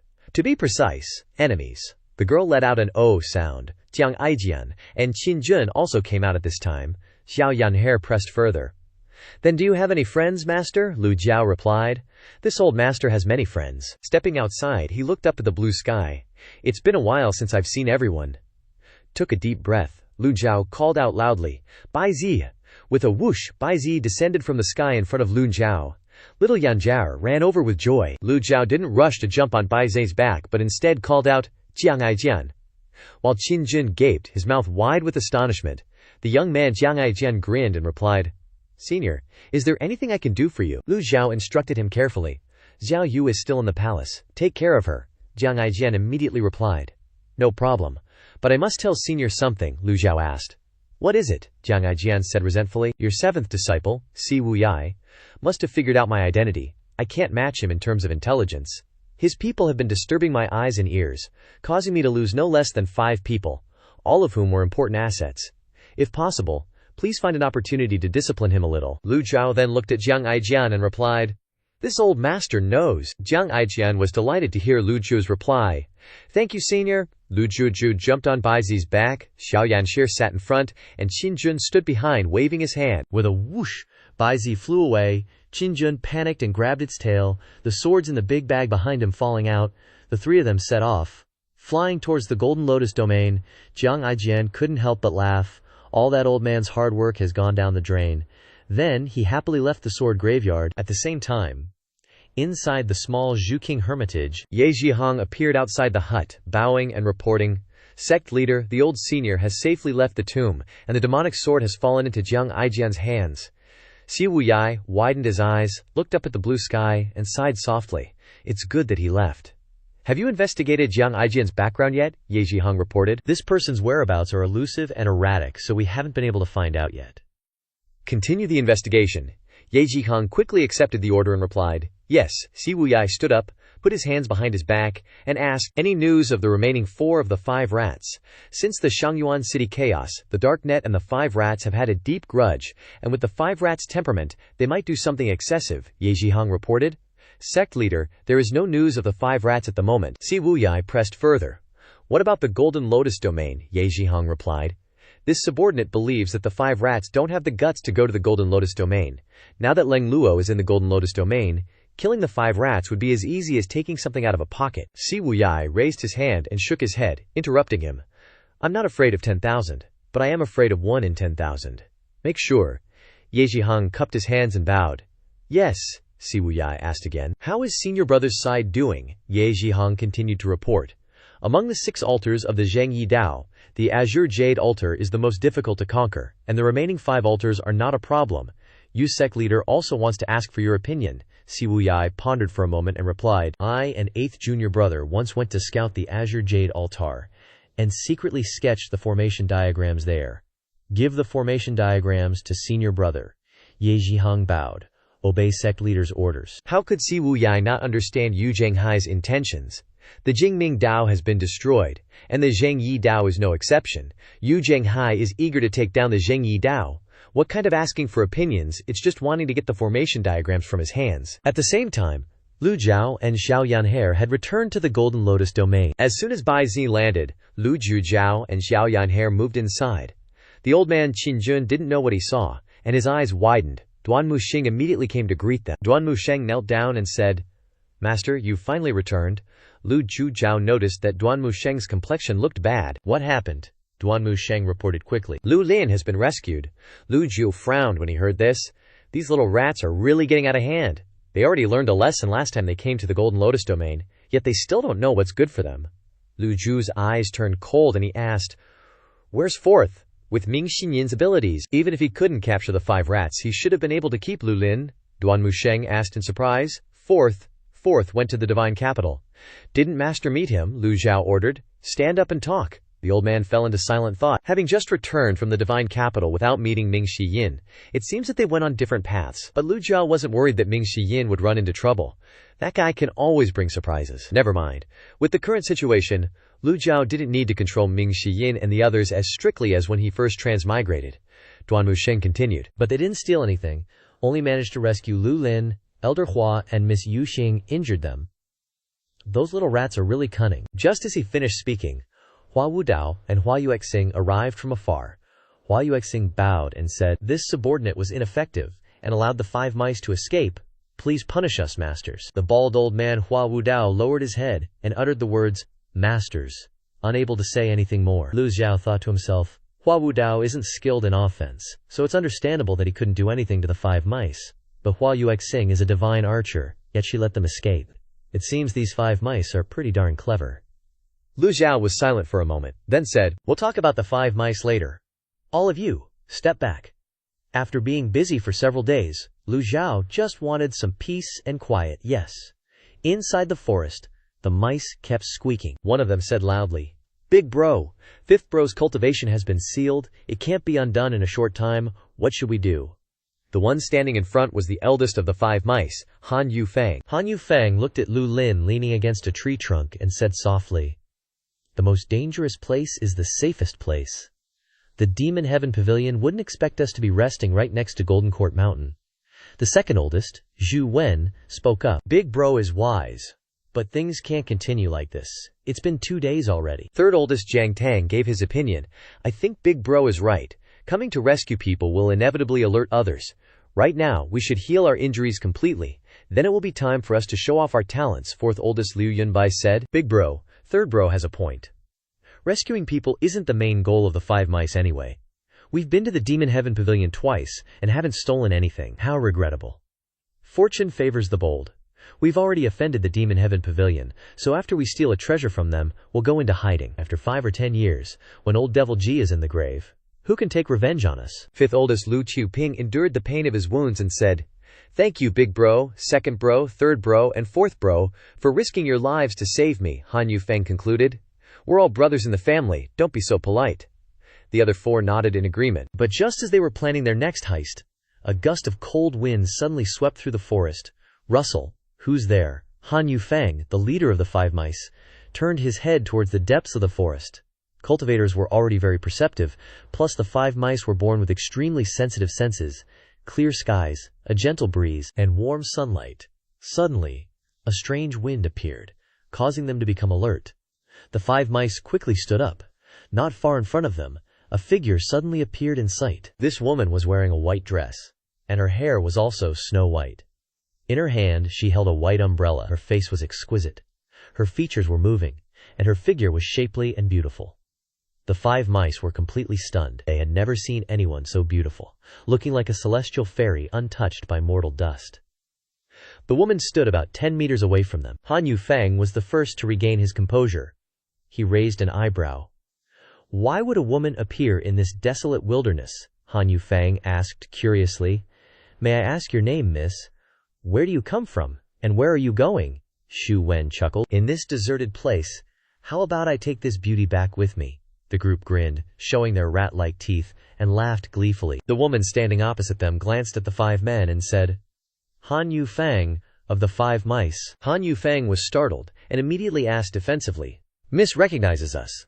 The second oldest, Zhu Wen, said triumphantly, "Haha, see? We, the 5 mice, are famous. That's right, we are the 5 mice." The third oldest, Jiang Teng, pointed at Han Yufeng, who was striking a pose, and introduced, "This is my big bro, Han Yufeng, a man with great foresight. This is second bro, who's invisible when he enters the mountains, Zhu Wen, and me." Jiang Teng patted his chest. "Third oldest Jiang Teng, invincible underwater, that's me. The one standing next to me is fourth bro, as fast as the wind. Liu Yunbai, the last one, is fifth bro, good at earth burrowing. Lu Lin." The woman stood calmly, holding her umbrella, and nodded slightly. "Very good." Han Yufeng felt more and more strange. "Miss still hasn't answered my question." The woman's gaze fell on Han Yufeng. "Whether I answer or not, it doesn't matter. You're all about to die," Han Yufeng frowned. "Miss, why do you say that?" The white-clad woman didn't say anything, A surging aura of primordial energy emanated from her body. Jiang Tang laughed heartily. Don't tell me Miss wants to catch us? Haha, I won't hide it from you. We can escape from the hands of the Demon Heaven Pavilion's divine archer. He sighed and continued. It's a pity we're all injured. Although the 5 of them managed to escape from the Demon Heaven Pavilion, they were all wounded, so they stayed in the vicinity of Golden Court Mountain to recuperate, never expecting to encounter this strange white-clad woman. The white-clad woman's face was indifferent. She brushed the issue aside with 3 words. Time to go. The 5 mice were shocked. The white-clad woman gently raised her right hand and swung the umbrella, releasing a powerful stream of true energy, causing the white umbrella to spin and fly into the air. Faced with such a shocking scene, Han Yufeng was terrified and shouted, "Not good, run!" The white-clad woman's figure darted forward like lightning, carrying a gust of cold wind. Whoosh! The white-clad woman's speed was lightning fast, and she shot out a spinning circular object from her hand. The 5 mice quickly realized a truth. This white-clad woman was a nascent soul realm expert, and she even had a heaven-grade weapon. Run! Flee for your lives! The 5 mice had plenty of experience escaping, and they immediately scattered in all directions. They had used this method to avoid all kinds of pursuits very effectively. But just as they scattered, the circular object in the white-clad woman's hand suddenly came down with terrifying speed. The 4 who managed to run ahead were lucky, but the remaining one wasn't so lucky. His melon head rolled all over the ground. The white-clad woman immediately flew after the second one. Han Yufeng swallowed a mouthful of saliva, wanting to seize one last chance to live. You? Who exactly are you? We, the 5 mice, have no grudges with you, right? The white-clad woman replied coldly. Demon Heaven Pavilion? Ye Tiangxin? These 6 words shattered Han Yufeng's last ray of hope. His face turned ashen. This white-clad woman was actually the Demon Heaven Pavilion's 6th disciple? Ye Tiangxin? Ha ha ha ha ha! Han Yufeng opened his mouth to speak. Swoosh! The circular disc sliced across his neck. Han Yufeng's eyes widened, and he fell unwillingly. Then came a scream. The entire space was engulfed in red. Big bro, second bro, third bro, wait for me.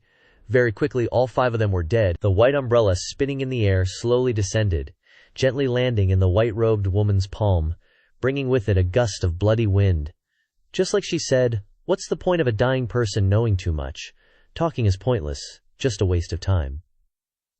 After the 5 rats died, Yi Tiangxin slowly turned and headed toward Gengzi Town. Not long after, a few mortal men left Gengzi Town and came to this place. One of them said, "It's right up ahead." The men looked at the 5 corpses scattered on the ground, remaining silent for a long time.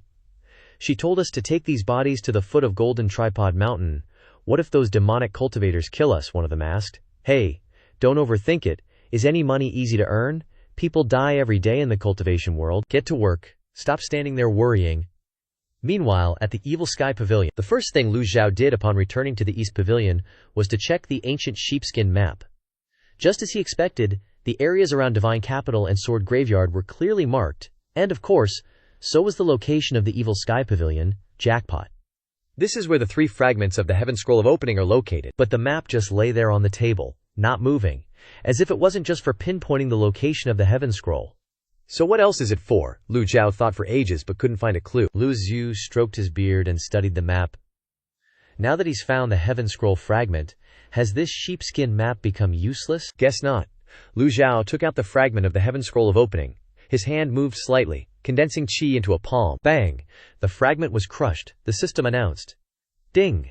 Gained Heaven Scroll of Opening. The Heaven Scroll of Opening transformed into specks of starlight, enveloping Lu Zhou's entire body. After completely merging with the starlight, Lu Zhou sat cross-legged, preparing to enter the state of comprehending the Heaven Scroll. But he suddenly remembered something. What if comprehending the 3rd divine power of the Heaven Scroll makes the item cards even more expensive? What am I supposed to do then? So Lu Zhou opened the item card price list to check. Damage immunity, 1,500 points. One-hit kill, 1,800 points. Desperate heal, 1,000 points. Thunder essence, 800 points. Binding cage, 1,000 points. Lu Zhao's points. Lu Zhao's points. Holy crap, what kind of crazy price increase is this? All I did was gain 1 new divine power. Even cultivation level improvements don't increase prices this much. From the last time the item card prices increased, Lu Zhou had a hunch that the price hikes were related to the stuff he acquired. Looks like that's exactly it. Cultivation level, purchase frequency, and usage frequency are secondary. Lu Zhou opened the system interface to check the item cards and merit points again. Merit points. 3,350 points. Item cards. 1 hit kill. Quantity 2. Damage immunity. Quantity 2. Critical strike block. Quantity 12. Passive. Binding cage. Quantity 4. Refining talisman. Quantity 1. Status card. Peak heavenly Tao constitution. Quantity 1. Bai Zai. BN Desperate Heal. Quantity 2. Enhanced binding cage. Quantity 3. Enhanced desperate heal. Quantity 3. Thunder essence. Quantity 2. Reversal card. Quantity 3. Weapons. Unnamed life reaping blade. Lai Yin spear. Azure falling blade. Jade whisk. Buddha prayer beads. Thank goodness the price of the reversal card hasn't increased yet. The selling price of the 9 transformations Yin Yang avatar is 30,000 merit points. What a ripoff. With the current situation, killing people to earn merit points is no longer practical. With these card prices, it's not just unprofitable, it's a huge loss. Take it slow. Buy the remaining 1-hit kill card and use all the lucky draws. As everyone hoped, Lu Zhou's luck points had accumulated to 41. Lu Zhou sighed secretly and entered the state of comprehending the Heaven Scroll. Sure enough, in the state of comprehension, the Heaven Scroll characters in Lu Zhou's mind seemed even more vivid and clear than before. This made his mental state exceptionally excited. The seal script characters glittered with golden light, arranged neatly and beautifully like a musical score for him to imagine. Lu Zhou still didn't understand the meaning of these characters, but he really liked the comfortable feeling it brought. Lu Zhou abandoned all distractions and immersed himself in comprehension. What would the third divine power of the Heaven Scroll be?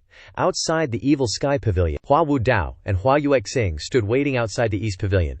Zhao Yanker and Duan Musheng heard and came running too. Duan Musheng hadn't even arrived yet when he asked, "Elder Hua, what's the rush?" Hua Yuexing clasped his hands and replied, "The corpses of the 5 rats were found at the foot of Golden Tripod Mountain.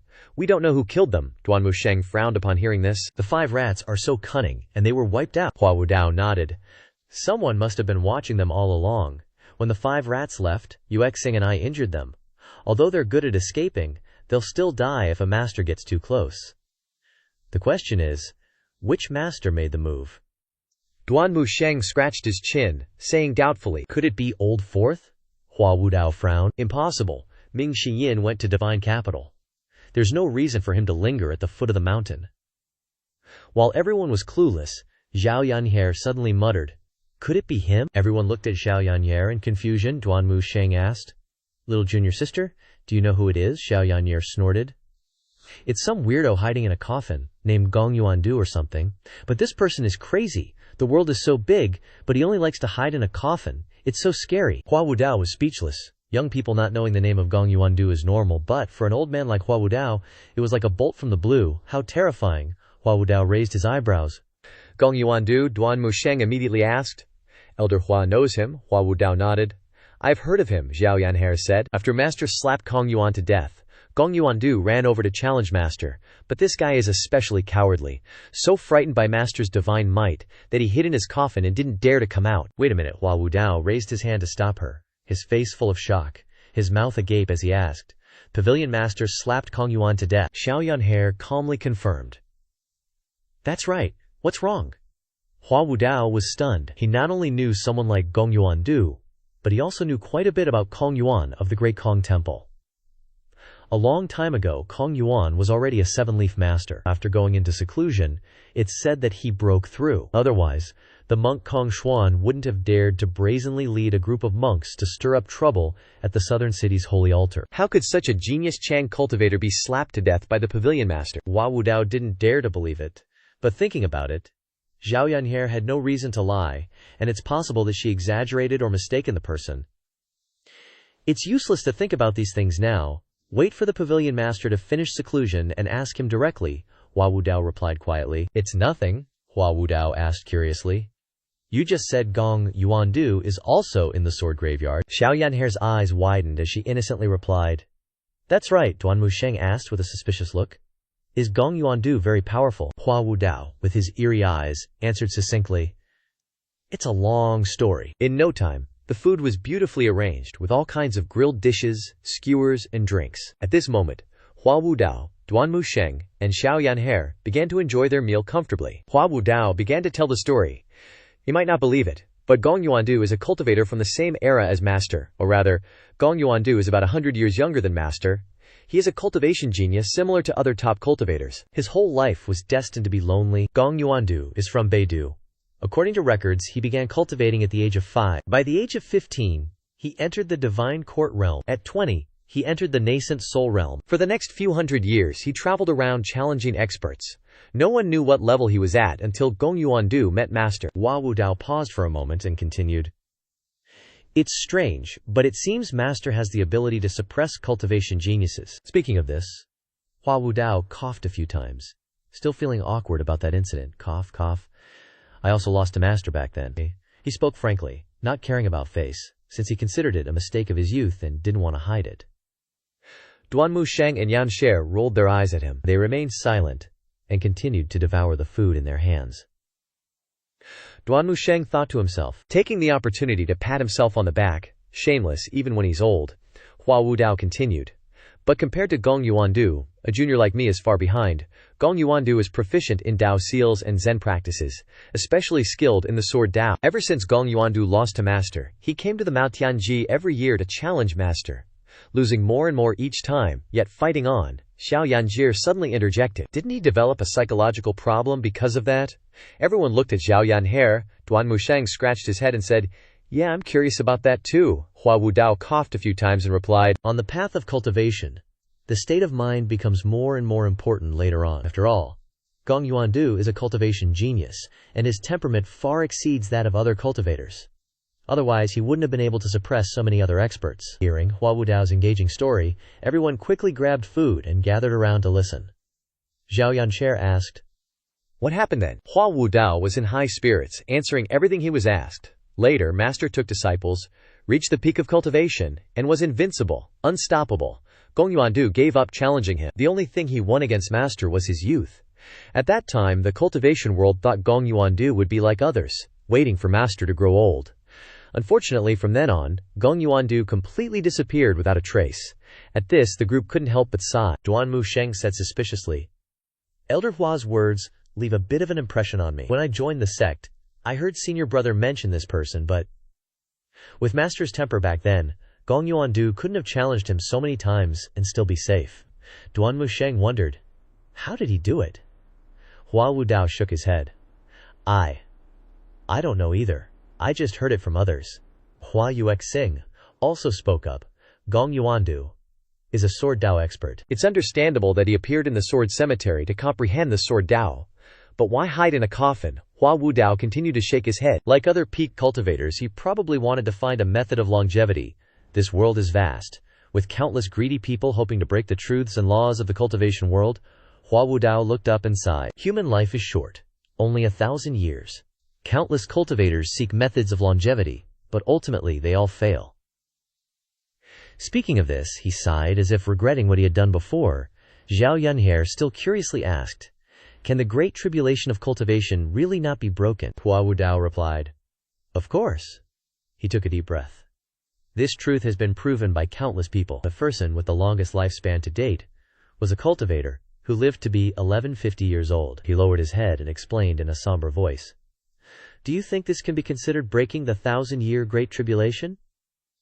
Hua Wudao asked himself and answered no. The 1,000-year Great Tribulation is just a way of speaking.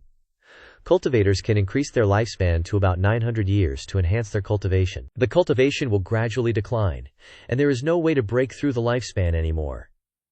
Just as longevity for ordinary people is 100 years, looking across the Great Yan, it is extremely rare for ordinary people to live to be 100 years old. After saying these words, everyone nodded slightly. Duan Musheng clasped his hands to Hua Wudao. I am enlightened. Hearing Elder Hua's words has greatly increased my knowledge. Duan Musheng thought to himself, Master never taught us these things. Since entering the sect, besides cultivation, we've only been beaten. Zhao Yanhe felt the same way. Hua Wudao sighed inwardly, understanding Duan Musheng's suffering. In fact, many righteous sects also teach their disciples like the Ma Tiange. It's just that they can't produce outstanding disciples like the Mao Tiange. Xiao Yanhe continued. Gong Yuandu said he would come to the Ma Tiange in a month. But he's already here. What kind of genius is he? I think this person is just a petty man. Hua Wudao shook his head. The one who killed the 5 rats is probably not him. Gong Yuandu is arrogant. He's a big shot with arrogance ingrained in his bones. He would never do something petty like following people up the mountain and killing those blind guys to help the Ma Tiange. Besides, Gong Yuandu isn't a good person anyway. Hearing this, Xiao Yanhe said, "Oh." She had to secretly admit that Hua Wudao's words weren't unreasonable, Xiao Yanhe said softly. I was just saying it casually. Hua Wudao was dizzy and muttered, Little ancestor, your casual words have made me explain for half a day. Hua Yuexing frowned slightly and said, Gong Yuandu is so powerful. When he comes to the Ma Tiange in a month. Hua Yuexing was interrupted by Hua Wudao before she could finish. Hua Wudao reassured, Don't worry. I observed Master state earlier. Although the old man is deliberately suppressing his aura at the divine court realm, he still reveals sharpness between his eyebrows. If Gong Yuandu comes, he's still bound to lose. Hua Wudao had immense faith and admiration for Master, his eyes shining whenever he mentioned him. Xiao Yanshi suddenly shouted, Sharpness! Hua Wudao had stood up and was about to leave, but hearing Yan Kir's question he stopped and continued, It's just a way of reading faces. After all, the Yun sect originated from the Taoist school. I learned a little about face reading when I studied Tao before. Hua Wudao said shamelessly, secretly praying that no one would ask any more questions. But Xiao Yanhe quickly flew to him. Oh! Elder Hua, quickly read my face. What will I be like in the future? Xiao Yanhe looked very interested. He closed his eyes tightly, silent for a moment, inwardly blaming Hua Wudao. Whatever you fear, that's what comes. Hua Wudao felt extremely stifled inside, but on the surface he remained calm, observing Xiao Yanhe's face. Then, without batting an eye, he said, In the future, your achievements will surpass even Yuandu's palace, becoming the #1 cultivation genius from ancient times. A genius like Yuandu's palace can only be considered trash in front of you. Hua Wudao was saying this while thinking, How could I not know Xiao Yanhe's cultivation talent? For someone at her level, the word talent is simply not enough to describe it. During this time at the Evil Sky Pavilion, Hua Wudao had deliberately observed each disciple, and once he did, he was incredibly shocked. The Evil Sky Pavilion disciples don't cultivate as diligently as others, but their progress is faster than any other cultivator. Like Duan Musheng, who Hua Wudao understands best, Duan Musheng's competitive spirit is very strong. In order to break the 6 harmony seal, he runs over to Hua Wudao every day demanding a spar. Xiao Yanhe felt thrilled by the praise and said with a giggle, Am I really that amazing? Of course, Xiao Yanhe happily said. When I become a powerful master later, I'll try to fight your 6 harmony seal and help you improve your defense. Hua Wudao remained expressionless at Yanhe's kindness. Duan Musheng didn't care about this and continued to ask, Does Yuandu's palace have an 8-leaf cultivator? Hua Wudao replied with an uncertain tone. Probably. Duan Musheng sighed and said, It seems this decisive battle is unavoidable. Hua Wudao also nodded in agreement. The Evil Sky Pavilion is getting weaker and weaker. It's not suitable for sparring. I think there's a 100-mile area of wasteland north of the Jinting Mountain, which is very suitable for fighting. Hua Yuexing agreed and said, That is indeed a very good place. If the decisive battle takes place north of the Jinting Mountain, we can easily observe. If I could witness a decisive battle between such powerful experts, my life would be fulfilled. Everyone who heard this couldn't help but think a lot. People want to observe powerful experts fighting but are distressed by not having the opportunity.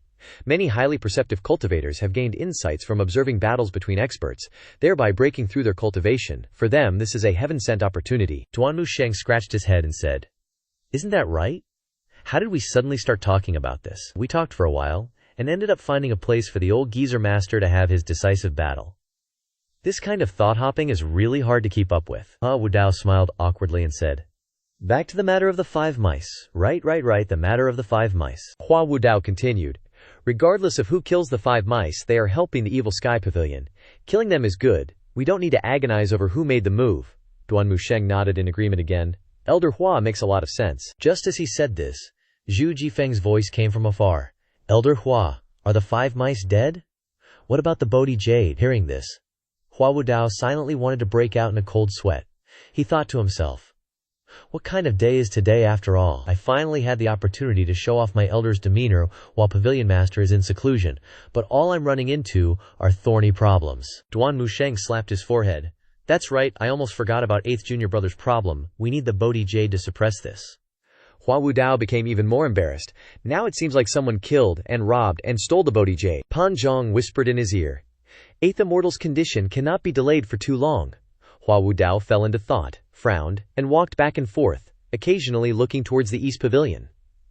Unfortunately, there was still no movement in the East Pavilion. Hua Wudao fell into contemplation again. Recently, he had also been thinking about why the cultivation of the Evil Sky Pavilion disciples all had problems. Later, he understood that it was probably because Ji Laomo wanted to control his disciples and prevent them from leaving, so he deliberately left some problems in the cultivation methods. Suddenly, Zhu Jifeng suggested, "Why don't we go and ask for Pavilion Master's instructions?" Xiao Yanhe shouted. "No way! Master has instructed that no one is allowed to approach this time."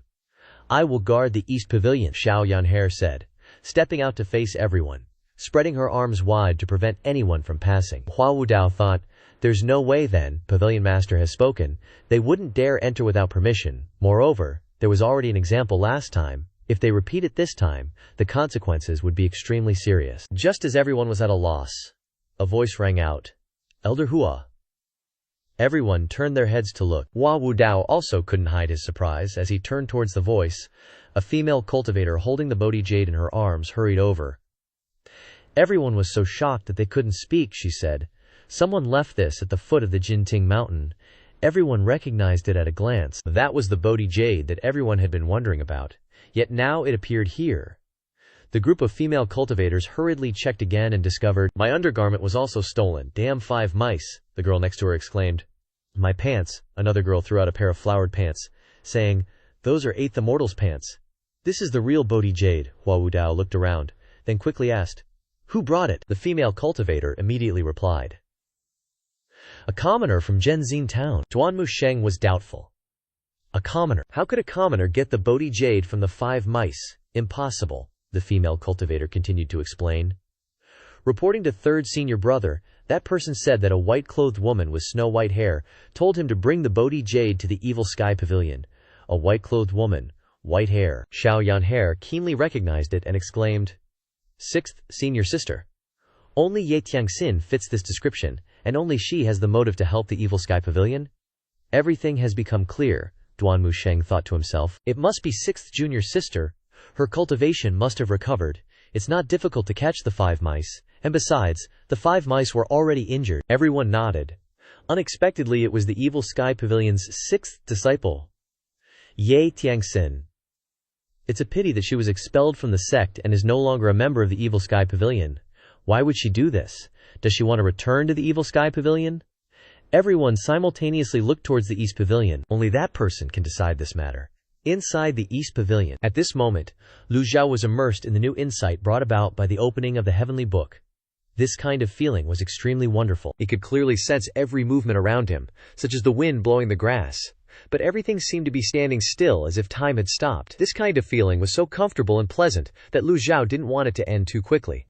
The state of being immersed in comprehending the Heavenly Book doesn't appear easily. Lu Zhou decided not to interrupt the comprehension until it ends on its own. Thus, 7 days passed swiftly like a shuttle. The rooster crowed again, signaling the dawn. Hua Wudao's group continued to wait outside the East Pavilion. Hua Wudao asked, "Girl, has Pavilion Master made any movements yet?" Zhao Yanhe was indeed still guarding the door of the East Pavilion, occasionally taking out the Brahma lariat to cultivate, but never leaving this place by even half an inch. Xiao Yanche fed the tortoise and chicks while shaking her head in response. Hua Wudao still hasn't. The old man chuckled. Never mind, Zhao Yanhe persuaded. Master will come out soon, Elder Hua. Don't be anxious, Hua Wudao frowned. I'm not anxious, it's just that Ming Shiyin still hasn't returned, so I'm a little worried. Xiao Yanche took a bite of the pet's food, then widened her eyes and replied, Elder Hua, don't worry about him. 4th Senior Brother is the most cunning person I know. Hua Wudao smiled in agreement. It was indeed so, Elder Hua. Just go back. I'll let you know the moment Master comes out of seclusion. Sorry for the trouble. Hua Wudao left the East Pavilion. That old geezer keeps bothering my 2 little darlings while they're trying to eat. Zhao Yanche continued cultivating the Grand Purity Jade Scroll.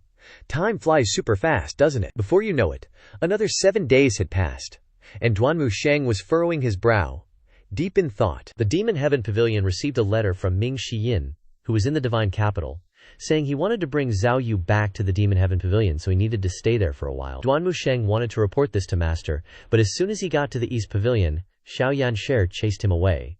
With no other choice, he could only keep waiting. As the appointed time with Gong Yuandu drew near, everyone in the Demon Heaven Pavilion started getting antsy. Hua Wudao and Duan Musheng kept going to the East Pavilion. Duan Musheng asked, "Elder Hua, your cultivation is the highest. Can you sense what's going on inside the East Pavilion?" "Can't go inside, so can only stand outside and observe." Hua Wudao shook his head. It's best not to disturb a closed-door cultivation session. But judging from the fluctuations of primordial energy, the flow of aura inside seems normal. Duan Musheng nodded slightly and went to the door of the East Pavilion, where he saw Xiao Yanshi lying on a tree branch, swinging back and forth. Duan Musheng then said, "Little junior sister, quickly go and invite Master to come out of seclusion." Xiao Yanhe opened her eyes wide, like car headlights, and shook her head. "Third senior brother, I've told you many times, you can't disturb Master. Master has carefully instructed that no one is allowed to disturb this seclusion, or he will severely punish them." Ugh. Duan Musheng scratched his head and turned to leave. He had originally intended to ask Xiao Yanhe to take action, since she was the youngest disciple and Master's favorite, so Master probably wouldn't punish her.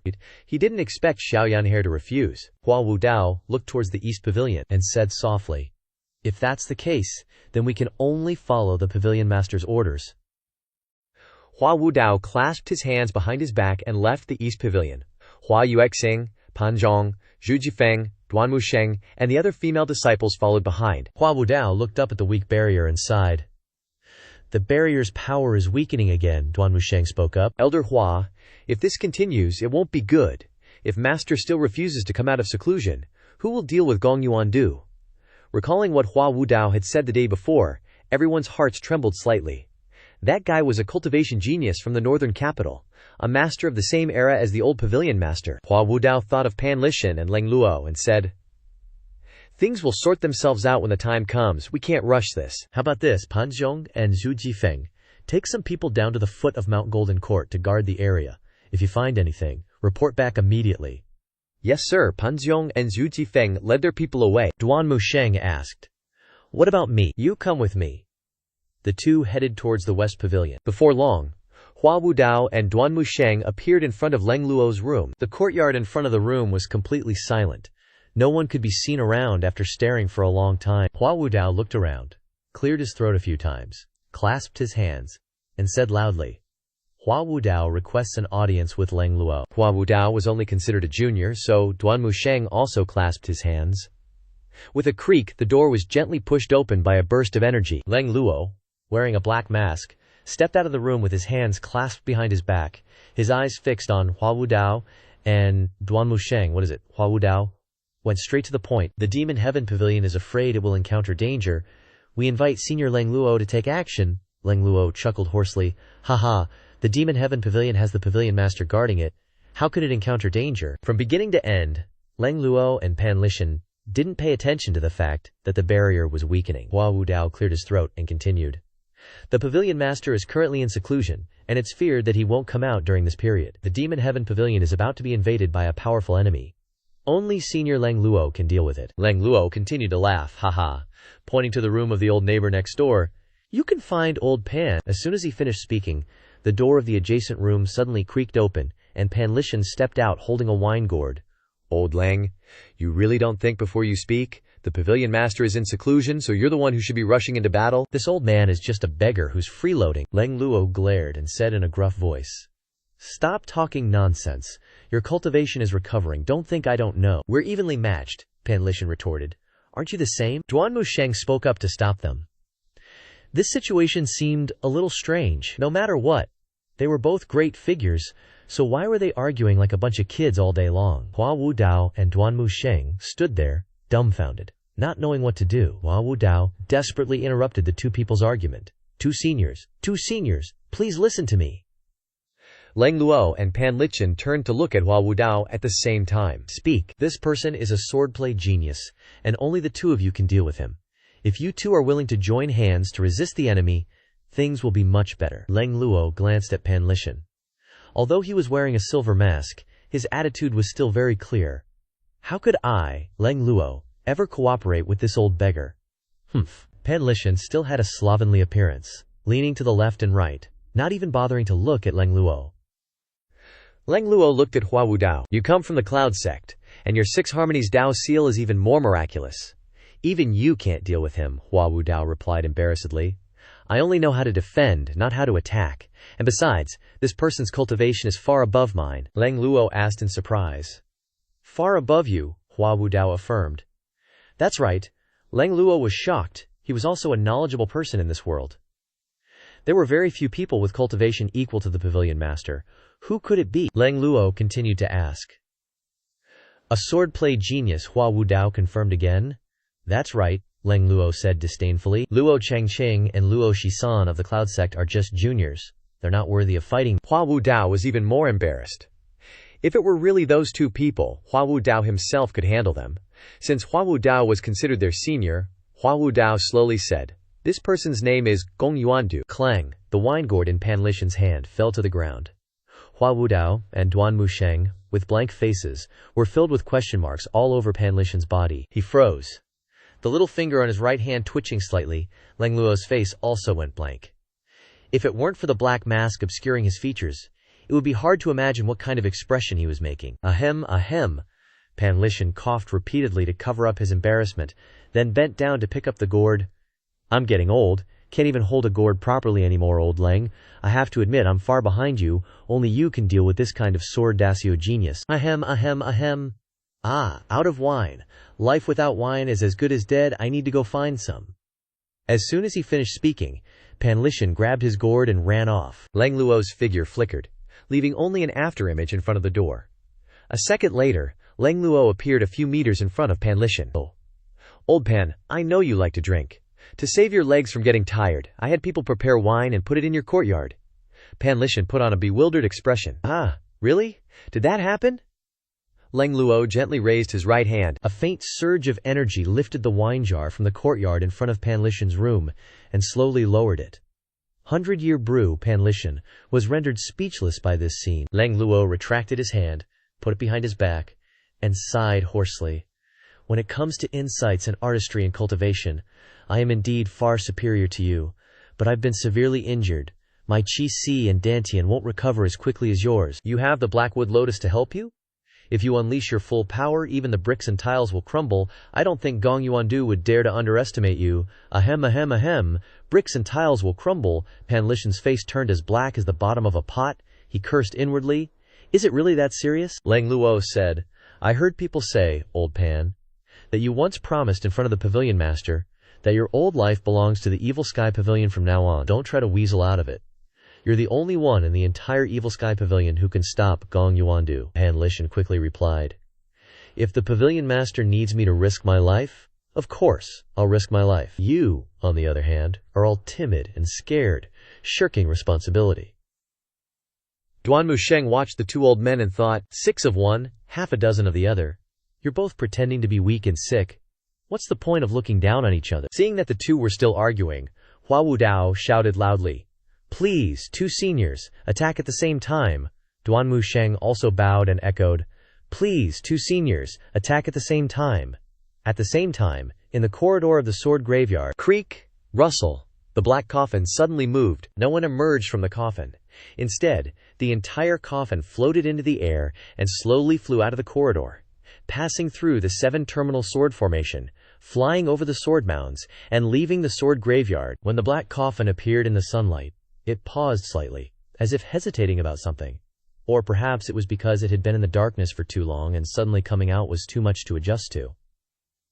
After hovering for a moment, a sigh echoed from inside the coffin. Then the coffin continued to hurtle away, leaving a long streak across the sky. In the small bamboo quiet room, Si Wuyai was closing his eyes to recuperate. After reading the flying letter, Ye Jihong bowed and said, Pavilion Master, 5th bro is dead. His body was brought to the foot of Golden Court Mountain, Si Wuyai asked calmly. Ye Jihong, who killed him? Ye Jihong reported. A woman in white with white hair. Our people could only investigate that far. Si Wuyai opened his eyes wide and muttered. 6th senior sister Ye Jihong was surprised to hear this. Is it Lu Xianhe of the Evil Sky Pavilion? Si Wuyai smiled. Father, find out where she is. I want to meet her, Ye Jihong replied. Yes, sir, Ye Jihong continued. Your subordinate has another matter to report. Speak. After the Shangyuan city riots, the divine capital sent troops to quell the rebellion, and the defending general died. Cultmaster Yu was very happy to hear this. A month ago, he led 10,000 followers to attack the Righteous Unification Dao. The Righteous Unification Dao couldn't resist. Sect leader Zhang Yuanshan's whereabouts are unknown. Currently, the Righteous Unification Dao's territory belongs to the Nether Sect. Si Wuyai sighed softly upon hearing this. Eldest senior brother is still too impatient. There was no need to do this. If he had followed my plan, Zhang Yuanshan wouldn't have been able to escape. Ye Zhihong continued. Cultmaster Yu doesn't care about Zhang Yuanshan's life or death, Si Wuyai coldly said. When weeding you must pull up the roots. Eldest senior brother's work wasn't thorough enough. Ye Zhihong clasped his hands and bowed his head. Pavilion master is wise. After Ye Zhihong buttered him up, he still didn't leave. Si Wuyai asked suspiciously, is there anything else? Pavilion master, you support Cultmaster Yu so much. What if it makes second senior master angry? I'll explain to second senior brother. Don't worry. Ye Zhihong nodded slightly. The sect's power is growing. Your subordinate is worried that you'll become too powerful and threaten the throne. Throughout history, those who become too powerful and threaten the throne don't have a good end. Si Wuyai is currently that kind of person. Si Wuyai has always helped Yu Zhenghai unconditionally, even going out of his way to help the Nether Sect in the dark, which is why the Nether Sect has reached where it is today. Yu Zhenghai has promised to bestow many things upon Si Wuyai, but Si Wuyai has always refused. The relationship between them is truly that of senior and junior brothers who are much closer than others. But the problem is that Yu Zhenghai has the ambition to be an emperor.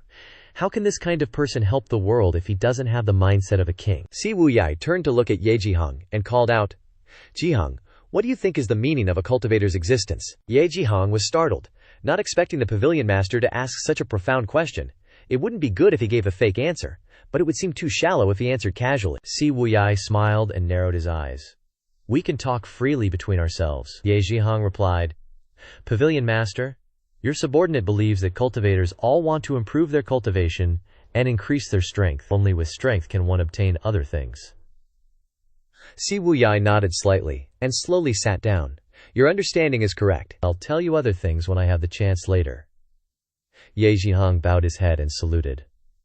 I respectfully obey the pavilion master's teachings. The next day, at the foot of Golden Court Mountain, the female cultivators of the Evil Sky Pavilion spread out in all directions to patrol, according to Hua Wudao's orders. They were washing clothes with their heads down and bottoms up, while also paying attention to their surroundings. One female cultivator gasped for breath after finishing drying her clothes. Fan Zhong and Zhu Jifeng were hanging upside down from above, looking down, not knowing what they were looking at, probably ogling at their chests and butts.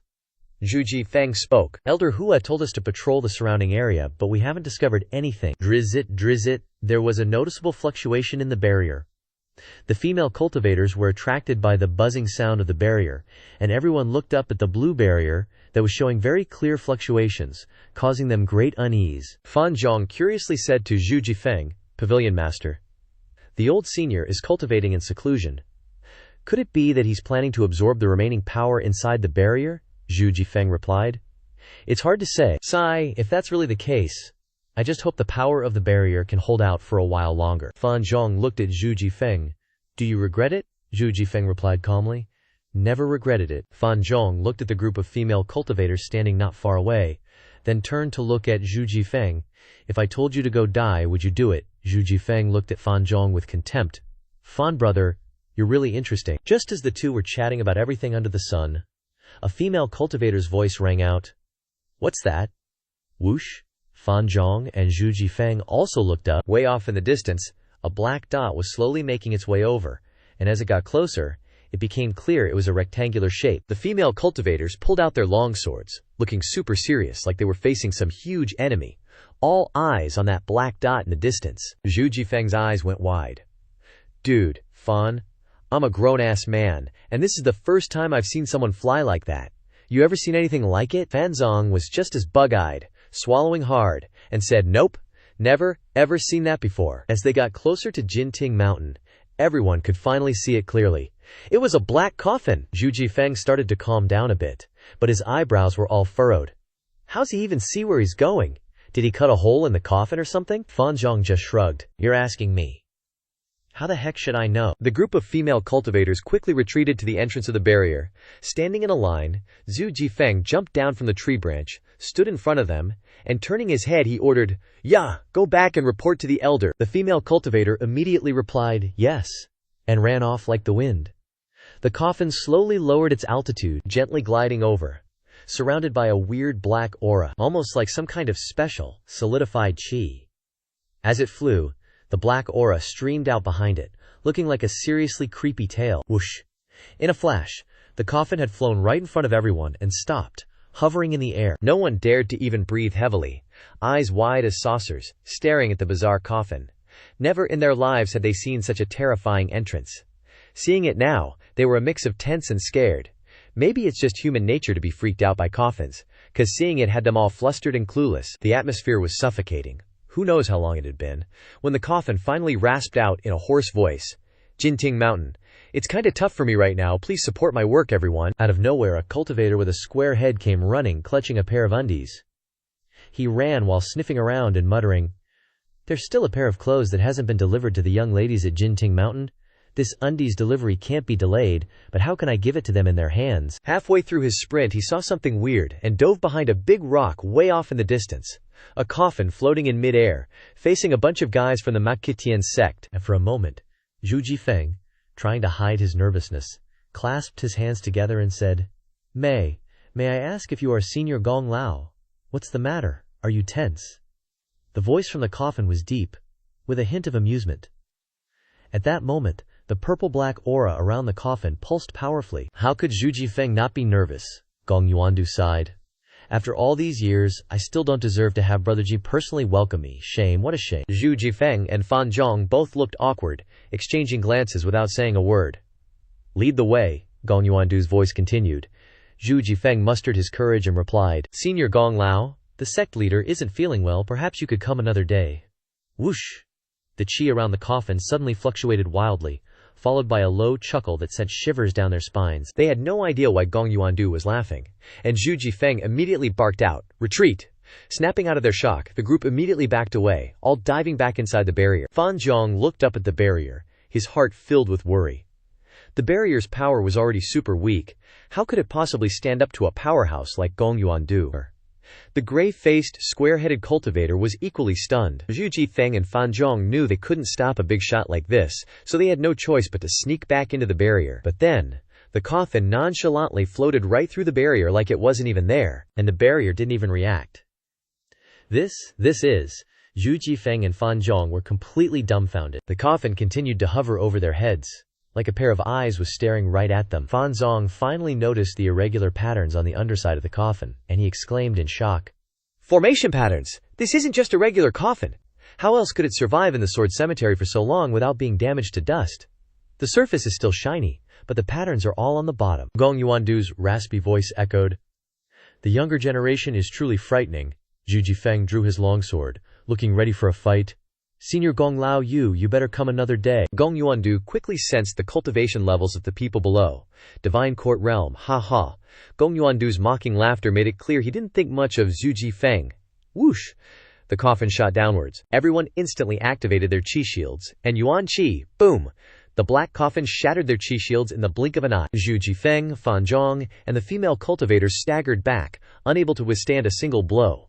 No need for any more showboating, just that one move proved Gong Yuandu's cultivation was at least nascent soul realm. Divine Court Realm was still just Divine Court Realm, and even 100 of them couldn't do anything to a nascent soul realm expert. But the person inside the coffin wasn't going to be brutal? After shattering their shields, the coffin hovered and let out a low voice. "Lead the way." Fan Zhong and Zhu Jifeng were in a bind. They couldn't stop him, and they couldn't fight him. Just then, a female cultivator flew down from the mountain, calling out, "Elder Hua has ordered that Senior Gong Lao be invited up the mountain." Wait, what? All that effort to stop him? And now Elder Hua's inviting him? Zhu Jifeng and Fan Zhong were steamed. They gritted their teeth, but what could they do? They had to obey the order. They forced a smile and pointed towards the Matian sect. "This way, please." Outside the main hall of the Matian sect, Leng Luo, Fan Litian, and Hua Wudao stood in front. Duanmu Sheng and Xiaoyan He stood to the left and right, and everyone else stood behind. The coffin hovered in front of everyone. The two sides were at a stalemate. Seeing the coffin with their own eyes, Leng Luo and Fan Litian exchanged glances, secretly shaking their heads.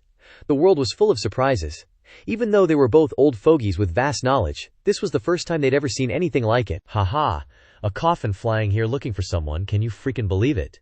After a long silence, the coffin finally spoke. Where's Brother Ji? Lang Luo glanced sideways and nonchalantly replied, the sect leader is currently in secluded cultivation. Duan Musheng watched the scene, thinking to himself, they're all sly old foxes who've lived this long. Everyone knows what the other's thinking. Playing tricks now is just a bad move, pointless. Better to be straightforward and honest. Gong Yuandu's voice sounded doubtful. Secluded cultivation. The old man, Fan Li Tian, spoke up. Since returning from the Sword Cemetery, the sect leader has been in seclusion until today, don't you believe it? The square-headed cultivator observed the situation and analyzed to himself. The barrier is indeed much weaker. The coffin has opened a hole and entered. I heard everything that happened just now. After my deduction, I'm 80 to 90% sure I'm right. The coffin is slightly vibrating, and there are very obvious fluctuations of primordial energy around it. Immediately after, these primordial energies suddenly disappear. The coffin flew and hovered in front of Pan Lishan and Lang Luo. Who are you? Lang Luo didn't hide anything and answered directly. Lang Luo, Pan Lishan, also spoke up. This old man. He originally intended to call himself Pan Lishan, but suddenly recalled the events at Jingming Dao, so he changed his words. This old man is just a beggar, not worth mentioning. Gong Yuandu laughed. Lang Luo must be a top expert on the blacklist from 300 years ago. As for you, haha, since when has senior brother Ji become so benevolent that he even takes in an old beggar? Pan Lichin immediately replied to him. The sect leader is kind-hearted. This old man willingly stays here. How amusing, how amusing. This was the first time Gong Yuandu had heard someone praise Ji Tiandao in front of him. It really was a rare event under the heavens. He was so used to hearing people curse him, condemn him. Suddenly someone praising him. It just felt so weird. The square-headed cultivator thought confidently. I guessed it right. Must be spot on. Lang Luo spoke up. Gong Yuandu, you want to challenge the sect leader? I'm afraid you'll be disappointed this time. Everyone looked at Lang Luo. Indeed, Lang Luo was qualified to call Gong Yuandu by his name directly. Even Pan Lishan standing beside him was too. A voice from the coffin rang out. HMPH. Lang Luo calmly continued. I've joined the Demon Heaven Pavilion. Gong Yuandu was silent. Although he was hiding in the coffin, everyone could tell he was deep in thought. After a moment, Gong Yuandu's voice came out gloomily. Lang Luo, you're injured. Don't try to scare me. As for the old beggar, although the flow of Q on your body is quite weak, you've also experienced the 1,000 chases and 100 refinements. Pity. With your current cultivation, there's no way you can defeat me. Lang Luo and Pan Lishan exchanged glances. The others were surprised. Theoretically, when experts spar, they usually deliberately conceal their cultivation and aura. How could Gong Yuandu see through them? Lang Luo recalled the fluctuations of primordial energy that had radiated from around the coffin earlier, and said, You certainly have many tricks up your sleeve. The voice from the coffin replied confidently. You flatter me, Lang Luo continued to probe. The sword genius of Beidou, Gong Yuandu.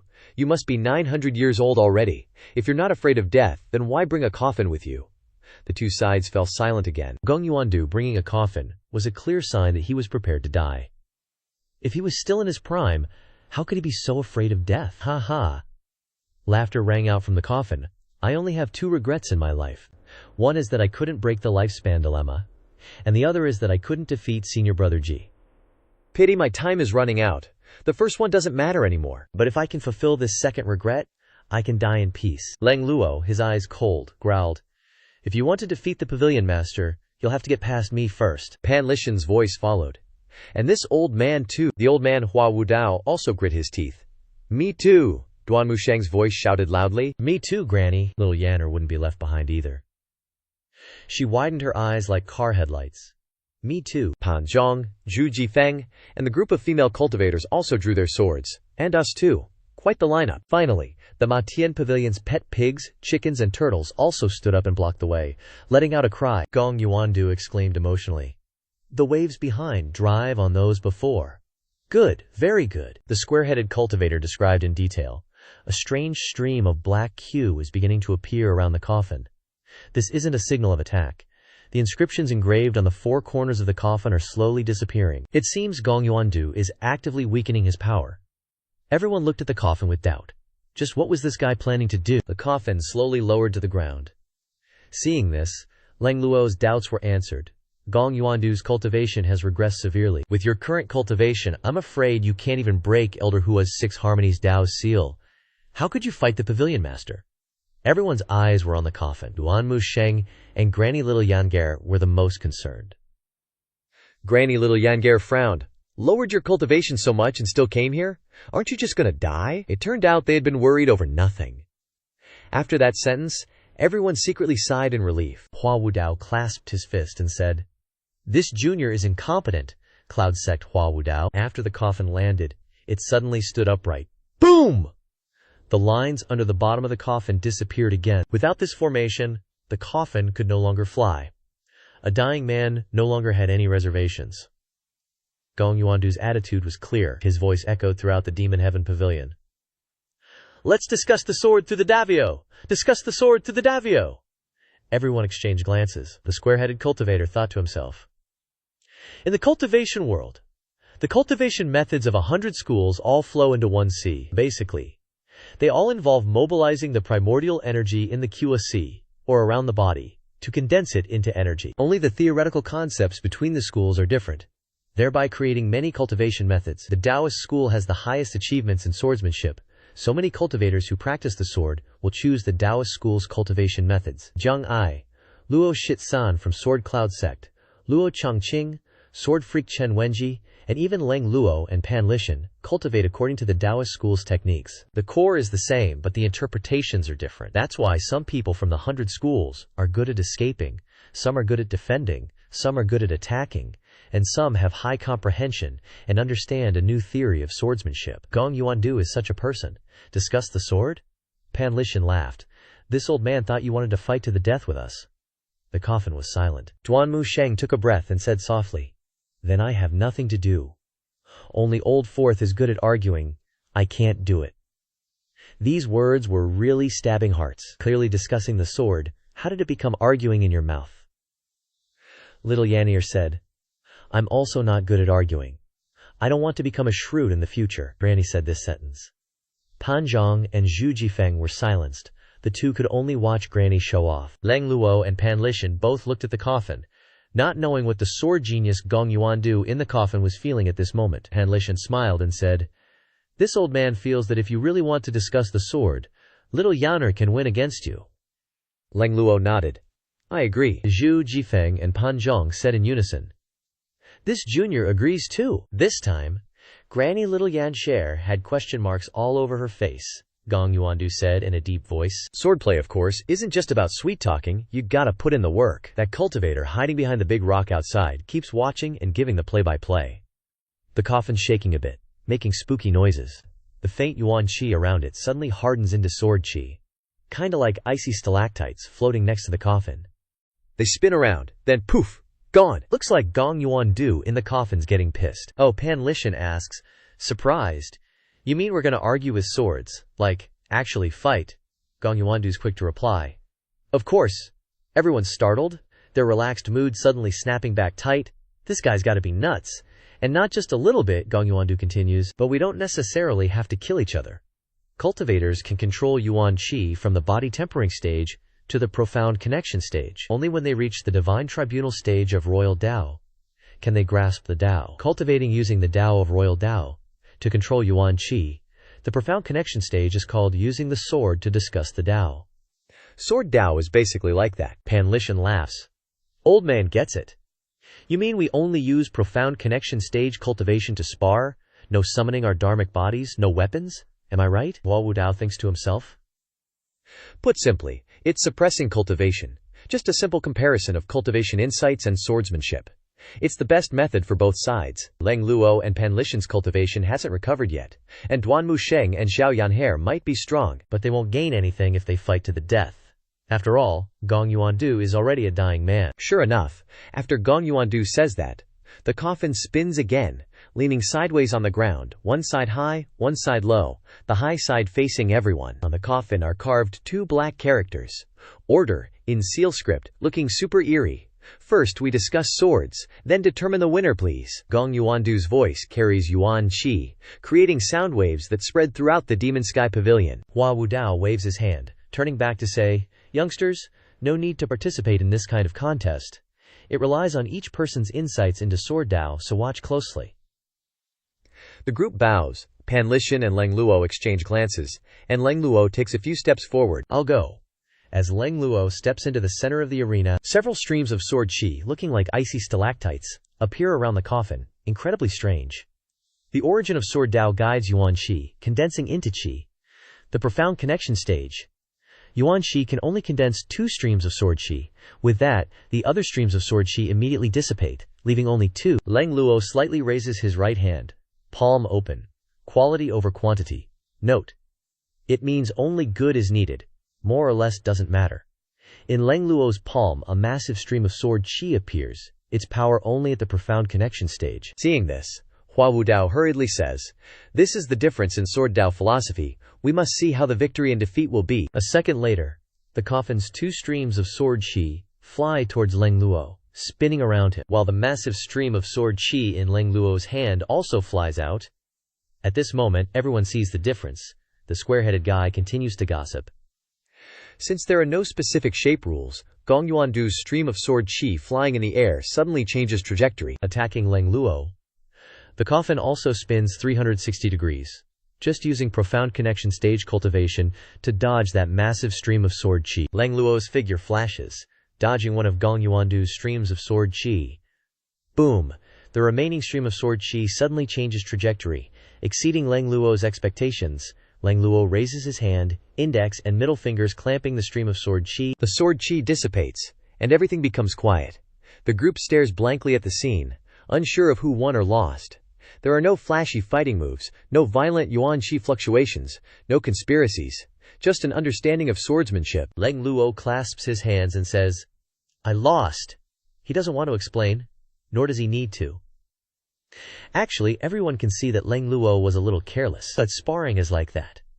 Being subjective and underestimating your opponent are fatal weaknesses. When Leng Luo reached out to clamp that stream of sword qi, he knew that even if he took it seriously, he would only last a few moves before admitting defeat, so the result was the same. Might as well admit defeat straightforwardly. Hua Wudao once again takes on the role of the reluctant announcer. Senior Leng used his bare hands to catch the sword qi, a proper way to handle it.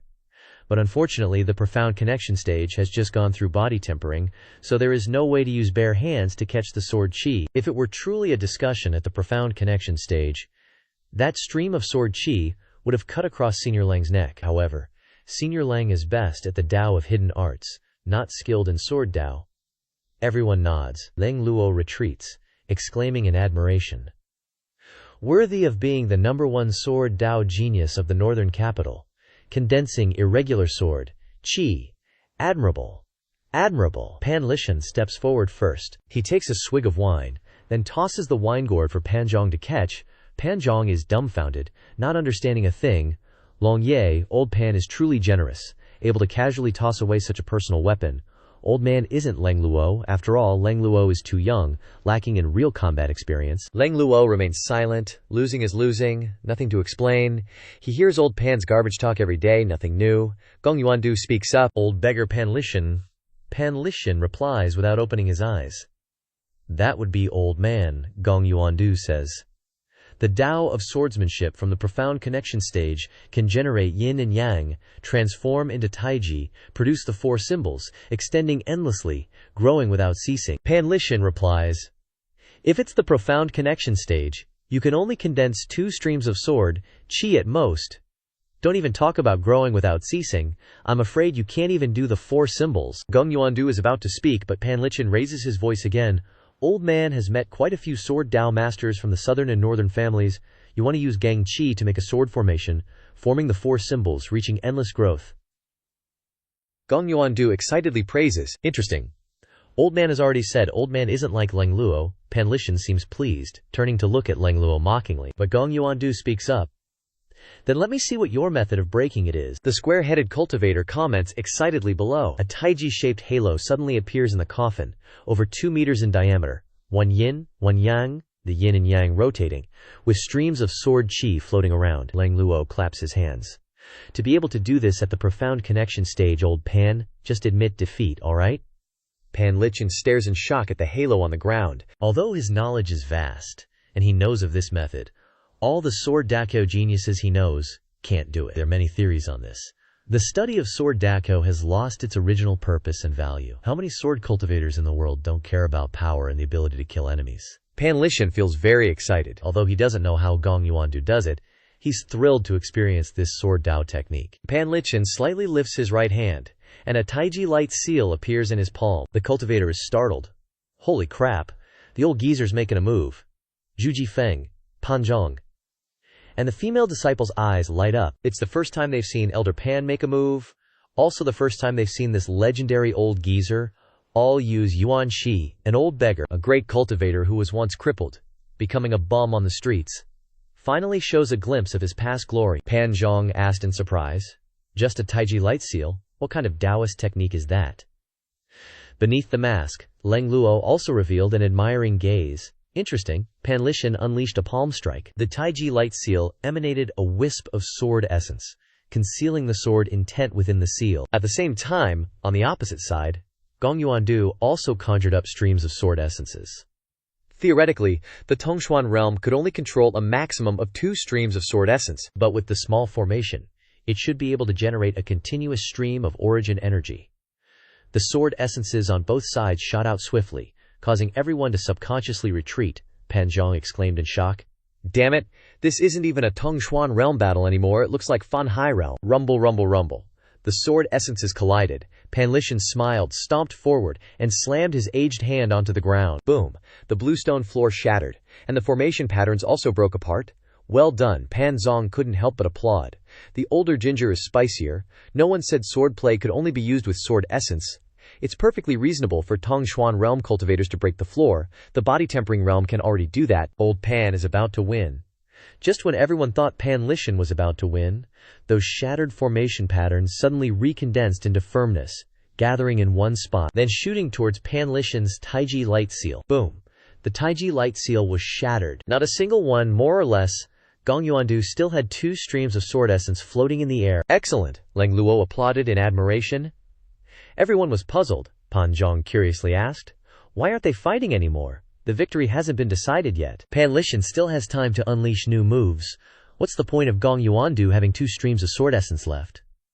While everyone was still confused, Pan Lishan clasped his hands and said, "This old man admits defeat." Hua Wudao nodded, and once again played the role of announcer, explaining, "The battle has reached the limit of the Tongshuan realm." Everyone was startled and understood. They had indeed forgotten about this. Hua Yuexing exclaimed, "Elder Hua is right. The Tongshuan realm can control 1 Dharma seal and 2 streams of sword essence at most." When Gong Yuandu's formation pattern shattered, he still had 2 streams of sword essence in his hand, 1 step stronger than Pan Lishan. Pan Lishan laughed and said, "Your methods have truly broadened this old man's horizons." After saying that, he retreated a few steps. If even experienced seniors like Leng Luo and Pan Lishan can't defeat Gong Yuandu's swordplay, then others have even less of a chance. Young juniors have shallow cultivation experience, and absolute talent alone cannot compensate for it. "Granny, it's Elder Hua's turn," Zhao Yanher said. Hua Wudao clasped his hands and said, "I'll pass. I'm only skilled in defense. And besides, the 6 Harmony Dao seal can only be effective in the nascent soul realm, and I have no knowledge of swordsmanship." Hua Wudao waved his hand and also retreated. The female cultivators who witnessed this widened their eyes, thinking, "All 3 great ones have conceded. No one can fight anymore. The current situation seems a bit awkward." Gong Yuandu chuckled. "I've cultivated bitterly in the sword ruin.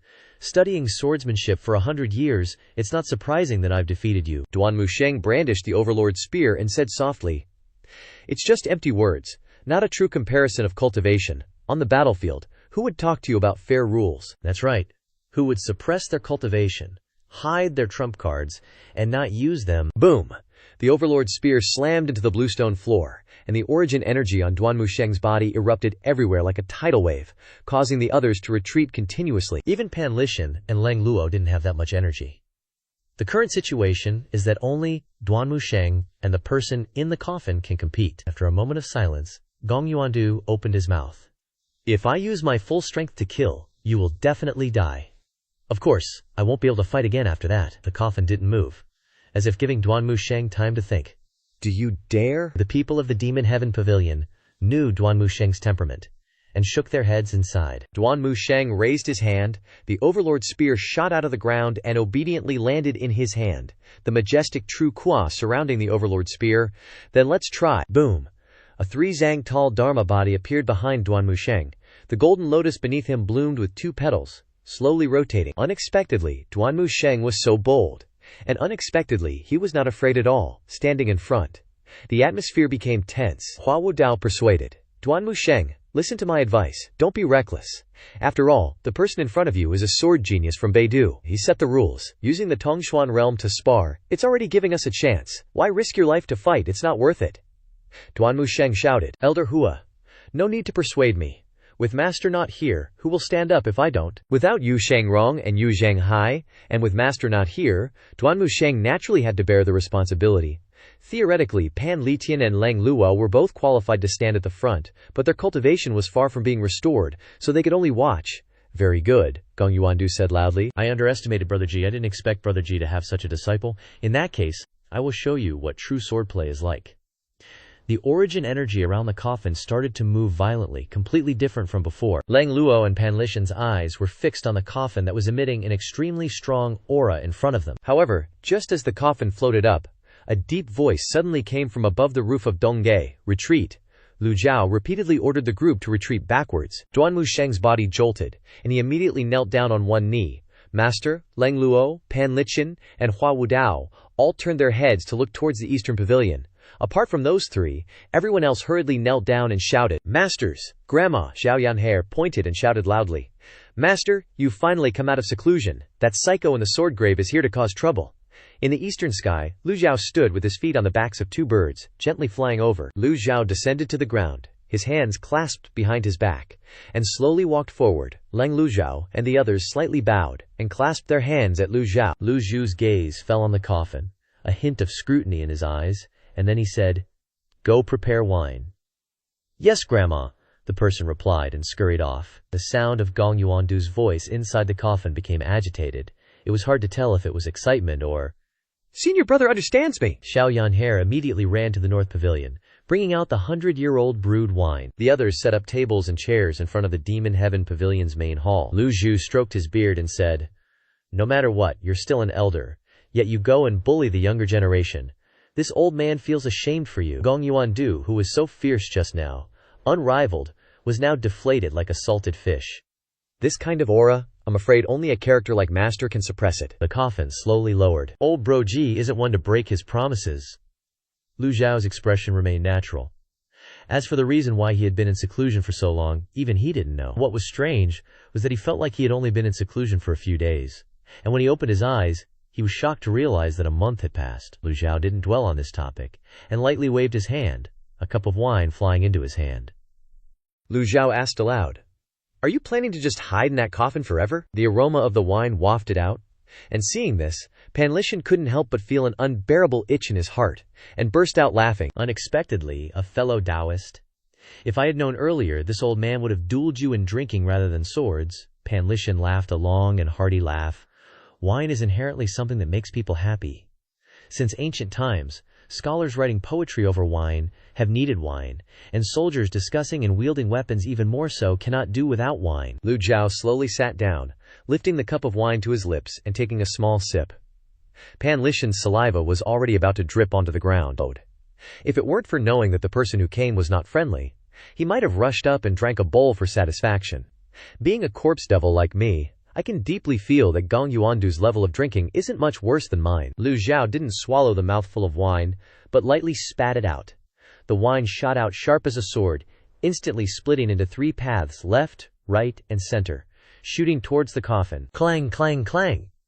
3 streaks of sword qui plunged into the coffin. Pan Zhong couldn't believe what he was seeing. Hua Wudao immediately praised, I almost forgot about the pavilion master's creation in swordplay. I remember that Yunzong's Luo Changqing praised Yu Shangrong's sword techniques more than once that day. But wasn't Yu Shangrong's learning personally taught by the pavilion master? The square-headed cultivator in the distance also stared intently at the scene. If the disciple is so terrifying, how can the master be worse? Gong Yuandu said hoarsely. Admirable. Admirable. Ordinary sword experts can only condense qui into strength, but true sword experts can transform all things into swords. Facing the flattering words of those around him, Lu Zhou didn't waver, only stroking his beard and saying, "A small trick, not worth mentioning. You can still withstand this move." Hearing this sentence, Lang Luo and Pan Lishan wondered inwardly. Then why didn't Gong Yuandu stop it? Creak! The coffin lid suddenly opened a crack. From the gap, 4 fingers with very long nails, uncut for a long time, were revealed. The coffin's inner queue dissipated in all directions, and a bizarre figure slowly appeared, a terrifying sight. Whoosh! Gong Yuandu appeared clearly before everyone's eyes, filthy, dirty like a primitive man, his face covered in stubble, his whole body wrapped in rags, his arms covered in dirt to the point where you couldn't see his skin. This was the true face of the northern capital's #1 swordplay genius, Gong Yuandu, no different from a mummy. Everyone was shocked and took a step back. This was clearly the result of living in a coffin for too long. The square-headed cultivator was sweating cold just from looking. Ordinary cultivators, when entering the profound connection realm, can already eat little food. Entering the Brahmasi realm, they usually only eat 1 meal every 3 to 5 days. Entering the divine court realm, they only need to eat and drink once every 10 days, or half a month. Once entering the primordial spirit realm, they only need to inhale the primordial keel of heaven and earth. But even then, they still need to eat and drink once in a long while. It was hard to imagine how Gong Yuandu had lived in the coffin all this time, eating, drinking, and sleeping in just 1 square foot. Could it be that he ate rats and bugs in the tomb? It was best not to think about this, just thinking about it made one feel uncomfortable all over. Fortunately, all kinds of unpleasant odors were blocked by his body-protecting qui. Everyone's eyes focused on Gong Yuandu. At this moment he slowly opened his eyes, seemingly unaccustomed to the blinding sunlight. His eyes blinked for a while before he saw the pile of wine on the table. Then Gong Yuandu slowly sat down on the chair, his eyes looking at Lu Zhou. "Old bro Ji, you've changed." Lu Zhou only made an "oh" sound, not knowing what to say. Gong Yuandu's right hand lightly lifted the entire wine jar. Floating above his head, Gong Yuandu tilted his head back and opened his mouth, the wine pouring down like a waterfall. Glug, glug, glug, refreshing. After drinking the wine, Gong Yuandu felt extremely comfortable. Compared to him, Lu Zhou only holding a small cup and drinking in small sips didn't seem very satisfying. Gong Yuandu finished drinking a jar, then waved his hand, the wine jar landing on the ground accurately. "Old bro Ji, my cultivation is no longer what it once was. If we were to truly exchange blows, I would definitely lose, without a doubt." Lu Zhou sighed. "Knowing that great calamity is coming, why hold on to your obsession?" Gong Yuandu continued to take a sip of wine. Then he also sighed and said, "Old bro Ji, you're not as good as me." Lu Zhou again made an "oh" sound. Gong Yuandu excitedly said, "You're not as ruthless as me, not as decisive and cold-blooded as me. Being kind to the enemy is being cruel to yourself. Back when I was defeated by you, if you had killed me right away, I wouldn't have kept coming to challenge you, and there wouldn't be the situation like today." Lu Zhou cast a cold glance and said, "You don't understand." Gong Yuandu was puzzled. Lu Zhou continued to coldly say, "If you died, this old man wouldn't have an opponent anymore. Sitting in a high place is inevitably cold, and being alone is no longer interesting." Hearing this sentence, Gong Yuandu felt delighted. Old bro Ji thinks highly of him. The square-headed cultivator outside was narrating very enthusiastically. Being appreciated by the #1 devil who rampaged through the world like this, Gong Yuandu's heart secretly bloomed. Gong Yuandu waved his hand. "Bring the wine." The female disciple standing nearby quickly brought over dozens of jars of 100-year-old wine, making Pan Lishan look on with envy and jealousy. Pan Lishan spoke up. "No matter how much 100-year-old wine the Demon Heaven Pavilion has, it can't withstand Gong Yuandu's alcohol tolerance." Gong Yuandu didn't bother to pay attention to Pan Lishan's feelings, and again picked up the jars one by one, drinking them all very quickly. Quickly, Gong Yuandu had drunk nearly 10 jars of wine. After that, Gong Yuandu cupped his hands and bowed, saying, "Please, old bro Ji, satisfy the last regret of a dying man like me." Lu Zhou nonchalantly replied, "Since that's the case, this old one will grant your wish." Gong Yuandu continued, "Old rules? We'll discuss the Tao with swords." Gong Yuandu glanced at the group of Lang Luo, Pan Lishan, and Hua Wu Dao. Hua Wu Dao stood up and explained the situation again, saying, "This is the rule, and that is the rule." Although he didn't say it, Lu Zhou understood the meaning of Gong Yuandu. In the Sword Cemetery, he said that his cultivation had severely declined, and it was impossible to have a heaven-destroying battle with Lu Zhou. Gong Yuandu reached out his hand, and a wine jar flew from the ground into his palm. Bang! Gong Yuandu flipped his hand and released a palm strike. The wine jar in front of him flew up, scattering wine. The square-headed cultivator seized the opportunity to show off his super pro VIP commentary. The wine falls and turns into sword ki. A taiji imprint appears on the ground. Then it transforms into a 4 symbols formation. The sword ki appears in front of him. How will this move be dealt with by the #1 demonic cultivator who has roamed the world? Pan Litian, who had just failed under this move, immediately widened his eyes and stared intently at Lu Zhou, not wanting to miss a single detail. But he found that Lu Zhou was still holding his wine cup without moving at all, and his deep eyes revealed immense confidence. Is it too confident? Or is it arrogance? Whoosh, whoosh, whoosh. As the several sword kui flew in front of Lu Zhou, he suddenly flicked his cup, and the wine cup spun, forming a taiji imprint. Pan Litian frowned. My judgment was correct. Boom. The taiji imprint blocked the sword ki, and Lu Zhao's hand also came down. The formation patterns were shattered, the taiji imprint disappeared, and the 4 symbols formation also vanished. The only difference was that Gong Yuandu no longer had any sword ki in his hand. Leng Luo, observing the scene before him, sighed and intentionally mocked Pan Litian. The same move, but when used by someone else, the effect is so different. Pan Litian's face flushed red. Don't insult me. Leng Luo, of course, didn't miss this opportunity. Pan Litian had insulted him quite a bit earlier. Pan Zhong stared blankly, dumbfounded. Profound connection realm has reached its limit. Fighting evenly? Gong Yuandu shook his head. Not yet. I have lost today. He looked at the group of Leng Luo and slowly explained. The 4 symbols formation consumes 4 times more energy than the taiji imprint. A palm strike from senior brother consumes much less energy than mine. Using the least amount of energy to create the greatest power, I am sincerely convinced. Lu Zhao remained indifferent, not paying attention to Gong Yuandu's flattery. This was just a small part of Ji Tiandao's experience and knowledge of the sword Dao over the years. It was just unexpected that it would be useful in this situation. Gong Yuandu grabbed the wine jar and crushed it. Whoosh! The wine inside splashed out again. The wine inside condensed into sharp swords. Heading towards Lu Zhao remained calm, sitting still and observing. The square-headed cultivator was once again horrified. Each sharp sword had an irregular shape, shooting towards Lu Zhou. Lu Zhou tightened his right hand and raised it.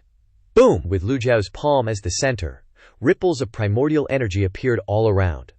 When the swords approached Lu Zhou, they all turned back into wine and fell to the ground. Lu Zhao's protective kira prevented the wine from wetting his clothes. Drip! Drip! Gong Yuandu was stunned, unable to believe his eyes. Another move ended. The result was obvious. Gong Yuandu's eyelids twitched. Meanwhile, Lu Zhou was extremely calm, as if nothing had happened. Gong Yuandu pondered silently for a long time. This was a sword technique he had painstakingly cultivated in the sword cemetery for years, transforming all things into swords. But it was casually resolved by Lu Zhao. The juniors standing and watching didn't understand. Hua Wudao spoke up. They can only condense qi into essence. How can wine be turned into sword essence? Duan Musheng also joined in. The fun. Wine isn't water to begin with, it's very difficult to freeze it quickly to turn it into a blade. Leng Luo heard this and explained. The qi formed has a hollow shape that encloses the wine inside. To do this requires extremely high control over primordial energy. Duan Musheng nodded upon hearing the answer. So that's how it is. Pan Litian also contributed with his knowledge. He explained that cultivators who want to use heaven-grade weapons to attack their opponents must also wrap the entire weapon in essence Q to create a tremendous force. For liquids like wine and water, the hardness is insufficient, making them unsuitable for attacking, so most cultivators don't even consider using them in this way. He was surprised that Gong Yuandu could do it so easily, and even more surprised that Geizhu could resolve it so easily. For the third move, Gong Yuandu took a few steps back, opened his hands, and instantly, several sword qi appeared around him. Seeing this, Zhao Yanhair pouted and pointed, shouting loudly, "Didn't you say that the profound connection realm can only control 2 sword qi? Cheating?" Gong Yuandu didn't look at her, simply explaining.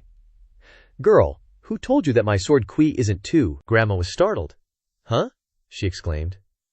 Those sword qi spun around Gong Yuandu. Upon closer inspection, she realized that the sword qi were now tiny, just like fingers. Then, they slowly split apart. 1 into 2, 2 into 4. Each time they split, they became half as small, and the number of sword qi increased. The square-headed cultivator broke out in a cold sweat.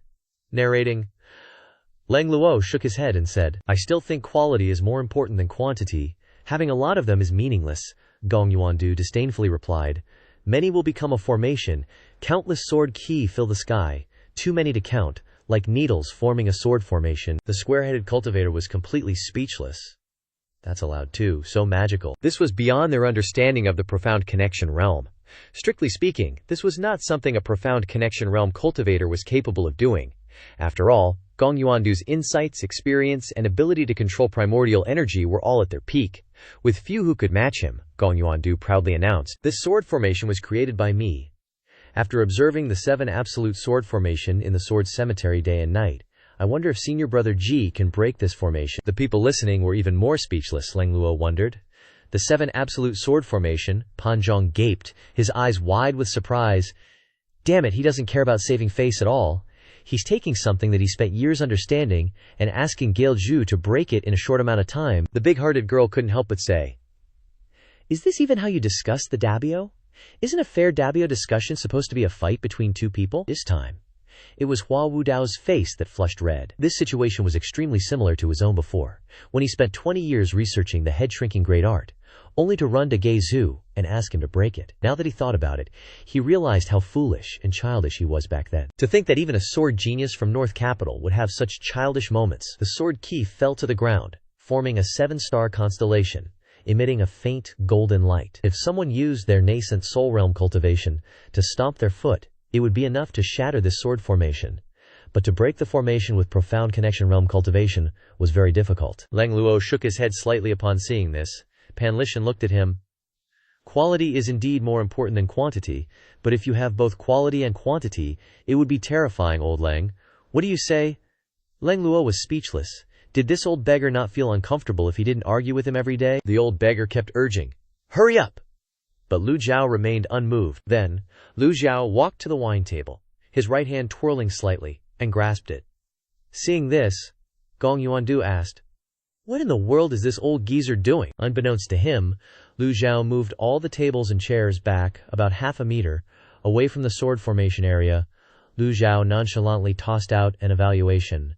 "A chicken rib sword formation, Gong Yuandu." "Huh," Lu Zhou calmly explained. "I'm not in the formation, but I can attack you any time." With that, Lu Zhao's palm flipped, and 2 sword energies immediately floated in his palm, looking extremely strange and dazzling. Gong Yuandu staggered back, clutching his chest. The qi and blood in his chest were surging uncontrollably. He was suddenly struck by Lu Zhao's merciless words, and he couldn't accept it. The 7 absolute sword formation that he had painstakingly researched for so long, from the ingenious idea to the unparalleled sword formation, he had done it all. The only truth he hadn't considered was that the opponent wasn't inside the sword formation. He researched everything, based on the assumption that the opponent was already in the formation. With the current situation, no matter how exquisite and profound the sword formation was, it was just a chicken rib, meaningless. Seeing his appearance, the onlookers all shook their heads and sighed incessantly. Leng Luo frowned, while Pan Zhong exclaimed, "Looking at his state, it's really pitiful." Leng Luhao thought to himself, in the cultivation world, there's no shortage of geniuses like Gong Yuandu who are obsessed with research. But no matter how solid the theory is, without combat to test and verify it, it's ultimately a waste of effort. Duan Musheng, seeing Lu Zhou easily break the sword formation, chuckled. Gong Yuandu clenched his fist, and with a whoosh, the small 7 absolute sword formation on the ground dissipated with the wind. Gong Yuandu closed his eyes tightly, silent. Everyone was puzzled. Not knowing what he was planning to do, Lu Zhangzhu, with his hands behind his back, said, "Let go of your attachments. Your tribulation is still far away. I'm older than you, and I'm not afraid of the tribulation. I can give you a chance." "A chance?" Gong Yuandu opened his eyes, now filled with bloodshot veins. Lu Zhou calmly said, "I can guarantee you'll live through these last 100 years. As for breaking through the tribulation, I can't guarantee it." In the entire cultivation world, no one can guarantee they can overcome the tribulation. The lifespan of this closed-door cultivation, he still has a lot. Questions want to quickly clarify, no need. Gong Yuandu replied, much to everyone's surprise. One last move. Gong Yuandu's eyes stared straight at Lu Zhou. Suddenly, the surrounding Yuan Qi surged, no longer at the Tongshuan realm, but rising to the Ning Shi realm, breaking through the Fan Hai realm, the Divine Court realm, and finally reaching the Yuan Shen realm. Leng Luo and Pan Li Tian couldn't believe their eyes. This weird old man actually still had a final trick. Hua Wudao exclaimed in shock. The aura around his body clearly indicates that this final dual move no longer uses the Tongshuan realm cultivation, but must be met with full force, even risking his life for a gamble. Gong Yuandu was filled with power, shouted loudly, "Please advise!" The square-headed cultivator was giving live commentary. A massive Dharma body appeared, with countless sword energies swirling around it. In an instant, the entire Evil Sky Pavilion was enveloped in sword energies. The sword energies were constantly converging, this is to kill, irregular sword energies, and many sword energies fell to the ground and solidified into formations, while other sword energies gathered power, growing stronger and stronger. Lang Luo and Pan Li Tian both looked up, and then shook their heads simultaneously.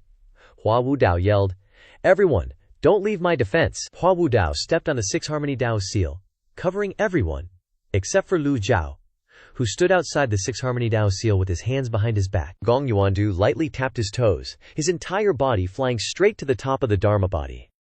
The Dharma body gathered energy, and Gong Yuandu's palms also joined together. Osh. No one expected Gong Yuandu to suddenly unleash a move using his full power. But as Duanmu Sheng said, in the cultivation world, is there such a thing as absolute fairness? Under the control of Gong Yuandu and the Dharma body, thousands of sword energies expanded continuously, as if all the Yuan Qi of Golden Court Mountain was being sucked up by this giant Dharma body. Gong Yuandu's face was full of murderous intent as he shouted, "Please advise!" the square-headed cultivator said very professionally. Birds scattered in the forest, and within 1,000 meters, the air surged, and clouds gathered and dispersed in an instant. The converged sword energies immediately shot towards Lu Zhou. Duanmu Sheng and Xiao Yanher called out in unison. Master, Hua Wudao, Lang Luo, and Pan Li Tian also worriedly called out, "Pavilion Master." Even the usually gluttonous pets in the Evil Sky Pavilion cried out incessantly. Just as thousands of sword energies were about to pierce Lu Zhao's forehead, he indifferently opened his mouth and uttered an extremely short and concise word. Scram. Lu Zhou's eyes were filled with murderous intent. This was truly a genuine old devil. This wasn't the third heavenly writing divine power that Lu Zhou had just comprehended. This was the very familiar bone character sonic power. Like thunder exploding in everyone's ears, the densely packed sword energies in the sky were shattered into pieces by the sonic waves and dissipated between heaven and earth. More than 1,000 sword energies in front of Lu Zhao's forehead were like they had been shot back, turning around and flying in the opposite direction. Gong Yuandu's huge, radiant golden Dharma body only lasted for a single breath before being shattered by the sonic waves like a soap bubble. Thousands of sword energies flew backward, pointing their tips toward Gong Yuandu. Gong Yuandu was caught off guard, his protective chi breaking like a balloon pierced by the sword energies. Some sword energies tore through his arms, face, and legs. Gong Yuandu's face was filled with shock as he cried out in pain and fell to the ground. Cultivators in a nearby town pointed towards Golden Court Mountain and exclaimed, "Look, the barrier of Golden Court Mountain has been broken." Boom! A powerful shockwave spread outwards from Golden Court Mountain. Boom! The already weak barrier of power was shattered by the sonic waves, immediately falling apart into ashes, then disappeared. The barrier turned to smoke. Pan Zhong and Zhu Jifeng saw Hua Wudao staggering and ran over, calling out loudly, "Elder Hua!" Hua Wudao thought to himself in a daze. The Six Harmony Dao seal was instantly shattered into pieces. The great divine power of the word cut is truly terrifying. Even Hua Wudao, who had witnessed this divine power once before, couldn't help but jump in fright. The divine power of the voices of all beings completely exceeded everyone's expectations. That sound wave knocked Gong Yuandu to the ground, then continued upwards, and finally, Gong Yuandu fell like a dropped jackfruit. The Evil Sky Pavilion became completely silent. Lu Zhou raised his head to look at the sky. There wasn't a trace of the barrier left. Damn, this power seems even greater than before. This is a headache. Lu Zhou really wanted to scratch his head. He didn't want to do it like this. The barrier's gone now. What's the righteous lot gonna think? The barrier's power, even though it was weak, was still stronger than a nascent Soul Realm expert's defense. Pan Zhong and Zhu Jifeng's eyes were wide and vacant. They couldn't find the words to explain what just happened. They were speechless. And the flying Lightain Hall fans couldn't wrap their heads around the situation either. Fan Lightain yelled out, "Pavilion Master is truly a high person with an outstanding style, destroying the barrier himself. What a huge action." Lang Luo continued, "Although I don't know why the Pavilion Master did that, but it's too strong." Hua Wudao, his face flushed, explained, "My Six Harmony Dao mark lost. I am not wronged in the slightest." Lu Zhou was a little sad. He scratched his head, lamenting the loss of the barrier, while the people behind him kept cheering, "Pavilion Master is mighty! Pavilion Master is awesome!" Everyone looked towards Gong Yuandu, Lu Zhou looked over as well. Gong Yuandu wasn't dead yet. The divine power of the word cut shattered the barrier in an instant, yet it couldn't kill Gong Yuandu. How did he survive? At this moment, Gong Yuandu lay still on the ground for a moment before struggling to sit up.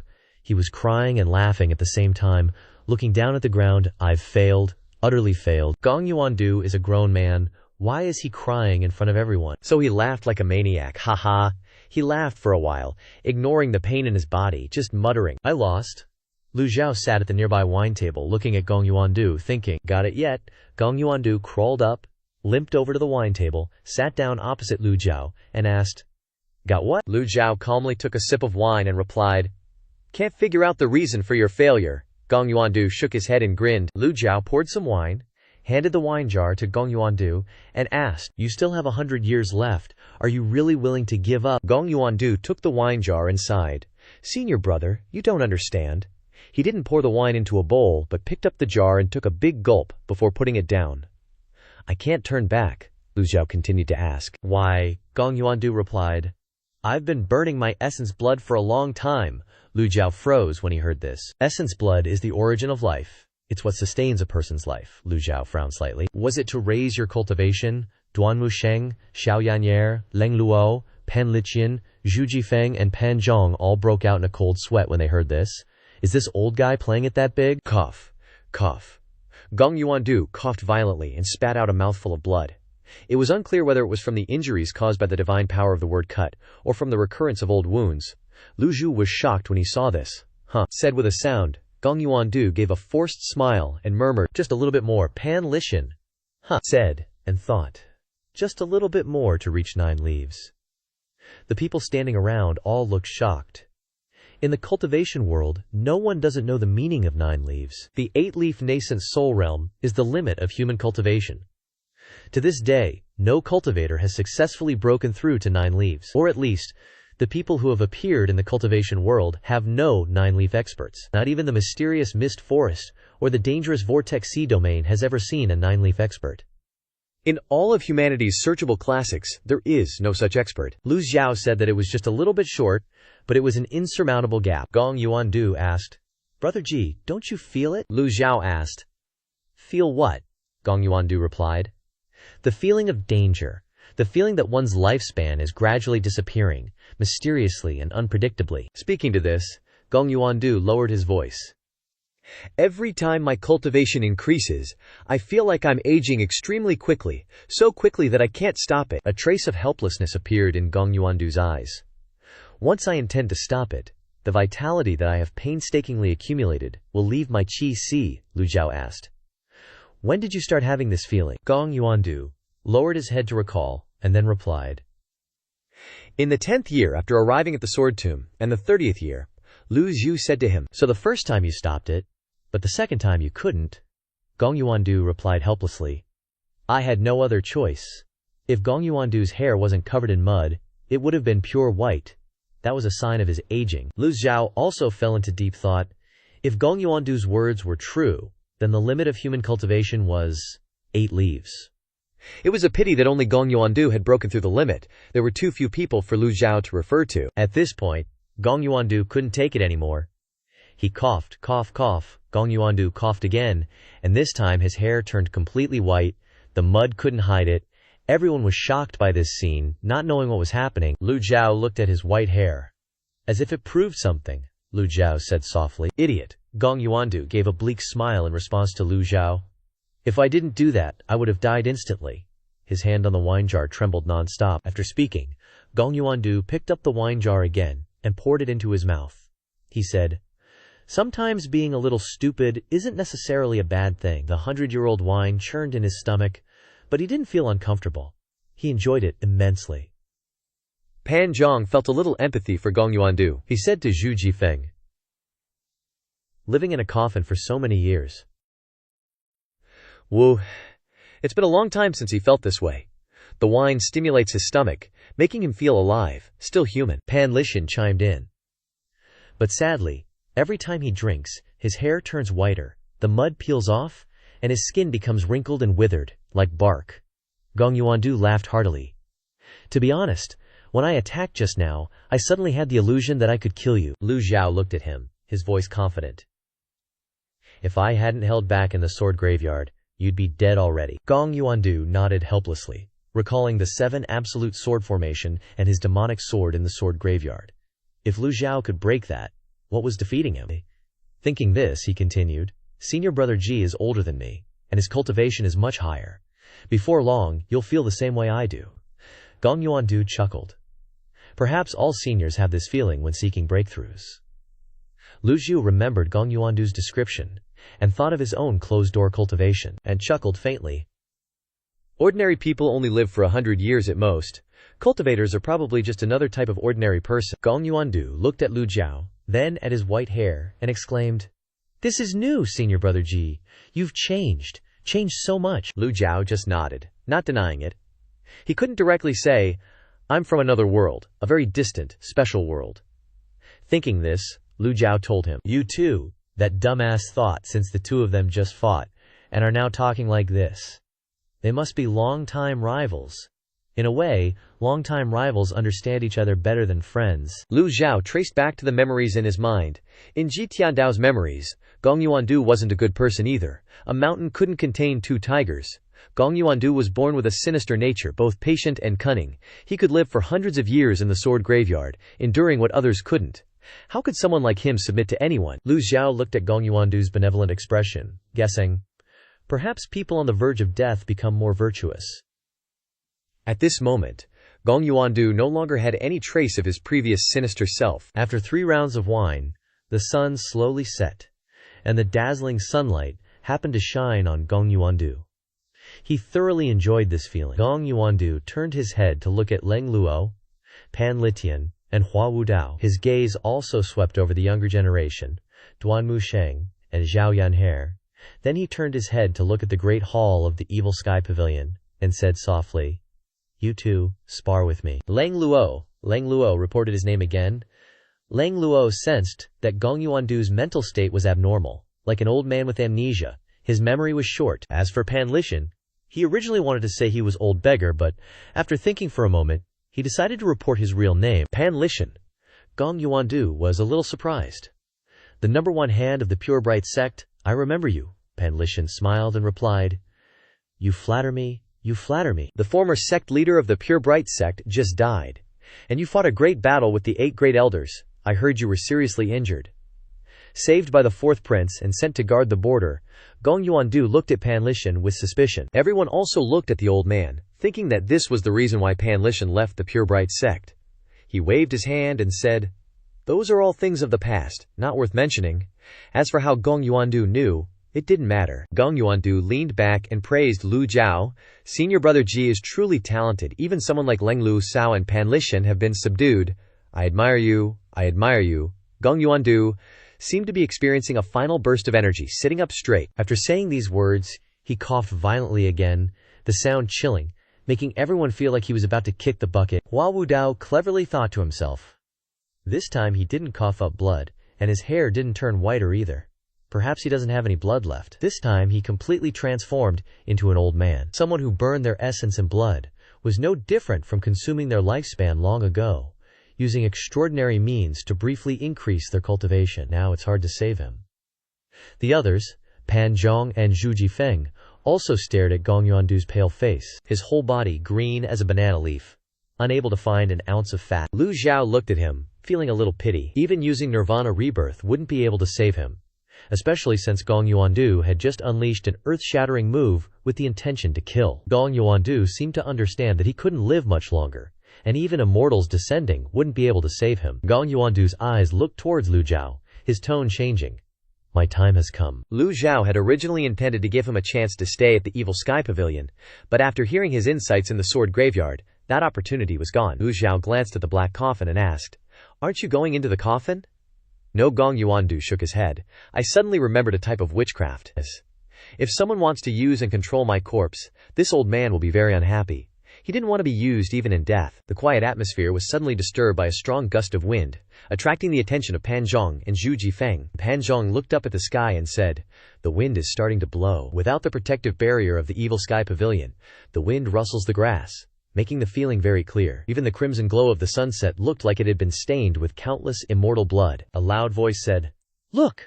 A shocking scene suddenly appeared. Gong Yuandu's feet were like sand, bit by bit, falling apart and dissipating in the wind, as if his whole body was sculpted from sand. Lu Zhou was very calm, nodding slightly, picking up his wine cup and sighing, "Indeed."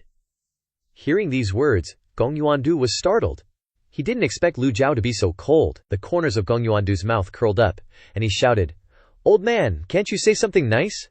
Gong Yuandu stared at Lu Zhou, seeing Lu Zhou preparing to raise his wine cup, and said, "This is the wine you like. Drink 2 more cups." Gong Yuandu looked at Lu Zhou with vacant, slightly surprised eyes, but only a few seconds later he quickly regained his composure.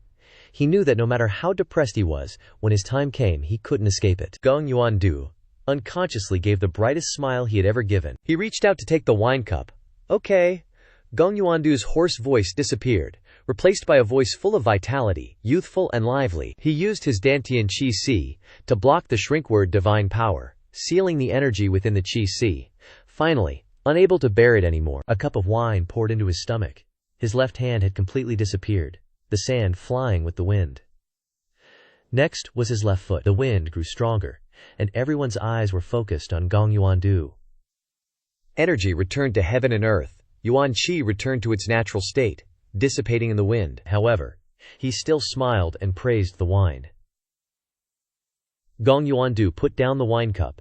His hands had disappeared, and the speed of dissipation was getting faster and faster. Lu Zhou asked him, "You're about to kick the bucket. Any last words?" He replied contentedly, "Not really. The wine's still flowing from the gourd, but sadly, this old man won't be around for much longer." Lu Zhou thought to himself, "What nice things could I even say?" After all, he was from another world, and his connection with Gong Yuandu was limited to familiar memories. Recalling everything since transmigrating, remembering the battles against the 10 great sects for survival, and thinking of his homeland, a poem suddenly popped into his head, seemingly perfectly encapsulating his complex emotions at this moment. Lu Zhou took a sip of wine and recited a poem. "I urge you to drink 1 more cup of wine. Going west out of Yangguan, you'll find no old friends." These are the last 2 lines of the Wei Cheng song, meaning I advise you to finish this cup of wine. Once you leave Yangguan to the west, I'm afraid you won't have any more friends. Lu Zhou raised his wine cup and drained it in one go. Gong Yuandu gazed into the distance, his body beginning to dissolve rapidly. When only his head remained, Gong Yuandu muttered, "Yang Pass, where is that?" Gong Yuandu didn't get to drink the last cup of wine in his life. A strong gust of wind swept through. Alas, he didn't wait for Lu Zhao's answer, and the question vanished with the wind on Golden Court Mountain. The energy dissipated, leaving nothing in front of Lu Zhao.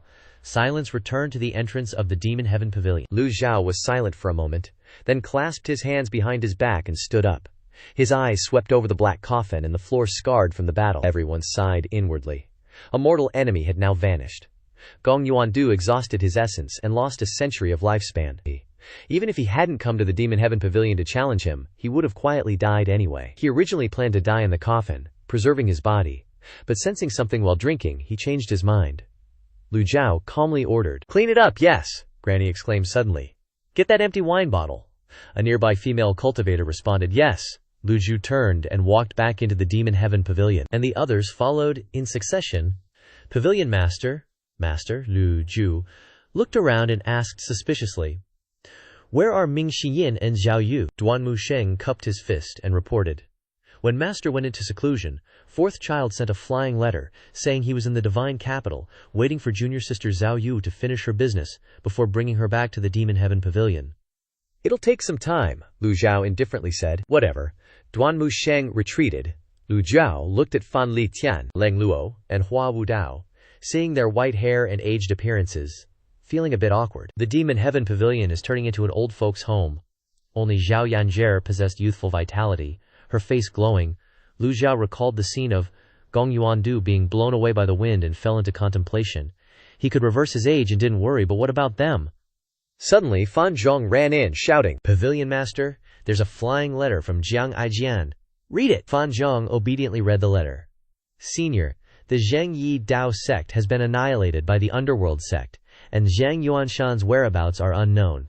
The Underworld sect's actions have attracted the attention of the royal family. Coincidentally, Ayang City and Shangyuan City are in chaos, leaving the royal family unable to spare resources to deal with the underworld sect. Also, your 4th and 5th disciples in the divine capital are doing well. I will take care of them on your behalf. Here's another piece of news. The 5 rats are dead. The one who killed them was your 6th disciple, Ye Tiangxin. Granny rolled her eyes. It was hard to tell what she was thinking. After Fan Zhong finished reading, the entire hall fell silent. Fan Zhong muttered, "I'm just reading the letter." Hua Wudao felt surprised, having anticipated this, but Yi Tiangxin thinking of the Demon Heaven Pavilion under those circumstances was unexpected. Fatty and Li Tian also said somberly, when Ye Tiangxin left the Demon Heaven Pavilion, her cultivation had only just recovered a little. Whether she could survive was already a question. How could she have recovered her cultivation in such a short period of time? Duan Musheng cupped his hands and said, Master, the matter of the 5 rats happened while you were in seclusion, and this disciple dared not disturb you. Lu Zhou said, It's all right. When Lu Zhou was in seclusion, he was usually immersed in comprehending the heavenly book, which was very important to him. Even if he was disturbed, Lu Zhou might not have stopped his comprehension to deal with the matter. Hua Wudao said, Ye Tiangxin was originally a disciple of the Demon Heaven Pavilion. Although she was expelled, it seems she knows how to turn back. Leng Luo sighed. It's all my fault for being careless and falling for Mo Li's trick, allowing her to control me. Everyone turned to look at Leng Luo, surprised that such a big shot who once topped the blacklist would actually offer a self-criticism. Truly a rare sight. However, this matter couldn't entirely be blamed on Leng Luo. In reality, the one who executed the order to massacre the common people was the 3 armies commander, Wei Zhuoyan, who had long been dead. Only the mastermind behind the scenes, Mo Li, who was still hiding in the royal palace, remained, and she was Leng Luo's mortal enemy. Lu Zhou glanced at the 3 elders, who were old and looked tired. Gong Yuandu's sword duel had exhausted them, so Lu Zhou waved his hand slightly.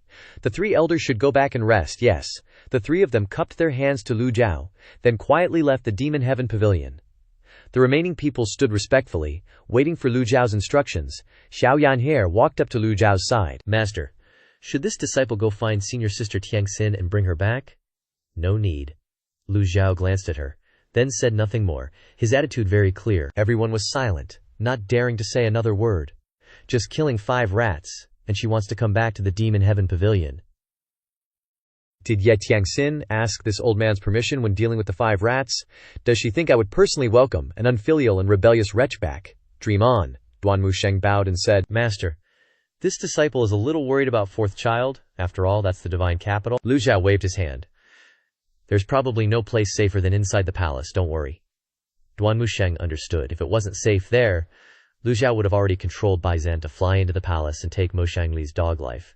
And it wouldn't have been up to her to repeatedly plot and scheme. Moreover, with Jiang Aijian providing cover inside, there shouldn't be any problems. Lu Zhou originally intended to research the 3rd type of divine power from the heavenly book, but thinking of Gong Yuandu's death, he sighed inwardly. Lu Zhou looked at the system interface. Gong Yuandu's death granted him 1,500 merit points, showing that Gong Yuandu was indeed one of the targets to be killed. The reward points are satisfactory. Is the 9 Leaves realm really the limit of the cultivation world? Has no one ever broken through the 1,000-year Great Tribulation? Although Gong Yuandu was an old opponent, he was, after all, someone from the same era as Lu Zhou. To say that he felt no emotion would be a lie. Lu Zhou suddenly thought, could it be that Ji Tiandao also failed to break through the 9 Leaves and died? The common people, the Qinghuang, Jiangsheng's secret, salvaging corpses and the crossing Heaven River. Quote, he wasn't the only one in the world seeking the secret of longevity.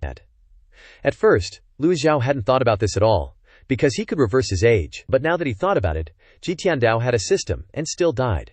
So he might not be able to avoid repeating the same mistake. Moreover, his disciples were a constant source of worry, and he couldn't reverse their age, so they would eventually grow old. If his disciples died of old age, who would earn merit points for him to use? At that point, he would have no way to achieve immortality either. Lu Zhou thought of Yu Zhenghai and Yu Shangrong. When those 2 rebellious disciples left the Demon Heaven Pavilion, they were already in the 8-leaf nascent soul realm. Many years had passed. With their talent, were they also seeking the secret of the 9 Leaves and the longevity tribulation? Just how many secrets are hidden from 8 leaves to 9 leaves? Lu Zhou ordered. Bring Qin Jun here. Yes. Shortly after, Xiao Yanhe led Qin Jun into the main hall. Pan Zhang chased after him, shouting, Wait for me! Qin Jun might be the Prince of Qi. But entering the hall and seeing so many powerful cultivators, he was extremely nervous. Sweating profusely, Qin Jun awkwardly clasped his hands. Esteemed elder, Lu Zhou immediately pressed, cutting to the chase. What dirty deeds have you done for Yu Zhenghai? Zhao Yan'er quickly pointed and scolded. Hurry up, speak, or I'll punch you, old man. Already nervous, and now scared by Zhao Yan'er's fierce look, Qin Jun couldn't help but take a step back. Esteemed elder, I'm wronged. This junior really hasn't helped sect leader Yu with any shady business. The sect leader visited my mansion 3 times, each time just to sightsee the divine capital. Our cooperation was just me passing him some information, but I never dared to give him any info on the Evil Sky Pavilion. Please consider my case. Lu Zhou continued. What information did you pass? Mostly info on the Imperial City's Forbidden Army and the 10 Absolute Formation, the situation in Anyang City and Shangyuan City. And Puhand, Qin Jun scratched his head and continued. And the situation of the 5 princes, Lu Zhou pressed. The Lu Zhan princes, Qin Jun replied, I don't know why he was so interested in the princes. Continue. Lu Zhou's attitude was clear. Qin Jun had to confess everything, hiding nothing. Qin Jun received benefits from the Evil Sky Pavilion. Of course he knew the rules and reputation of this place, so he didn't dare hide anything. Oh right, the most recent time sect leader Yu came to the divine capital was about a month ago. He said he would have a showdown with Sword Devil Sr. Other than that, there's nothing else, I swear, with heaven and earth as my witness. If I lie, may I be struck by lightning. Lu Zhou stroked his beard and thought, the Prince of Qi probably only had this much information to offer. Lu Zhou had long anticipated Yu Zhenghai's ambitions. Inquiring about the Forbidden Army and the 10 Absolute Formation was clearly for a future attack on Anyang City and Shangyuan City. Surely it's related to him. Seeing the Yuming sect's flying chariot in Anyang City, that time can now be clearly explained. He wanted to have a showdown with Yu Shangrong. Qin Jun replied, Eldest senior brother and second senior brother are both disciples of the Evil Sky Pavilion. Their cultivations are famous throughout the cultivation world. Maybe experts just share the desire to have a showdown. The iron rule of the Evil Sky Pavilion has always been that disciples can't kill each other. These two were very respectful to each other when they were in the Evil Sky Pavilion. How did they become enemies after leaving? Lu Zhou asked. When? Where? It seems to be 4 months from now. As for where, this junior really doesn't know. Both of them are terrifying devils. How could they let outsiders know where they'll fight? Alright, Lu Zhou slowly stood up, walked down the steps, looking straight at Qin Jun. Then do you know Yu Zhenghai's true cultivation? Qin Jun didn't dare to meet Lu Zhou's eyes, only knowing to desperately shake his head. Cultivation is an extremely secret matter. It's not strange that I don't know. Alright, Lu Zhou waved his sleeve. Everyone, leave. This subordinate takes his leave. This disciple takes her leave. After the group left the main hall, Lu Zhou returned to his seat, opening the system interface. Merit points, 1500 points. He really was dirt poor.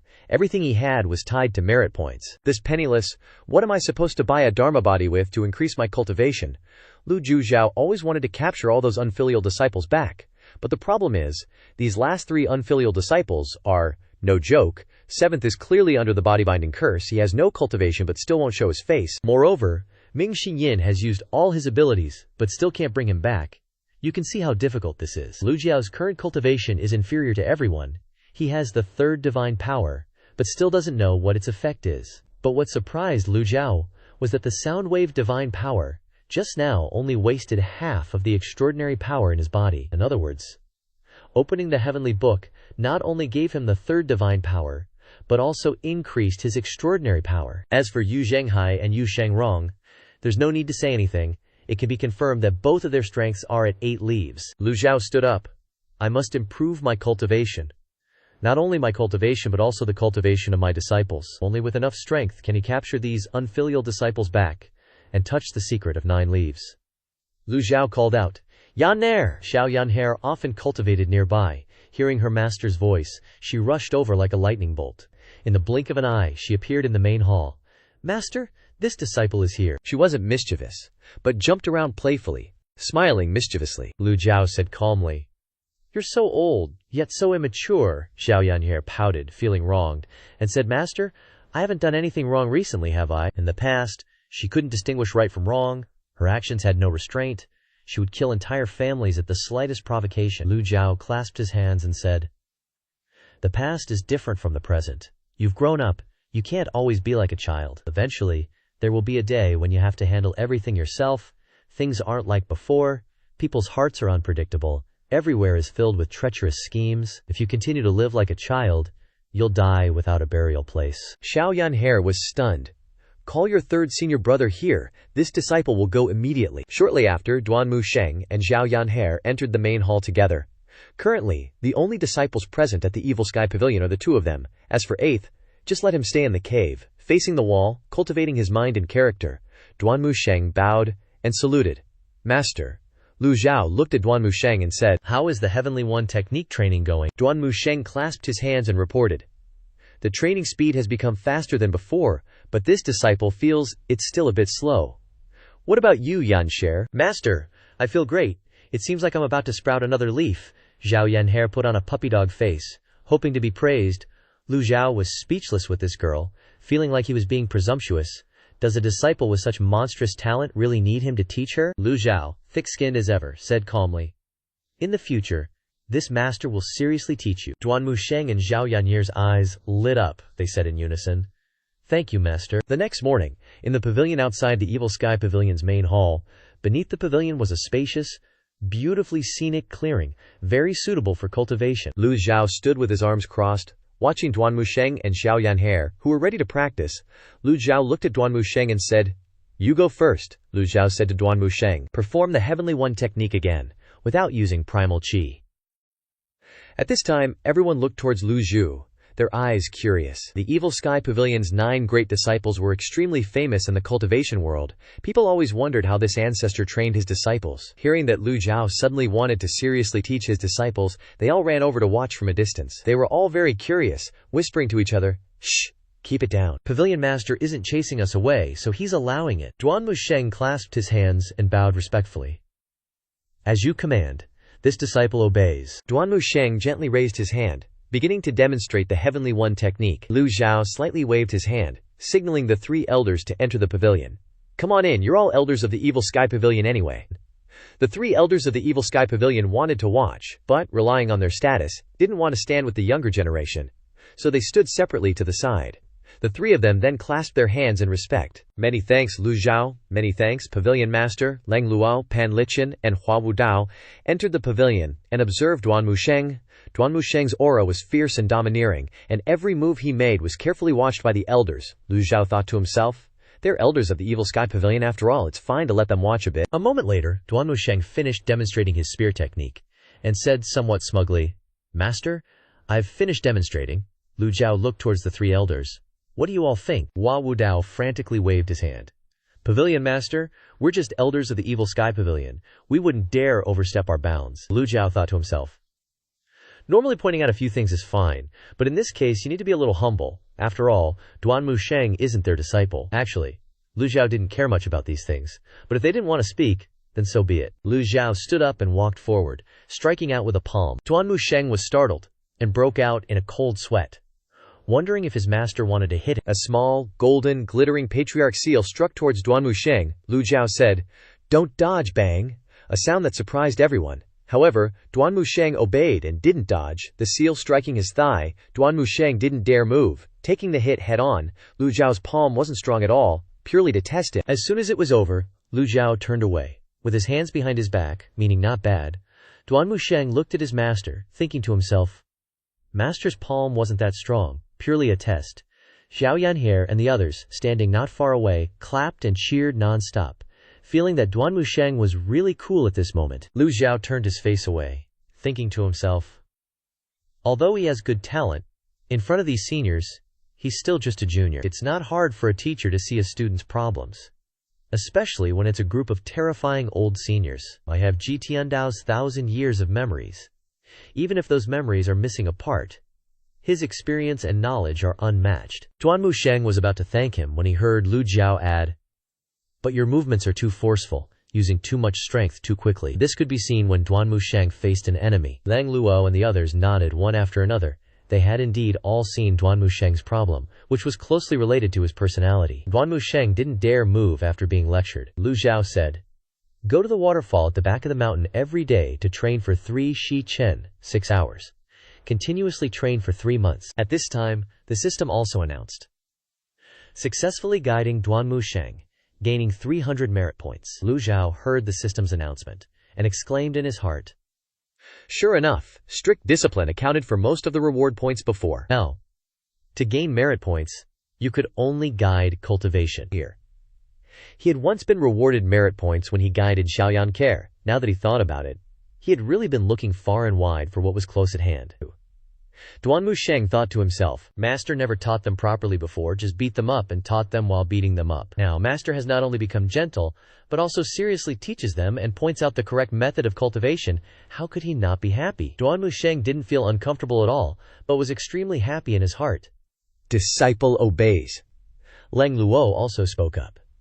Pavilion Master's method is very good. Standing under the waterfall can train patience very well. At the same time, it also tempers his spear technique. Hua Wudao also agreed. It seems that the Evil Sky Pavilion's disciples are so strong for a reason. Mo Lishan only uttered 2 words softly. Understood. With an admiring look in his eyes. Lu Zhou glanced at the 3 elders suspiciously, thinking, I was hoping they would contribute some more ideas, but at this rate, the old age care home probably needs 2 more words to be complete. Old age care home for freeloaders. Pan Zhong and Zhu Jifeng stood not far away. Observing this scene, they were extremely jealous in their hearts. Neither the Pure Clarity Sect, nor the Heavenly Sword Sect, had ever seen a master teaching their disciples so meticulously. Lu Zhou then said to Duan Musheng, Use your primal qi and demonstrate it again. Disciple obeys. He told Zhao Yaner, Little junior sister, quickly get out of the way. Duan Musheng was originally a fierce person. When he couldn't use primal qi, he didn't demonstrate his moves comfortably at all. With so many people watching, he couldn't show his full strength. Now that he heard his master's order, Duan Musheng was naturally very excited, wishing for it. The Overlord's spear was immediately gripped tightly in Duan Musheng's hand. Bang! With a sound, fierce energy shot out from his fingertips. Seeing this scene, the female disciples opened their eyes wide, worshipping him to the extreme. However, Xiao Yanjie quickly herded them away. Duan Musheng jumped into the air, his whole body upside down, the tip of the spear pointing towards the ground. He wielded the spear skillfully, moving his whole body in the air, swiftly following each spear path. Duan Musheng's whole body radiated an aura like burning fire, accompanied by flashes of lightning.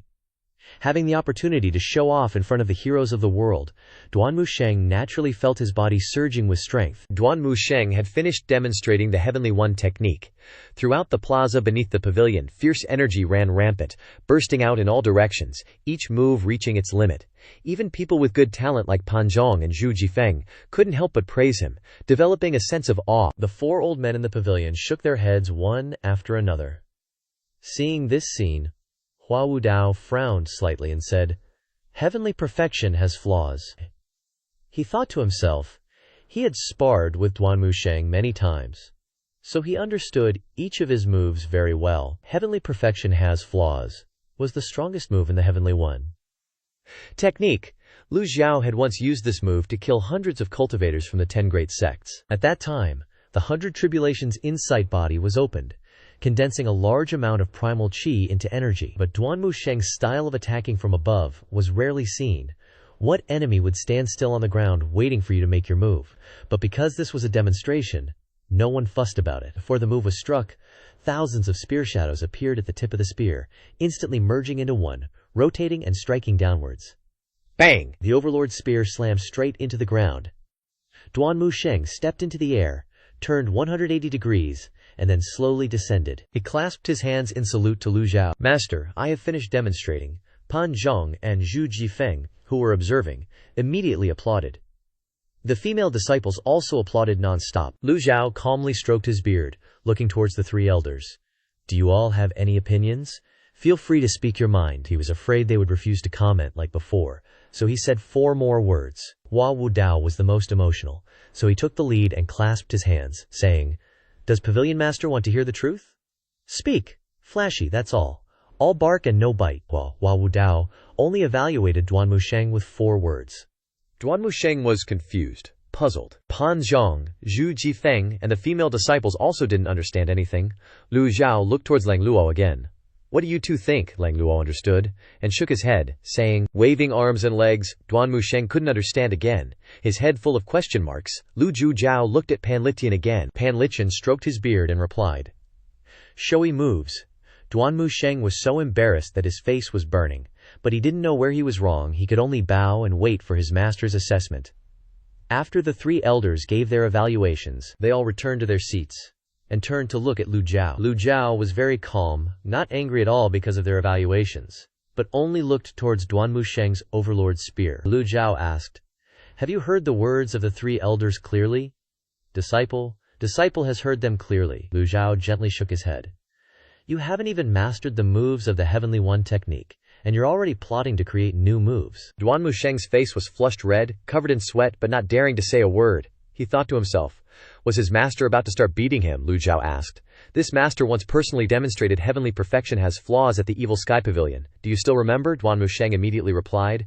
Disciple remembers clearly, Lu Zhou then said sternly. Cultivate according to that. When you can break the 6 harmonies Dao seal of the 8 characters, then you will be considered qualified. Hua Wudao was confused, puzzled. A sense of foreboding suddenly rose in Hua Wudao's heart. Disciple will carefully follow master's orders, and will definitely diligently cultivate heavenly perfection. Has flaws. Duanmu Sheng clasped his hands and said, Retreat, yes. Duanmu Sheng stepped on the ground, the overlord's spear bearing the force, shooting out from the ground. The system then announced, successfully guiding Duanmu Sheng, gaining 300 merit points, gaining merit points again, which surprised Lu Zhou. A teacher must impart knowledge and skills. Perhaps this is what a master should do. A strong wind blew over. Brushing through the pavilion, Lu Zhou raised his head and looked at the sky. The wind was much stronger than before. Hua Wudao then reported. Pavilion Master, the barrier of Golden Court Mountain has disappeared. If it continues like this, I'm afraid those righteous sects will not sit still. Leng Luo shook his head in disdain and said, Leng here doesn't think so. Hua Wudao was startled and exclaimed, Huh? Leng Luo continued his analysis. Pavilion Master once defeated the Heavenly Sword Sect on Lotus Platform, saving many cultivators. This must have spread throughout the cultivation world. The righteous sects covet the treasures of the Evil Sky Pavilion, making many mistakes and tasting defeat every time. Now that there's no barrier, if you were them, would you charge straight up the mountain? Pan Lishan chuckled. Old Hua, you come from the Cloud Sect. You should understand the ways of those righteous guys better. Hua Wudao nodded, sighing softly. They didn't say it explicitly, but Lu Zhou understood what the Righteous Path style was all about. Whether it was the first or second time the righteous sects besieged Golden Court Mountain, they always liked to wave the banner of righteousness, using the excuse of punishing the demonic path to gather together. This time would be no different. Lu Zhou stroked his beard and said indifferently, Just a bunch of rats. As long as I, this old man, am in the Evil Sky Pavilion, I won't let anyone step on our heads. His tone was calm and casual, but it contained an undeniable force. Even the 3 elders, with their status, felt a lot more reassured. Pan Lishan sighed and said, The Pure Clarity Dabo, the Heavenly Sword Sect, the Righteous Unity Dabo, have all been wiped out. Even if they want to gather allies to attack, they'll have to think very carefully. Just then, Granny Xiaoyaner, looking all serious, was preparing to make a scene from behind. While everyone was nodding in agreement with Hua Wudao's point of view, Xiaoyaner's clear voice suddenly rang out. Master, it's my turn! Xiaoyaner didn't know when she had jumped into the middle of the courtyard. The 4 of them stopped discussing the barrier and turned to look at Xiaoyaner. Leng Luo marveled. Cloud silk dance robe, Hua Wudao continued. Heavenly Brahma silk, Pan Lishan exclaimed. Cloud treading shoes. The 3 old geezers all sighed. Haka. Some people risk their lives to get something, while others are born with it. It's bad enough to be born rich, but to be equipped with heaven-defying treasures from head to toe? How are you supposed to play this game? Too OP, who can stand against someone with gear spewing hot stuff from head to toe? Lu Zhou nodded at Xiaoyaner and said, Practice! Xiaoyaner nodded eagerly. Her whole body burning with fighting spirit, she made a stance with her hands and feet, and began to practice. Granny Xiaoyaner's face darkened, her eyes shining brightly. Then, Granny performed 7,749 sets of fist forms. Hey ha, I'm hitting! Zhu Jifeng and Pan Zhong stared intently, then exclaimed, From footwork and body movement to fist techniques, everything is performed extremely smoothly, with almost no flaws. Especially the 7-star rainbow cloud step, it's also a top-notch footwork technique. With the cloud-treading shoes as a supplement, when Zhao Yanhe uses her primal chi to perform it, everyone can only see after images. After Zhao Yanhe finished practicing, everyone praised her endlessly. Pan Zhong praised, Truly a master. Zhu Jifeng nodded beside him. A master, truly a master. If Zhu Sheng is second to none, nobody is number 1. But it's unclear in which aspect. Everyone was secretly impressed by the excellence of Lu Zhao's disciples. Granny tried her best to walk to Lu Zhao and said respectfully, Master, I'm done. Xiao Yancher waited expectantly to hear her master's praise. She felt that she had performed very well, just like when she watched the other disciples perform. After watching the other disciples perform, Lu Zhou did not rush to comment, but turned to the three elders. "What do you think?" Lang Luo was the first to speak. Tai Ching Jade Guide. Hearing Lang Luo's 4 words, Xiao Yan'er nodded in agreement. Xiao Yan'er replied, "That's right." Her eyes lit up with satisfaction. Lang Luo turned and clasped his hands to Lu Zhou. "I have something I don't understand, and I would like to ask the pavilion master for guidance." Lu Zhou nodded in response. "Speak." Lu Zhou was a little surprised by Lang Luo's request for guidance. It was normal for the disciples to ask Lu Zhou for guidance, but even the 3 great elders wanted to ask for guidance, which suddenly made Lu Zhou feel like he wanted to show off and lecture them. Lang Luo asked, "If the Tai Ching Jade Guide mainly focuses on body movement and fist techniques, then why doesn't the pavilion master let Xiao Yan'er cultivate the Dao concealment art?" When fighting the Tenvu immortals, the pavilion master was able to use the 9-syllable true word hand seal of the Taoist sect. Such a small Taoist concealment art shouldn't be difficult for the pavilion master. As soon as Lang Luo finished speaking, the other 2 elders nodded in agreement, their faces waiting for Lu Zhao's answer. Lang Luo's question was also a question in their hearts. However, Pan Lishan said, "Cultivators usually become more mixed up as they cultivate more types of techniques, and the progress of cultivation is also prolonged, so that many cultivators can only master 2 or 3 types of cultivation methods at the end of their lives." Lu Zhou thought to himself, "It's true that what you don't want will always come." At this time, the 3 old geezers were extremely looking forward to Lu Zhao's answer. Lu Zhou stood calmly with his hands behind his back and said, "What you say is very accurate, but it depends on who the cultivator is." Lu Zhou paused for a moment, and then explained to everyone. "The Dao concealment art is just an escape technique. The Taoist sect has hundreds and thousands of cultivation methods, and the yang is mixed up. However, none of them can compare with the 100 schools cultivation techniques. It's true that every cultivator has limited energy, and being able to cultivate one type of technique to the extreme in their lifetime is considered a great cultivator, but my disciple is definitely not the same as ordinary people." Granny was now very proud, and raised her head high in the sky. Lu Zhou didn't need to say it too bluntly. The 3 elders could already understand his meaning. If it were a cultivator from another sect, they would naturally choose to go on one path of cultivation. But Xiao Yan'er in front of them was the 9th disciple of the Evil Sky Pavilion, and her talent was probably unmatched. If there was still extra ability, it would be good to learn a few other cultivation methods. Lang Luo didn't consider it to have broadened his horizons, and he clasped his hands and uttered the 2 words, "Receive teaching." Pan Lishan said again, "Old Leng, you've been learning Dao concealment all your life as escape techniques, but haven't you also secretly learned various killing techniques? Otherwise, how could you have gotten to where you are today?" Being seen through by Pan Lishan, Yifu Lang Luo remained silent. After all, he was in front of Lu Zhou, so he was also very respectful. Lang Luo didn't even look at Pan Lishan. He cursed inwardly. At the crucial moment, "You pour cold water. You really are an old man with no good intentions," Pan Lishan continued to say to Lu Zhou. "This old man thinks that the Tai Ching Jade Guide is indeed one of the most suitable cultivation methods for Xiao Yan'er. But Xiao Yan'er's cultivation time is too short, and the foundation needs to be slowly tempered. Nothing can be rushed, especially when practicing cultivation methods."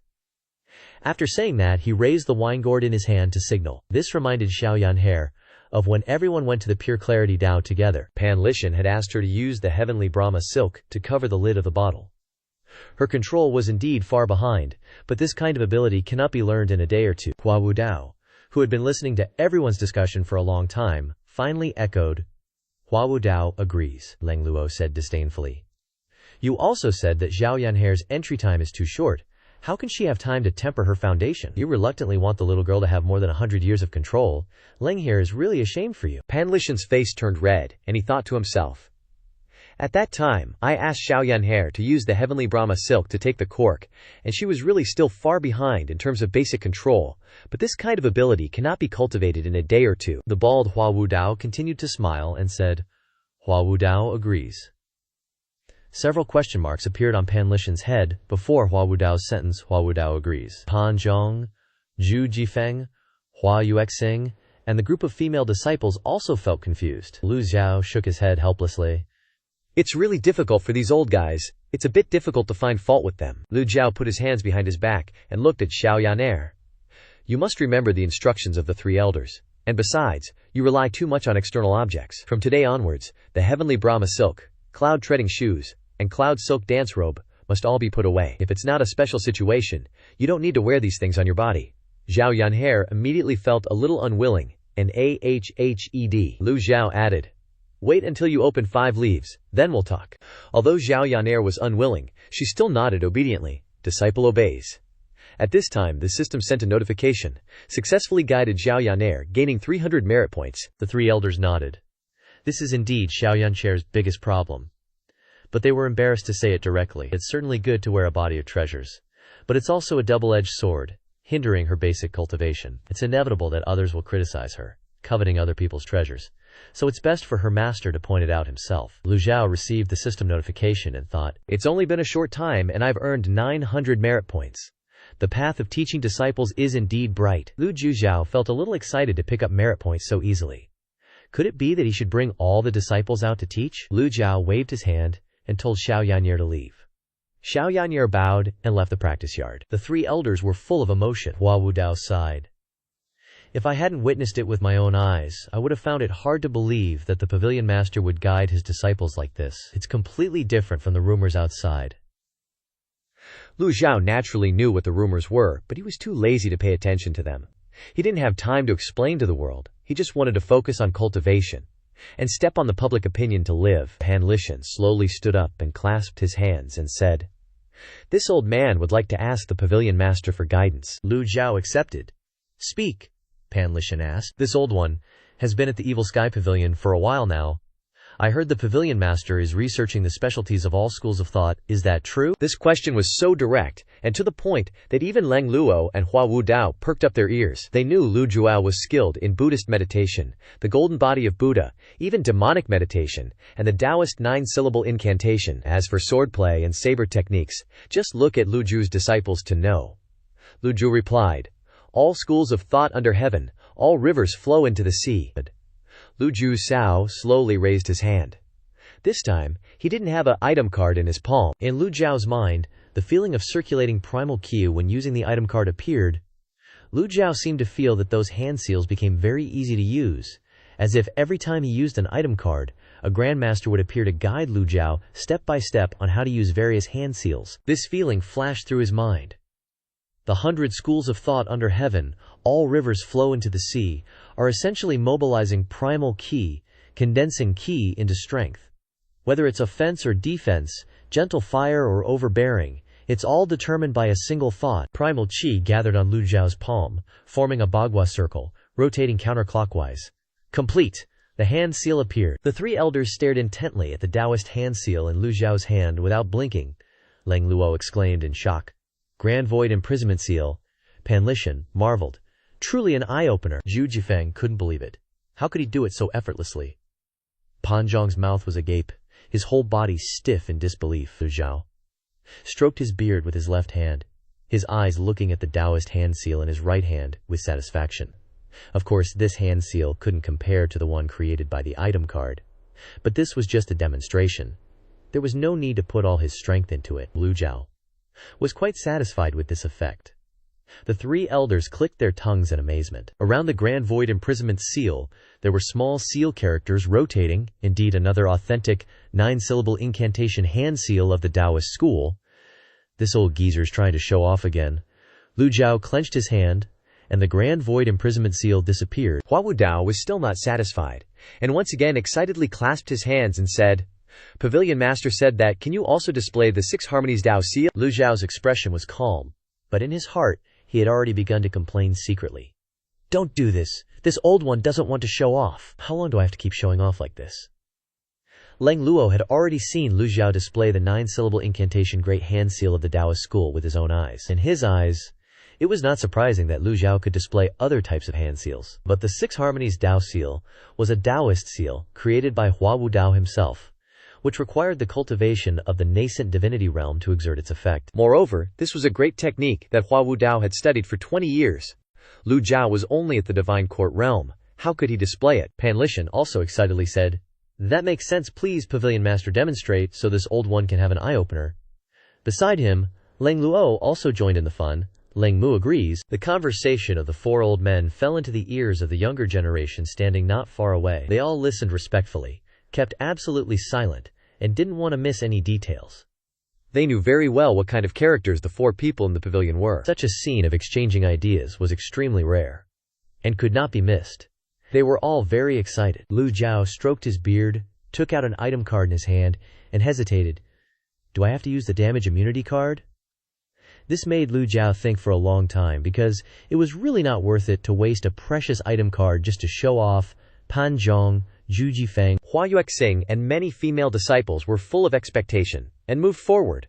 The younger generation had little knowledge and shallow experience. How could they miss such a good opportunity? The 3 elders also looked at Lu Zhou with expectant eyes. Lu Zhou stroked his beard and fell into deep thought. Hua Wudao waved his hand and said, "The 6 Harmonies Dao Seal is a move that I spent 20 years researching. It is based on the 6 Harmonies Seal to create something new. So far, I have only displayed the 9-syllable incantation. When I use all my strength to display it and add the Bagua Seal blessing, I can defend against the attacks of an 8-leaf powerhouse. Each character formed by the seal requires extremely precise control. It is even more difficult to add another character. You must not underestimate the 6 Harmonies Dao Seal. When I first entered the Evil Sky Pavilion, I was able to block Duanmu Sheng's attack with only 6 characters." Everyone had witnessed Duanmu Sheng's sure kill move, Zhu Jifeng thought to himself as he watched this scene. Such a terrifying and powerful move could be blocked by just the 6 Harmonies Dao Seal's 6 characters. Pan Lichin asked curiously, "Elder Hua, how many characters can the 6 Harmonies Dao Seal display at most?" Hua Wudao immediately put 2 fingers together to form a cross and replied, "When I first created the 6 Harmonies Dao Seal, there were at most 10 characters, but with my cultivation and understanding, I have only been able to display the 9-syllable incantation so far." Pan Lichin persistently asked, "There is still a 10th character?" Hua Wudao affirmed, "That's right." Pan Zhong, Zhu Jifeng, and the others worshipped endlessly. Elder Hua's skill with the 6 Harmonies Dao Seal is unparalleled in the world, no matter what kind of cultivation method it is. To reach the level where one can create something new, one must first be extremely proficient in the basic techniques. Duanmu Sheng is only at the 2-leaf nascent divinity realm, and wants to create fighting techniques is a bit too hasty. At least one must reach the 5-leaf nascent divinity realm before one can begin to create something new, Pan Zhong said helplessly. "Elder Hua, how can others display the results of your 20 years of hard work?" The others nodded in agreement. "That's right, you spent 20 years thinking about the 6 Harmonies Dao Seal. Even if others see the principle, they can't display it just once." The girl behind nodded repeatedly. That's right, that's right." At this time, the 3 elders had also thought of this, and immediately struggled to find a way for Lu Zhou to step down. To put it bluntly, Lang Luo thought about how to find a way out for the pavilion master. Hua Wudao lowered his face with great regret. Why did he talk so much just now, and ask the pavilion master to demonstrate the 6 Harmonies Dao Seal? What if he offends the pavilion master because of this? Hua Wudao secretly glanced at the pavilion master. Seeing that Lu Zhou was still thinking deeply, "This step is not big enough. We must find a bigger step to maintain the pavilion master's face," Pan Lichin asked. "Old Hua, your 6 Harmonies Dao Seal has at most 10 characters, Hua Wudao immediately replied. That's right, Pan Lichin continued to ask. How many characters can others do at most when they display it for the first time? Old Pan is really interesting. This question is extremely professional. Finding a way for the pavilion master to climb down, Hua Wudao hurriedly said. When I was still researching the 6 Harmonies Dao Seal in the Cloud Sect, the sect leader spent 3 days to display the first character, 10 days to display the second character, a month to display the third character, and then he still couldn't display any more characters after a year, so the sect leader completely gave up. Leng Luo stared and asked, Hua Wudao, does that mean that apart from you no one can display the 4th character or more? That's really the case. Others only tried to study this kind of shrinking technique out of curiosity. How could they spend 20 years studying it like him? In other words, no one can display the Am character? What is the 10th character in the 6 Harmonies Dao Seal? Hua Wudao replied concisely, Harmony. Anyway, no one can display it, so there's nothing to be afraid of saying it. Hua Wudao thought, is this step big enough? It's very normal for the pavilion master not to be able to do it, since no one can display it. Just as Hua Wudao was about to change the subject, Lu Zhou suddenly tapped his toes lightly, left the pavilion, and stepped into the void. Lu Zhou flew into the air, not fast, not slow, with his hands behind his back. Lu Zhou's expression was still indifferent, but he had already thought carefully in his heart. As the founder of the Evil Sky Pavilion, how could he be ridiculed by others? The primal ki fluctuations emitted by Lu Zhou were only at the divine court realm, but his confident and indifferent attitude made people dare not despise him and even feel awe. Everyone's eyes were on Lu Zhou's figure. Lu Zhou stamped his foot lightly, and a cycle of light appeared under his feet. Feng exclaimed in surprise. Bagua seal? It's the Bagua seal. Lu Zhou stamped his foot again. The circle of light bloomed, and the 6 harmonies Dao seal appeared. As the holder of Ji Tiandao's 1,000-year memory, Lu Zhou possessed unparalleled experience and background. At this moment, this was displayed extremely delicately. The 3 elders stared at this scene without blinking. The next step was to condense the seal characters. After all, Lu Zhou was not Hua Wu Dao. Relying only on experience and background to estimate the techniques, the speed of display could not be too fast. At this time, Lu Zhou turned around and looked down at the crowd from above. The character Qian shimmered with golden light, written in seal script, and floated beside Lu Zhou. It was the first character of the 6 harmony Dao seal. In the eyes of Zhu Jifeng and Pan Zhong, there was only reverence. Lu Zhou raised his right hand, and the character Kun appeared in his palm. It was the second character. After Lu Zhou unleashed the second character, he calmly looked at the crowd below. The effect is not bad. Zhu Jifeng and Pan Zhong's minds were completely blown. The 3 elders still wore expressions of eager anticipation. To be honest, Lu Zhou felt like he'd reached his limit after unleashing the second character. He was only at the divine court realm. With his experience, being able to pull off 2 self-seals was already enough to flex, so why were they looking at him with such anticipation? Shouldn't they be telling old man here to step down already? Lu Zhou flicked his left hand. The primal qi appeared, its fluctuations clearly not as stable as before. The character Sheng materialized and floated around Lu Zhou. Finally, the 3rd character took shape. To be able to unleash the 3rd character of the 6 harmony Dao seal in such a short period of time, without any research, relying solely on his own experience, this kind of talent was enough to crush the Yun sect's sect leader. He probably couldn't conjure the 4th, but it seemed the 3 elders had forgotten to offer a way for their sect leader to gracefully exit. Everyone eagerly observing Lu Zhou, waiting for his next move. Oh well, even if the 4th character failed, displaying 3 was enough to prove his abilities. Lu Zhou stepped into the void, mobilizing all the primal qi in his dantian. As the primal qi surged, he suddenly felt the surrounding primal qi trembling incessantly. Could this actually go sideways? It was almost impossible for a divine court realm cultivator to condense the 4th character of the 6 harmony Dao seal. Lu Zhou frowned inwardly. What to do now? Hua Wu Dao frowned, seemingly realizing something was amiss. Hua Wu Dao finally noticed it, startled awake, and hurriedly said, "The sect leader's abilities are truly astonishing.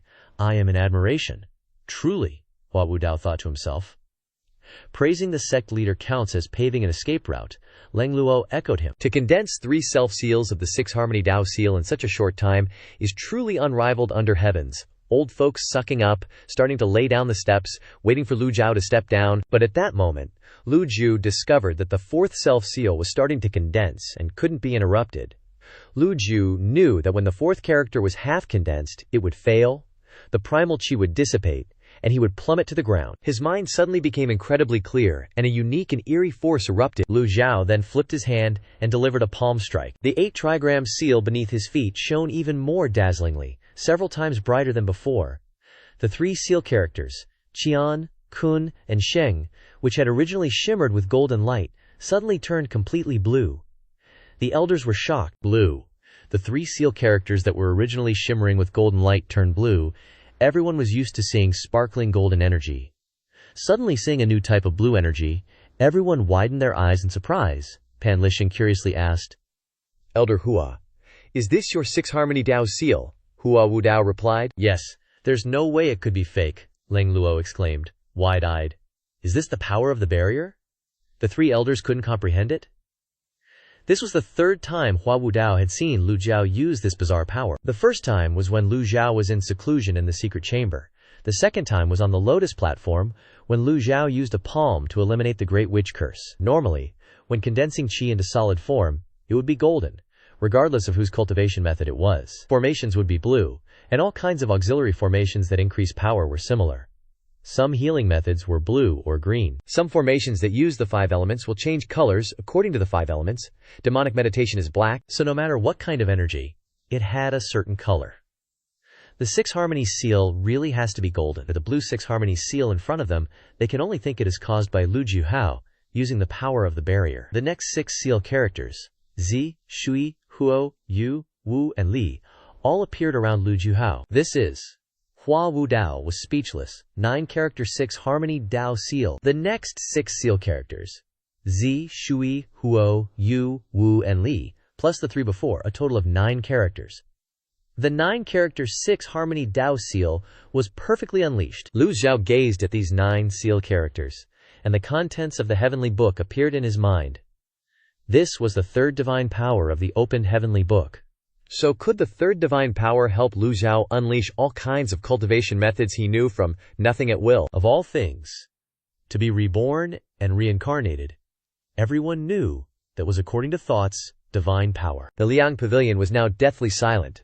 Hua Wu Dao was flustered, his old face filled with disbelief.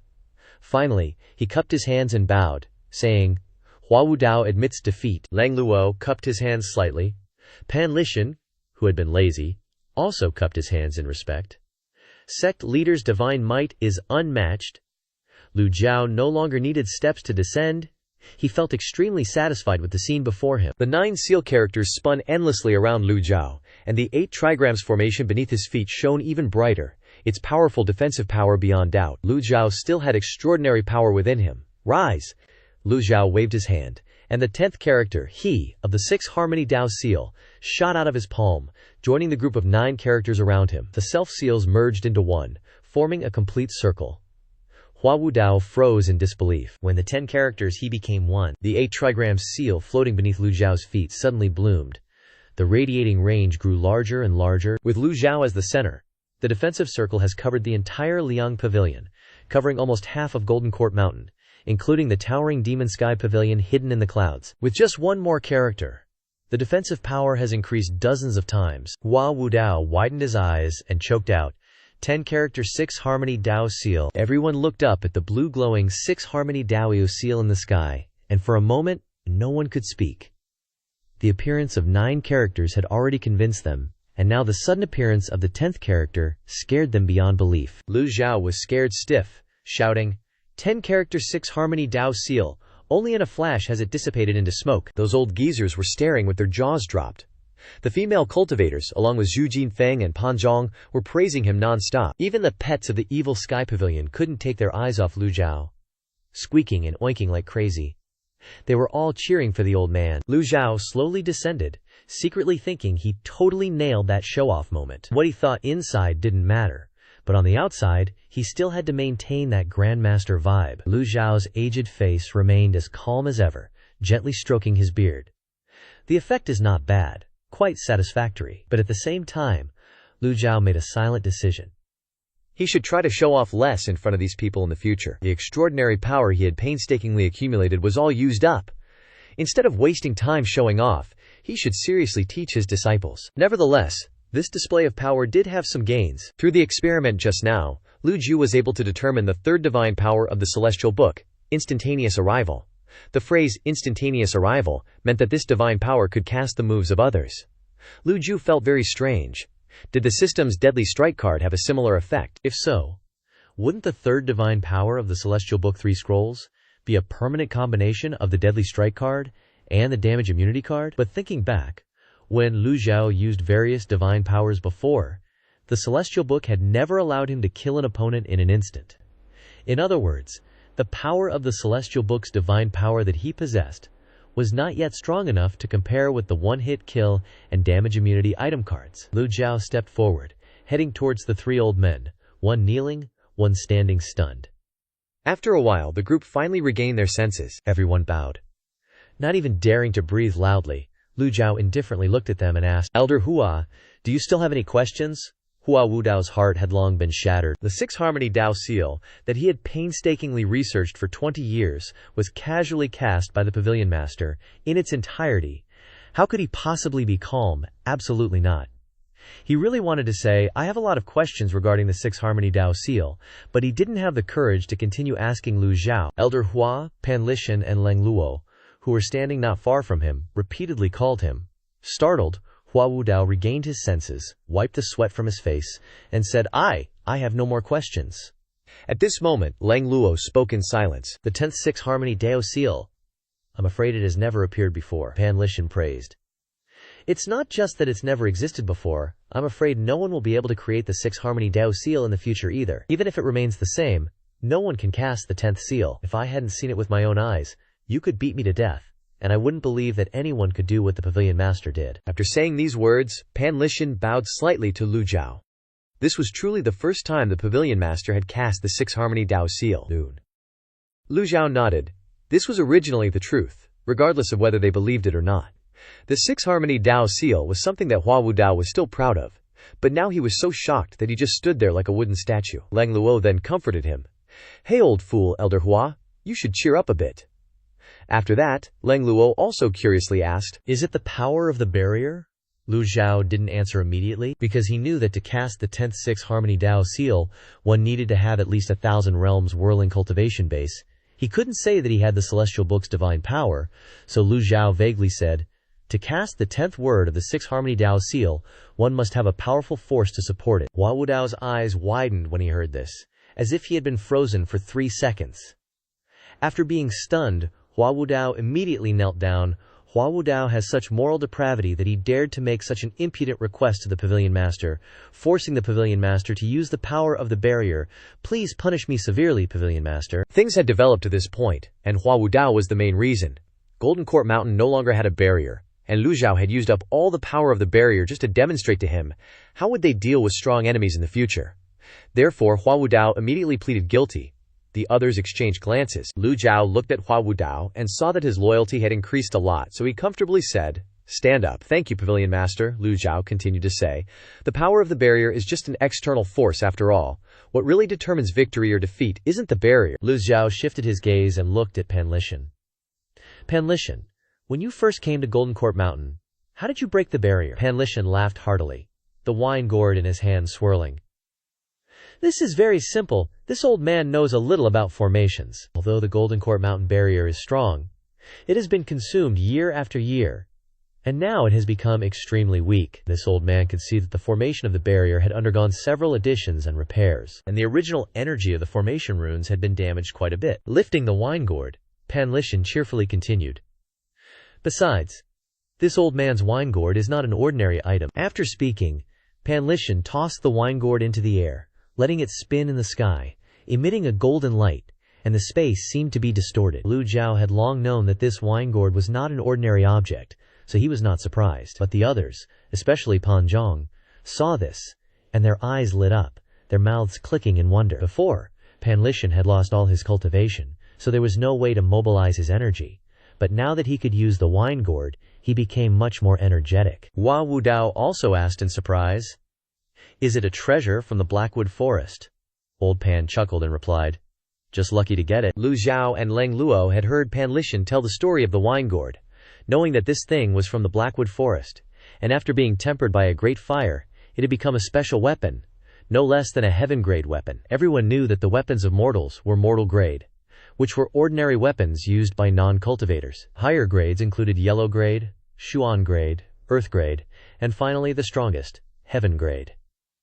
Weapons up to the earth grade already showed a rapport with the user. When the rapport reached its peak, the cultivator who possessed the weapon would unleash a much higher power. Upon reaching the heaven grade, the unique characteristics of each weapon would also be unleashed. Of course, the weapon had to be suitable for the user to unleash its full power. For example, giving knives and swords to Hua Wudao would be a waste, because he only knew how to defend. Or, for example, Hua Yuexing was a good shooter, and there was no weapon more suitable for her than a bow and arrow. People who were skilled in music and sound had weapons like zithers, flutes, and pipes. But these cultivation methods were often very difficult, so not many people mastered them. No matter what kind of weapon it was, after a long period of accumulating energy and being used frequently, it would gradually show its aura and effect. Only this wine gourd, at first glance, was difficult to associate with it being a heaven-grade weapon.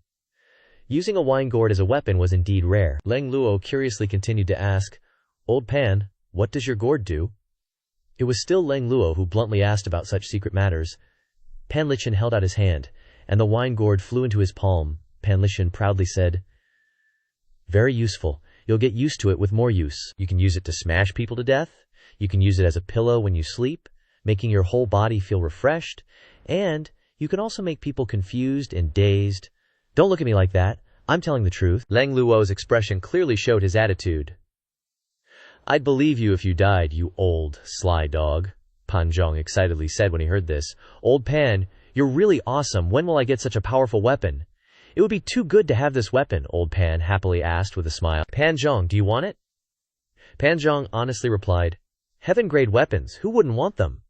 I'd want them even in my dreams. It's just a pity that heaven-grade is so rare and hard to find. Pan Lishan continued to cheerfully say, when you enter the nascent soul realm, this old man will give you this gourd, okay? Huh? Pan Zhong was shocked to hear that. Zhu Jifeng, who had witnessed this situation, secretly thought, although the relationship between the two is very good, it's not to the point of giving each other heaven-grade weapons. How important heaven-grade weapons were was something that every novice cultivator knew. Pan Lishan continued to say, to control a heaven-grade weapon you must have at least a nascent soul realm cultivation base, so work hard to cultivate. Pan Zhong thought, the old man is just kidding, and replied, don't joke around, old Pan, I won't take your weapon. The relationship between the two was clearly different from others. The old fogies in Liangting all understood this, but no one said it. At this moment, Hua Wudao couldn't hold back any longer. He went up to Lu Zhou, bowed, and said, Master, please enlighten me. How can I unleash the 10th character of the 6 Harmony Dao Seal? Lu Zhou stroked his beard. As long as he didn't have to demonstrate it again, everything would be easy. Just now, when he was using that move, Lu Zhou really did have some insights. The Tao follows nature, originating from heaven and earth. Therefore, you must return to heaven and earth. Ugh. Hua Wudao was totally lost, his face a blank stare that was kinda hilarious. Lu Zhou repeated each word slowly and clearly, then asked, do you understand? Hua Wudao's face flushed red. He thought to himself, I was once a cultivation genius in the Yun sect. If I say I don't understand, I'll lose all face. Hua Wudao stammered and nodded. I think I understand a little. Lu Zhou put his hands behind his back and walked towards the Demon Heaven Pavilion. The more you comprehend, the more you will understand later. Finally, the cramming from my past life comes in handy. This kind of statement works in any situation. Who dares to say it doesn't? Of course you don't understand it. It's gotta create that feeling of, even though I don't understand what you're saying, it sounds really impressive. What a joke. Not to mention that Lu Zhou didn't get any merit points at all, which shows that if the person you're giving guidance to isn't your disciple, it's useless. Just a bunch of old guys with little future or hope. He should focus his energy on teaching his useless disciples instead. Respectfully seeing off, Pavilion Master. Everyone bowed, their eyes following Lu Zhao's figure. Back in the East Pavilion, Lu Zhou began to count the number of heavenly writing scrolls he had. Heavenly writing scroll number 1. The sounds of all living beings is a type of sonic divine power. Heavenly writing scroll number 2. The law of annihilation is a wide area attack divine power. Heavenly writing scroll number 3.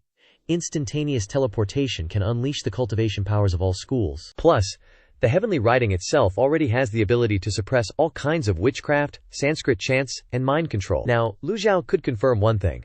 The heavenly writing scrolls are related to something, and that's the heavenly writing unveiling. Now that he had 3 types of divine power, there'd be a 4th.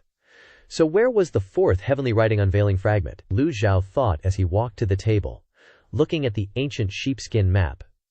He noticed that the location of the sword graveyard had appeared clearly on the map. Sure enough, this map showed the location of the heavenly writing unveiling. Lu Zhou carefully observed the entire map again. Apart from Divine Capital and the sword graveyard, the other areas were blurry. The 4th heavenly writing unveiling fragment could only be waited for to appear. With this ancient sheepskin map, Lu Zhou wasn't afraid of not being able to find the heavenly writing unveiling. Thinking of this, he didn't continue to observe the map, but stepped behind the screen and sat cross-legged to comprehend the heavenly writing. At the same time, in the small bamboo serenity dwelling, Si Wuyai coughed violently, as if he would vomit blood. He took off his clothes, revealing his strong body. The body-binding curse was fainter than before, but his cultivation was still not restored. He was extremely puzzled. Is this really a Taoist curse? What the hell is this? Why is it so difficult to dispel? Si Wuyai slowly stood up, becoming a little more spirited. He had a feeling that this curse would always bind his cultivation. Ye Zhihang appeared nearby, and when he saw Si Wuyai's complexion, he hurriedly asked, Sect leader? Si Wuyai waved his hand and said, I'm fine, report the situation. Ye Zhihang immediately reported. The spies near Golden Court Mountain report that Golden Court Mountain has completely disappeared. Si Wuyai immediately raised his eyebrows upon hearing this. He was annoyed in his heart. What happened to the Demon Heaven Pavilion? Sect leader, the old senior, just returned from the sword graveyard, and our people discovered that the demon sword was taken away by someone else. Ye Zhihong paused slightly and continued. The demon sword has fallen into the hands of Jiang Aijian. Si Wuyai was very smart. He understood the problem as soon as he heard it, and said, with Master's personality, it's impossible for him to casually give the demon sword to someone else. It seems that the one still standing in the shadows, helping the Demon Heaven Pavilion, is Jiang Aijian. Ye Zhihong felt strange and asked, Jiang Aijian is one of the 3 great sword maniacs. This guy is timid and afraid of trouble. How could it be him? As soon as he finished asking, Ye Zhihong felt embarrassed again. The sect leader had ordered him to investigate Jiang Aijian's background, but unfortunately he still hadn't found out anything about it. Si Wuyai shook his head and replied, you can know the things in the palace like the back of your hand. It can only be him. Ye Zhihong froze. Si Wuyai continued to say, the current 3rd prince of the great Yan royal family, Liu Chen. Hearing this, Ye Zhihong was shocked. His eyes widened in disbelief. Si Wuyai had always been cautious. Even if there were many things he guessed, he would still wait for conclusive evidence. But Jiang Aijian's matter was different. Now that things had come to this, Si Wuyai could confirm that Jiang Aijian was Liu Chen. Si Wuyai continued to say, back then there was chaos in the palace. The 2nd prince wanted to eliminate the opposing faction, so he used a great fire to burn down the Harmony Palace. More than 1,000 people were burned alive, and only Liu Chen's body was not found, so he must have escaped, Ye Zhihong guessed. Maybe he was burned to ashes. Si Wuyai didn't say anything. This possibility existed, but it was too small. Liu Chen was also a cultivator in the Harmony Palace. If he hadn't been deliberately murdered, then why would he have met such an end? Continue the investigation. Understood. Ye Zhihong bowed. Sect leader, 5th senior, is still in the palace taking care of the Empress Dowager, and hasn't returned to the Demon Heaven Pavilion. This subordinate is worried that Mo Li will attack her, Si Wuyai ordered. Find a way to persuade her to return, Ye Zhihong stammered.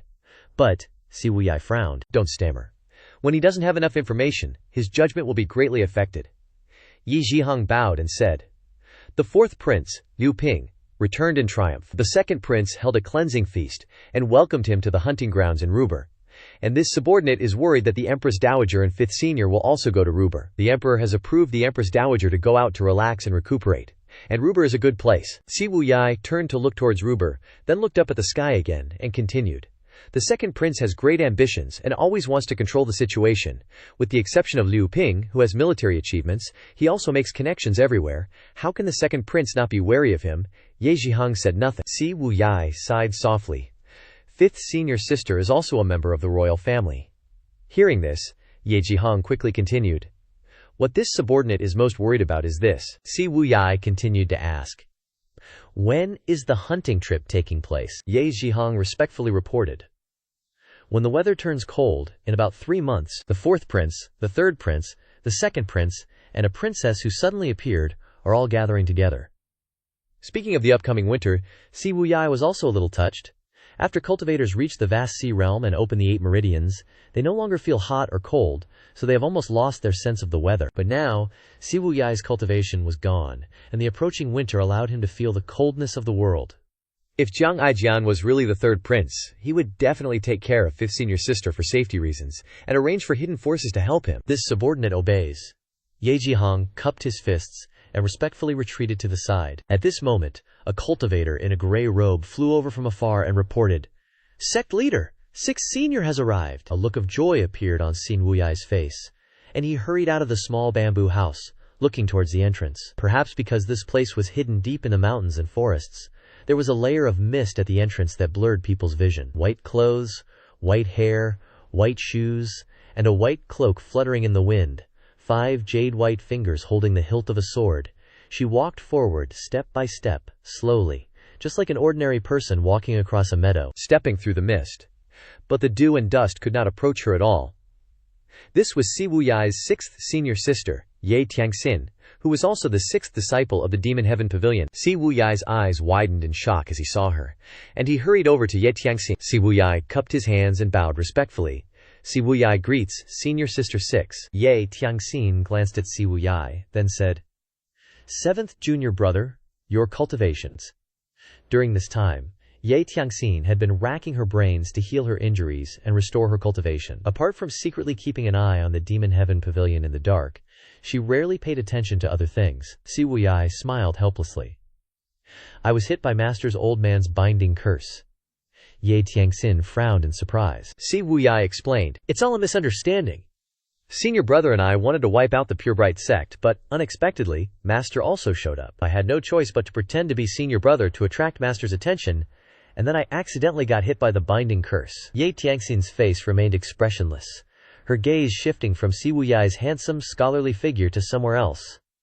With your abilities, breaking the curse shouldn't be difficult, right? Si Wuyai shook his head helplessly. Senior Sister 6, you don't know. Maester absorbed the power of the barrier. His methods are incredible. Even the celestial Maester Taoists can't break this curse. Ye Tiangxin was slightly startled. She remembered when she faced her master before. No matter if it was demonic energy, secret wings, or the power of the barrier, she remembered seeing with her own eyes the golden lotus under her master open up 9 leaves. Could it really have been just my eyes playing tricks on me, Senior Sister 6? Si Wuyai called out when he saw her lost in thought. Ye Tiangxin snapped out of her thoughts.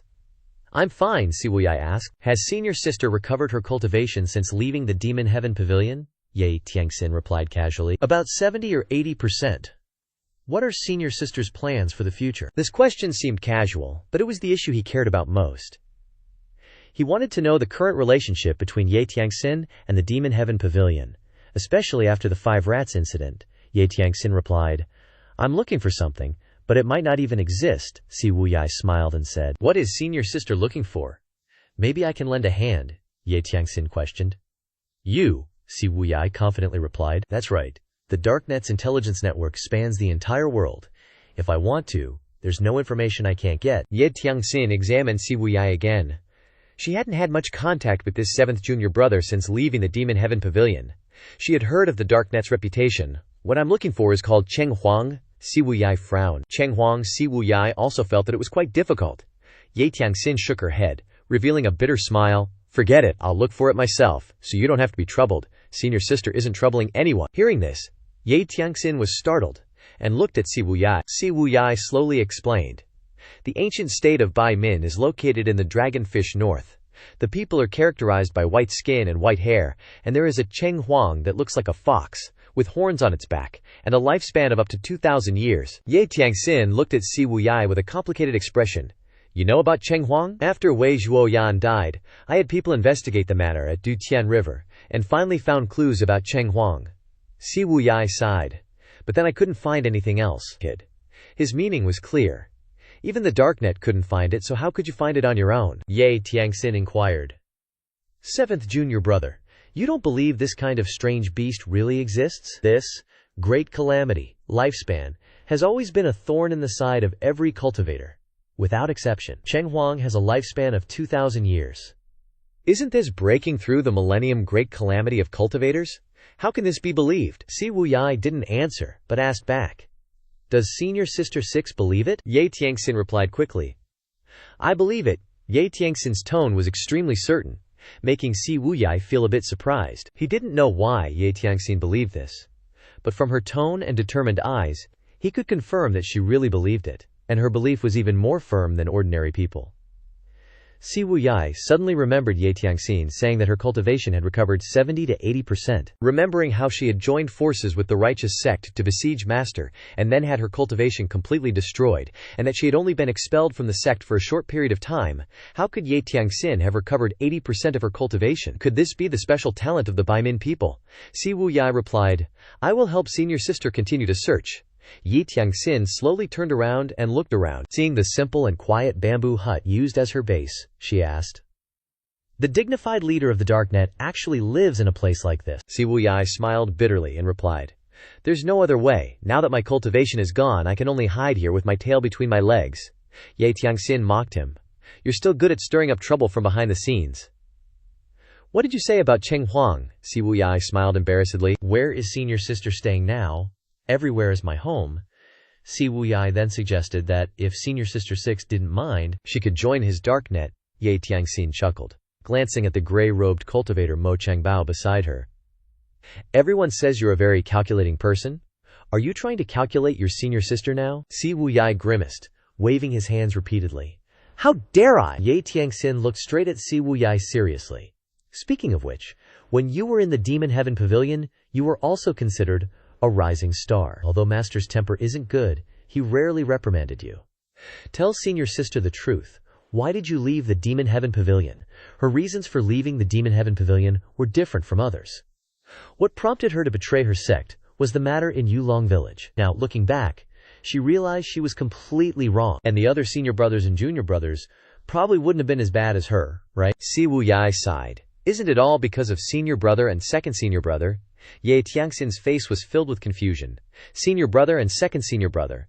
What does your leaving the Demon Heaven Pavilion have to do with them? When we were in the Demon Heaven Pavilion, those two always liked to compete with each other. If it weren't for the strict rules of the Demon Heaven Pavilion, the two senior brothers would have fought to the death. They've also been arguing a lot in recent years. I didn't want to stand by and watch them kill each other. Yi Tiangxin shook her head. Just like that, just to stop them. That reason isn't enough, Si Wuyai continued.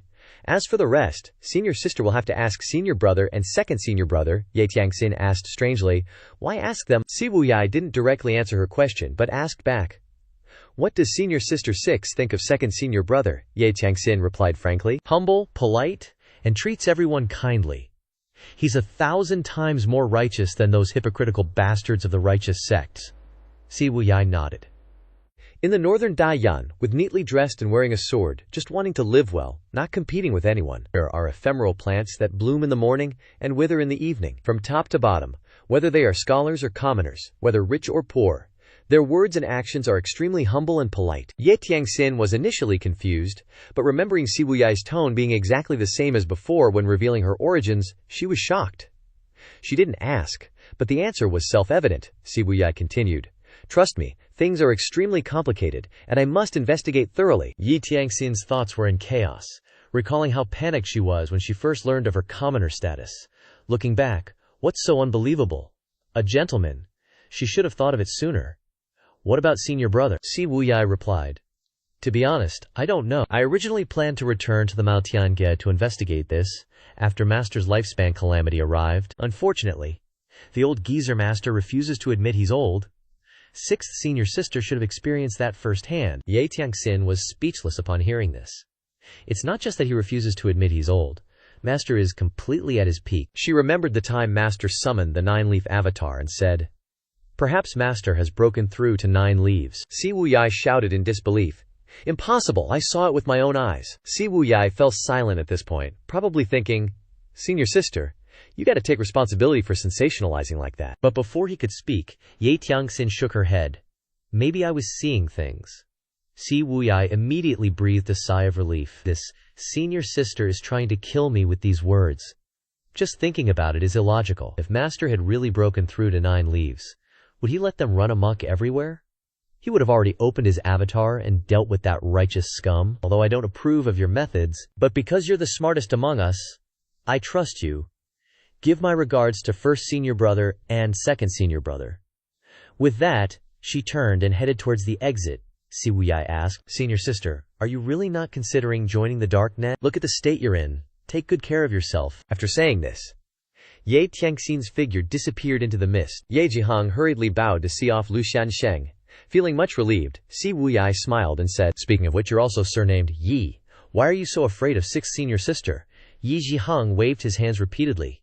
Who would dare to claim kinship with Lu Xiansheng? He looked pitiful. Si Wuyai asked, How has first senior brother been lately? Ye Jihang reported seriously. After the Yu Mingjiao took control of the righteous path, they began to reorganize their ranks. Currently, the Yu Mingjiao has tens of thousands of members. I fear it won't be long before they target their next goal. Si Wuyai shook his head and sighed. In that case, first senior brother won't have time to pay attention to matters in the palace. Does the sect leader mean the Rubei hunting grounds? I want to go there personally, sect leader. Your cultivation is gone. Absolutely not. Si Wuyai calmly replied. With you by my side, I am very reassured. Ye Jihang froze for a few seconds, surprised by Si Wuyai's trust in him. Then Ye Jihang shouted. This subordinate swears to protect the sect leader with my life, in Shendu within the imperial city, at Jingyang Palace. Mo Li looked at her face in the mirror, feeling very happy. Mo Li slowly stood up and said to the tall man standing outside the screen, Senior brother, luckily, you healed me this time. Bao Ma replied. Don't mention it, we are fellow disciples, no need to be so polite. Mo Li smiled gently. His Highness said that once we achieve our great ambition, senior brother will be second only to one, Bao Ma cupped his hands and shook his head, saying, I fear things are not as simple as you think, Moi Lai continued. Senior brother, you are always so indecisive, don't worry. This plan is extremely thorough.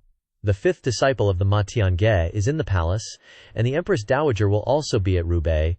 So many people have died, how can I let them off? Bao Ma recalled the scene at the Lotus Dais and shook his head, saying, It's not that I don't trust you, but I always feel that old devil is not simple. Mo Lai's eyes were full of confidence. I'm afraid he won't dare to come. Senior brother, to tell you the truth, the second prince has given me the blueprints for the 10 absolute formation. Balima's eyes widened behind his mask. Moali continued. I was ordered by the second prince to set up the 10 absolute formation in all 4 cities of Dalian. She smiled eerily, her voice filled with smugness. One of them was Shangyuan City, but it has been changed to Roubaix. Only the second prince and I know about this. Senior brother, you are the third. Mo Li smiled as she walked to Bao Ma's side. Bai Ma sighed and said, Be careful of playing with fire and getting burned. With senior brother here, I am very reassured. Mo Li smiled, revealing her endearing dimples. Seeing this, Bai Ma frowned secretly. Whatever. Bao Ma didn't want to look at Mo Li anymore, so he turned and walked to the window. That's right. My junior sister has spent so many years hiding in the imperial palace of Great Yan. Only she knows how many difficulties she's faced. No matter if it's cultivation or intelligence, I, your senior brother, am much better than you. As long as we unite and work together, everything will be fine. Basma looked at the scenery outside Jingyang Palace, remembering Lu Lan, and sighed. Is the second prince cruel enough? Mo Li smiled and said, Among the 5 princes, if we're talking about being ruthless, the second prince is definitely number 1. Back then, the third prince was favored by His Majesty, and there were plans to make him the crown prince. The second prince just used a little trickery to solve everything with a fire. He even dared to harm the third prince. Ha! The fourth prince is just a paper tiger. Bao Ma nodded. Junior brother, Mo Li kept calling him junior sister. Bao Ma was about to lose it. Bao Ma ignored the goosebumps all over his body and said in a deep voice, I don't care if other people die, but Liu Ping must die. Mo Li coldly laughed. Senior brother, rest assured, I want him dead even more than you do. The fourth prince, Liu Ping, has been stationed at the border for many years and has repeatedly sent troops to conquer Lu Lan, leaving corpses strewn across the fields, with countless casualties. The most humiliating thing was when Liu Ping led the 10 great Yan generals to capture the king of Lu Lan as a prisoner. In that battle, the great cultivators from both sides fought for 3 days and 3 nights, with countless soldiers killed and wounded. Later, this was recorded in the history books, where no birds flew and no beasts ran. Looking around, all you could see were human bones. A month passed in the blink of an eye. Lu Zhou comprehended the celestial book for a whole month, and his extraordinary power had reached a state of saturation. During this time, he had also been constantly guiding his disciples in their cultivation. Duan Musheng and Xiaoyan He's cultivation had improved a lot. Lu Zhou approached the waterfall and saw Duan Musheng standing obediently under the waterfall. He nodded in satisfaction. Seeing Lu Zhou from afar, Duan Musheng bowed and saluted. Master Lu Zhou saw the astral energy on his body constantly resisting the waterfall and said, The waterfall can enhance the endurance of your vital energy, and it can also help you temper your spear techniques. Duan Musheng was overjoyed to receive the guidance. This disciple understands. Duan Musheng slightly raised his hand, and the tyrant spear stuck in the ground flew into his palm with a whoosh. Duan Musheng began to wield the tyrant spear, blasting away the waterfall. Lu Zhou frowned slightly. Duan Musheng is very obedient to others, but his disadvantage is that he's a bit slow. If it weren't for the heavenly unity art being a very suitable cultivation method for him, I'm afraid he would have had difficulty reaching this realm. Lu Zhou transmitted his voice. When you reach the realm where you can make the water not wet your clothes without relying on astral energy, then your spear technique will be considered partially successful. Yes. The young man practiced a few basic moves, and already had a spear full of skewered fish. Lu Zhou thought to himself, the waterfall is so big, and the water pours down like it's being dumped. If you simply use spear techniques, without using astral energy to protect your body from getting wet, how is that possible? Unless the spear technique is extremely fast, creating a barrier. Duan Musheng secretly cried in his heart, but still obediently followed. His aptitude is good, but it's still not enough. He must work harder to train. Ding! Instructing Duan Musheng, you have gained 300 merit points. Lu Zhou took the opportunity to look at the system interface. Recently, he had earned a total of 3,200 merit points just by teaching his disciples. and their cultivation had also improved rapidly. Master, Zhao Yanshare's figure shot from the sky, sometimes darting to the left, sometimes to the right, as she chased after a little bird that was struggling to escape. My disciple's 7 stars rainbow cloud step is now very smooth. Zhao Yanhare caught the little bird and then released it. Then she landed next to Lu Zhou. Waiting to hear her master's praise, Lu Zhou said, The 7 stars rainbow cloud step has indeed improved a lot, but little birds are not humans. If you continue to use them as targets, it will be difficult to improve further, Grandma. Hearing this, her eyes widened like car headlights. Lu Zhou hinted towards Duan Musheng. You should learn more from your third senior brother. 2 female cultivators carrying a basket full of fish that Duan Musheng had just skewered said, Third young master, that's enough for tonight's dinner.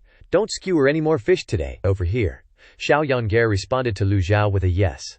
Xiao Yangare looked at the pouring waterfall and shuddered inwardly. Asking her to stand under the waterfall was no different from torturing her. Her eyes darted around and she said, Master, how about you teach me something else? Lu Zhou was a little surprised. Xiao Yanhare rarely took the initiative to make suggestions like this. She had always been the type of disciple who listened to everything she was told. Lu Zhou then asked, What do you want to learn? Xiao Yanhare said. How about calligraphy? Master's calligraphy is so beautiful, I want to learn it. Don't be ridiculous. Lu Zhou said sternly. Calligraphy can indeed cultivate your mind, but your path of cultivation is the supreme clarity jade scroll of the Taoist school. Calligraphy is only suitable for the righteous qi of the Confucian school. Yes. Zhao Yanhare was a little disappointed. Lu Zhou looked up at the sky and saw that it was still early, so he stroked his beard and said, Perform your fist techniques once for me to see. Yes. Xiao Yanhare nodded and stood next to the big tree to practice her fist techniques. After only performing 2 or 3 moves, she stood up straight and reported, Done practicing. Lu Zhou frowned and pondered. After a month of practice, her fist techniques hadn't improved much, but her temperament had improved a lot. Before, this set of fist techniques was neither fast nor slow, focusing on stability and gentleness. After Xiao Yanshare finished performing, Lu Zhou nodded. She performed well, but there are still some flaws. Not bad, thank you, Master, for your encouragement. Xiao Yanshare smiled like a blooming flower as soon as she was praised. This girl's state of mind still needs to be tempered. This can't be rushed. I'll guide her more carefully later. At this moment, Zhu Jifeng ran over and bowed, saying, Sect Master, there's a flying letter from Jiang Aijian. Read it, Lu Zhou said. Zhu Jifeng opened the letter and read in a low voice. Thank you, old senior, for warning Si Wuyai. He no longer harasses me, and he even gave me some information. Hearing this, Lu Zhou looked doubtful. When did this old man warn that unfilial disciple? Zhu Jifeng continued reading. The Empress Dowager will be going to Rubei for recuperation, and your disciple, Zhao Yue, will likely have to go with her. Coincidentally, 2 months later, the second prince, Liu Huang, invited Liu Bishu to the hunting grounds in Rubei. Mu Li has experts assisting him, and I suspect they will make a move. If there's any new information, I will quickly send a flying letter. This time, he didn't laugh ha-ha anymore. Lu Zhou frowned. Zhao Yue isn't stupid. Knowing there's a trap, why would she still step into it? Moreover, Jiang Aijian's flying letter doesn't mention Ming Shiyin at all. What is Ming Shiyin doing? Lu Zhou remembered the great witchcraft at Lotus Terrace, and he was extremely angry. How dare they touch my disciples? Zhao Yue is the daughter of Princess Yun Zhao, and is also considered a member of the royal family. How dare Mo Li be so bold? Fortunately, Zhao Yue is currently in the imperial city, so Mo Li doesn't dare to attack her. Bring Qin Jun here, yes? A moment later, Zhu Jifeng led Qin Jun to Lu Zhou. Lu Zhou ordered Qin Jun, I have a task for you. Qin Jun was overjoyed and quickly bowed, saying, Please, old immortal, give your orders. Return to the divine capital and be my eyes and ears. Qin Jun was stunned to hear this, and his awkward expression was clearly revealed. Lu Zhou frowned and asked, You're unwilling. This junior is naturally willing. This junior is very willing to assist old immortal. Qin Jun stammered. It's just that on the side of great senior, Xiao Yanhare glared and said, Are you stupid? Don't you know how to distinguish between seniority? Qin Jun was startled and quickly knelt down. Ninth senior sister is right. It was Qin Jun who was confused. Grandma. Glaring, she continued to look at him. Lu Zhou kept pressing. Qin Jun, how much do you know about the Empress Dowager? Qin Jun replied. This junior only knows that the Empress Dowager is unwell and has been resting in the palace. To know more, you'd have to ask Li Yunzhao. All right, today. Lu Zhou stroked his beard and nodded. Go back and tell Li Yunzhao to take good care of my two disciples, Xiao Yu and Ming Xiyin. If anything happens, I will hold him accountable. Also, if you encounter that wicked disciple Yu Zhenghai, send a flying letter immediately." Qin Jun bowed deeply and responded, "I wouldn't dare hesitate. If this junior encounters him, I will send a flying letter to the Evil Sky Pavilion at the fastest speed." Lu Zhou continued to ponder. Initially, it was Li Yunzhao who led Zhao Yu into the palace to see the Empress Dowager, and he even swore on his own head to protect Zhao Yu completely. If anything happened to Zhao Yu, it was only natural that Lu Zhou would hold him accountable. But the imperial city was, after all, the imperial city. With Li Yunzhao and the Empress Dowager around, Zhao Yu shouldn't encounter any problems. Lu Zhou then asked, "Mo Li is a person of the second prince. What kind of person is this second prince, Liu Huang?"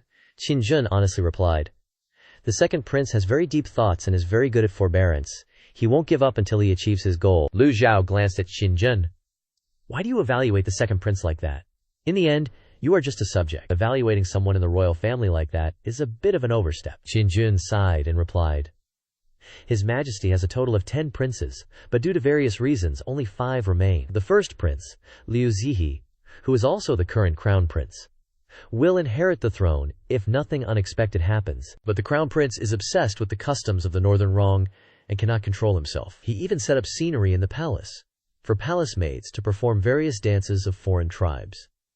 His Majesty found out about this and was greatly angered. Now, the position of crown prince is only in name. The second prince, Liu Huang, has outstanding abilities, decisive and resolute, but his thoughts are very secretive, and his actions are extremely ruthless. The third prince, Liu Chen, was favored by His Majesty and was likely to replace the crown prince, but he encountered a great fire disaster in Jinghe Palace. In just one night, more than 300 people were burned to death, and the third prince's whereabouts are unknown. This junior once investigated this matter and learned that the person behind ordering the arson of Jinghe Palace was none other than His Highness, the second prince." After speaking, Qin Jun lowered his head to the ground to show his attitude.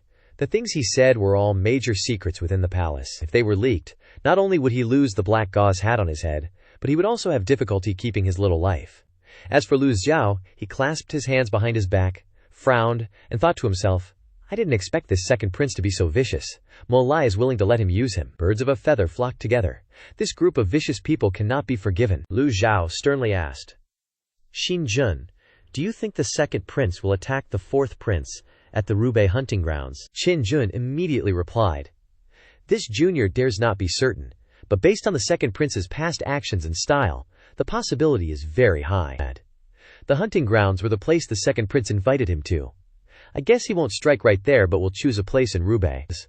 The second prince only needs to find an excuse to shirk responsibility, and even if everyone knows he deliberately designed it, they won't be able to say anything." Lu Zhou coldly spoke, "I'm too lazy to care about the infighting in the palace. The lives or deaths of those princes have nothing to do with me." Lu Zhu stroked his beard again and lightly waved his sleeve. "Take him down the mountain." "Yes." Zhu Feng led Qin Jun away from Golden Court Mountain. Lu Zhu looked at Duanmu Sheng, who was standing under the waterfall carving the tiger and cultivating, and then turned his head and said to Xiao Yanher, "Yanher, you must cultivate diligently and not be lazy." Yes, Xiao Yanher practiced her fist techniques while watching her master leave. Currently, only Duanmu Sheng and Xiao Yanher are on the mountain. The other disciples are not present, so Lu Zhou has no opportunity to lecture them. Halfway there, Lu Zhou turned around and walked towards the facing-the-wall cave. Lu Zhu glared at the cave, where Zhu Honggong was repenting, and slowly walked inside. At this time, Zhu Honggong was snoring like a pig, the fatty snoring loudly, with drool even flowing from his mouth. Hearing the approaching sound, Zhu Honggong's eyes widened, and his 3 souls and 7 spirits vanished in shock as he saw his master visiting him. Zhu Honggong was so overjoyed and excited that his eyes welled up with tears. He immediately somersaulted in the air and then prostrated on the ground, kowtowing and saying, "Disciple greets master. Master's visit makes this disciple so happy that I wouldn't be able to sleep for 3 days and 3 nights." Lu Zhou was completely immune to such low-level flattery. "Bullshit, you were just sleeping like a pig, and you say you can't sleep." He stepped inside the cave and said, "Tell me where you were wrong." Zhu Honggong nodded and raised 3 fingers to list his crimes. 1. This disciple should not have listened to 7th senior brother's enticement and left Golden Court Mountain. 2. This disciple should not have worked for 7th senior brother. 3. This disciple should not have passed on information about the Evil Sky Pavilion to him. 4.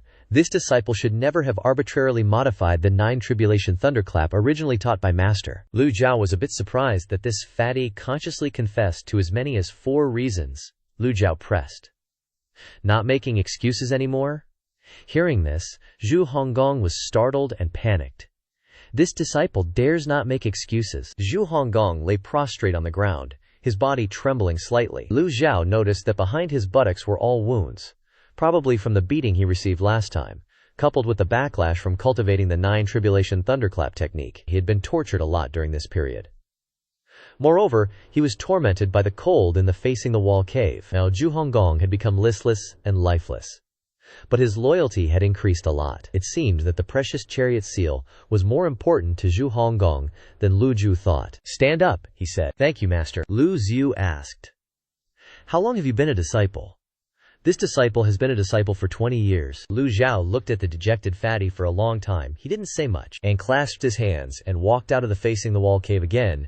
Zhu Honggong dared not ask much, and immediately knelt down, clasping his hands and respectfully seeing off his master. When he reached the outside of the cave, Lu Zhou stopped, and said indifferently, "The 9 tribulation thunderclap originates from the 8th layer of thunderclap.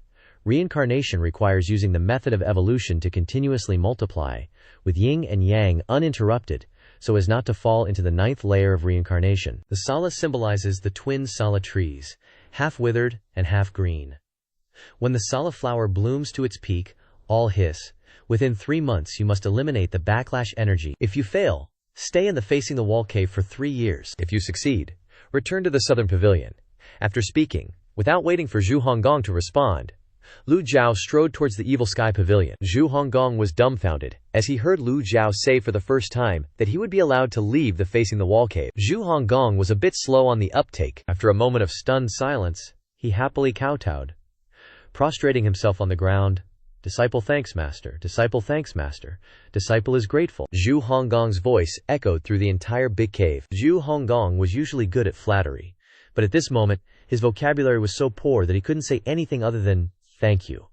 When he raised his head, his face was already covered in tears. As Lu Zhou returned to the Evil Sky Pavilion, he heard the system notification. Ding! Compensated the 9 tribulation thundergong, gained 1,000 merit points. Ding!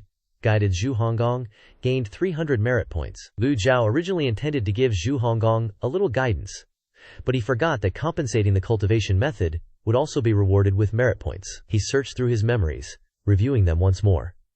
Among his 9 disciples, those whose cultivation methods were incomplete had all been supplemented. Yu Zhenghai, Yu Shengrong, Si Wuyai, and Ye Tiangxin all cultivated complete cultivation methods, so their cultivation levels were clearly much higher than the other disciples. Lu Zhou opened the system interface and looked at his merit points. 4,500 points. He looked at the price of the 9 transformations yin-yang dharmic body, and secretly shook his head, closed his eyes, and continued to comprehend the Book of Heaven. Over the next 3 months, Lu Zhou spent his time guiding Duan Musheng and Xiao Yanger in their cultivation. Lu Zhou carefully instructed Granny Yanger to remove her equipment before practicing, "Yes, Master." When he was free, he would go to the waterfall to fish. He would watch Duan Musheng practice his spear techniques, and occasionally he would call someone to Bing Cave to check on Zhu Honggong's situation, to prevent any unexpected events from happening. Unfortunately, Lu Zhou received no news of Ming Xiyin and Zhao Yu. If they were on Golden Court Mountain, he could give them some guidance. Then, one morning, after comprehending the Book of Heaven, Lu Jiuqiao saw Zhu Jifeng enter the main hall with a flying letter in his hand. There must be news from the divine capital. Pavilion Master Qin Jun sent a flying letter. "Read it, old mister." Zhao Yue is by the side of Empress Dowager Li Yunzhao, saying that the Empress Dowager's situation is not good. In addition, Ming Xiyin is not in the imperial city. Li Yunzhao is constantly being brave and will protect Zhao Yue completely, asking old mister to rest assured. Finally, the 2nd prince and 4th prince have set out for the Ru northern hunting grounds. If nothing unexpected happens, the Empress Dowager will set out there in a few days.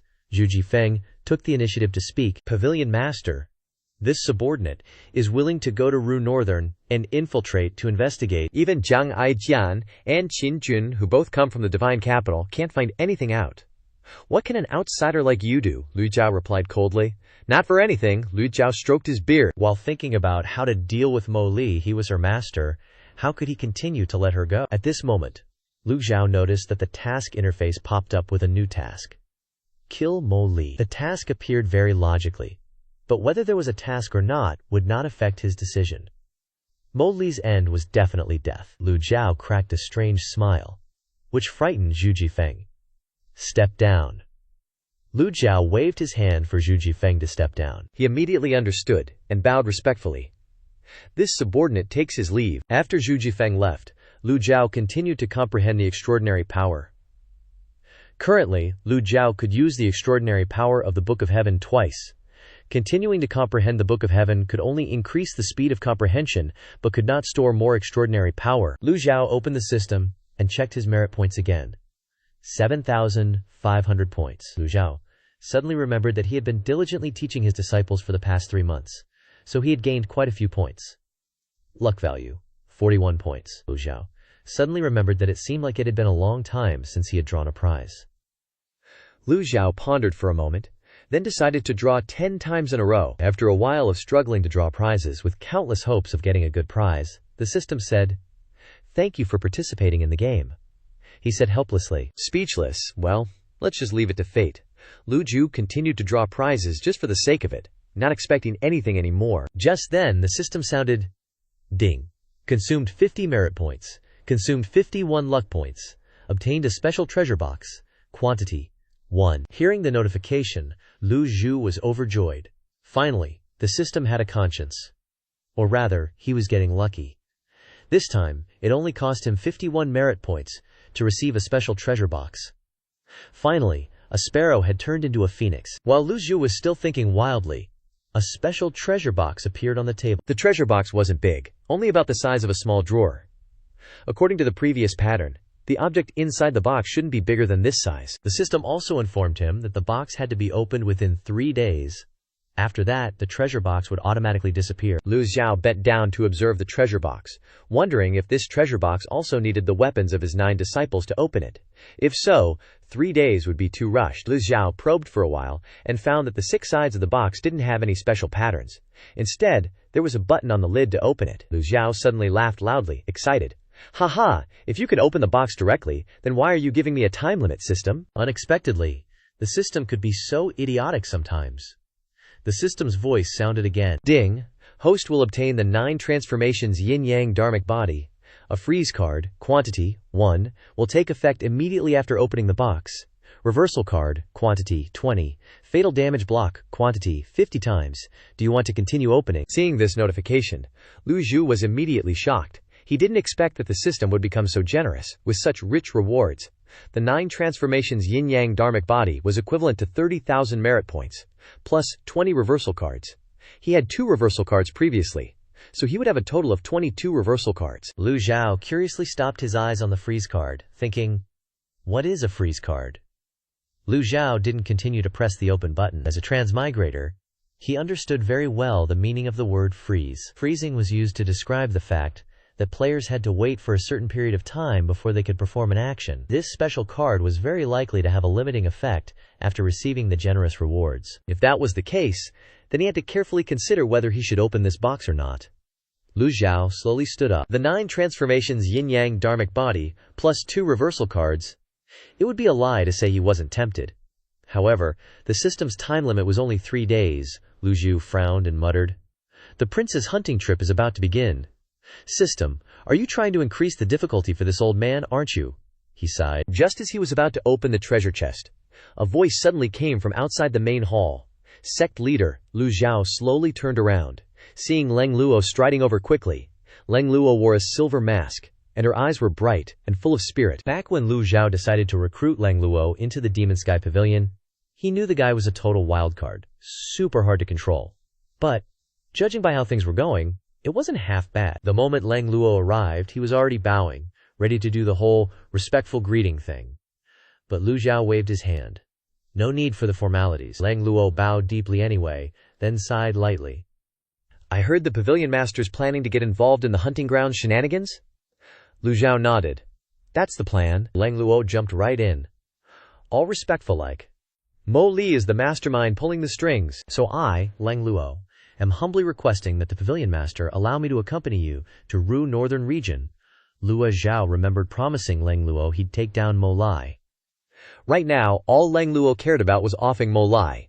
If he didn't get his revenge, he'd have a mental block, and his injuries might never heal, the poor guy. Lu Zhou went silent for a sec, then said, "Your injuries aren't fully healed yet, and your cultivation hasn't completely recovered. Are you sure you want to tag along with me?" Lang Luo straightened up, clear as day. Mo Li's always been hiding deep inside the palace. The fact that she dared to show her face is a godsend opportunity. Lu Zhou came back with, "Revenge is a dish best served cold, 10 years from now or whatever."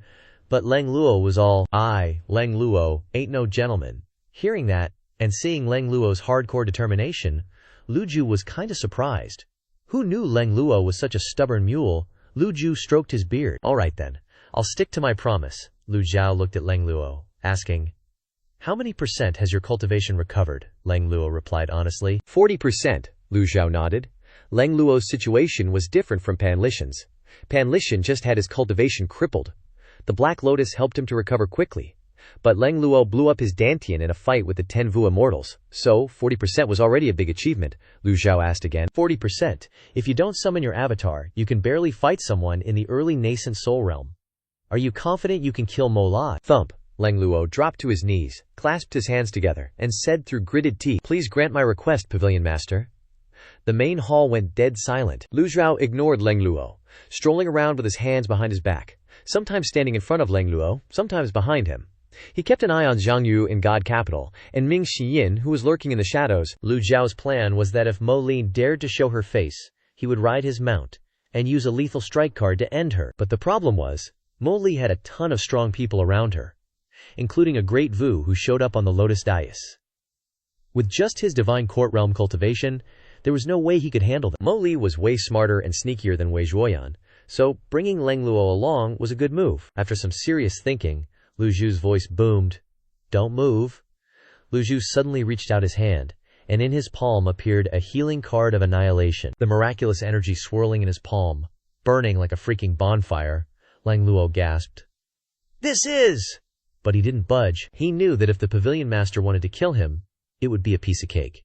No need to wait until now. Before Lang Luo could figure it out, the energy formed a vortex, engulfing his body and seeping into his extraordinary meridians. This energy was even stronger than the kind from universal salvation, like 100 times. Lu Zhou pulled his hand back, saying, "Meditate." Now Lang Luo understood that the pavilion master was healing him. Lu Zhou told him to sit down, and he immediately sat cross-legged, took a deep breath, then stacked his palms together, starting to meditate. The energy whirled around Lang Luo. Lu Zhou watched him, satisfied. The powered-up healing card of annihilation could only heal injuries.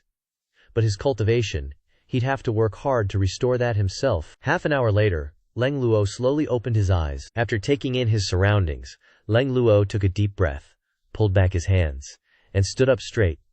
Lu Zhou noticed Lang Luo's loyalty had gone up a few notches. Lu Zhou asked, "How's your injury?" Lang Luo respectfully clasped his hands, saying, "My injuries have recovered by 90%. Lang Luo respectfully told Lu Zhou, "If nothing unexpected happens, in 3 months, my cultivation will be fully restored." Lu Zhou was a bit surprised to hear that, but he didn't say anything, just thought for a moment. A few seconds later, Lu Zhou nodded. "Good, give the mask to Lang Luo. Wear it, more handsome," Lang Luo confidently added. "Just give me the chance, and I'm confident I can seriously wound Mo Li with one blow." He looked at Lang Luo, thinking to himself, after all, he's a nascent soul realm powerhouse. Even a skinny camel is bigger than a horse. Lu Zhou vaguely believed in Lang Luo's abilities. "What's your plan? Tell me about it." Lang Luo slowly said, "Back when I was in the Black Knights, I met the Emperor a few times. No matter how much the 4th Prince and 2nd Prince fight, they're still just princes. The one you can actually grasp is still the Emperor." Lu Zhou raised his head, pondering. Lang Luo made a good point. Before, Lu Zhou was always thinking about how to deal with Mo Li, who was under the 2nd Prince. If that's the case, Lu Zhou could make a move on the Emperor first. Lu Zhou asked, "The Black Knights are under the Emperor's command. When you were the leader of the Black Knights, you only met the Emperor a few times," Lang Luo replied. "Most of the time, it was the palace guards relaying messages." Lang Luo sighed, saying, "The palace guard's cultivation has always been super deep, and they're the emperor's most trusted people. Over the years, there have been tons of assassination attempts on the emperor, but all the assassins were stopped by the palace guards. Don't even mention seeing the emperor. Lu Zhou thought to himself, that's right. How could the king of a country just show his face so easily? And the Black Knights are a secret force, not in God capital. They can't expect the emperor to come looking for his subordinates. Lu Zhou listened intently. Keep talking. Lang Luo continued. Zhao Yue is the daughter of Princess Yun Zhao, so she definitely has the chance to meet the emperor. Not to mention, Zhao Yue is also the Empress Dowager's right-hand woman. With the Empress Dowager as her backing, it's most appropriate to have her pass along the message before the Empress Dowager sets off. It's just that the emperor is, after all, an emperor. Imperial methods are always super deep, making him hard to get in touch with. Lu Zhou nodded, saying, very reasonable. Lu Zhou was about to call someone when Zhu Jifeng slyly walked in, looking a bit anxious. Pavilion Master, Rang Aijian, sent a flying letter, saying the Empress Dowager has already departed. Lang Luo immediately said, opportunity knocks. His eyes lit up with determination, like a light bulb just went off in his head. Zhu Jifeng, being the clueless guy he is, asked, opportunity? What opportunity? He didn't hear a thing, totally lost, Lang Luo explained. Forget about getting close to the emperor for now. I, Ling, am willing to sneak back into the Black Knights. He used to be the leader of the Black Knights, and now that he's recovered half his cultivation, using his old connections shouldn't be too hard. Lu Zhou stroked his beard and nodded. You're going solo with the Black Knights? You sure you can handle it? Lang Luo hesitated. He was kinda hoping to do this with Lu Zhou. Figured it'd be safer to have the big boss backing him up. But, looks like the chief has other plans, doesn't he? Besides, he wouldn't dare ask for too much. The chief even letting him go is a pretty sweet deal. He thought for a sec, then said, no problem. Lu Zhou gave him a thumbs up, like, alright. His expression was as cool as a cucumber. Lang Luo didn't say much more, just clasped his fist and left the main heaven hall. Zhu Jifeng watched him go, thinking, Lang Elder's looking kinda handsome these days, ain't he? Lu Zhou turned to Zhu Jifeng and said, you can go too, yes, master, Zhu Jifeng replied. As soon as he left the hall, he sighed to himself. The old senior really is something else, scheming and plotting from 1,000 miles away without even breaking a sweat. As he stepped out of the main heaven pavilion, he bumped into Duan Musheng, drenched in sweat, and clutching his overlord's spear. Zhu Jifeng greeted him. Greetings, third senior brother, Duan Musheng exclaimed excitedly. Let's go, I just came up with a new training method for the basics of spear play. Hearing this, Zhu Jifeng's legs turned to jelly. He stayed silent, not daring to make a peep. Seeing his reaction, Duan Musheng said, don't worry, I'm sorry I went overboard before, I'll make it up to you. This is a perfect chance for you to practice your swordsmanship too, so we both benefit. Duan Musheng apologized, but he didn't waste a second before dragging Zhu Jifeng towards the back mountains. Zhu Jifeng didn't want to go, but he didn't dare to refuse. Talk about being stuck between a rock and a hard place. Lu Zhou returned to the East Pavilion, and, as usual, went to examine the ancient parchment map. The map was still the same as before, only showing the areas of Divine Capital and Sword Graveyard. He stared at it for a moment, thinking, looks like there won't be any news about the Heavenly Book of Creation anytime soon. Lu Zhou waved his hand, and Yang Tishu appeared before him. Lu Zhou sat cross-legged, holding his breath as he stared at the bronze treasure coffer. Only 3 days left to open it. Lu Zhao's mind raced. What if I don't open it? Could I miss out on a huge reward? And become incredibly unlucky too, doomed to live a life of poverty.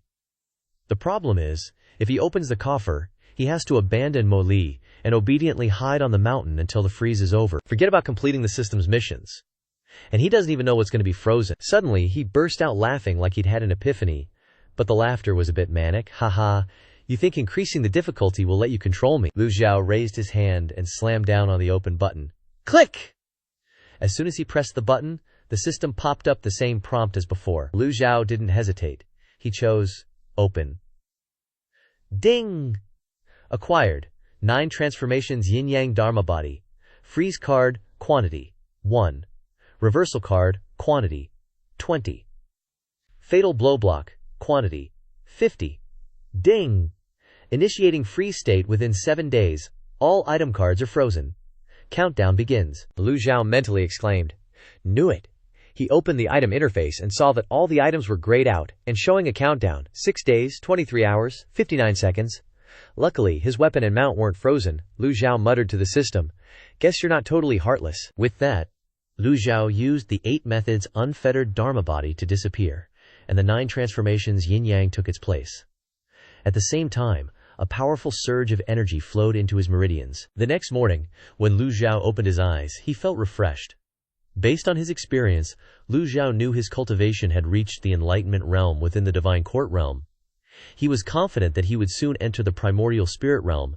Only in the primordial spirit realm could a cultivator truly have a place in the cultivation world. Lu Zhou also curiously opened his lifespan interface and saw that he had 6,582 days left. If he didn't have the reversal card, he'd probably have a heart attack from looking at that number every day. After all, who wants to know exactly how many days they have left to live? Talk about pressure. Just as he was about to use a reversal card, Lu Zhou remembered that all the item cards were frozen, so he had to give up on that idea. He said to himself, 7 days isn't too long. I can wait. Outside, Zhu Jifeng's voice rang out. Chief, Senior Leng has departed. Lu Zhou stepped out and saw that Pan Litian and Pan Zhong were also waiting outside. He frowned and asked, "What is it?" Pan Litian said. "This old one is just worried that something might happen to Leng Luo, so I'd like to request permission to accompany him to Rushinan." Zhu Jifeng and Pan Zhong echoed, "We are willing to go as well." "We agree." It seemed like the two of them were determined to go. Lu Zhou clasped his hands behind his back and said